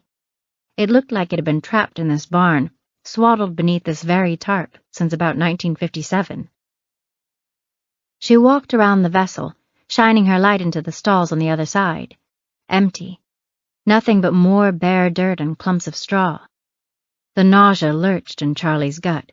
She lowered her light, tried to think. No girl, no evidence, just the signs of a hermit, perhaps a mentally ill one at that. The reality that she couldn't prove Gibbs was the guy had started to seep in along the way, and the after effect was settling over her now, seeming more and more undeniable. She swallowed, not ready yet to face what these conclusions meant. Not ready for what? Not ready to give up on Allie. She swung her light up onto the boat again. The entire tarp was covered in a fine layer of dust, except for one spot. She could almost see where someone's hand had smeared the grit away. Loosening a few of the bungee cords, Charlie peeled back one side of the tarp and clambered up the wooden side. She spotted more places where the dust had been disturbed on the deck, and she followed the trail to a small compartment near the motor. This place had been almost completely cleared of the grime that covered the rest of the boat. She knelt. A seating pad covered the compartment, attached to the lid, and she slid her gloved fingers into the seams to remove it. The hinged lid popped as she pulled it free. The smell hit her first, like the time they'd lost power for a week in July when she was a kid, and 50 pounds of ground beef in their chest freezer had spoiled. Her breath ceased as she gazed down into the chamber, the hollow place under the bench seat glowing under the glare of her flashlight. The package was irregularly shaped, neatly wrapped in black plastic. Red and white baker's twine crisscrossed the bundle, looping into a precise bow on top. Charlie's hand trembled as she reached for one loose end of the knotted twine, already certain she knew what was inside. She tugged at the knot. With the bindings loosened, the wrapping opened and fell away, like a flower blooming and withering in fast motion.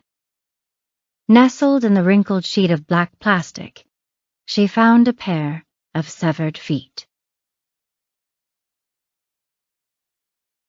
Chapter 65. Charlie jerked backward, gagging. She couldn't breathe, couldn't think.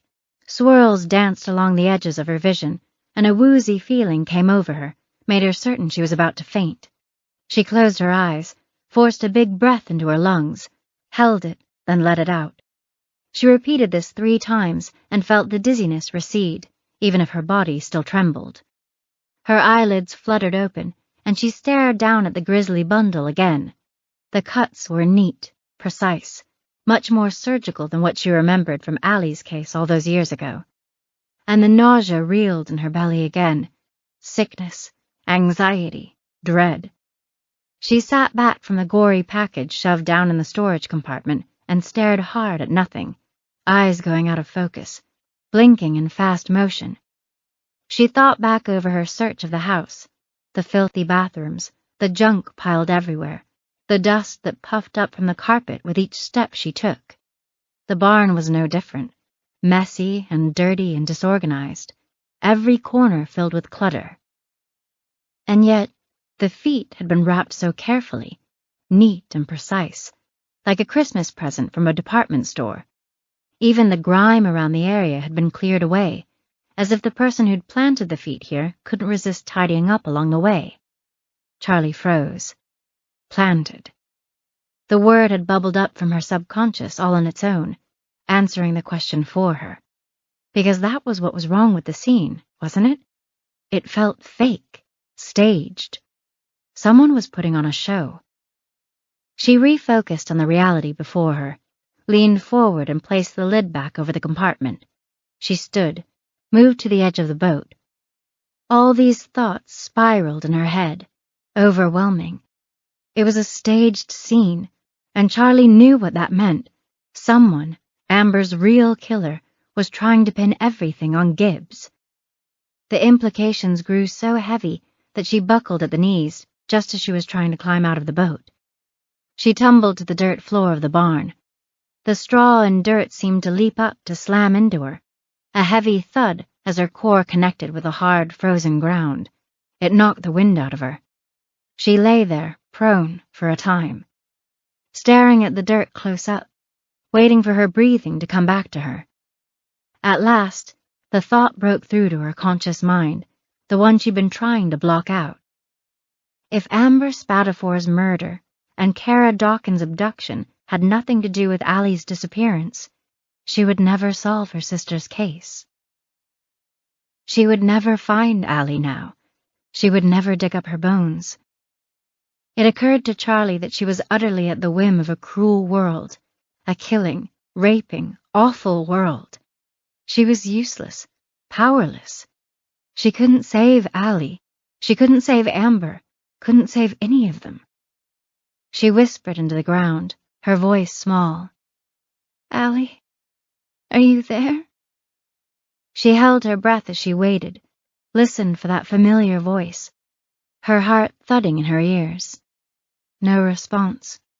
She spoke louder this time, full volume. "Allie, please say something." Nothing. Allie wasn't there. Not anymore. Chapter 66. Charlie picked herself up off the barn floor. She batted at the dust and flecks of straw now clinging to the front of her coat. Little gray puffs rose from where her hands made contact. Her arms felt heavy, the cold sinking deeper into the flesh of her, leaving her numb. And a movie opened in her head as she stood there half-heartedly dusting herself off. She saw Misty Dawkins sitting across from her desk. The girl she'd known from school had grown older, a little thicker, and now she was crying. A Kleenex clenched in a fist in front of her face, muffled sobs leaking out, strained, like she was trying with all of her might to hold it all in, but couldn't do it, couldn't contain the way she felt inside. It had built up and up until it all came pouring out. Charlie remembered snippets of what Misty had talked about, little things about Kara being gone, about how she'd taken off before, but this time she was scared, truly scared, for the first time she could remember, that sometimes moms just know this kind of thing. And then Charlie remembered a picture of Kara, her younger brother wrapped around her piggyback style, the two of them holding their hands up and giving the camera a peace sign. Kara Dawkins. Kara was still out there. That was why she couldn't give up. Maybe Allie would never have justice, never have closure, but that only showed how much people needed it, how much people like Misty Dawkins and Amber's family needed it even still. Charlie fled the barn, not bothering to close the door behind her. She swam back through the snow, disoriented at seeing everything from the opposite angle. She followed her tracks back until she could see the house, and then she picked up speed, hurrying. Her brain seemed to pick up momentum along with her feet. She ran back over the details, seeking out the missing pieces to this story. If it wasn't Gibbs, someone was deceiving her and everyone else. She had been missing something, overlooking some piece to the case that hadn't fit the Gibbs angle, but might point to Amber's real killer. Her mind snapped to it as she neared the car. The emails. The emails didn't fit. The first email had told her to follow the white rabbit, which was pointing to Robbie and the ecstasy. Once Robbie had been ruled out as a suspect, the email had pivoted. It had directed her to the beach where the body was found. Whoever sent the email knew the severed feet would steer the investigation to Gibbs and the planted feet in his boat. These were both methods of throwing her off a trail, the real trail. She ripped open the car door, flung herself into the driver's seat, started it. The car groaned like it always did in the cold. The headlights shined on the dilapidated farmhouse, once again lighting those rotted pieces of wood where the paint had peeled away. Her thoughts were going so fast now that for a moment she just stared at the house, trying to untangle at least one of the strands in her head. Charlie needed to, she put her hands on the wheel, needed to think. Zoe. She needed to call Zoe, but she needed to get off of Gibbs' property first. She backed out of the driveway, tires squealing as the car swerved onto the road. A few miles from the house, she veered onto the shoulder.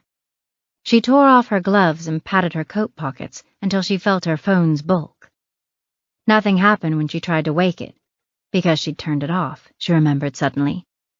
When it was finally powered up and ready to use, she struggled to get the contact list with numb fingers. By the time the phone was ringing against her ear, she had to remind herself what she was even going to say. The feet. She'd found the feet, but they were almost definitely planted. And not almost, just definitely. "Charlie, thank God," Zoe answered.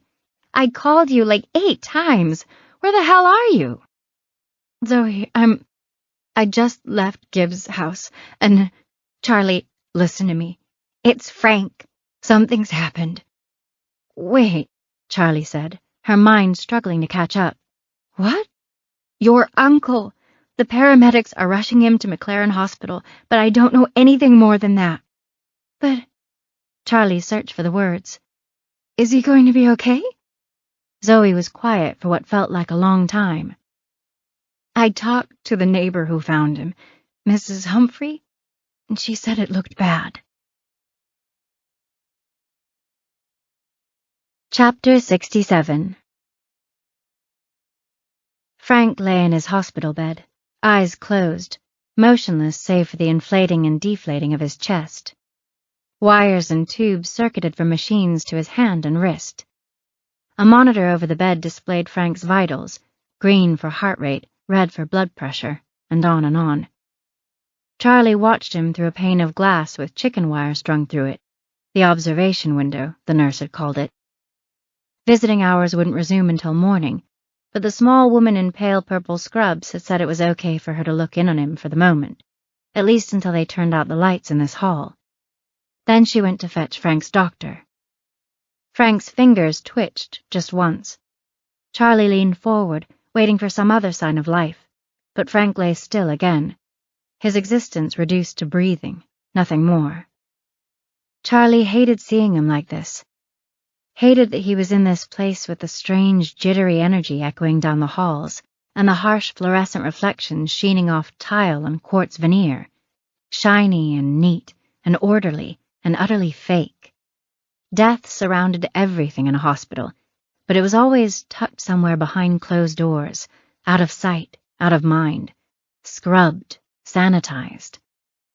A doctor in a white lab coat approached, followed closely by the same nurse from before. The pair paused in front of her, waiting for Charlie to turn her gaze away from the window looking in on Frank's room. "You're the niece?" the doctor asked, putting out a hand for her to shake. "I'm Dr. Anna Gagne." "You're not his normal doctor," Charlie said. "His oncologist, I mean." "No, ma'am. I'm an internist here in the ICU, but I have been in touch with Dr. Silva. She's being kept abreast of Frank's condition." "So is it the cancer?" Charlie gripped a fistful of her coat, as if holding on to herself for dear life. "Has it spread?" The doctor looked confused for a moment before shaking his head. No. Your uncle was brought in with bacterial meningitis." Charlie, who'd been expecting the worst, didn't know what to make of that. "But he was fine. He's been fine." "No neck pain or headaches?" the doctor asked. Charlie remembered then how Frank had rubbed at his neck and commented about sleeping wrong. "Yes, but—" "It can come on incredibly fast, and it's not uncommon with chemotherapy patients. The fact that their immune system is weakened puts them at higher risk for infections like this." Staring through the window at her uncle, Charlie felt a surge of hope. This whole time she'd been expecting them to tell her the cancer had progressed, that his diagnosis was no longer treatable, but it was only an infection. They'd pump him full of antibiotics, and he'd be back on his feet in no time. When will he wake up? Charlie didn't like the way the doctor glanced over at the nurse, his jaw tensed. "I can't say for sure. Meningitis patients that present with a minimal score on the Glasgow Coma Scale have a significantly higher rate of morbidity and mortality," he said. Charlie only understood about half of the doctor's words, but she was pretty sure she knew what morbidity and mortality meant in this context. Her eyelids blinked open and shut slowly. It was several seconds before she realized the doctor was still talking and had asked her a question. "What?" "Do you know if your uncle has an advance directive?" Charlie shook her head. "I don't know what that is." "A living will? It would specify what medical action your uncle would want taken in the event he was unable to make those decisions himself." The pause after that stretched out, emptiness swelling to fill the space in the stark hallway. Like those vast black seas of space out there, nothingness that stretched out eternally, infinitely. When Charlie said nothing, the doctor continued. If there's no living will, as his next of kin, it would fall on you to make the final decisions. Final decisions? Meaning Charlie would have to be the one to decide when to pull the plug, so to speak. The doctor said more, but Charlie couldn't seem to get her brain to focus on the words. Instead, she found herself staring at a small food stain on the doctor's lab coat, a smear just left of his sternum. Spaghetti sauce? Maybe chili. His speech ended then, and she did manage to catch the last sentence, her mind suddenly seeming to snap to attention. He's stable for now, but if his condition worsens... As the doctor turned to go, the nurse reached out and squeezed Charlie's arm. The lights will be on for another few minutes. Take your time. Charlie hovered there before the window, frozen. The chicken wire embedded in the glass divided Frank and the room into tiny squares, like a mosaic. Her phone buzzed. Without even looking to see who it was, Charlie reached into her pocket and turned the phone off. People had been calling and texting regularly since she got here, wanting updates on Frank. But she couldn't deal with that just now. Didn't want the responsibility of either delivering bad news or trying to bolster someone else's hopes. Movement caught her eye through the glass. Frank's eyelids lurched, the skin shifting. Dreaming, Charlie thought. He must be dreaming. That was good, wasn't it? But somehow, she didn't want to get her hopes up. As if on cue, the lights in the hall snapped off. All the bulbs up and down the corridor blinking out one after another. That was it then. There was nothing left to do but go sit in the waiting room and wait. Chapter 68. Charlie wound her way down the darkened hallways, the distant glow of the nursing station lighting her path. Familiar faces occupied the waiting room, 3 of Frank's neighbors, Betty Humphrey from next door, Linda Markowitz from down the street, and the one Charlie had only ever known as Tootsie. She flinched as she came around the corner and saw them there, and words flung at her from all sides, buffeting her like a strong wind. How is he? What did the doctor say? Do they know what's wrong? They meant well, she knew, but it didn't help. Not here and now. Her shoulders hunched out of reflex, head angled down to stare at the floor, like maybe she could flinch back from all this human contact. Instead, one of the women pulled her into a hug, arms coiling and flexing around her like constricting snakes. Panicky feelings churned inside of her. Too many people, too much stimulation. All of the contact made her feel separate, strange and numb. She withdrew then into herself, like a snail retracting into its shell, some defense mechanism overtaking her, keeping her distant from the physical world, all the nerves deadened, semi-catatonic. The camera looking out from her eyes zoomed out, shifted its angle, pointed itself inward, like she was looking at reality out of the corner of her eye now, never straight on. Someone steered her onto a cushioned bench. They held her hand, talking right in her face, but it sounded like they were underwater, the words all muffled and swirling, meaningless. Charlie tried to focus on the face before her, but her body tingled with alienation, the throb of pins and needles rippling over her skin, until she could feel the sweat sliming her shirt under her arms, a slick membrane of dampness. It made her shudder. And the words catapulted at her. All the faces pointed at her, jabbering away. Conversation she couldn't quite keep up with, even if she was a participant in many of them. She didn't dwell on it, didn't focus on it, detached from the present, let the time drift past. Her mind going all the way blank, eyeballs staring out at the TV on the wall or the beige ceramic tiles beneath her feet. It felt, in many ways, like she was floating above this scene, looking down on the waiting room from afar, from above, apart from it, apart from all the people, focusing, somehow, on her 2 black shoes resting on that khaki floor. She drifted like that for what felt like a long time, gliding, apart, alone again, even in the crowd. She remembered feeling this way at Allie's funeral, empty and separate from everything. She wondered sometimes if she would have stayed that way, in a semi-catatonic state, had Allie's voice not beamed into her head and jolted her back to reality. "This is going to sound egotistical, complaining about my own funeral," her sister had said. "But I kind of thought there'd be a better turnout, if I'm being honest. The demographics alone, a lot of white hairs, am I right? We're like a couple boxes of wine away from a full-blown lemon party in here." "They did a thing at school for the kids," Charlie had explained. "Mom wanted to keep the actual ceremony to blood relatives, not have it, overrun with a bunch of kids. Her words." "Nice. Better for my funeral to look like a Cialis commercial or something, I guess. There are 12 guys here who look exactly like Mitt Romney, and those are the youngsters, relatively speaking."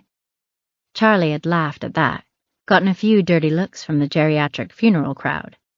I wonder if the mortician was disappointed. Disappointed? I mean, there wasn't much for him to do, right? Usually there's a whole procedure, draining the blood and pumping in the pink embalming goo, reconstructing any broken bits with various epoxies and putties. It'd take quite a bit of putty to reconstruct this one, I'm afraid. Allie sighed. "One closed casket to go, thank you very much. It's really a shame they don't make shoebox-sized coffins, now that I think about it. All that wasted space. You think they put the foot up on the pillow where my head should be, or is it down at the bottom where my feet would normally go?" When Charlie hadn't answered, Allie continued her monologue. "I feel like that's probably an underserved market. Single-serving caskets. Someone should get on that, make a bundle." Something jarred Charlie out of the daydream and back into the hospital. She was somewhat startled to find herself in a different seat than she remembered originally sitting down in. Now she was hunched in a remarkably uncomfortable chair, a wood-framed thing with tacky upholstery that reminded her of a school photo backdrop option called laser. And she faced a TV screen with the sound turned off, half watching a seemingly endless stream of renovation projects on HGTV. Allie's absence jabbed at her like the tip of a knife. Her sister hadn't said a word since Charlie found Amber's body, and she didn't understand why. "Allie, are you there?" Charlie thought, shaping the words in her mind. Silence. Worse than silence. A void. Like a piece of her was missing. A gaping wound. She swallowed, struggling to get the saliva over the lump in her throat, her neck constricted, didn't want to obey. It wasn't simply that Allie didn't speak or respond. Allie was gone. Chapter 69. Hours had passed, at least Charlie thought it had been hours. Between the artificial lighting in the waiting room and the endless loop of HD TV shows flickering on the screen in front of her, it was hard to tell. She glanced around and noticed that Linda Markowitz and Tootsie had gone. It was now just Charlie and Betty Humphrey, the one who'd found Frank. "I was bringing him a tuna casserole. That's how it happened," she said. Her eyes locked onto Charlie's when she spoke, cornflower blue and bulging with strange stimulation, pupils all swollen in a way that Charlie associated with drug use. She seriously doubted, however, that the 75-year-old woman with white hair and a flower-print dress had snorted any rails of crank of late. "Did I already tell you?" Betty said. "How it happened, I mean." Charlie shook her head. She had a feeling that she had heard the story already, but the night was mostly a blur of murmuring voices and a series of kitchen renovations on TV that all seemed to morph together into one gargantuan kitchen. Betty's eyes burned brighter still once Charlie gave her the go-ahead to launch into her spiel again. Must have been a big night for her. "So I was bringing him a tuna casserole. Frank's the kind of man who loves home cooking, and I know he can't do as much for himself these days. So I try to get over there a couple times a week with some grub." Her hands clutched in front of her chest as she spoke, twitching there like squirrel paws, fingers wrapping over and over each other, the wrinkled skin rasped like sandpaper. I knocked on the door. No answer. Thought that was funny because the lights were on. Whole mess of lights, you understand. Now, I wasn't worried, not at first, but I felt like I should check to make sure because of, Frank's condition. She cleared her throat. 2 little thrusts of air forced through the gullet. The strange sound of phlegm shifting scraped out of there, like something slimy and crackling at the same time. I started around the garage to the deck, Figured I'd take a peek through the sliding door. And I'm being all careful, seeing as it's icy out, and I'm lugging a piping hot casserole pan. About halfway across the deck, I seen him through the window. Frank, poor Frank, lying there on the kitchen floor, face down, and I just thought he was dead, straight away. That was my gut reaction. Oh, God, Frank just dropped dead in his kitchen. Charlie noted the remnants of some accent creeping out as the story heated up, his kitchen coming out closer to his kitchen. So I gasped, just about dropped the casserole then and there. I hustled to the sliding door, try it, locked, and I see his cat there, perched on the arm of the sofa, and I remember wishing the darn cat could come unlock the door. Marlowe. With Frank laid low, Charlie would have to remember to stop by and feed him. 2 more thrusts of air shot through the woman's throat, more mucus stirring inside. So I set the casserole pan down on the wooden bench there, and I called it in. Felt like the ambulance took forever to get there. And I'm just standing on my tiptoes, peeking inside, trying to get a better look at the body and what have you. Body. That pushed Charlie over the edge. This old woman was talking about all of this like an exciting thing that had happened to her, a juicy piece of gossip she could prattle on about to all of her friends, like she'd found a dead body. Just like a scene in one of her Agatha Christie novels or something. But she wasn't talking about some bullshit whodunit here. She was talking about Frank, her Uncle Frank. The man laid out just down the hall, looking gray and gaunt and just barely hanging in there. And Allie was gone, and the case was careening away from her. And now this old bag just wanted to talk about herself, about her thrilling experience, brag, dish about the big scandal, the big scoop. Charlie gritted her teeth, tried to stop herself from saying something cruel. Betty went on. It was a lot of commotion, really rattled the neighborhood. The ambulance coming down the street, lights spinning, siren blaring. Everyone, all the neighbors, come out on their stoops to see what was going on. That's because of Frank, though, you understand. We all love Frank. Everybody. He's just adored by the whole neighborhood. Charlie swallowed, the mean words seeming to disappear down her throat unspoken. Betty's eyes didn't look quite so bright when she spoke again. A kind of sadness softened the skin around them, that excited bulge dying back, a wetness rising to take its place. Guess he just feels like a protector, a watcher, looking out for all of us, all our families, for all these years and years. It's like he's the police without the politics of all that. Maybe better than the police in a lot of ways, more pure somehow, if that makes sense. Charlie swallowed again, throat going tight. Her guilt swelled some for insulting the woman, even internally. Betty stared off into the middle distance, her voice getting quieter. I always wondered why he never started a family of his own, but maybe that's how it has to be for a watcher like him. They're so busy taking care of everyone else, they can't do all the domestic stuff for themselves. It's like a price he had to pay, maybe. For us. For all of us. Then Betty aimed a smile at her. Of course he always had you girls. Talks about you like you're his own. Charlie burst into tears, all of the hurt rushing to the surface, face going hot. The water in her eyes blurred the room around her, and the hospital felt more and more distant, like she was sinking into herself again, drowning in the depths. Betty clenched Charlie's hand in hers. She spoke comforting words, even if Charlie couldn't make them out specifically. She could hear the soothing tone, the reassuring lilt in the soft coos and mutters, and it helped, she thought, if only a little. Chapter 70. Charlie woke just after sunrise, the first rays beaming through the windows of the waiting room and sweeping her eyelids. She squinted against the bright light. It took several seconds of rapid blinking before she could fully open her eyes and look at the clock.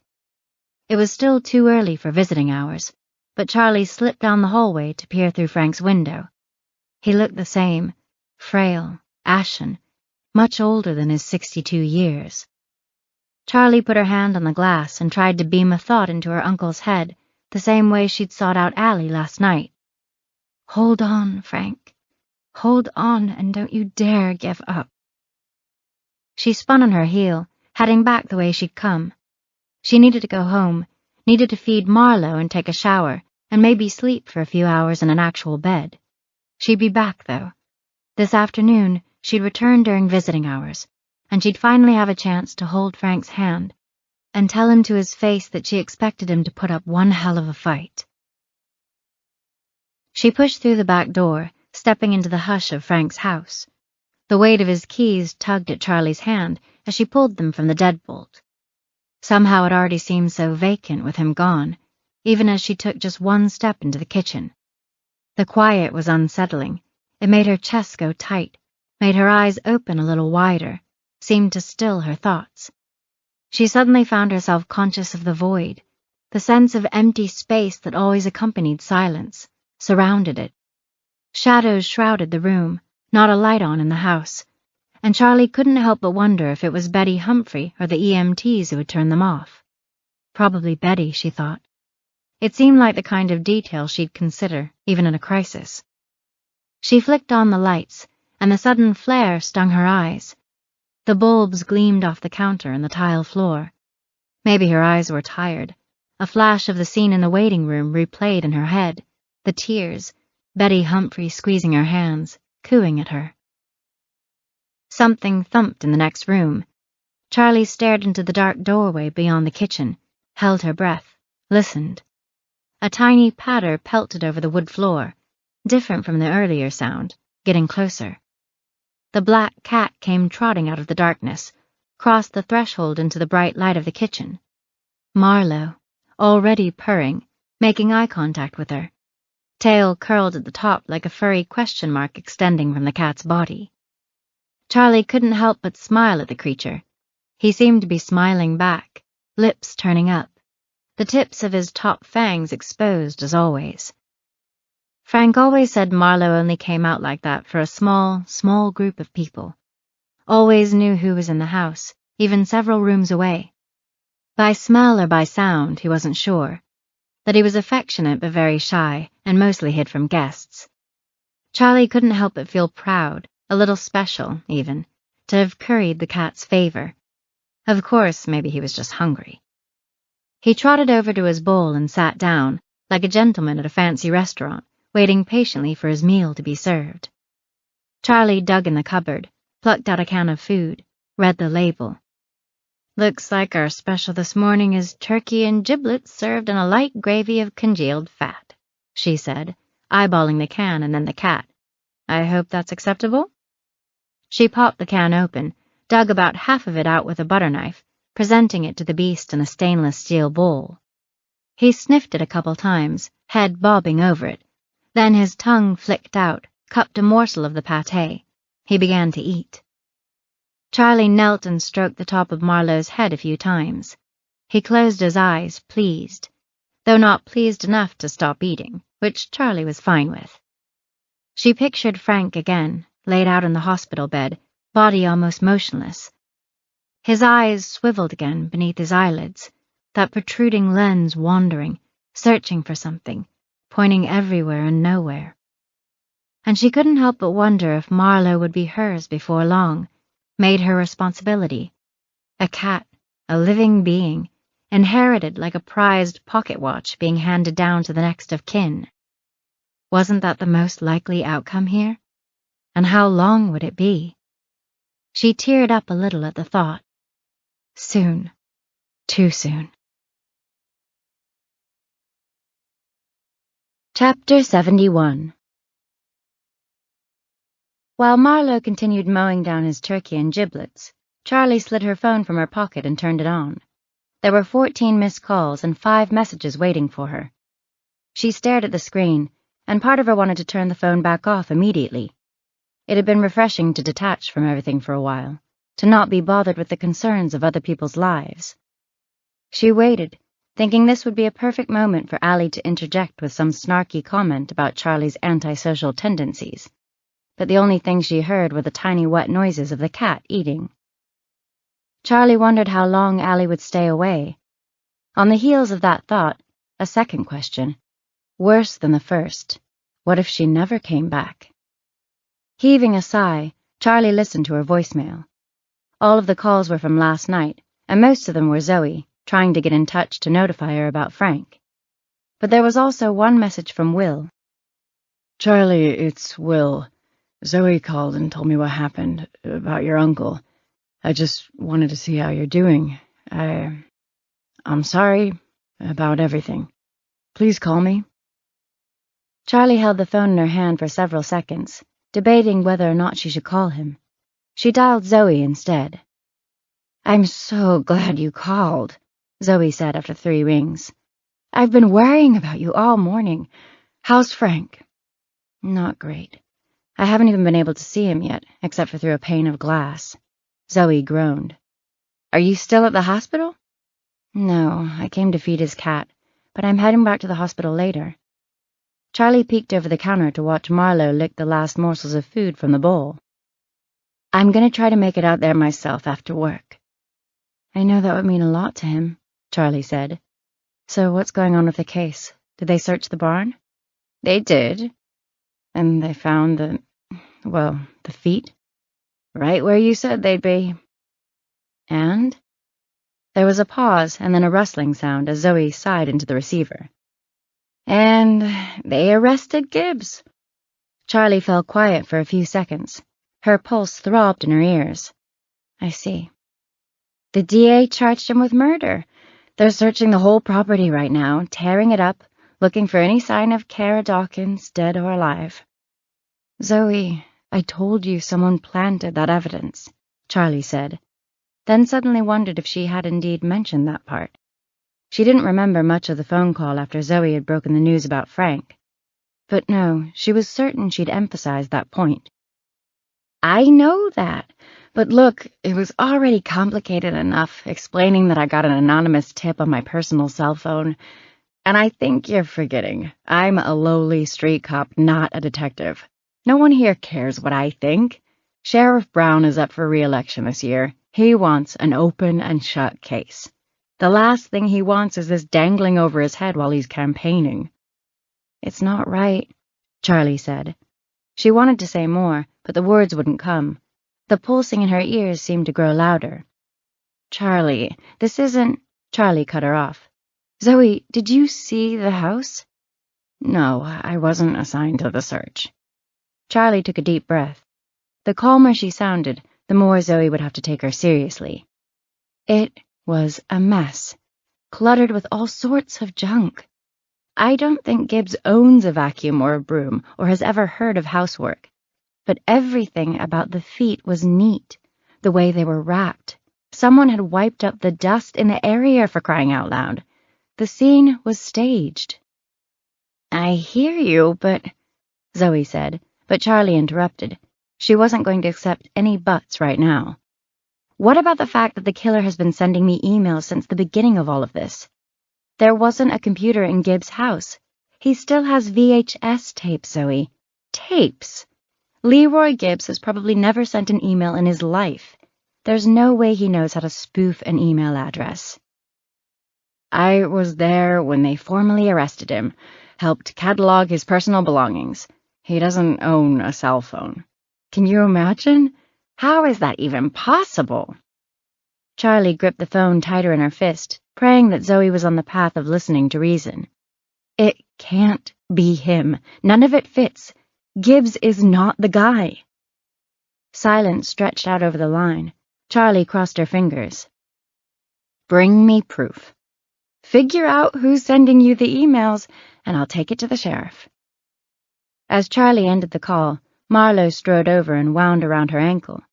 She stooped to scratch the top of the cat's head. Figure out who was sending the emails, Charlie thought to herself. Easier said than done, considering the police had already tried and failed on that front. What would Frank do in my shoes? She asked the cat, as she stroked the velveteen fur just behind his ears. Marlowe didn't answer, but Frank did. Charlie stood. He'd told her what he'd do with the emails, back when she'd gotten the first one with the clue about following the white rabbit. The technology stuff is all over my head, but I got a computer guy you could talk to, he'd said. Ask for Mason, and tell him Frank sent you. Charlie swiped her keys from where she'd dropped them on the counter and dashed for the door. Chapter 72. Charlie stood for a moment in front of the huge industrial building, staring up at the sign out front. She'd assumed the dispensary was merely inside the former warehouse, perhaps one of many small shops. Now that she was here, it appeared, at least from the outside, that the dispensary occupied the entire space. The name of the place stretched from one side of the industrial facade to the other in bold white letters, Dank of America. The front doors swished aside, and Charlie found herself in a small anteroom.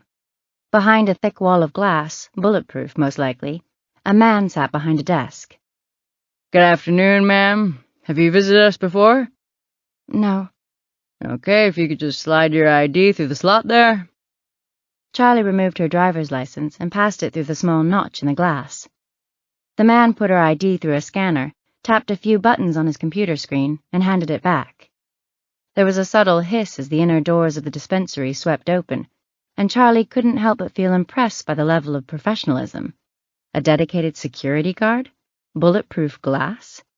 She'd been expecting something rinky-dink, a dim place lit with black lights that reeked of patchouli, velvet posters on the wall, and novelty bongs on the shelves. This seemed like a serious operation. You're all set. Thanks, Charlie said. Stepping through the next set of doors, her wonder only increased. The interior brick walls had been painted white, giving the place a sleek, modern look.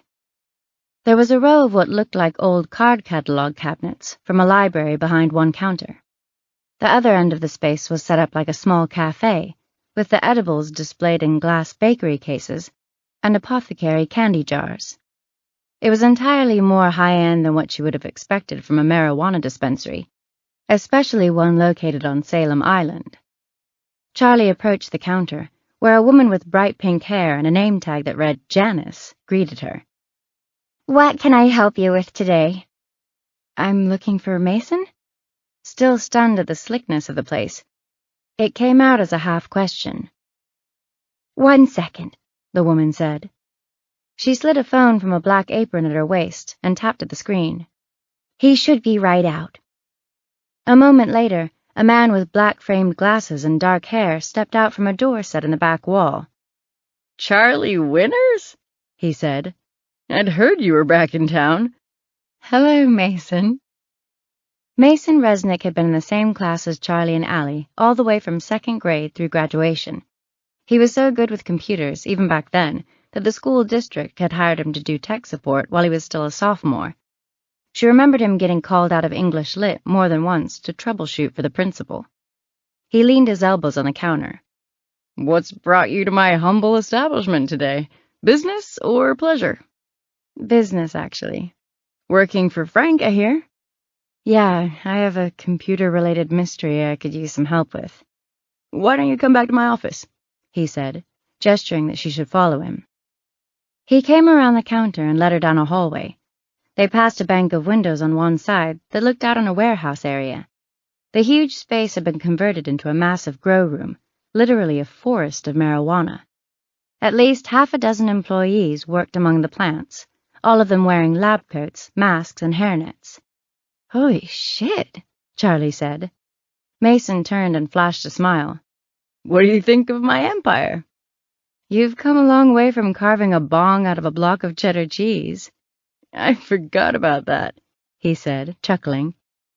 His office was up a flight of open stairs that led to a second-floor loft space with exposed concrete walls and black steel beams. The entire back wall was glass.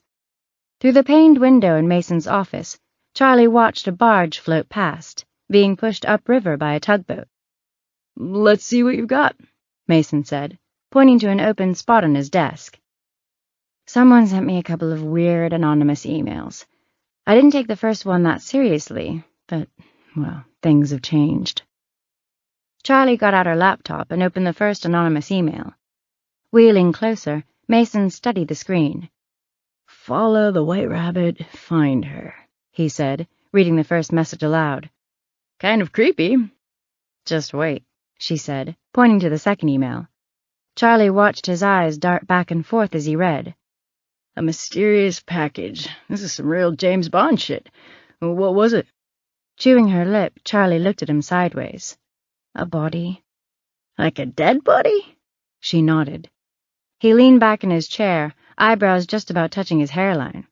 Whoa, he said, and just when it looked like he was going to say something else, he said it again. Whoa. Yeah. I was going to ask what had changed to make you suddenly take these so seriously, but I guess I have my answer. He gestured toward the laptop. May I? Charlie scooted it over to him. The police took a look and declared it a dead end, but I guess I was hoping you might find something they didn't. Charlie pointed at the header of the email. See here how it looks like I sent the email to myself? Spoofed, Mason said. It's pretty common with scammers these days. They can do it with phone numbers, email addresses, an easy way to cover their tracks. Is there a way to find out who really sent it? Let's see. Mason bent closer to the computer, fingers flying over the keyboard. Well, the good news is that this isn't a very elaborate spoof attempt. You can see the original sender right here. He pointed at a foreign email address on the screen, a Gmail address made up of a string of apparently random characters. And the bad news? Charlie asked. The bad news is that you can't really trace Gmail addresses. The IP address just comes back as a Google server. I was afraid of that, she said. So there's no way to find out who sent it? Well, we could. He started to type again, then paused, frowning. Is your computer always this laggy? Charlie crossed her arms. No, but it has been kind of funky the last day or so. Mason worked quickly, opening windows, typing commands. He was so fast that Charlie could barely keep track of what he was doing. After a few moments, he stopped abruptly and asked, Do you have kids? No. Why? Well, if you had kids, it might be a reason for you to install a keylogger on your computer. A keylogger? Yeah, it's a program, spyware, basically, that keeps track of every keystroke. Everything you type, every password, everything. It logs it and sends it on to another computer. Right. I know what a keylogger is, but I didn't install it. Mason tapped a finger against one of the icons on her computer screen. Well, whoever did messed up. Usually the programs have a way of hiding themselves from the user. Only the person who installed it has the password to access it. If this had been installed correctly, I probably wouldn't have been able to spot it, not without a lot of digging. I think I already know what the answer is, but is there any way to figure out who installed it? Charlie asked. Well, parents sometimes install it to monitor their kids' internet activity. Spouses might use it to spy on their significant other. Employers use it to find out what kind of personal browsing their employees are doing on the company computers. Criminals generally want to try to steal passwords and credit card information. Which one would best apply to you? None. It sure as hell wasn't my mother. I don't have a significant other. Frank is technically my employer, but you know how he is. Even if he wanted to spy on me for some reason, he gets confused checking his email. And I don't know any criminals who would have had access to my computer. Unless... Mason waited for her to go on, both eyebrows raised. What if it's the same person who's been sending the emails? What if the killer installed it so he could keep tabs on the investigation, know where I was looking. Charlie's mind latched onto the idea, spun it around, considering every angle. It would explain why he'd been able to pivot so quickly once they'd ruled Robbie Turner out. If the killer was spying on her, he would have known he'd need to provide a new scapegoat. That was why he'd dumped the body that pointed to Gibbs as a suspect and planted the evidence on the Gibbs property. It all fit. Can you think of any times your computer would have been accessible? Mason asked. That might narrow it down. Yeah. When? All the damn time. I have it in the office with me every day. The front door is open for anyone to come in. Anytime I run upstairs for a cup of coffee or something, someone could slip in and out, and I'd have no idea. Well, I can try to remove it, Mason said. It should only take a few minutes. Mason's fingers moved to the keyboard again, but Charlie held up a hand to stop him. Wait. The plan formed in her head almost instantly. She could sense it there, a throb in her subconscious that occurred a beat before it came spilling out into her mind, fully formed. Don't remove it. Are you sure?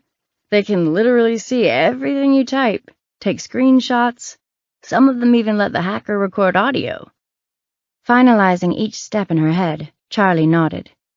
I'm sure. I have a plan. If the killer was logging everything she typed, maybe she could use that to smoke him out. Chapter 73. Charlie sat at her desk, the infected laptop screen staring back at her.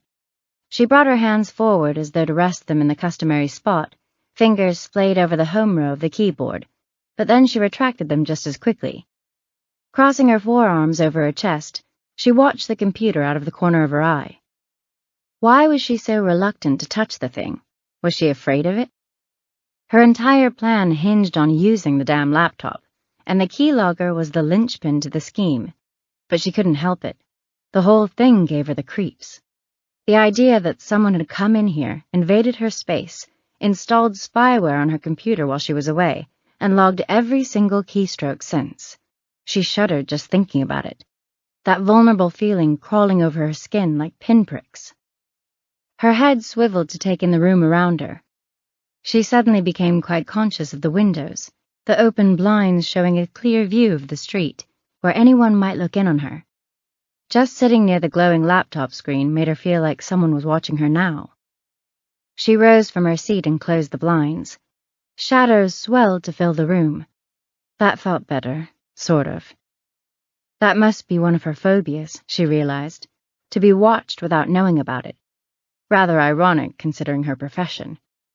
Another perfect setup for an alley insult that wouldn't come. Charlie's eyes went to the screen again. She'd gone to see Zoe and set the rest of the plan in motion. All she had to do now was this last part. She settled back in her desk chair. This time her hands didn't hesitate.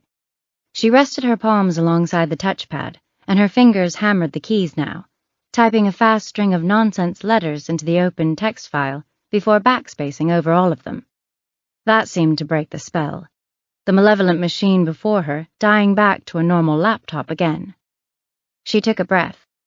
She was just typing an email to Zoe, something she'd probably done 100 times before without thinking about it. That was all. If it so happened this particular email was the bait in a trap, well... The letters popped up on the screen as the keys clattered beneath her fingertips. Zoe.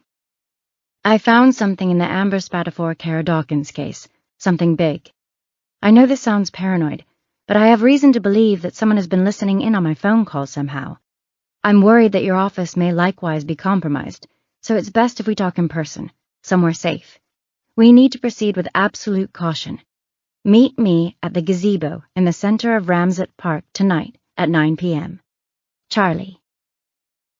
She looked over the email. It sounded a little cloak and dagger, but she worried that if she wasn't fairly obvious about it, the killer wouldn't take the lure. She needed him to be at the park. She'd considered bluffing that she knew the real identity of the killer, but that could motivate him to kill Kara Dawkins if he hadn't already. Better to be cryptic, tantalize, try to draw him out of his hidey hole. It was still something of a long shot, but as Allie had once told her, that was better than no shot. Chapter 74. Dusk had already faded to full dark by the time Charlie and Zoe arrived at Ramsett Park. They'd driven separately and positioned themselves at opposite ends of the L-shaped parking lot so they could keep an eye on all entrances. Knowing her computer had been hacked, Charlie was worried her phone may be compromised as well, and she wasn't taking any chances. She and Zoe were keeping in touch via a pair of walkie-talkies Charlie had found in the back room of the office. She vaguely remembered her and Allie playing with them as kids, concocting make-believe spy scenarios and cop and bandit games. "Nothing doing over this way," Zoe's voice crackled. "Same," Charlie said back, holding the button with her thumb as she spoke. In this case, nothing doing meant literally nothing. Not a single car had passed Charlie's side, and she figured the same for Zoe's watch. That made sense to a large degree, especially on a cold night in the dead of winter, such as this was.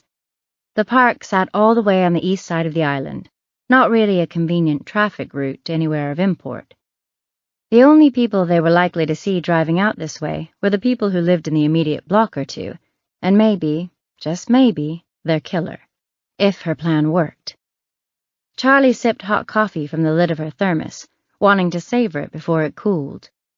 Chances were they'd be here a while, she knew, and this coffee's current temperature stood almost no chance of holding out for the duration of the stakeout. She picked up her phone, wanting to double-check the time. She knew it had been 15 minutes tops since she'd gotten here, but some anxious part of her needed to verify that fact with her own eyes. The white numbers came to life on the black screen, glowing for a beat before receding once more. It was 8:03 p.m. now, meaning they were still an hour away from the rendezvous time they'd set at the gazebo. Her eyes flicked to the dark structure at that thought, found it empty, of course. A spindly silhouette of stick-like beams with a wedge of darker, thicker roof hung above. The gazebo was a well-chosen stakeout location. Rising out of a clearing at the center of the park, they should be able to see anyone approaching it, even in the dark. "You there, Aardvark?" Zoe's voice crackled again. Charlie picked up the walkie, depressing the button on the side. "Aardvark?" "I decided we needed code names," Zoe explained. "You're Aardvark? I'm the Jackal." "Wait a minute. Why do you get a cool code name, but mine is super nerdy?" "I don't make the rules, Aardvark. You and I both know this kind of thing comes from higher up the chain. Also, please keep this channel clear unless you have pertinent information. I don't think I need to tell you that this is neither the time nor the place for idle chatter. Over." "I'm glad you're having fun with this," Charlie said. "I can tell you're really taking it all very seriously." In reality, Charlie was glad Zoe had agreed to follow along with her ridiculous plan. She'd done enough work like this on her own that she knew having someone to talk to made it way less boring, especially with Allie still out of commission. On cue, Zoe's voice came over the speaker again. "What was the name of the science class everyone had to take freshman year? It wasn't biology or chemistry or anything like that. It had some super generic name." "Physical science?" "Yes! I was just thinking about the time Mr. Olson had the class read this chapter about biomes out loud and then fell asleep. It wasn't the first time it happened, and we always liked to see how long we could go before he woke up. So the reading got around to Allie, and instead of organisms, she said orgasms. There were a few chuckles, but we were trying so hard to be quiet, and I think everyone thought it was an accident at first, a slip of the tongue, you know? But the word was in there like 8 times, and she said it every time, with a completely straight face. Nelson Wong was next up, and he kept it going. Orgasm this, orgasm that. Then it was my turn, and I couldn't not do it. By the time the bell rang at the end of class, everyone was in on it. We were all dying. A few puffs of laughter exited Charlie's nose. The influx of warm breath made her realize how cold the tip had gotten. "Oh, yeah, that's classic Allie." As she spoke, some part of her thought that surely Allie would take the bait, come back to bask in the glow of her accomplishments. She couldn't resist, could she? But the lull when Charlie finished talking, the prolonged moment of quiet, did all of Allie's speaking for her. "I've just Been thinking about her a lot lately, Zoe said.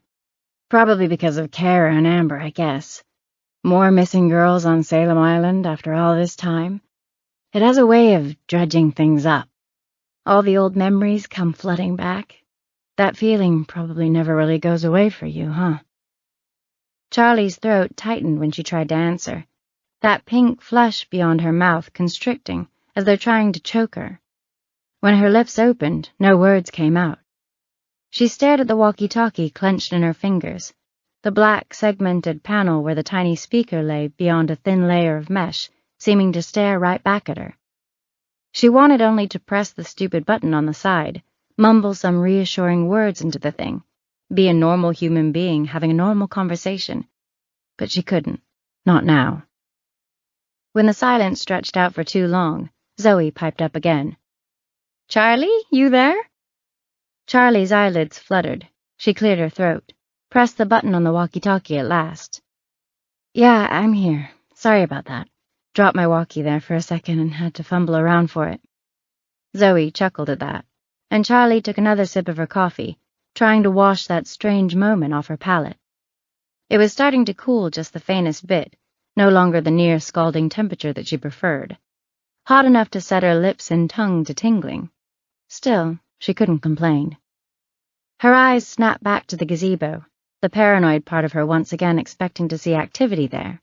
A shifting in the shadows, a silhouette, a flickering flashlight dancing over the snowy sidewalk.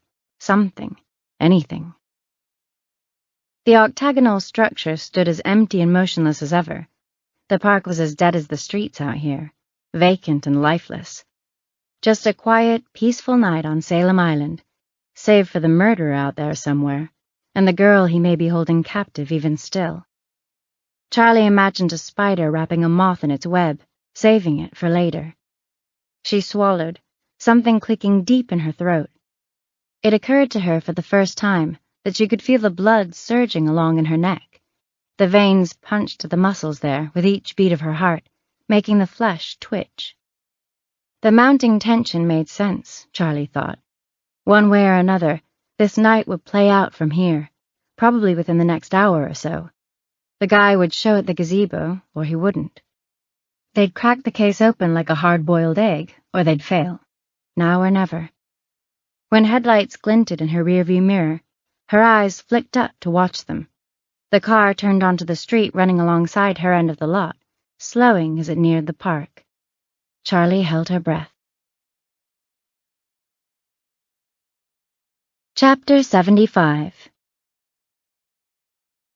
Charlie ducked down in her seat as the car crept past her parking spot, heart thudding, eyes opened so wide they stung, staring into the dark through the windshield.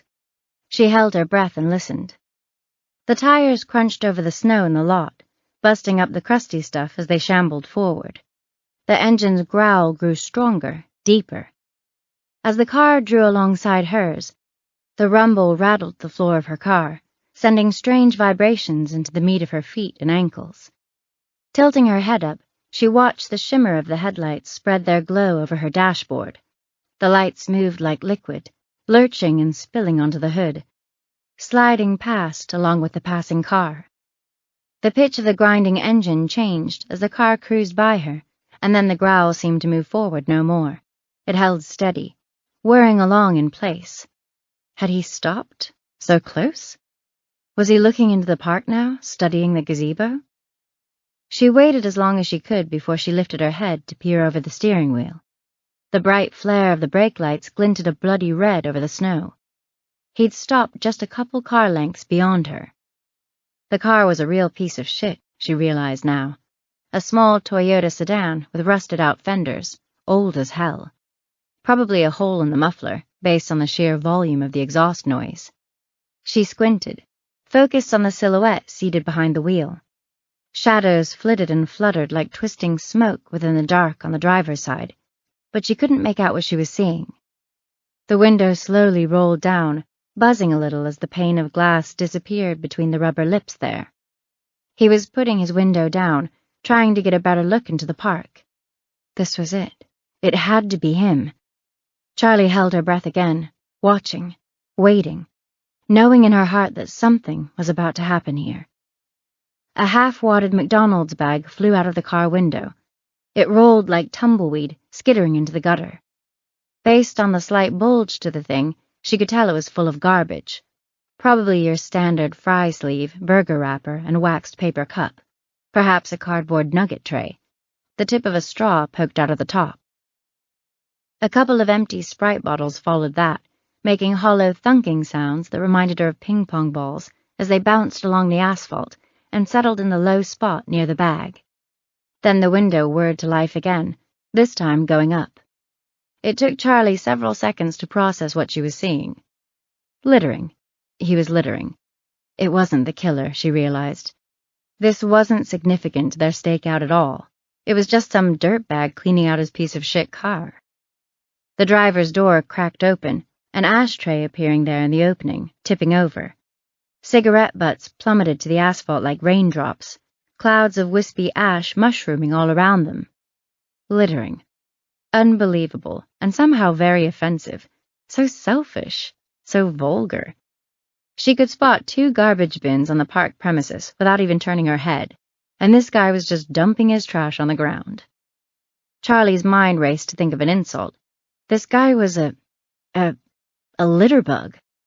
The insult felt anticlimactic. It didn't seem strong enough to describe how she felt about him just now, too cutesy. She thought maybe Allie would have thought of something better, probably something dirty and borderline inappropriate and awesome. Charlie thought about confronting the guy. The car was still sitting there, brake lights shooting that red glare over everything. She couldn't risk it, though. She had to stay hidden. Instead, she lifted her walkie to her mouth, felt the tremor in her hand from the spike of adrenaline she'd gotten when the car had first rolled up. "Jackal, this is Aardvark. I just had some action over this way," she said. A bit of a false alarm, really. "I have to say, Aardvark, I appreciate your commitment to the code names. But go ahead, what do you got?" "Oh, just some scumbag in a beat-up Toyota dumping his fast food wrappers all over the street. The jerk-off is still sitting here now, bold as brass. Probably trying to think of what other trash he can throw out his window." "Nice. Well, give me his plate number and we'll be sure he gets a little participation trophy for his efforts. Our lucky winner's ticket carries up to a $500 fine." Charlie chuckled as she read off the plate number. That'd be a nice surprise for her new friend here. The junky Toyota lurched to life at last, shuffling forward. The engine revved and popped, picking up speed before it veered out of the lot and disappeared.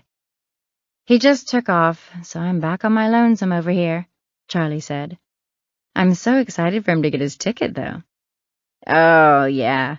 Nothing doing over here still," Zoe said. "I heard a car go by one of the side streets a while back, but it didn't come within viewing distance. Other than that, I've eaten like half a box of cheese nips." Charlie smiled and leaned back in her seat, letting the headrest cradle her skull. "Remember that time we snuck into the cemetery at night and tried to do a séance?" she asked. "You found some how-to thing online that suggested bringing along some kind of food or drink as an offering to the spirits, so we spent forever ransacking your parents' kitchen trying to find just the right thing?" A bark of laughter came over the walkie-talkie. "What did we end up taking? I don't remember," Zoe said. "Mountain Dew, gummy bears, and flaming hot Cheetos." "Nice. What about when Kyle Pilarski shat on the skylight over the school cafeteria?" "That was Kyle?" Charlie asked. "I thought it was Scott Bowman." "Scott might have been there, but I think Kyle did the deed. You know he's a gym teacher at the middle school now? I'll ask him next time I see him." "Please do. I'm sure he'll love that." Time seemed to speed up some as Charlie and Zoe reminisced. Was there something about conversing over these walkie-talkies that spurred the memories along? Charlie thought so.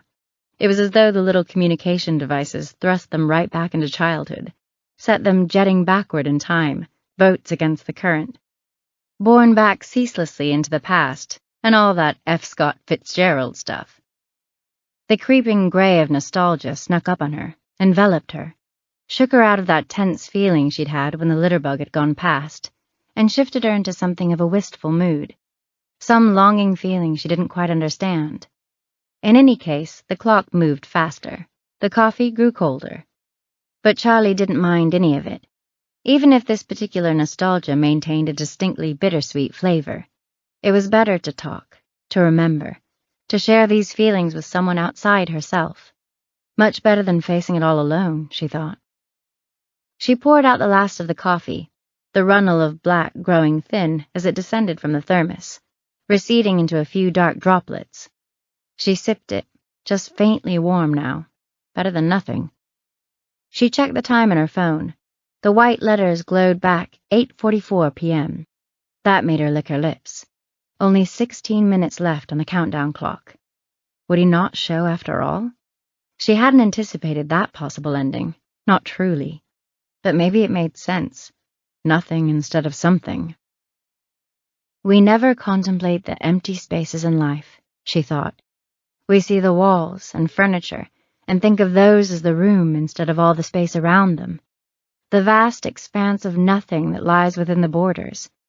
Scientifically speaking, most of the universe is composed of nothing, right down to each of the cells that constructed our bodies. Why is that notion so hard to hold on to? We lack some kind of spatial awareness for it. So often we behave as though the objects around us comprise reality, when most of the universe is empty, nothing. Infinite black space flecked with relatively tiny stars.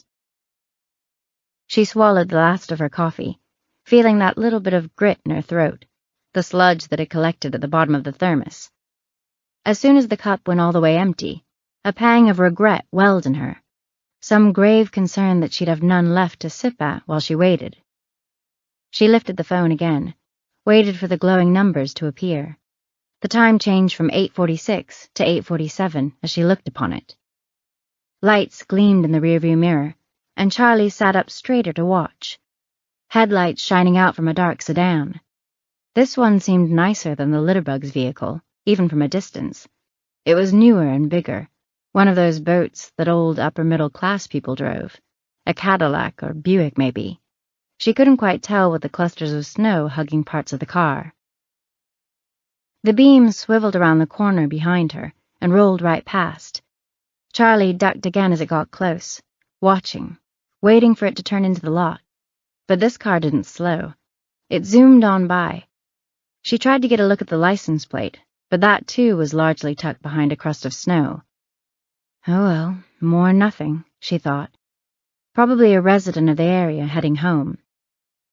Just had a dark sedan zoom by, Charlie said into the walkie-talkie. Didn't slow down or anything, so I figure it was nothing. Zoe didn't respond right away. Yep, I've got eyes on him now, she said finally. He just turned down this way. Yeah?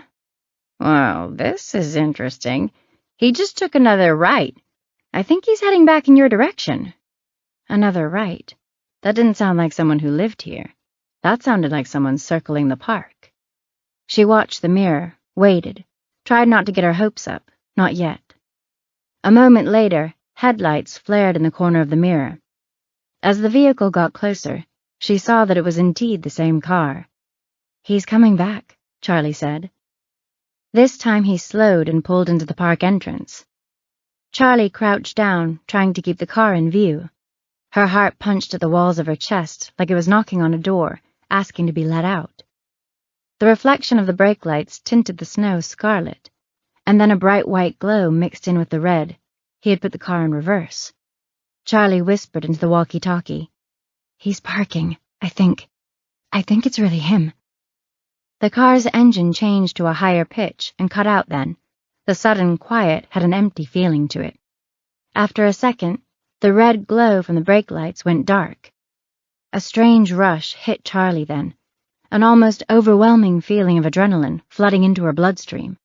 Her palms went icy cold, and she had the sudden urge to burst into a fit of hysterical giggles. When she glanced up and caught a glimpse of herself in the mirror, she found she had gaping black pits for pupils.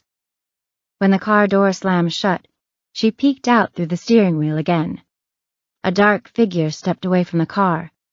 A man bundled in a puffy coat, hat pulled down low over his brow.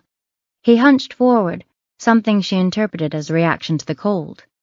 His feet punched through the snow, taking slow steps at first, and then speeding up as he made it to the sidewalk. After looking both ways, he veered into the park, not heading straight for the gazebo, but instead making his way along a path toward the stream and trees on the east side of the park. If she remembered right, there was a place along the trail there that would be a perfect position for spying on the gazebo. Charlie's breathing grew faster and faster, hitting top speed as the dark shape disappeared into the elongated shadows under the trees. Chapter 76. With numb hands, Charlie thumbed the button on the walkie-talkie. Subject looks to be an adult male around 6 feet tall. He just entered the park on foot, she said. Holy shit, this is really happening. Zoe, listen, this might be him or it might be nothing. You stay there and keep watch in case it's the latter, she said. I lost him in the shadows down along the stream, so I'm going in for a look. If I'm not back in, let's say, 7 minutes, come in after me. Charlie, wait. But Charlie turned down the walkie-talkie before Zoe could finish her sentence. She needed silence now. No debates, no interruptions, absolute quiet. She stepped out of the car, closing the door behind her with a delicate touch. Then she shoved the walkie-talkie into her coat pocket and drew her gun. She hurried across the street and into the park, light on her feet, soundless. She slipped into the long shadows under the trees, all those limbs reaching out across the ground, blocking out the light. The dark place enveloped her, welcoming her. She knew he must be close, closer than ever. Her breath came soft and shallow, in through the lips and out through the nostrils, trying to stay ever so quiet. Her skin crawled as she pressed into the darkness of the gloom, and she slowed, no longer able to see much. Ambiguous shapes occupied the space ahead, hulking contours blacker than the rest, crooked, fragmented. She knew she must be seeing tree trunks and brush, and maybe some park benches or fencing, but her eyes couldn't make sense of any of them just now. She saw only sinister forms in the murk, malevolent, menacing. The gun trembled at the end of her outstretched arm. She kept it angled down, the muzzle pointed toward the cement pathway sprawling out in front of her, the only thing she could still faintly see. The dark concrete aisle snaked through the snow, led her to wherever she was going. Something writhed in the shadows to her left, and Charlie froze, raised the gun, squinted to try to make it out. Strange ripples stirring in gloom. Her lips moved as though to call out, to ask whoever it was to reveal themselves, but she held her tongue. Something didn't feel right. Some part of her knew that she should know what she was looking at this time, something familiar in the way it moved. Water. The fluttering she sensed was the trickle of the stream, not all the way frozen just yet. As soon as she recognized it for what it was, she could hear the little hiss it made, a whispered murmur without end. And then she saw him, the figure, the man. He stepped out of the shadows and into the light, walking away from her, hands tucked in the pockets of his puffy coat.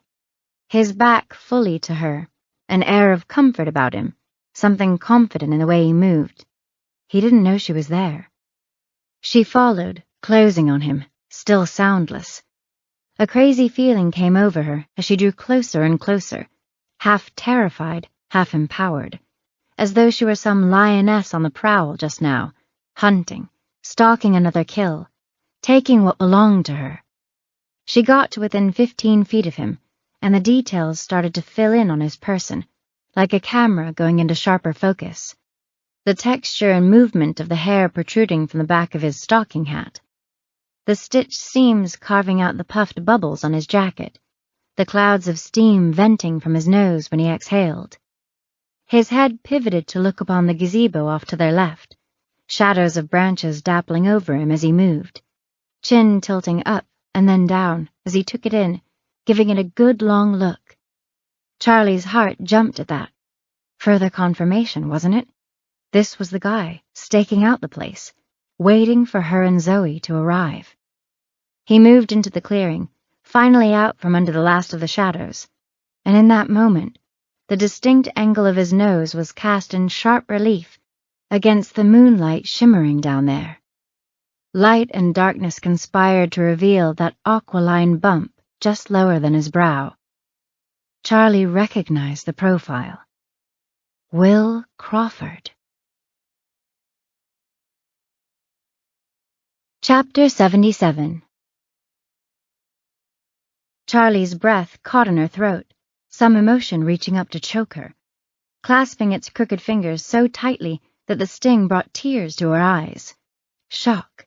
That's what this feeling was. Some distant part of her knew. Shock and horror. That detached feeling came over her again, just like all those times before. Her legs tottered beneath her, deadened and numb, somehow still holding her up. And this strange sensation dislodged memories from way down deep, flooded them up from the darkness.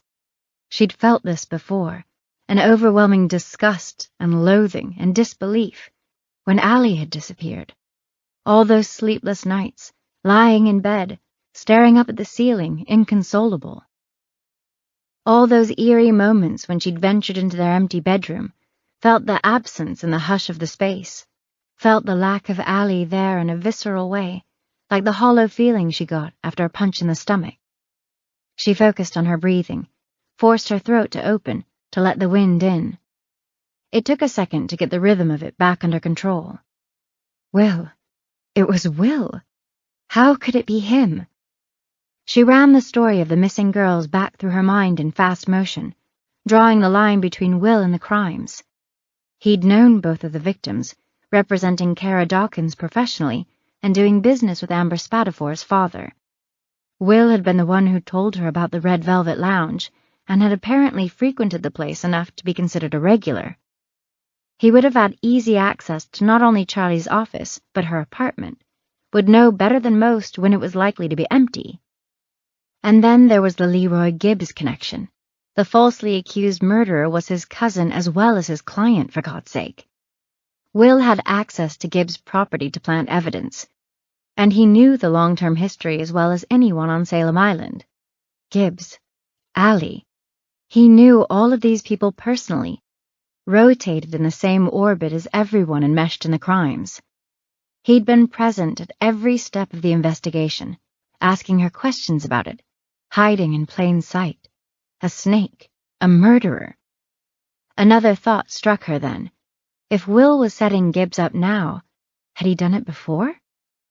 She went over everything in her mind, the things Will had said to her about Allie. Dear God, had Will killed Allie? Was that why he'd been so certain that Gibbs couldn't have done it? Nausea roiled in Charlie's gut, lurching and spitting like a lantern. A twinge of sickness stabbed at her, so sharp in her middle that for a few seconds she thought she might vomit.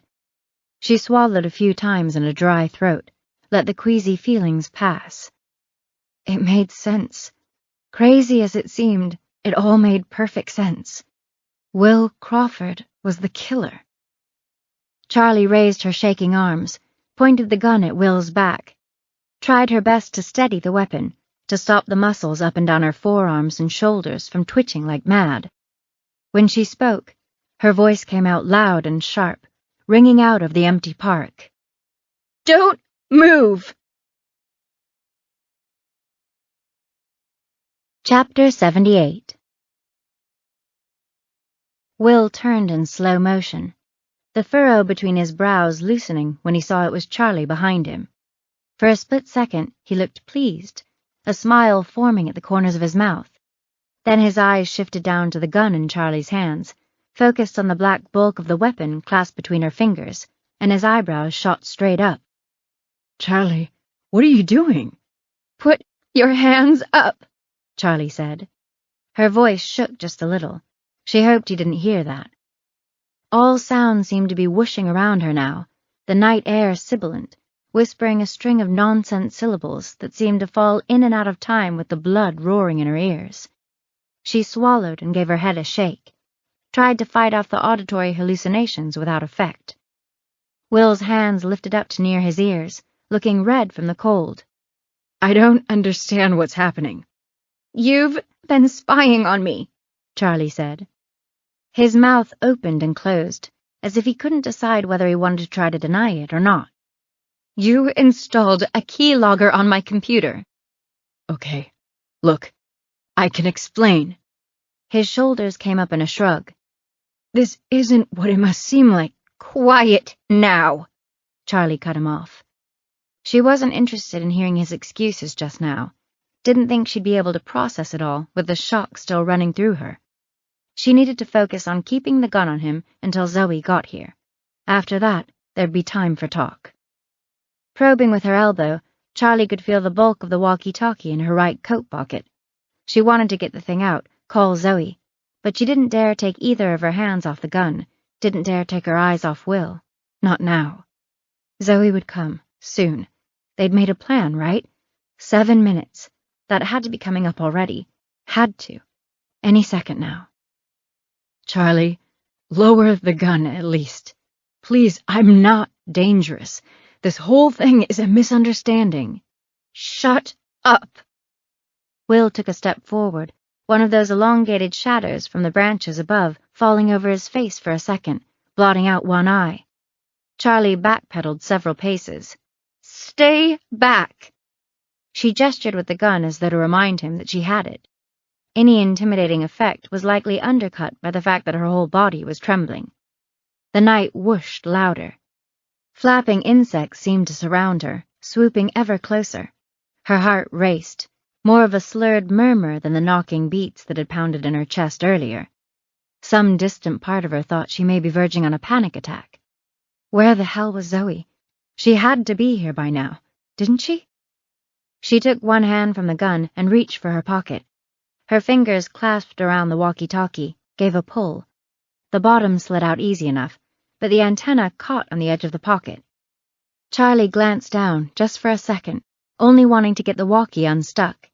And the next thing Charlie knew, Will was on her. The walkie-talkie spilled out of her pocket, striking the pavement somewhere in the shadows. But she was too focused on keeping her hold on the gun to think about that now. Will gripped her forearms, fingers as hard as steel. He threw his weight into her, his hip bashing into her abdomen, knocking her back on her heels, off balance. And then his hands were on the gun, prying, lifting. She gripped tighter, but he was bigger, taller, stronger. He ripped the gun away. Chapter 79. Charlie gasped, a creaking sound torn from her throat, lips parted, jaw agape. Her mind whittled down to a singular focus, her tunnel vision view of her gun in his hand. The matte black of it partially concealed by his palm and fingers. It looked so much bigger now that he had it. He didn't point it at her, though, didn't even hold it by the grip. Instead, his bony fingers clasped around the top of the slide, barrel facing down toward the sidewalk. There? See? No one is in danger. Now, will you just listen? His voice tried for a soothing tone, soft and quiet, as if he could reassure her somehow. But Charlie was beyond listening, beyond reason. She was an animal trying to survive. Her fingers stung, raw and red from where he'd stripped the weapon away from her. The cold reached in to touch the wet in her mouth, in her throat. Like a striking cobra, Charlie leaped forward and kicked him in the balls. The crack of her foot striking his groin sounded like a vicious helmet-to-helmet hit in a football game, the kind that put someone's lights out and brought out the stretcher and cart. Will buckled over at the waist, hands cupping his crotch. One big breath huffed out of him, the steam coiling there before his bulging eyes, coiling and disappearing. His lips popped a few times, little plosive sounds rendered, as though he was trying to speak but couldn't. Stunned and hurting and speechless, this was her chance.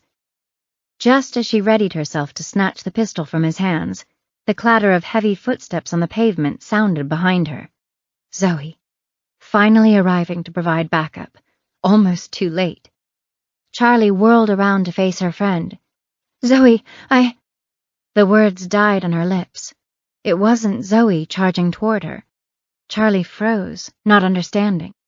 She knew him, recognized the face, but it took her frantic animal mind several moments to place him. Chapter 80. Todd Ritter barreled straight past her as though he didn't see her, his eyes focused solely on Will, wide and wild and insane. He rushed at the lawyer, launching himself like a torpedo. Will was still bent at the waist and didn't even see him coming. His feet lifted off the ground as Ritter's shoulder struck him in the chest, and both men went down in a tangle of limbs. The men struggled, but in the darkness, Charlie couldn't make out who was winning. Still unsure of what was happening, she wasn't certain who she should even be rooting for. She stepped closer, the writhing, grunting mass on the ground looking like a giant spider. Will bucked his hips, trying to throw the smaller man off. Todd straightened and drove his elbow into Will's stomach, putting his weight into it. Charlie saw Will's entire body spasm as the wind was knocked out of him. In one clean motion, Todd's arm shot out and ripped the gun out of Will's hand without struggle. Will held his empty hands out like he didn't know what to do with them, dazed, eyebrows lifted, forehead wrinkled, confusion etched into the lines up and down his face. Without hesitation, Todd brought the butt of the Glock down on the dome of Will's skull with a sickening crunch. He moved with ferocity, hate, anger, aggression, decisiveness. All shocking to Charlie based on what she knew of the man. Hard to even believe. He looked like he was possessed. Will's eyes rolled back in his head, eyelids fluttering over the exposed whites, and Todd brought the gun down again, another crunch, louder than the first. Once more, Charlie couldn't believe the brutality of the act, the speed of it, the violence of it. Mind whirring, she tried to make sense of it. Todd must have been following her, but why? And why attack Will so aggressively?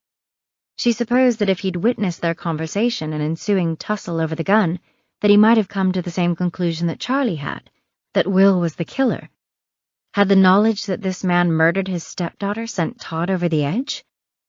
As Todd got to his feet in front of her, she thought he looked bigger than before, something swollen-looking in the muscles of his upper back, some new thickness occupying his legs, all of him rippling, flexing, uncoiling as he rose to his full height, towering over Will, over her.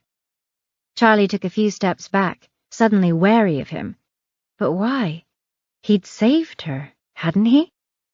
Her eyes searched the ground for a frantic moment, trying to spot the walkie-talkie, but it was nowhere in sight. She opened her mouth to speak, but no sound came out, just the faintest wind on her teeth, on her lips. Todd turned the gun on her as though he'd heard her, sensed her feelings, a smile playing along the edges of his lips, something wolfish about it, like a smile he was trying to conceal but couldn't. He strode over to her, and she scrambled backward, but he was faster, on her in a split second. When he spoke, his voice came out strangely calm, perhaps even a little amused. I think we need to talk, you and I, so why don't we just do this the easy way? He lurched forward with another jolt of that unexpected savageness, a ripping, violent motion. She only half saw the gun arcing downward for her head, a dark blur at the end of his arm, slashing through the air. Bright light flashed in her skull when it hit, endless white that flashed and blazed and blotted out her vision, and then everything went black. Chapter 81. Charlie dreamed, drifting. She felt Allie there before she saw her. Her sister's presence was tangible here, as obvious to Charlie as heat or the color red. That familiar feeling of being with someone you knew so well, rich with all its nuances. You often only became aware of the feeling when they were gone, Charlie thought. The absence left a hole that showed you what you'd lost. The dream images filtered into her consciousness a beat after that sense of Allie's presence. Flickering pictures that slowly strung themselves into a movie, like a flipbook animation from when they were kids. All the colors were saturated, exaggerated, hyper-real the way her dreams sometimes were. She and Allie lay together in a field of soft grass. A simple wooden fence stood in the distance, but no other buildings, no other signs of civilization. They ate popsicles from the ice cream truck, the usual bomb pop for Charlie, and one of those disgusting Mario heads with gumball eyes for Allie. Allie's tongue was all red from licking Mario's hat. She currently tongued one of the jeweled eyes surrounded by flesh-colored ice cream, trying to pry the tiny prize free. Charlie laughed at this visual. Then she stuck out her own tongue to confirm that it, too, had been dyed with food coloring, bright blue in her case. They didn't say much. They didn't have to. They just ate their ice cream and looked up at the puffy clouds rolling by, finding animal shapes and cartoonish butts rendered in the white, vaporous mounds. Nothing to worry about, nothing to fear, just a simple togetherness, one of life's many moments of joy, mild joy, but joy nonetheless, profound in its own way. Allie sat up, and the sun glinted down at just the right angle so that it looked like her hair glowed. Bars of bright light shooting through it, a gleam atop her head. And in the distance, Charlie heard the waves rolling up on the island, the smooth, wet churn of the water, the slap of the tide hitting the rock face of a cliff. She turned to look toward the sound, but she couldn't see it from here, couldn't see the water at all. But she heard the constant babble there in the distance. She stared out at the horizon for what felt like a long time, listening. And then something flicked her earlobe. She turned enough to see Allie out of the corner of her eye. Her sister had moved closer. She lifted her hand again, index finger catapulting off her thumb to strike the tip of Charlie's nose. Charlie realized that Allie was muttering something as she did this, but she couldn't make out the words. She listened closer, turned to face Allie fully. They made eye contact, held it. Allie flicked her finger again, connecting with Charlie's cheek. This time, she understood what Allie said. "Wake up, dummy." Chapter 82. Charlie woke in stages, reality arriving in her consciousness piece by piece. First, the sound filtered in, the faint purr of a car engine, the hum of the tires rolling over the pavement, a kind of white noise periodically broken up by the crunch of snow and the throaty grating as the tires touched the rough places where the snowplows had chewed up the top layer of the asphalt. Then the throbbing, sharp jolts of pain in her skull that flashed like a strobe light. She remembered getting hit in the head, not the visual memory of the event happening, just that piece of information, the knowledge that she'd been struck, the reason why her skull ached the way it did. Fear came to her next, made her skin crawl, a sense of danger without explanation. An amorphous thing, somehow undefined, that she couldn't understand just yet. She thought maybe that made it all the scarier. Finally her eyes peeled open, just a crack at first. Trees flitted by on the side of the road, dark shapes rising up from the ground. Hulking lines of black against the gleam of the streetlights, crooked branches bending up toward the night sky. Looking down, she saw that a zip tie bound her wrists. It was tight enough to crease the skin, 2 little bulges on either side of the plastic. She sat in the passenger seat of a car she didn't recognize. It smelled vaguely of pine. She could see only a glimpse of the driver to her left, a tiny flash of the side of his face, lit in the pale glow of the dash lights. Not enough to recognize him, but rather than trying to get a better look, she closed her eyes again. An urgent voice inside told her not to lift her head, not to reveal her return to consciousness, to wait, to rest, to breathe, to think. None of these pieces of reality added up to make any kind of sense, not yet. After a few breaths, she braved another look, opened her eyes again, tried to blink away some of the confusion. Looking again out of the corner of her eye, she saw him, knew him. Todd Ritter, Amber's stepfather. His head snapped in her direction, and she closed her eyes again, waited. He exhaled once, a vaguely aggressive sigh, then he fell quiet again. If he'd seen her awake, He gave no sign of it. Good. Recognizing him jarred some of the memories loose. Todd tackling Will, bashing him over the head, doing the same to her. She squinted her eyes to slits this time when she opened them, looked out at the world through a thatch of eyelashes, through the tiny gaps between them, through the halos and smears of greenish light. Todd faced forward. She could see the side of his face well enough to tell that much. She took a deep breath, careful to keep it quiet, and the statistics of these kinds of situations came to her. Survival rates, situational data. The end result was simple. If you went quietly with the abductor, you died. Better to make a stand, to fight. Make them drag you kicking and screaming, clawing and biting. Anything that might give you a chance. And so she would. She pictured it now, what she would do next, how she would go on the offensive. Fog still roiled inside her skull, murked up her thoughts. Fresh confusion coming in waves. But she pushed it aside, forced herself to focus. She may not know exactly what was going on here, but she knew she wasn't going down without a fight. She lurched for the steering wheel, grabbed it and jerked hard to the right. The movement was abrupt enough to wrench the thing out of Todd's hands.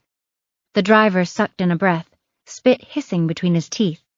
His hands moved back to the wheel, fought her for control, and then he slammed on the brakes. Too late. It all happened in an instant, a single heartbeat, yet it felt like slow motion. The tree seemed to fill the windshield like a movie screen, the camera zooming in and in and in. The big dramatic close-up. The front end slamming into the tree, metal cracking against wood, deafening. The airbag inflating, a giant white pillow that engulfed her face. The impact stopping their forward momentum dead, jerking Charlie so hard she could feel it in her teeth. The pressure. And then everything going still, quiet, motionless. Black smoke fluttered up from the wounded place where the metal meshed with the maple tree, lit by the one flickering headlight somehow still glowing. It took Charlie 3 shaking breaths to come back to herself. She glanced over at the driver, at Todd. His face was squashed into the airbag, a smear of blood on the white of the material. From his nose, she thought. Was he dead? Or just unconscious? He stirred then, a groan escaping his mashed lips. One word shivered in Charlie's head, her entire reality reduced to 3 letters. Run. Chapter 83. Charlie burst out of the passenger door, skidded down the banking shoulder, gravity pulling her into the ditch. Her feet gouged holes in the snow on the way down. The bottom of the trench jammed her knees, one then the other. She stumbled, balance teetering, leaving her. Some instinct waved her arms in front of her, useless. Her wrists were still fastened together by the zip tie. Falling, that weightless feeling sickening as the ground rushed up to meet her. She landed on her side, panicking, thrashing at the snowy ground, scrabbling like a crab stuck at the bottom of a bucket. Then she rolled onto her belly, pushed herself up onto her hands and knees, climbed the other side of the ditch, running. Up onto the gravel, across the street, into the woods, into the darkness. The vast black swallowed her, concealed her. Instinct once again took over. No thoughts, no words, no strategy. Something animal inside that knew what to do here in the dark, in the wild. She trusted it, let it take over. Somehow the animal self was able to see just enough to steer her away from the trees in her path, to keep her pressing forward. She picked her feet up high, bounding steps, each almost a small leap. She banked hard to the left to run along a stream, dared to look back as she made the turn. Behind her, a flashlight bobbed along the surface of the snow, lighting up pine boughs and glittering on icy branches. Todd was following her, and he still had her gun.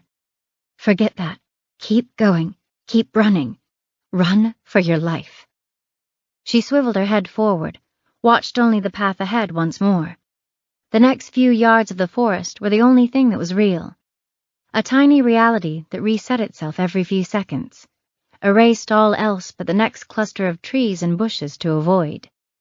And some insane part of her, a detached part of her, observed all of this as though from a million miles away, marveled at the notion that her whole life had led to this moment, this encounter with Todd Ritter. Everything she'd ever done and said and thought and experienced, it all delivered her to this run. She would live or die based on how she handled this next little piece of time, this next little stretch of land.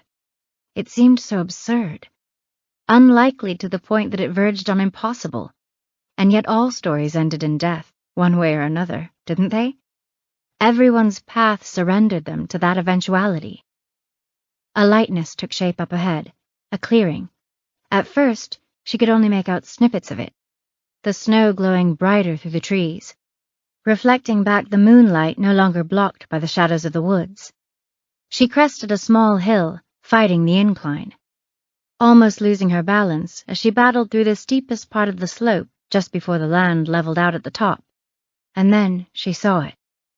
The giant Ferris wheel towered over the horizon, lit by the moon, somehow hulking and skeletal at the same time.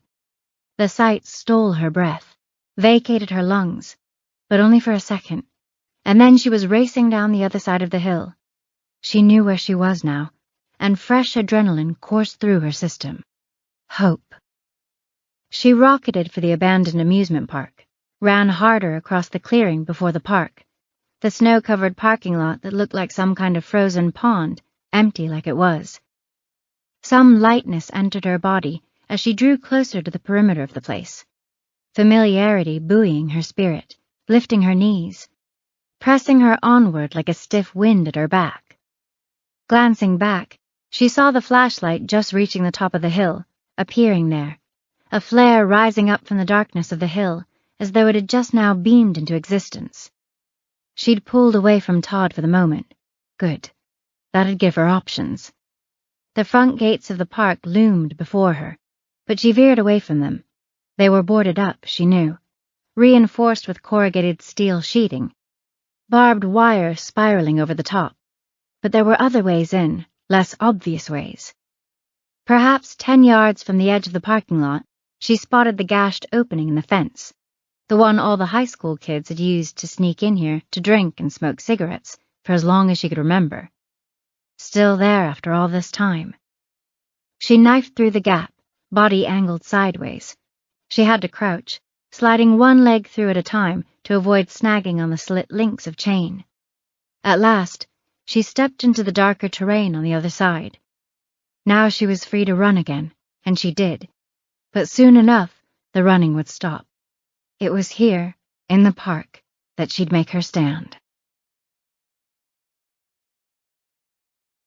Chapter 84. Charlie shuffled out into the open space of the midway, skirting around the small trees and waist-high weeds that grew up from the cracks in the pathway. Adrenaline gushed all through her, making her movements jittery and jerky. Abandoned food stalls squatted on all sides here. Fries, funnel cakes, Italian ice, elephant ears. Beyond the crumbling booths, a cluster of kiddie rides. The carousel with its rusting menagerie of mythological beasts, a unicorn, a dragon, a mermaid. A miniature roller coaster, the cars done up to look like a sea monster. She ran past them, knowing they weren't what she was looking for, not this time. The idea of where and when to hide, to mount her attack, itched somewhere inside where she couldn't scratch it.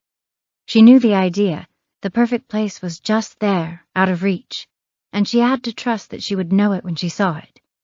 Her pace was slowing. She was jogging now more than running. Everything hurt, and the pain rushed in as the initial tide of endorphins began to recede.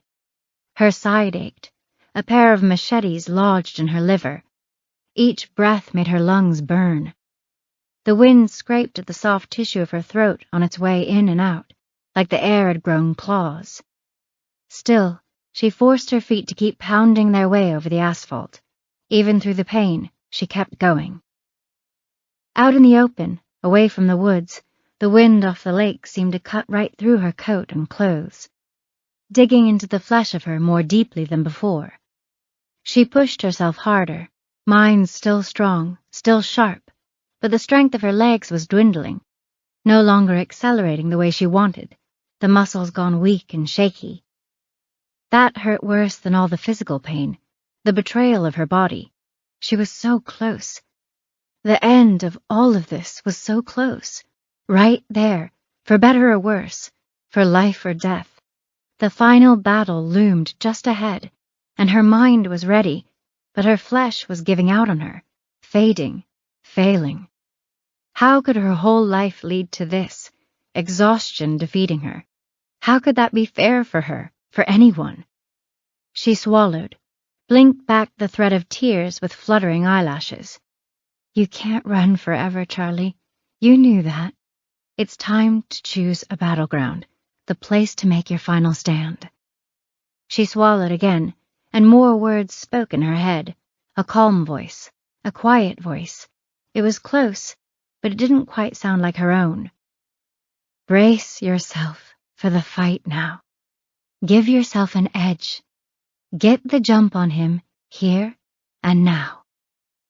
Her eyes danced over her surroundings, scanning, weighing, looking for answers, potential, possibilities.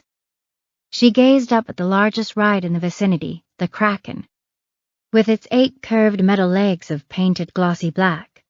Orange light bulbs protruded from each of the limbs. The Ferris wheel stood taller still, dead ahead, all the way at the back of the park. All those struts and beams crisscrossing into the sky, a fossil of steel and rust-stained paint.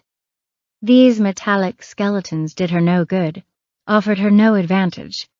Think smaller, closer. She looked over the smaller attractions that stood between her and the Ferris wheel, considered each of them. The ball pit in Triton's playground caught her eye. She visualized herself hiding there, submerged among the rainbow-colored spheres. It could work, especially for a hiding spot, but it didn't give her any kind of advantage in the pending battle. Hiding only stretched out the timeline. She needed a fight plan, some kind of strategic gain. Fight or die, the voice in her head repeated. Fight or die. She spotted the familiar orange and yellow striped roof then, the dark of the open doorway, surrounded by the gaping mouth of the giant clown. Zinke's Funhouse. Chapter 85. Inside the funhouse, Charlie slowed, waiting for her eyes to adjust to the darkness. She'd only ever been in here in the daytime, and it was unsettling to have to feel her way down the strange hallways, to trust her hands to guide her. Even after her surroundings became just barely visible, everything shades of black on black, the bent corridors and narrowing walls played tricks on her. She paused for a moment on the threshold of the Hall of Mirrors and held her breath, listening for him. But all of the outside sounds were muffled and stilled. The mirrored walls gave the appearance of one long, endless hallway stretching out before her. Coupled with the utter quiet, Charlie felt her skin prickle with foreboding. She crept forward into the dark, into the quiet, moving slowly, with care, looking for just the right place. No mistakes now. She brought her face closer to one of the mirrored panels. Warped versions of herself stared back. The hair on the back of her neck stood on end, a sudden preternatural feeling coming over her. She wasn't alone. There was a presence here, and it wasn't just the one hunting her either. Something else. Something spectral, but not altogether malignant, occupying the space. And Charlie knew that this was the place. Just as she reached up to find the hidden latch, she caught sight of the faintest glow out of the corner of her eye. It came from just outside the Hall of Mirrors and slowly grew in intensity. A flashlight. An icy feeling came over her, the bitter cold of adrenaline coursing through her hands, spreading up into her wrists. It pulled her skin taut as could be. He was here. Chapter 86. Charlie huddled in the dark, waiting. squatting behind the false wall among the mirrors, biding her time until he was close enough. A sensation like cold fingertips prickled against the backs of her arms, up her spine and down her neck, a chill like no other she'd felt in all her years, not even when Allie had disappeared. Allie said nothing, but Charlie could feel her there now, could feel that they would be together in this moment, for better or worse.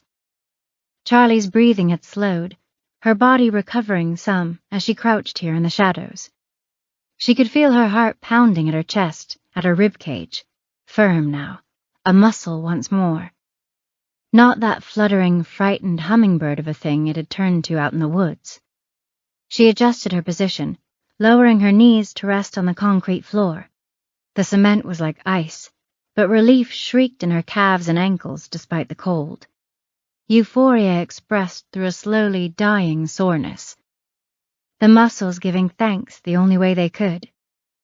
She resisted the overwhelming urge to peer out from behind the pane of mirrored glass that concealed her. It was the only advantage she had. The optical illusion that made this wall look complete, made someone unable to see the narrow gap in the mirrors unless they knew exactly where to look. To peek her head out now would put her entire plan at risk. She couldn't do it, not even for a second. She would hear him coming. If she stayed quiet, stayed focused, she would hear. She had to.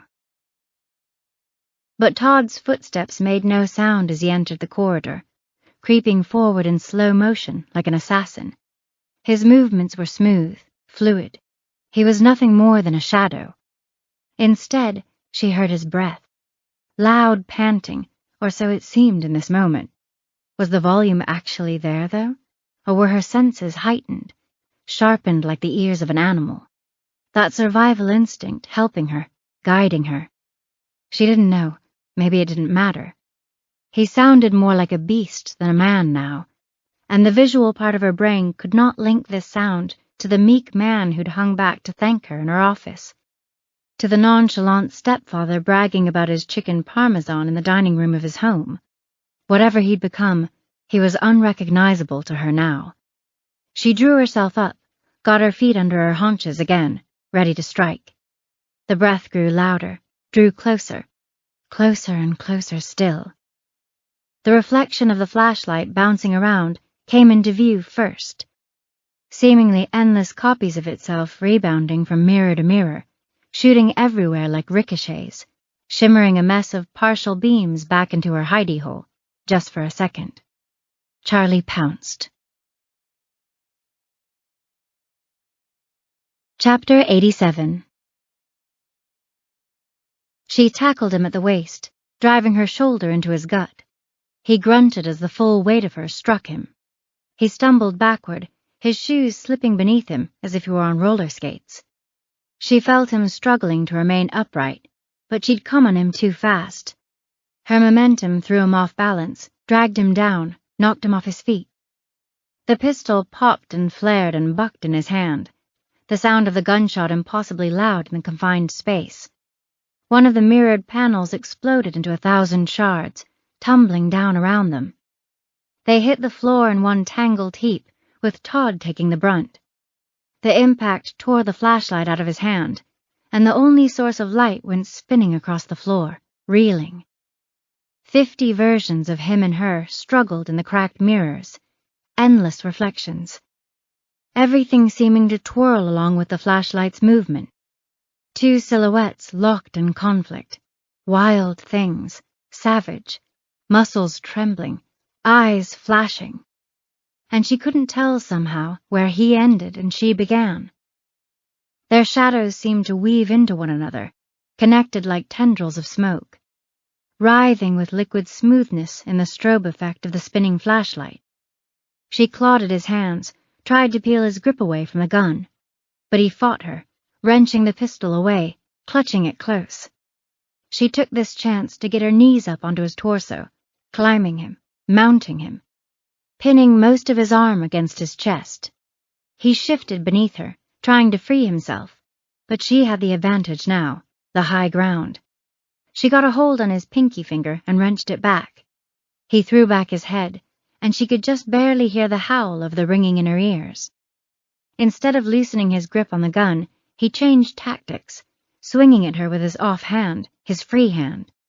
He clubbed a fist at her head and neck, landing blows over and over. But they were awkward jabs, slaps at best. He could get no leverage lying on his back with her weight holding him down. He wriggled again, bucking harder this time and throwing her off balance just long enough that he was able to squeeze the trigger again. The gun blazed and popped again, thrashed in their hands like a fish. More shards of mirror came tumbling down, crashing like cymbals, cracking and exploding all around them. She paused only long enough to confirm she hadn't been hit, and then she was back on the attack, clawing and scratching, bringing her face in closer, which made his punching all the less effective. She went for the hand on the gun, teeth bared. Her incisors grazed the edge of his knuckles as he struggled to move away, but a moment later she found purchase in the meat along the outside edge of his palm. She bit down, sinking all those sharp points into his flesh. The skin resisted, holding tight. She pressed harder, and the flesh suddenly gave, seeming to burst like a popping balloon, filling her mouth with the salty metallic taste of blood. He screamed, shrill and thin. His voice cracked as it burst from his throat, and he let go of the gun. Chapter 88. Charlie snatched up the weapon, pulled it back behind her ear, brought it down as hard as she could, swinging it like a hammer. The butt of the Glock cracked as it collided with the space between his eyebrows, hard. The back of his skull thumped into the concrete floor of the funhouse. The reverberation of the impact stung all the way up to her shoulder, a kind of recoil. All that force had to go somewhere. Some of it traveled up her arm, jostled her joints as though trying to separate them from their sockets. Thankfully, his face took the brunt of it. After the briefest hesitation, a gash split his forehead open red, seeming to appear there in slow motion, blood seeping out of the crease. His eyes drifted, stared out at nothing in particular, something dim in them already. But he was still conscious, at least part of the way.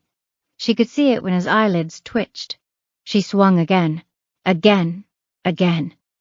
Now she brought the gun all the way up over her head, chopping down as though wielding an axe, his head just a chunk of wood in need of splitting.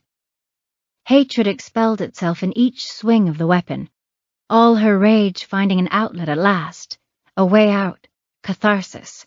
For Amber, for Kara, for Allie. The cracks turned to wet slaps as the blood spread over his skin, drained down over the eyes, spilling over the cheekbones. Bathtub sounds ringing out, echoing off the mirrors, off the concrete floor. She caught one of the reflections of herself as she hoisted the gun over her head again, froze with the weapon at the apex, could faintly see the red spattered over her face. From there, it was as though she took a step back, seeing all of the reflections instead of just one. All those versions of herself poised to bludgeon, fixing to kill. Warped versions of herself in all those cracked funhouse mirrors, stretched, widened, bent. Her lungs swelled as she sucked in a big breath, and she stopped herself, let her arms go slack. Her hands fell into her lap, folded over one another, the gun still clasped loosely in her fingers. She wasn't a killer. No matter what happened, she wasn't a killer. Todd was out, unconscious, eyes closed, face all soupy with red, but still breathing. She prodded him with the gun, jamming the barrel into his neck a few times, just to make sure he wasn't faking. Then she moved, shuffled her weight off of his body, knelt next to him. He had a backpack looped around one shoulder. She stripped it from his limp noodle arm, unzipped it, peeled open the top like a mouth. A nervous giggle spluttered out of her lips then, involuntary. She just couldn't believe what she was seeing. She shifted the bulk of the bag, angled the open flaps toward the glow of the flashlight. The objects inside slid, jostled, toppled over each other. Everything glittered faintly when the light touched it. The collection of tools and supplies inside the bag could only be described as an anal retentive kill kit, almost like Todd had been planning to go to serial killer summer camp. Zip ties, rope, cuffs, a hunting knife, glow sticks, beef jerky. Charlie cut her hands free with the blade, the knife's tip disappearing in the tiny gap between her wrists and re-emerging as it sliced through the thin band of plastic. She rubbed at the red welts in her skin, the grooved places where the zip tie had pinched, neat lines etched into her flesh. Then she bound Todd at the hands and feet, making sure his zip ties were nice and tight just like hers had been. She stood over him then, considered what she saw. His face looked strange, bloated and tired, and a little sad, she thought. In the cold, the blood had already begun to congeal there in the folds separating his cheeks from his nose, like ketchup going gummy and then crusty on the edge of the plate. He'd probably be out a while after the beating she'd doled out. He'd have a nice headache, too. But something still bothered her. It was the glass, all the broken shards of mirror. He could use those to cut his ties, maybe. Probably. If he tried hard enough, and he would. She dug back in the bag, got out the handcuffs. Grasping him by the ankles, she dragged him back to the entrance of the Hall of Mirrors, laid him out in that strangely tapering hallway, slapped one side of the handcuffs around his wrist and the other around a metal handrail mounted to the wall. There, better. The combination of zip ties and cuffs held both of his arms up over his head awkwardly, made him look like someone in traction in a hospital, hands elevated due to some injury. She smiled at that image. Her eyes lingered on the plastic bands pinching deeply into his flesh, like a length of twine cutting into a pork loin, the meat bulging around them.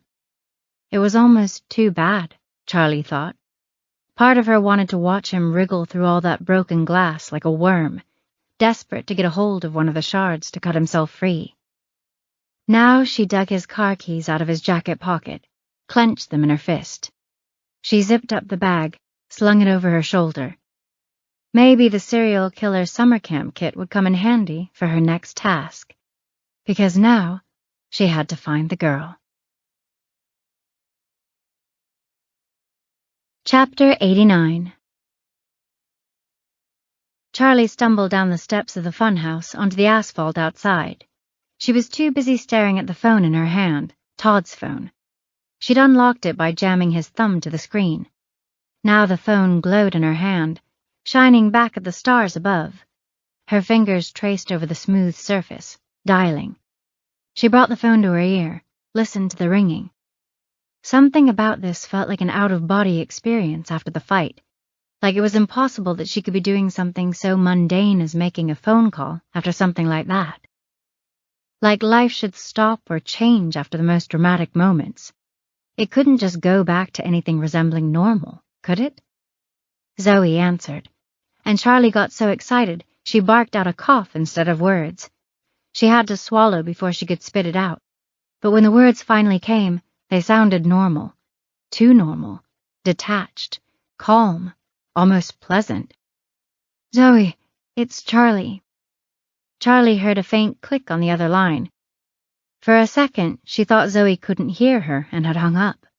The thought brought a tinge of fear, of being forgotten here, lost, unable to make her way back to society somehow.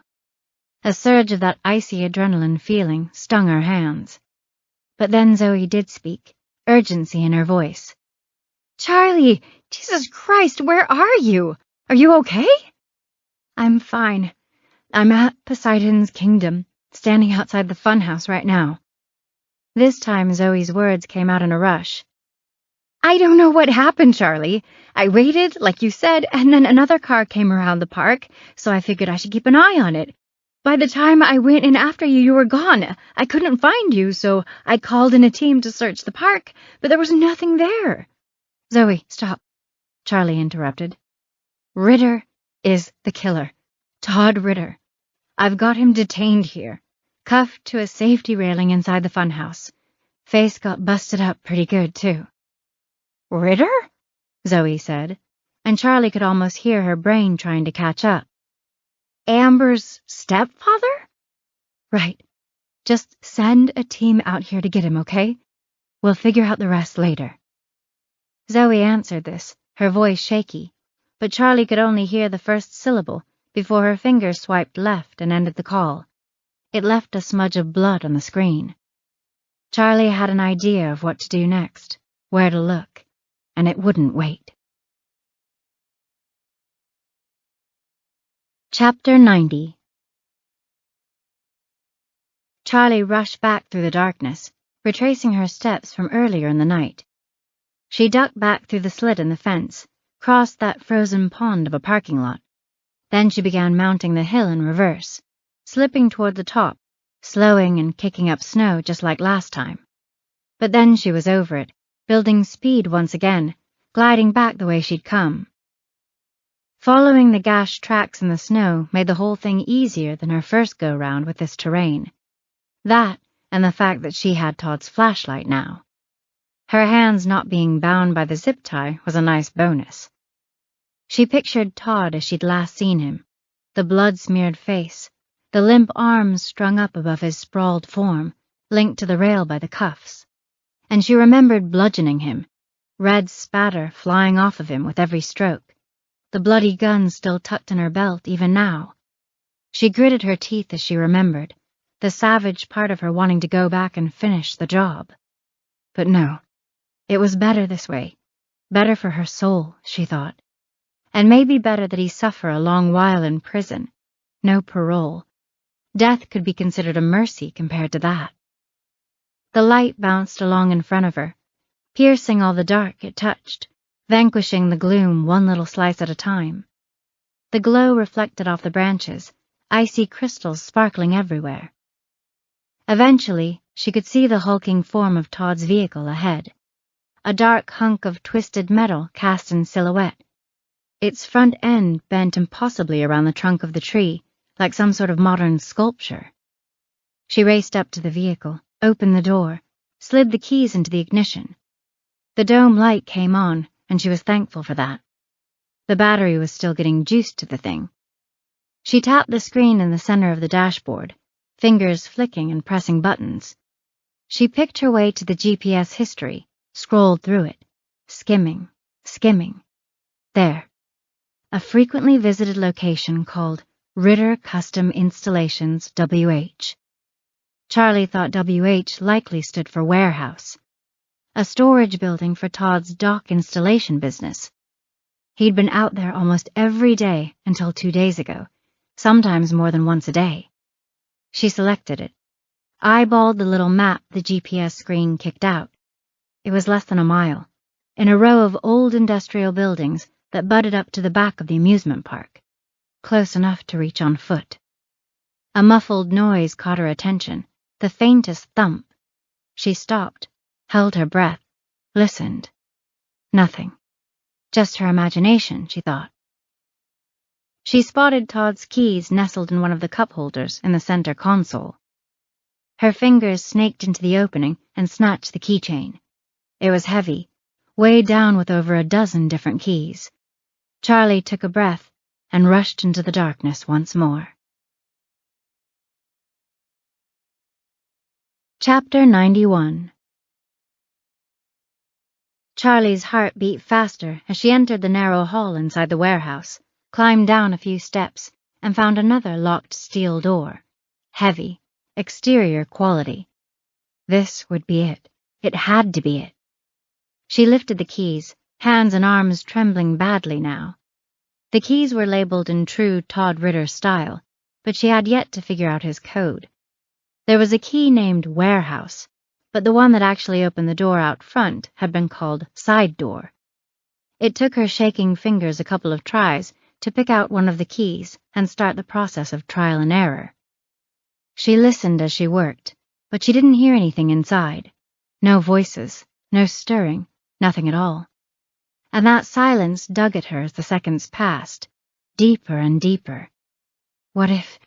But no, don't think now, just do. On her 13th try of the mess of keys on Todd's keychain, the deadbolt snicked out of the way, unlocked. She half noticed that this key was labeled storage.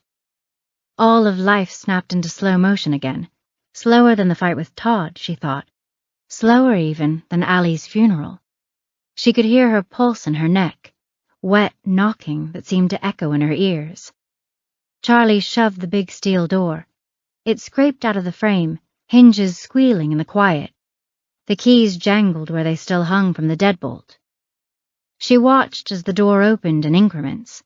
A wedge of pale light crawled over the cement floor of the room beyond, the glow from the floodlights outside spilling in from the glass blocks in the hall. She swallowed, felt a lump shift in her throat. Everything in her neck felt tight and dry. The silence bloomed, spreading, growing.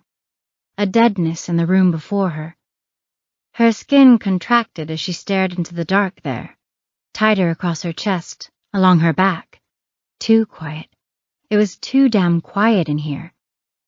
She could already feel the tears bulging in the corners of her eyes, the salty water ready to spill.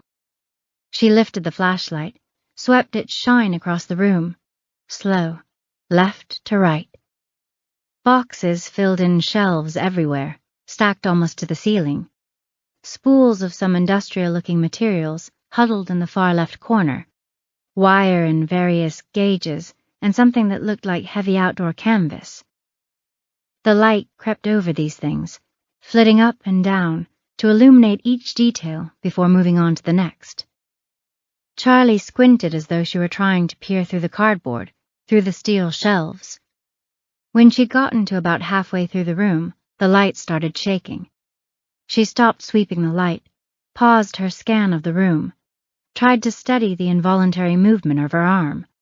The muscles fought her, twitched harder, and the negative thoughts pounced on the moment of weakness, clawed at the vulnerability.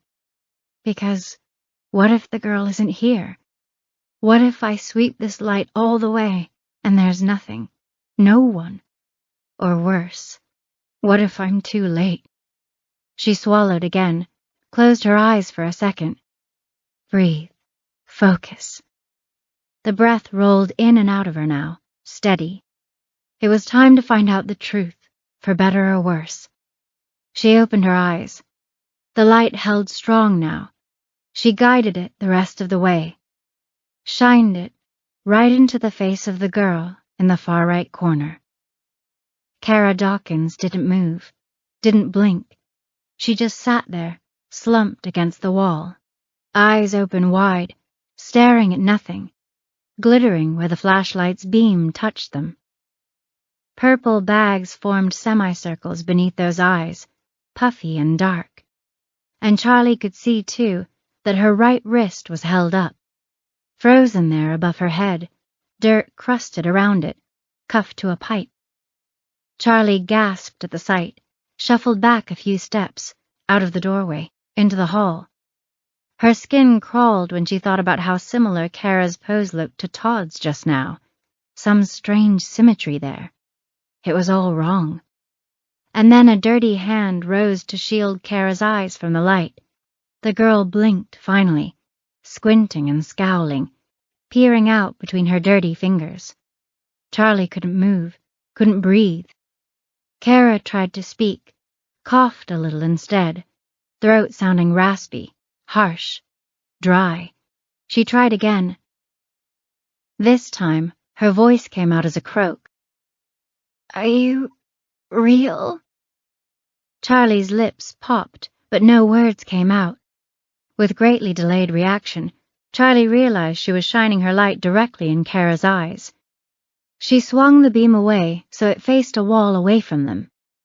Charlie took a few steps into the room, her legs utterly numb beneath her, dead stalks of meat and bone, holding her up out of habit as much as anything. The girl opened her eyes, blinked up at Charlie, something so tired in her expression, hopeless, even with hope staring her in the face. And Charlie tried to think of what to say, how to tell Kara she was real, how to tell her that it was over now. Mind blank, hollow, speechless. And for a second, she stood there in the dark, in the quiet, just beyond arm's length away from Kara Dawkins. They looked at each other, neither one quite ready to trust reality in this moment, to believe that the other was all the way real.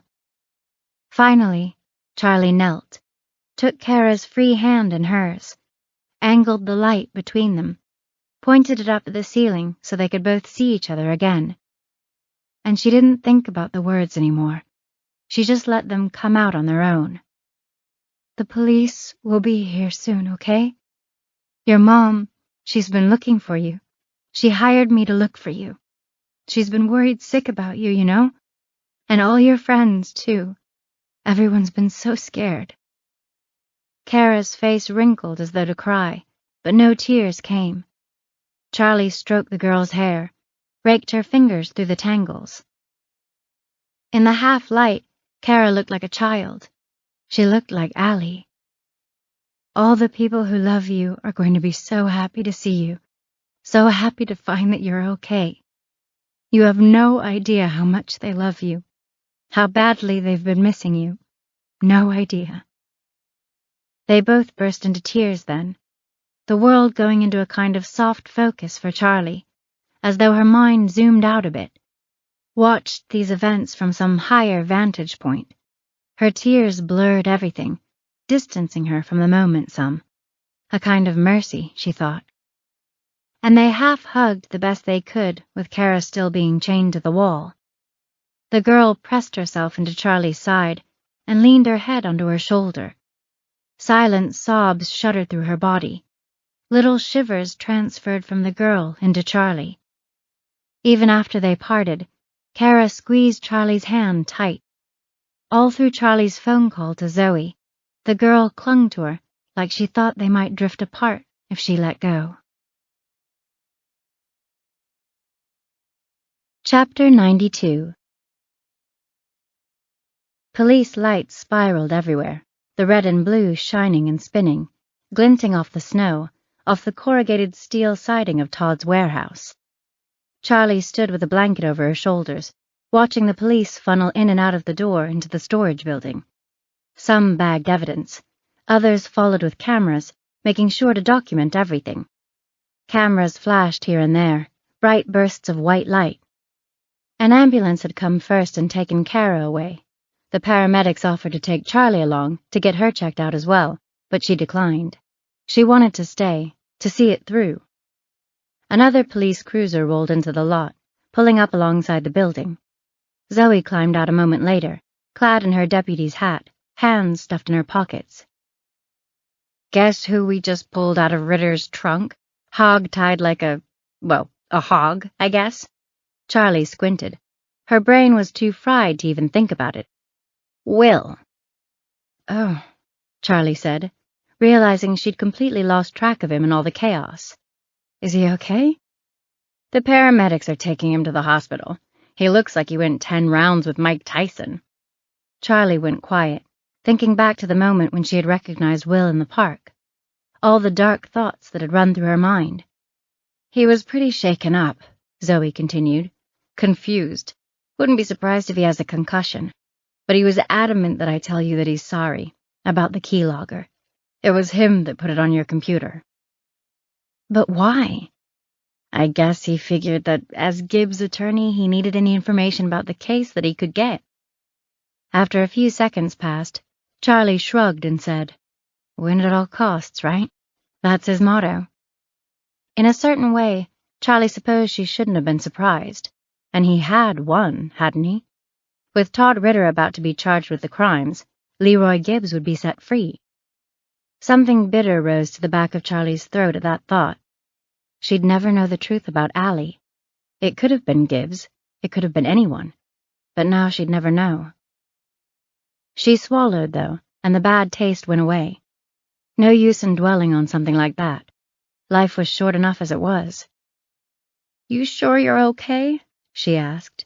"You've got quite the goose egg sprouting on your forehead, not to mention the blood spatter." "It'll wash off," Charlie said.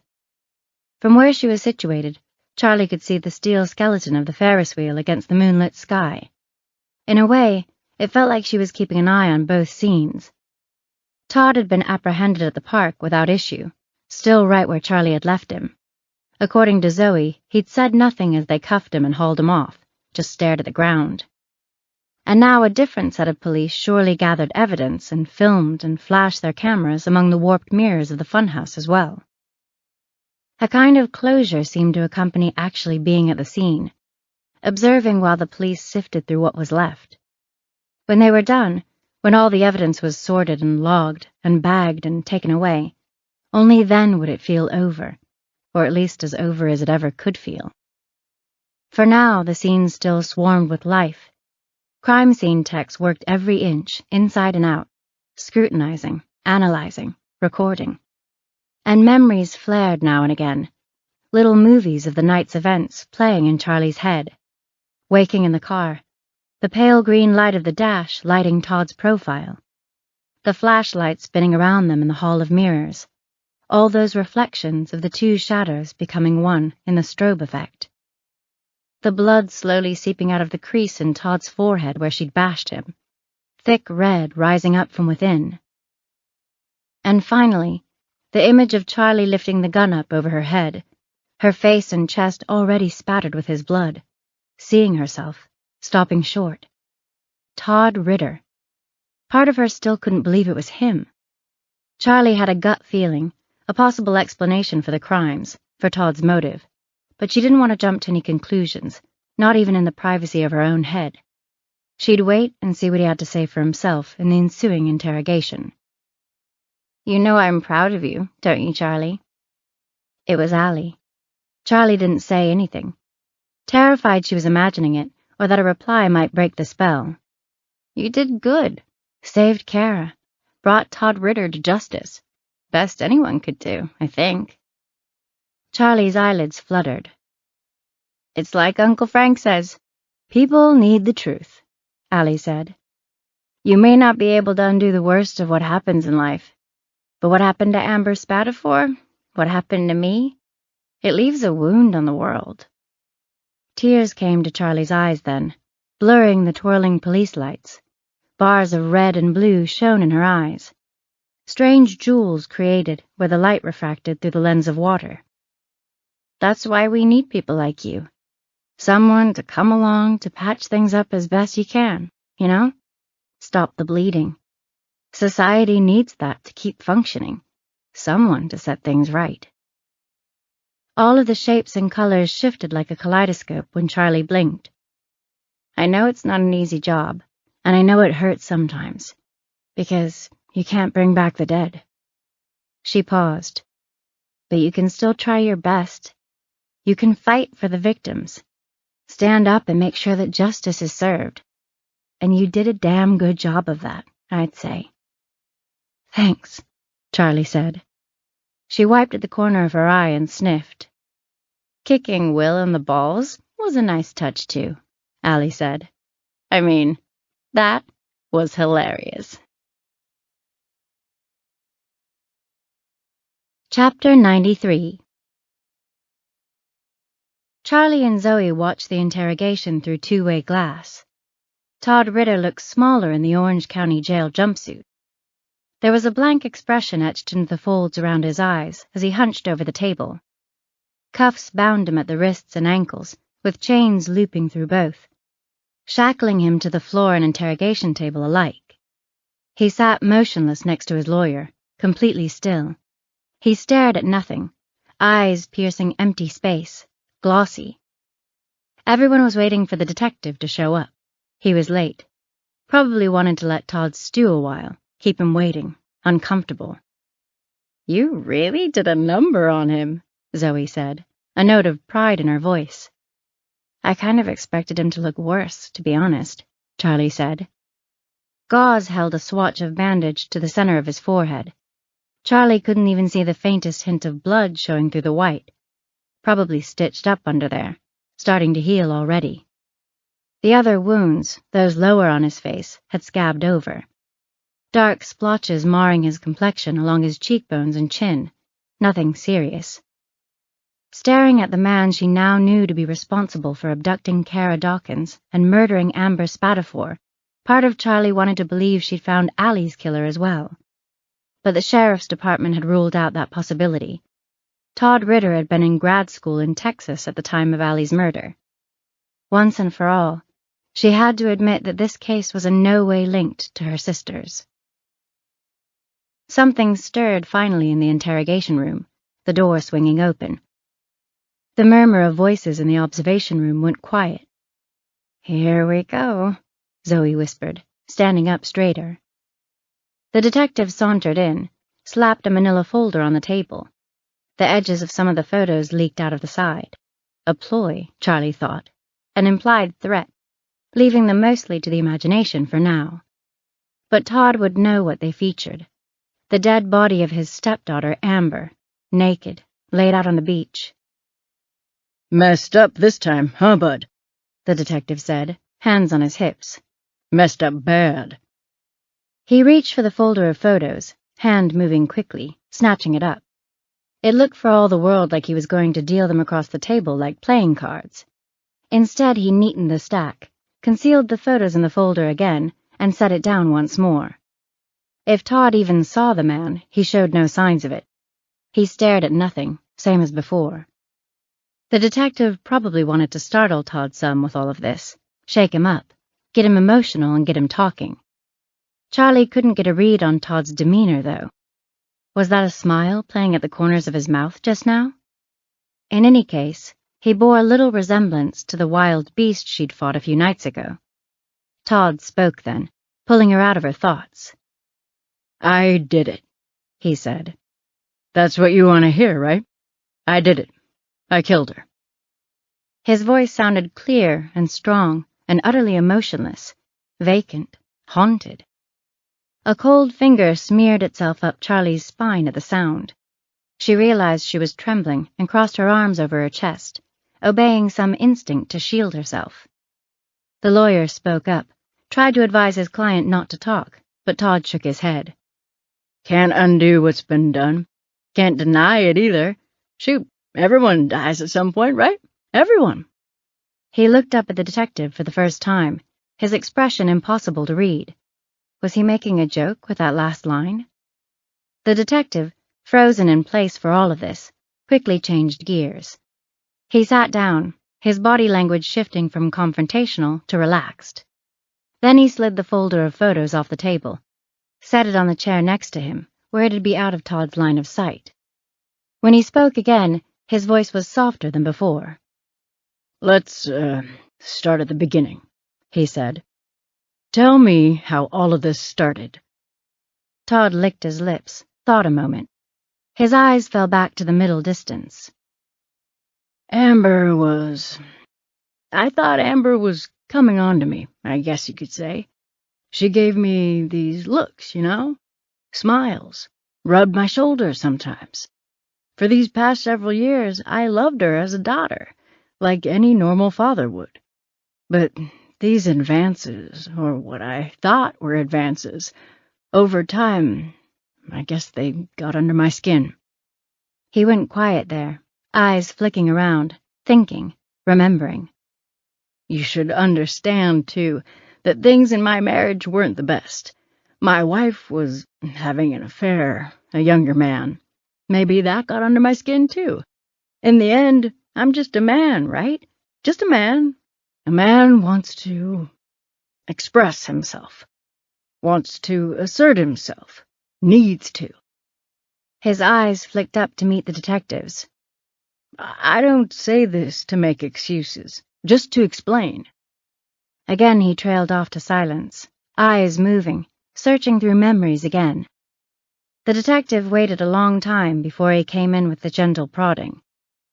So, things aren't going well with your wife. Any guy could understand that. And Amber, not even your real daughter, mind you, it sure seems like she's interested. Then what happened? Todd's eyes sped up as he talked, flicking back and forth. I came home early from work, and it was just Amber there in the house. Sharon had left that morning for a conference. It seemed like the perfect time to make my move. I'd been mulling it over for months, trying to work up the nerve. So I put my arm around her, kind of rubbed her shoulder in a way where I thought she'd know what I meant, I guess. and she did. His gaze snapped up to stare at the detective again. She laughed at me. She ripped away from my touch, and she laughed at me. He pounded the table with the heel of his hand, a single violent stroke, loud. It made everyone in both rooms jump. Charlie tightened her arms against her chest, tried to fight off that cold feeling slowly spreading over her. Todd went on. I guess something in me just snapped. Rage like I've never felt before. I strangled her. Don't even remember it very well. The memory is mostly of heat and a red blur. It's like I put my hands on her, and she's dead. Just like that. He shook his head as he repeated it. Just like that. When he spoke again, his voice went harder, colder. It felt good, killing her. It's wrong, but when I first realized what I'd done, I felt awake, alive. More alive than I'd ever felt. People couldn't just walk all over me anymore, you understand?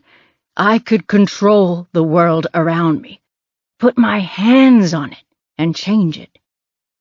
This time, the detective didn't wait to prod. What happened next?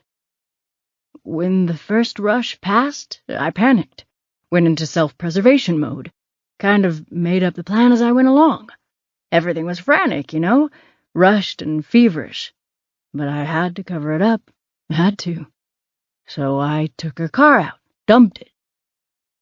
So the footage you gave us from your doorbell cam that showed Amber's car leaving, the detective said, seeming to put the pieces together as he spoke.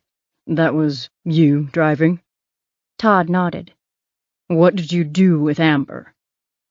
Initially, I had her in the trunk, but then I figured the police would check the GPS on our car once they found it. It was important to go straight from the house to the commuter lot, so I moved her to my car instead. When I got back from dumping her vehicle, I took her to one of my warehouses so I could give myself time to come up with a plan. How is it that none of that, either you coming back from dumping Amber's car or leaving in your car, is on the doorbell camera? I erased it. I kept just the video of me returning from the warehouse that night, so it would look like I didn't arrive home until after Amber had already left. I'm sure all the deleted videos are stored on the cloud or something somewhere, but I only needed it to hold up long enough for you to have another suspect in custody. Again, Todd seemed on the verge of smiling as he recounted this part of the tale, amused with his bit of trickery. The observation room went frigid, cavernous. The coldness gripping Charlie intensified. She wanted to look away, wanted to walk out of the observation room, but she couldn't. Her eyes remained fixed on Todd, unblinking. The detective lifted his chin and blinked across the table. Tell me about Kara Dawkins. Todd closed his eyes for a moment, licked his lips. I knew if it was just Amber missing that I would be one of the first suspects. But if there was another, well, that would complicate things, wouldn't it? Suddenly the police would have to look at her family, at the possibility of a stranger abducting random girls from the street. It helped that Kara's disappearance came out first, before Amber's, but that was just sheer luck. The Adam's apple in the center of Todd's throat bobbed up and down as he swallowed. Did you choose her at random, or? The detective let his question trail off. No, I'd seen her before with the man my wife was seeing. I followed him once after, anyway. I'd learned a little about him, about the drugs. I realized if Kara went missing, he would be a logical suspect. It was a simple matter of convenience. Charlie wondered at the way he said it, almost apologetically, like he worried they might think him petty or vindictive of all things. I sent the email to the private detective about the White Rabbit, he continued. I thought that would bring an end to all of it, but then you ruled Robbie Turner out as a suspect, so I had to change it up again. Think on your feet, so to speak, the detective said. Todd just glared at him for a long moment before he went on, and Charlie saw a vivid flash of the other version of the man, the aggressive version that lurked somewhere beneath the facade. I had to change the narrative, and there was one other person in town who seemed like an obvious fit for the abduction and murder of a pair of teenage girls. Someone who had already done it once and gotten away with it, depending on who you ask. Leroy Gibbs, the detective said, not bothering to frame it as a question. Todd gave the briefest of nods before he went on. It meant further unpleasantness for me, of course. Had to take a hacksaw to my stepdaughter's feet, so I wrapped all of her in a vinyl tarp, just her feet sticking out. Then maybe it wouldn't seem so much like her, I thought. The girl I knew. They were just feet. And it worked, to some degree. Still, my hands shook the whole time. Felt like an out-of-body experience. But it had to be done. I knew the police would take the bait. Salem Island's ghost coming back to haunt them after all these years? With all that history, there was no way this place would allow a man to get away with something like that twice. No way. So, what went wrong with the plan? The detective asked. Why attack and abduct Miss Winters? Ritter smiled a wolfish smile, shook his head. I'd been watching her, keeping tabs. It was helpful early on to be able to know where she was in the investigation, reassuring to watch her scurry after the breadcrumbs I'd left her. But even after the feat, even after Gibbs was arrested, she kept going, still scrambling around like there was something else to find. She was the loose end, you know? Couldn't have that. Charlie's hands and cheeks were numb now. She held her breath, afraid that if she exhaled, it'd come out as a visible mist. Still, she couldn't look away. I followed her to the park, Todd was saying. Saw her getting into some kind of altercation with the lawyer. That was my chance to close the loop, once and for all.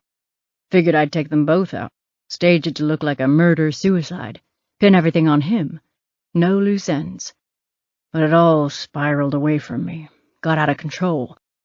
And now, it's all out in the light. The detective pursed his lips. Let's go back for a moment. When you abducted Kara Dawkins, did you plan what you would do with her? Todd's lawyer sat forward, tugging on his arm, whispering in his ear. After listening to him a moment, Todd answered.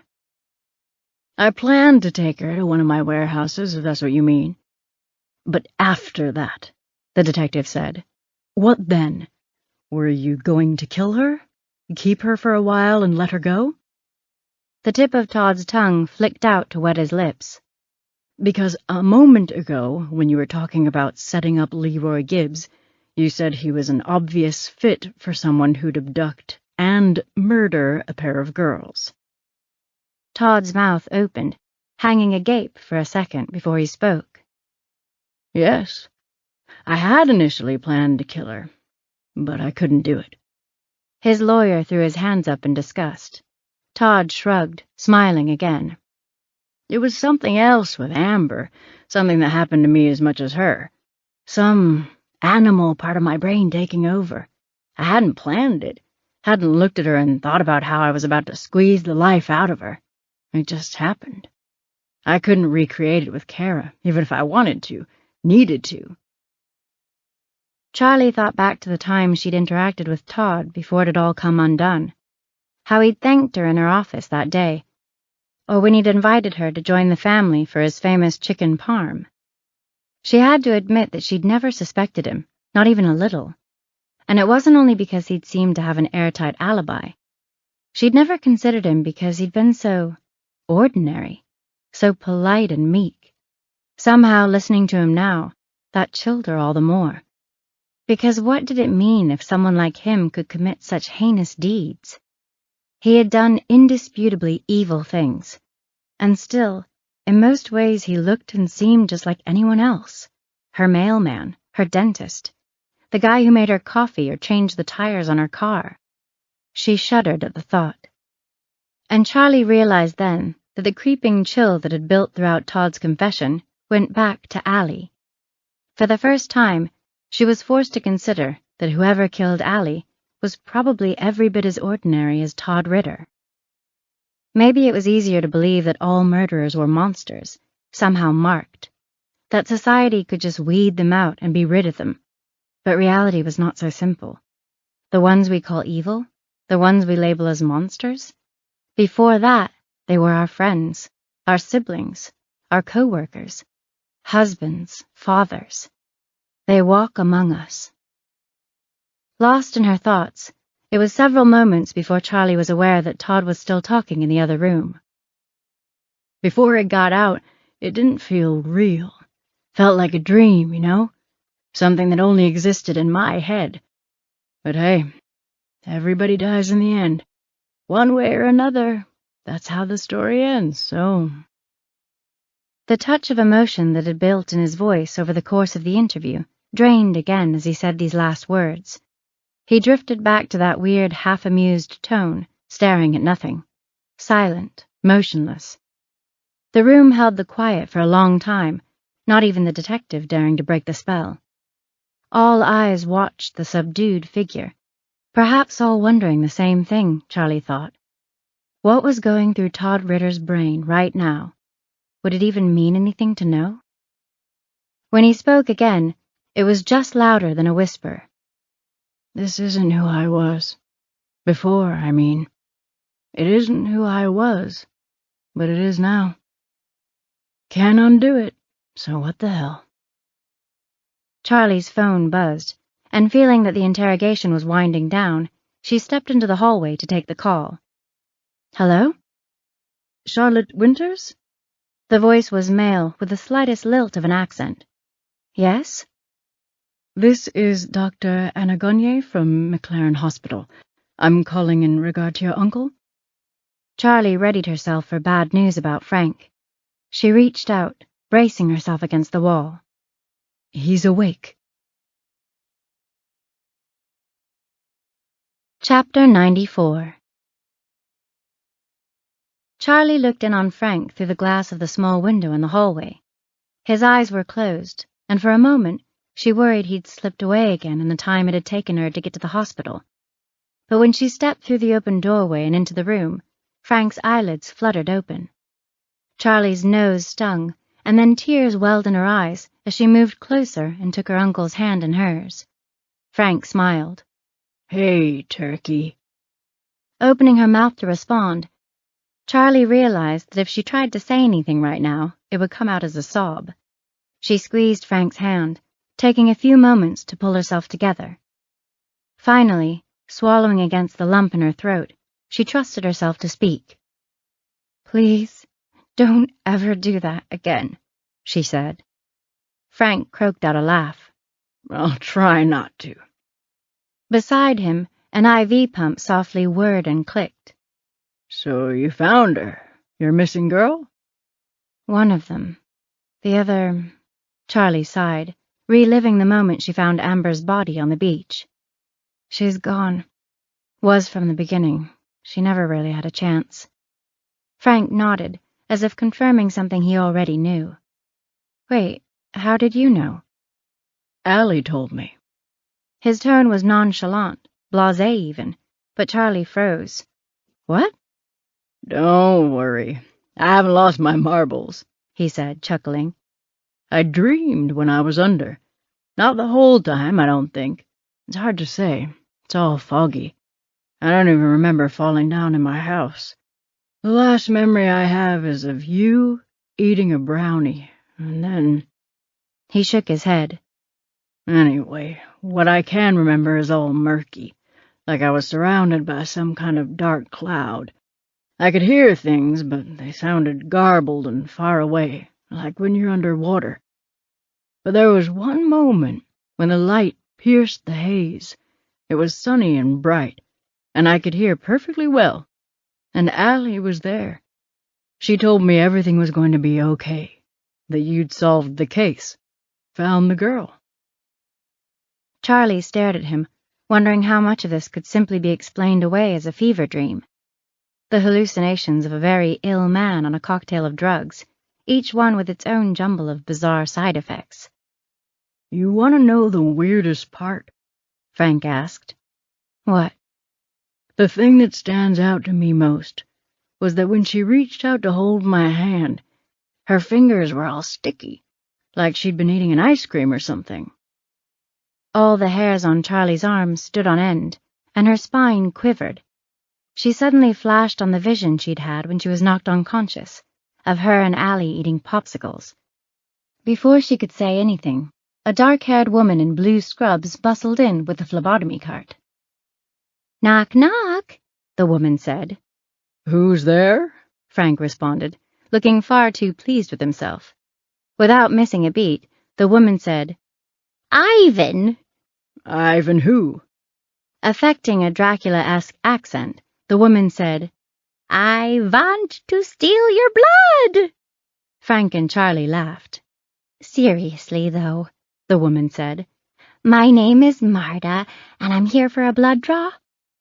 Charlie made room at the bedside for the woman in her cart. "Hey, turkey," Frank said. "Tomorrow's Christmas Eve, you know." "I know." "Well, let's start the celebration early. I got a hankering for some fried chicken, extra crispy, a breast, a thigh, and 2 wings, maybe some mashed potatoes and gravy, all the fixins." Charlie couldn't help but smile. "Seriously?" "Deadly. You wouldn't believe what passes as food in this joint." "I heard that," Marta teased. "Okay," Charlie said, "as long as you promise to behave yourself while I'm gone." "Me?" Frank asked with mock innocence. "I promise to stick to knock-knock jokes. Just good, clean fun." "Yeah, don't pretend like you don't know half a dozen dirty ones." Charlie swiveled to face the phlebotomist. "If he tries to tell you one about Anita, give him a good slap upside the head." "Don't worry," Marta said, snapping on a glove. "I'll keep him in line." Charlie exited the room and retraced her steps back to the elevators. As she passed by the waiting room, someone called her name. She halted, turning to watch a tall form rise from one of the chairs. Will. He had 2 black eyes now, and a small line of stitches that ran from just over his right temple and disappeared into his hairline. "2 shiners," she said. "Does that make you doubly irresistible?" "You tell me," he said, a half-smile touching one corner of his mouth. Charlie's eyes went down to the polished floor. "You spied on me, Will. Do you expect me to just forget about that?" "I know, and I'm sorry. I just wanted the truth, needed the truth. I thought maybe you could understand that, of all people," he said. "Haven't you crossed a few lines on behalf of your clients?" "Get a load of this guy. He violates your privacy and then tries to spin your question like a politician or something," Allie said, suddenly interjecting. Charlie considered it and came to the conclusion that maybe they were both right. Maybe she was one of the few people who could appreciate what Will had done, in the name of pursuing justice. But he had broken her trust, something she had in short supply as it was.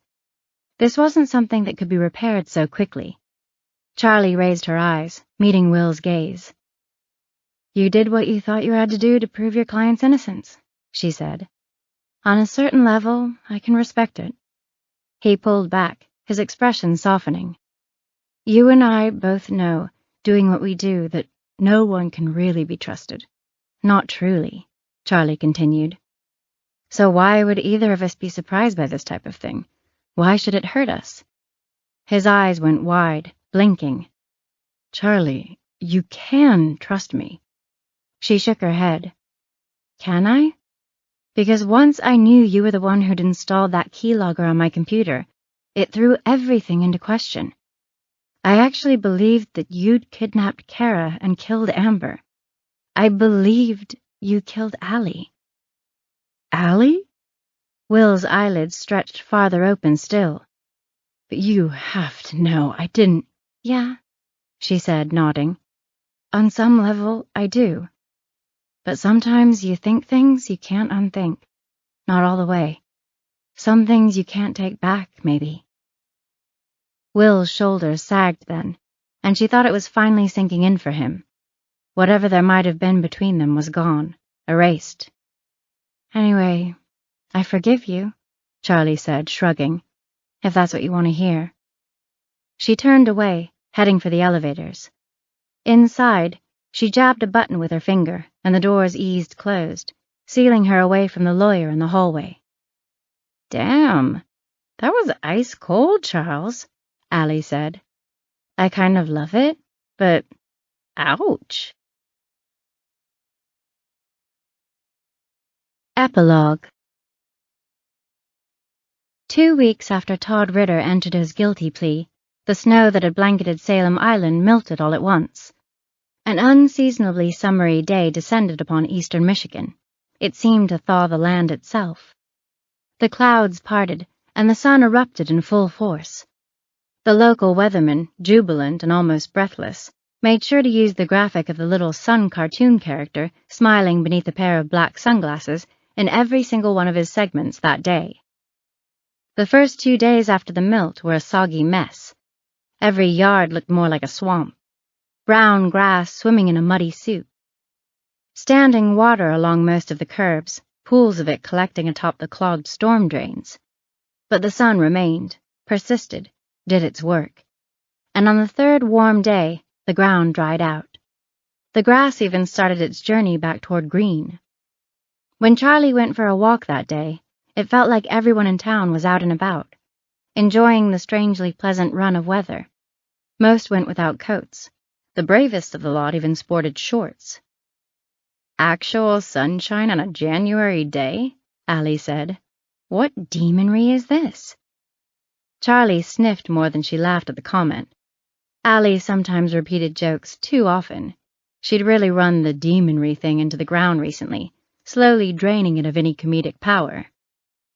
Charlie fell in with the teeming masses out for a stroll. She walked down to the park, as did much of the crowd, it seemed. Usually the bustle might kill the joy in a walk, but not today. Today it felt good to be out here no matter what. Maybe it even felt good to be with other people, instead of cooped up in a building by herself, not apart from everyone like she so often was, not alone. Ramsett Park itself wasn't so busy, at least considering the crowd of foot traffic leading up to it and streaming past. Most of the picnic tables stood empty, all but one, in fact. Charlie veered into the park when she saw who was there. She almost missed the turn, cutting off an older couple and apologizing as she stepped onto the sidewalk sloping down toward the trees. She slowed as she drew closer to the 2 women occupying the picnic area, not wanting to get too close. Eventually she ambled out among the pines, finding a spot where she could watch them among the boughs, for just a moment without being seen. Kara and Misty Dawkins ate sandwiches and talked, mother and daughter reunited. Charlie had visited Kara in the hospital, of course, and Kara and Misty had also stopped by Charlie's office to thank her for all she did. But this was different, seeing them out in the world, living their lives, carrying on. Together again, made whole again, their wound already healing. Charlie watched them for no more than a minute, seeing this tiny snippet of their life, this tiny moment of simple warmth, simple lightness. She witnessed the little smiles that passed between them, saw Misty dig a bottle of Pepsi out of the cooler for Kara. And then Charlie was moving on, away, picking her way back through the pines to return to the throng of people heading out of the park and moving toward downtown Salem Island. Charlie thought maybe Allie would make some joke about the situation, some sarcastic remark or non sequitur to take the air out of the moment somehow, to degrade the reverence of it just a bit. Instead, her sister went the other way with it. "That was nice," Allie said. "Seeing them together, I mean. A moment of light in a dark world, you know?" Charlie could never have that with Allie. Justice, reunion, the broken pieces made whole again. But she could help other people find it. Not all, but some. And that seemed like something worth fighting for. No one knew, like her, how badly people needed it. She pressed back into the crowd, walked once more among the people. In some ways, she felt apart from them. But she wasn't alone.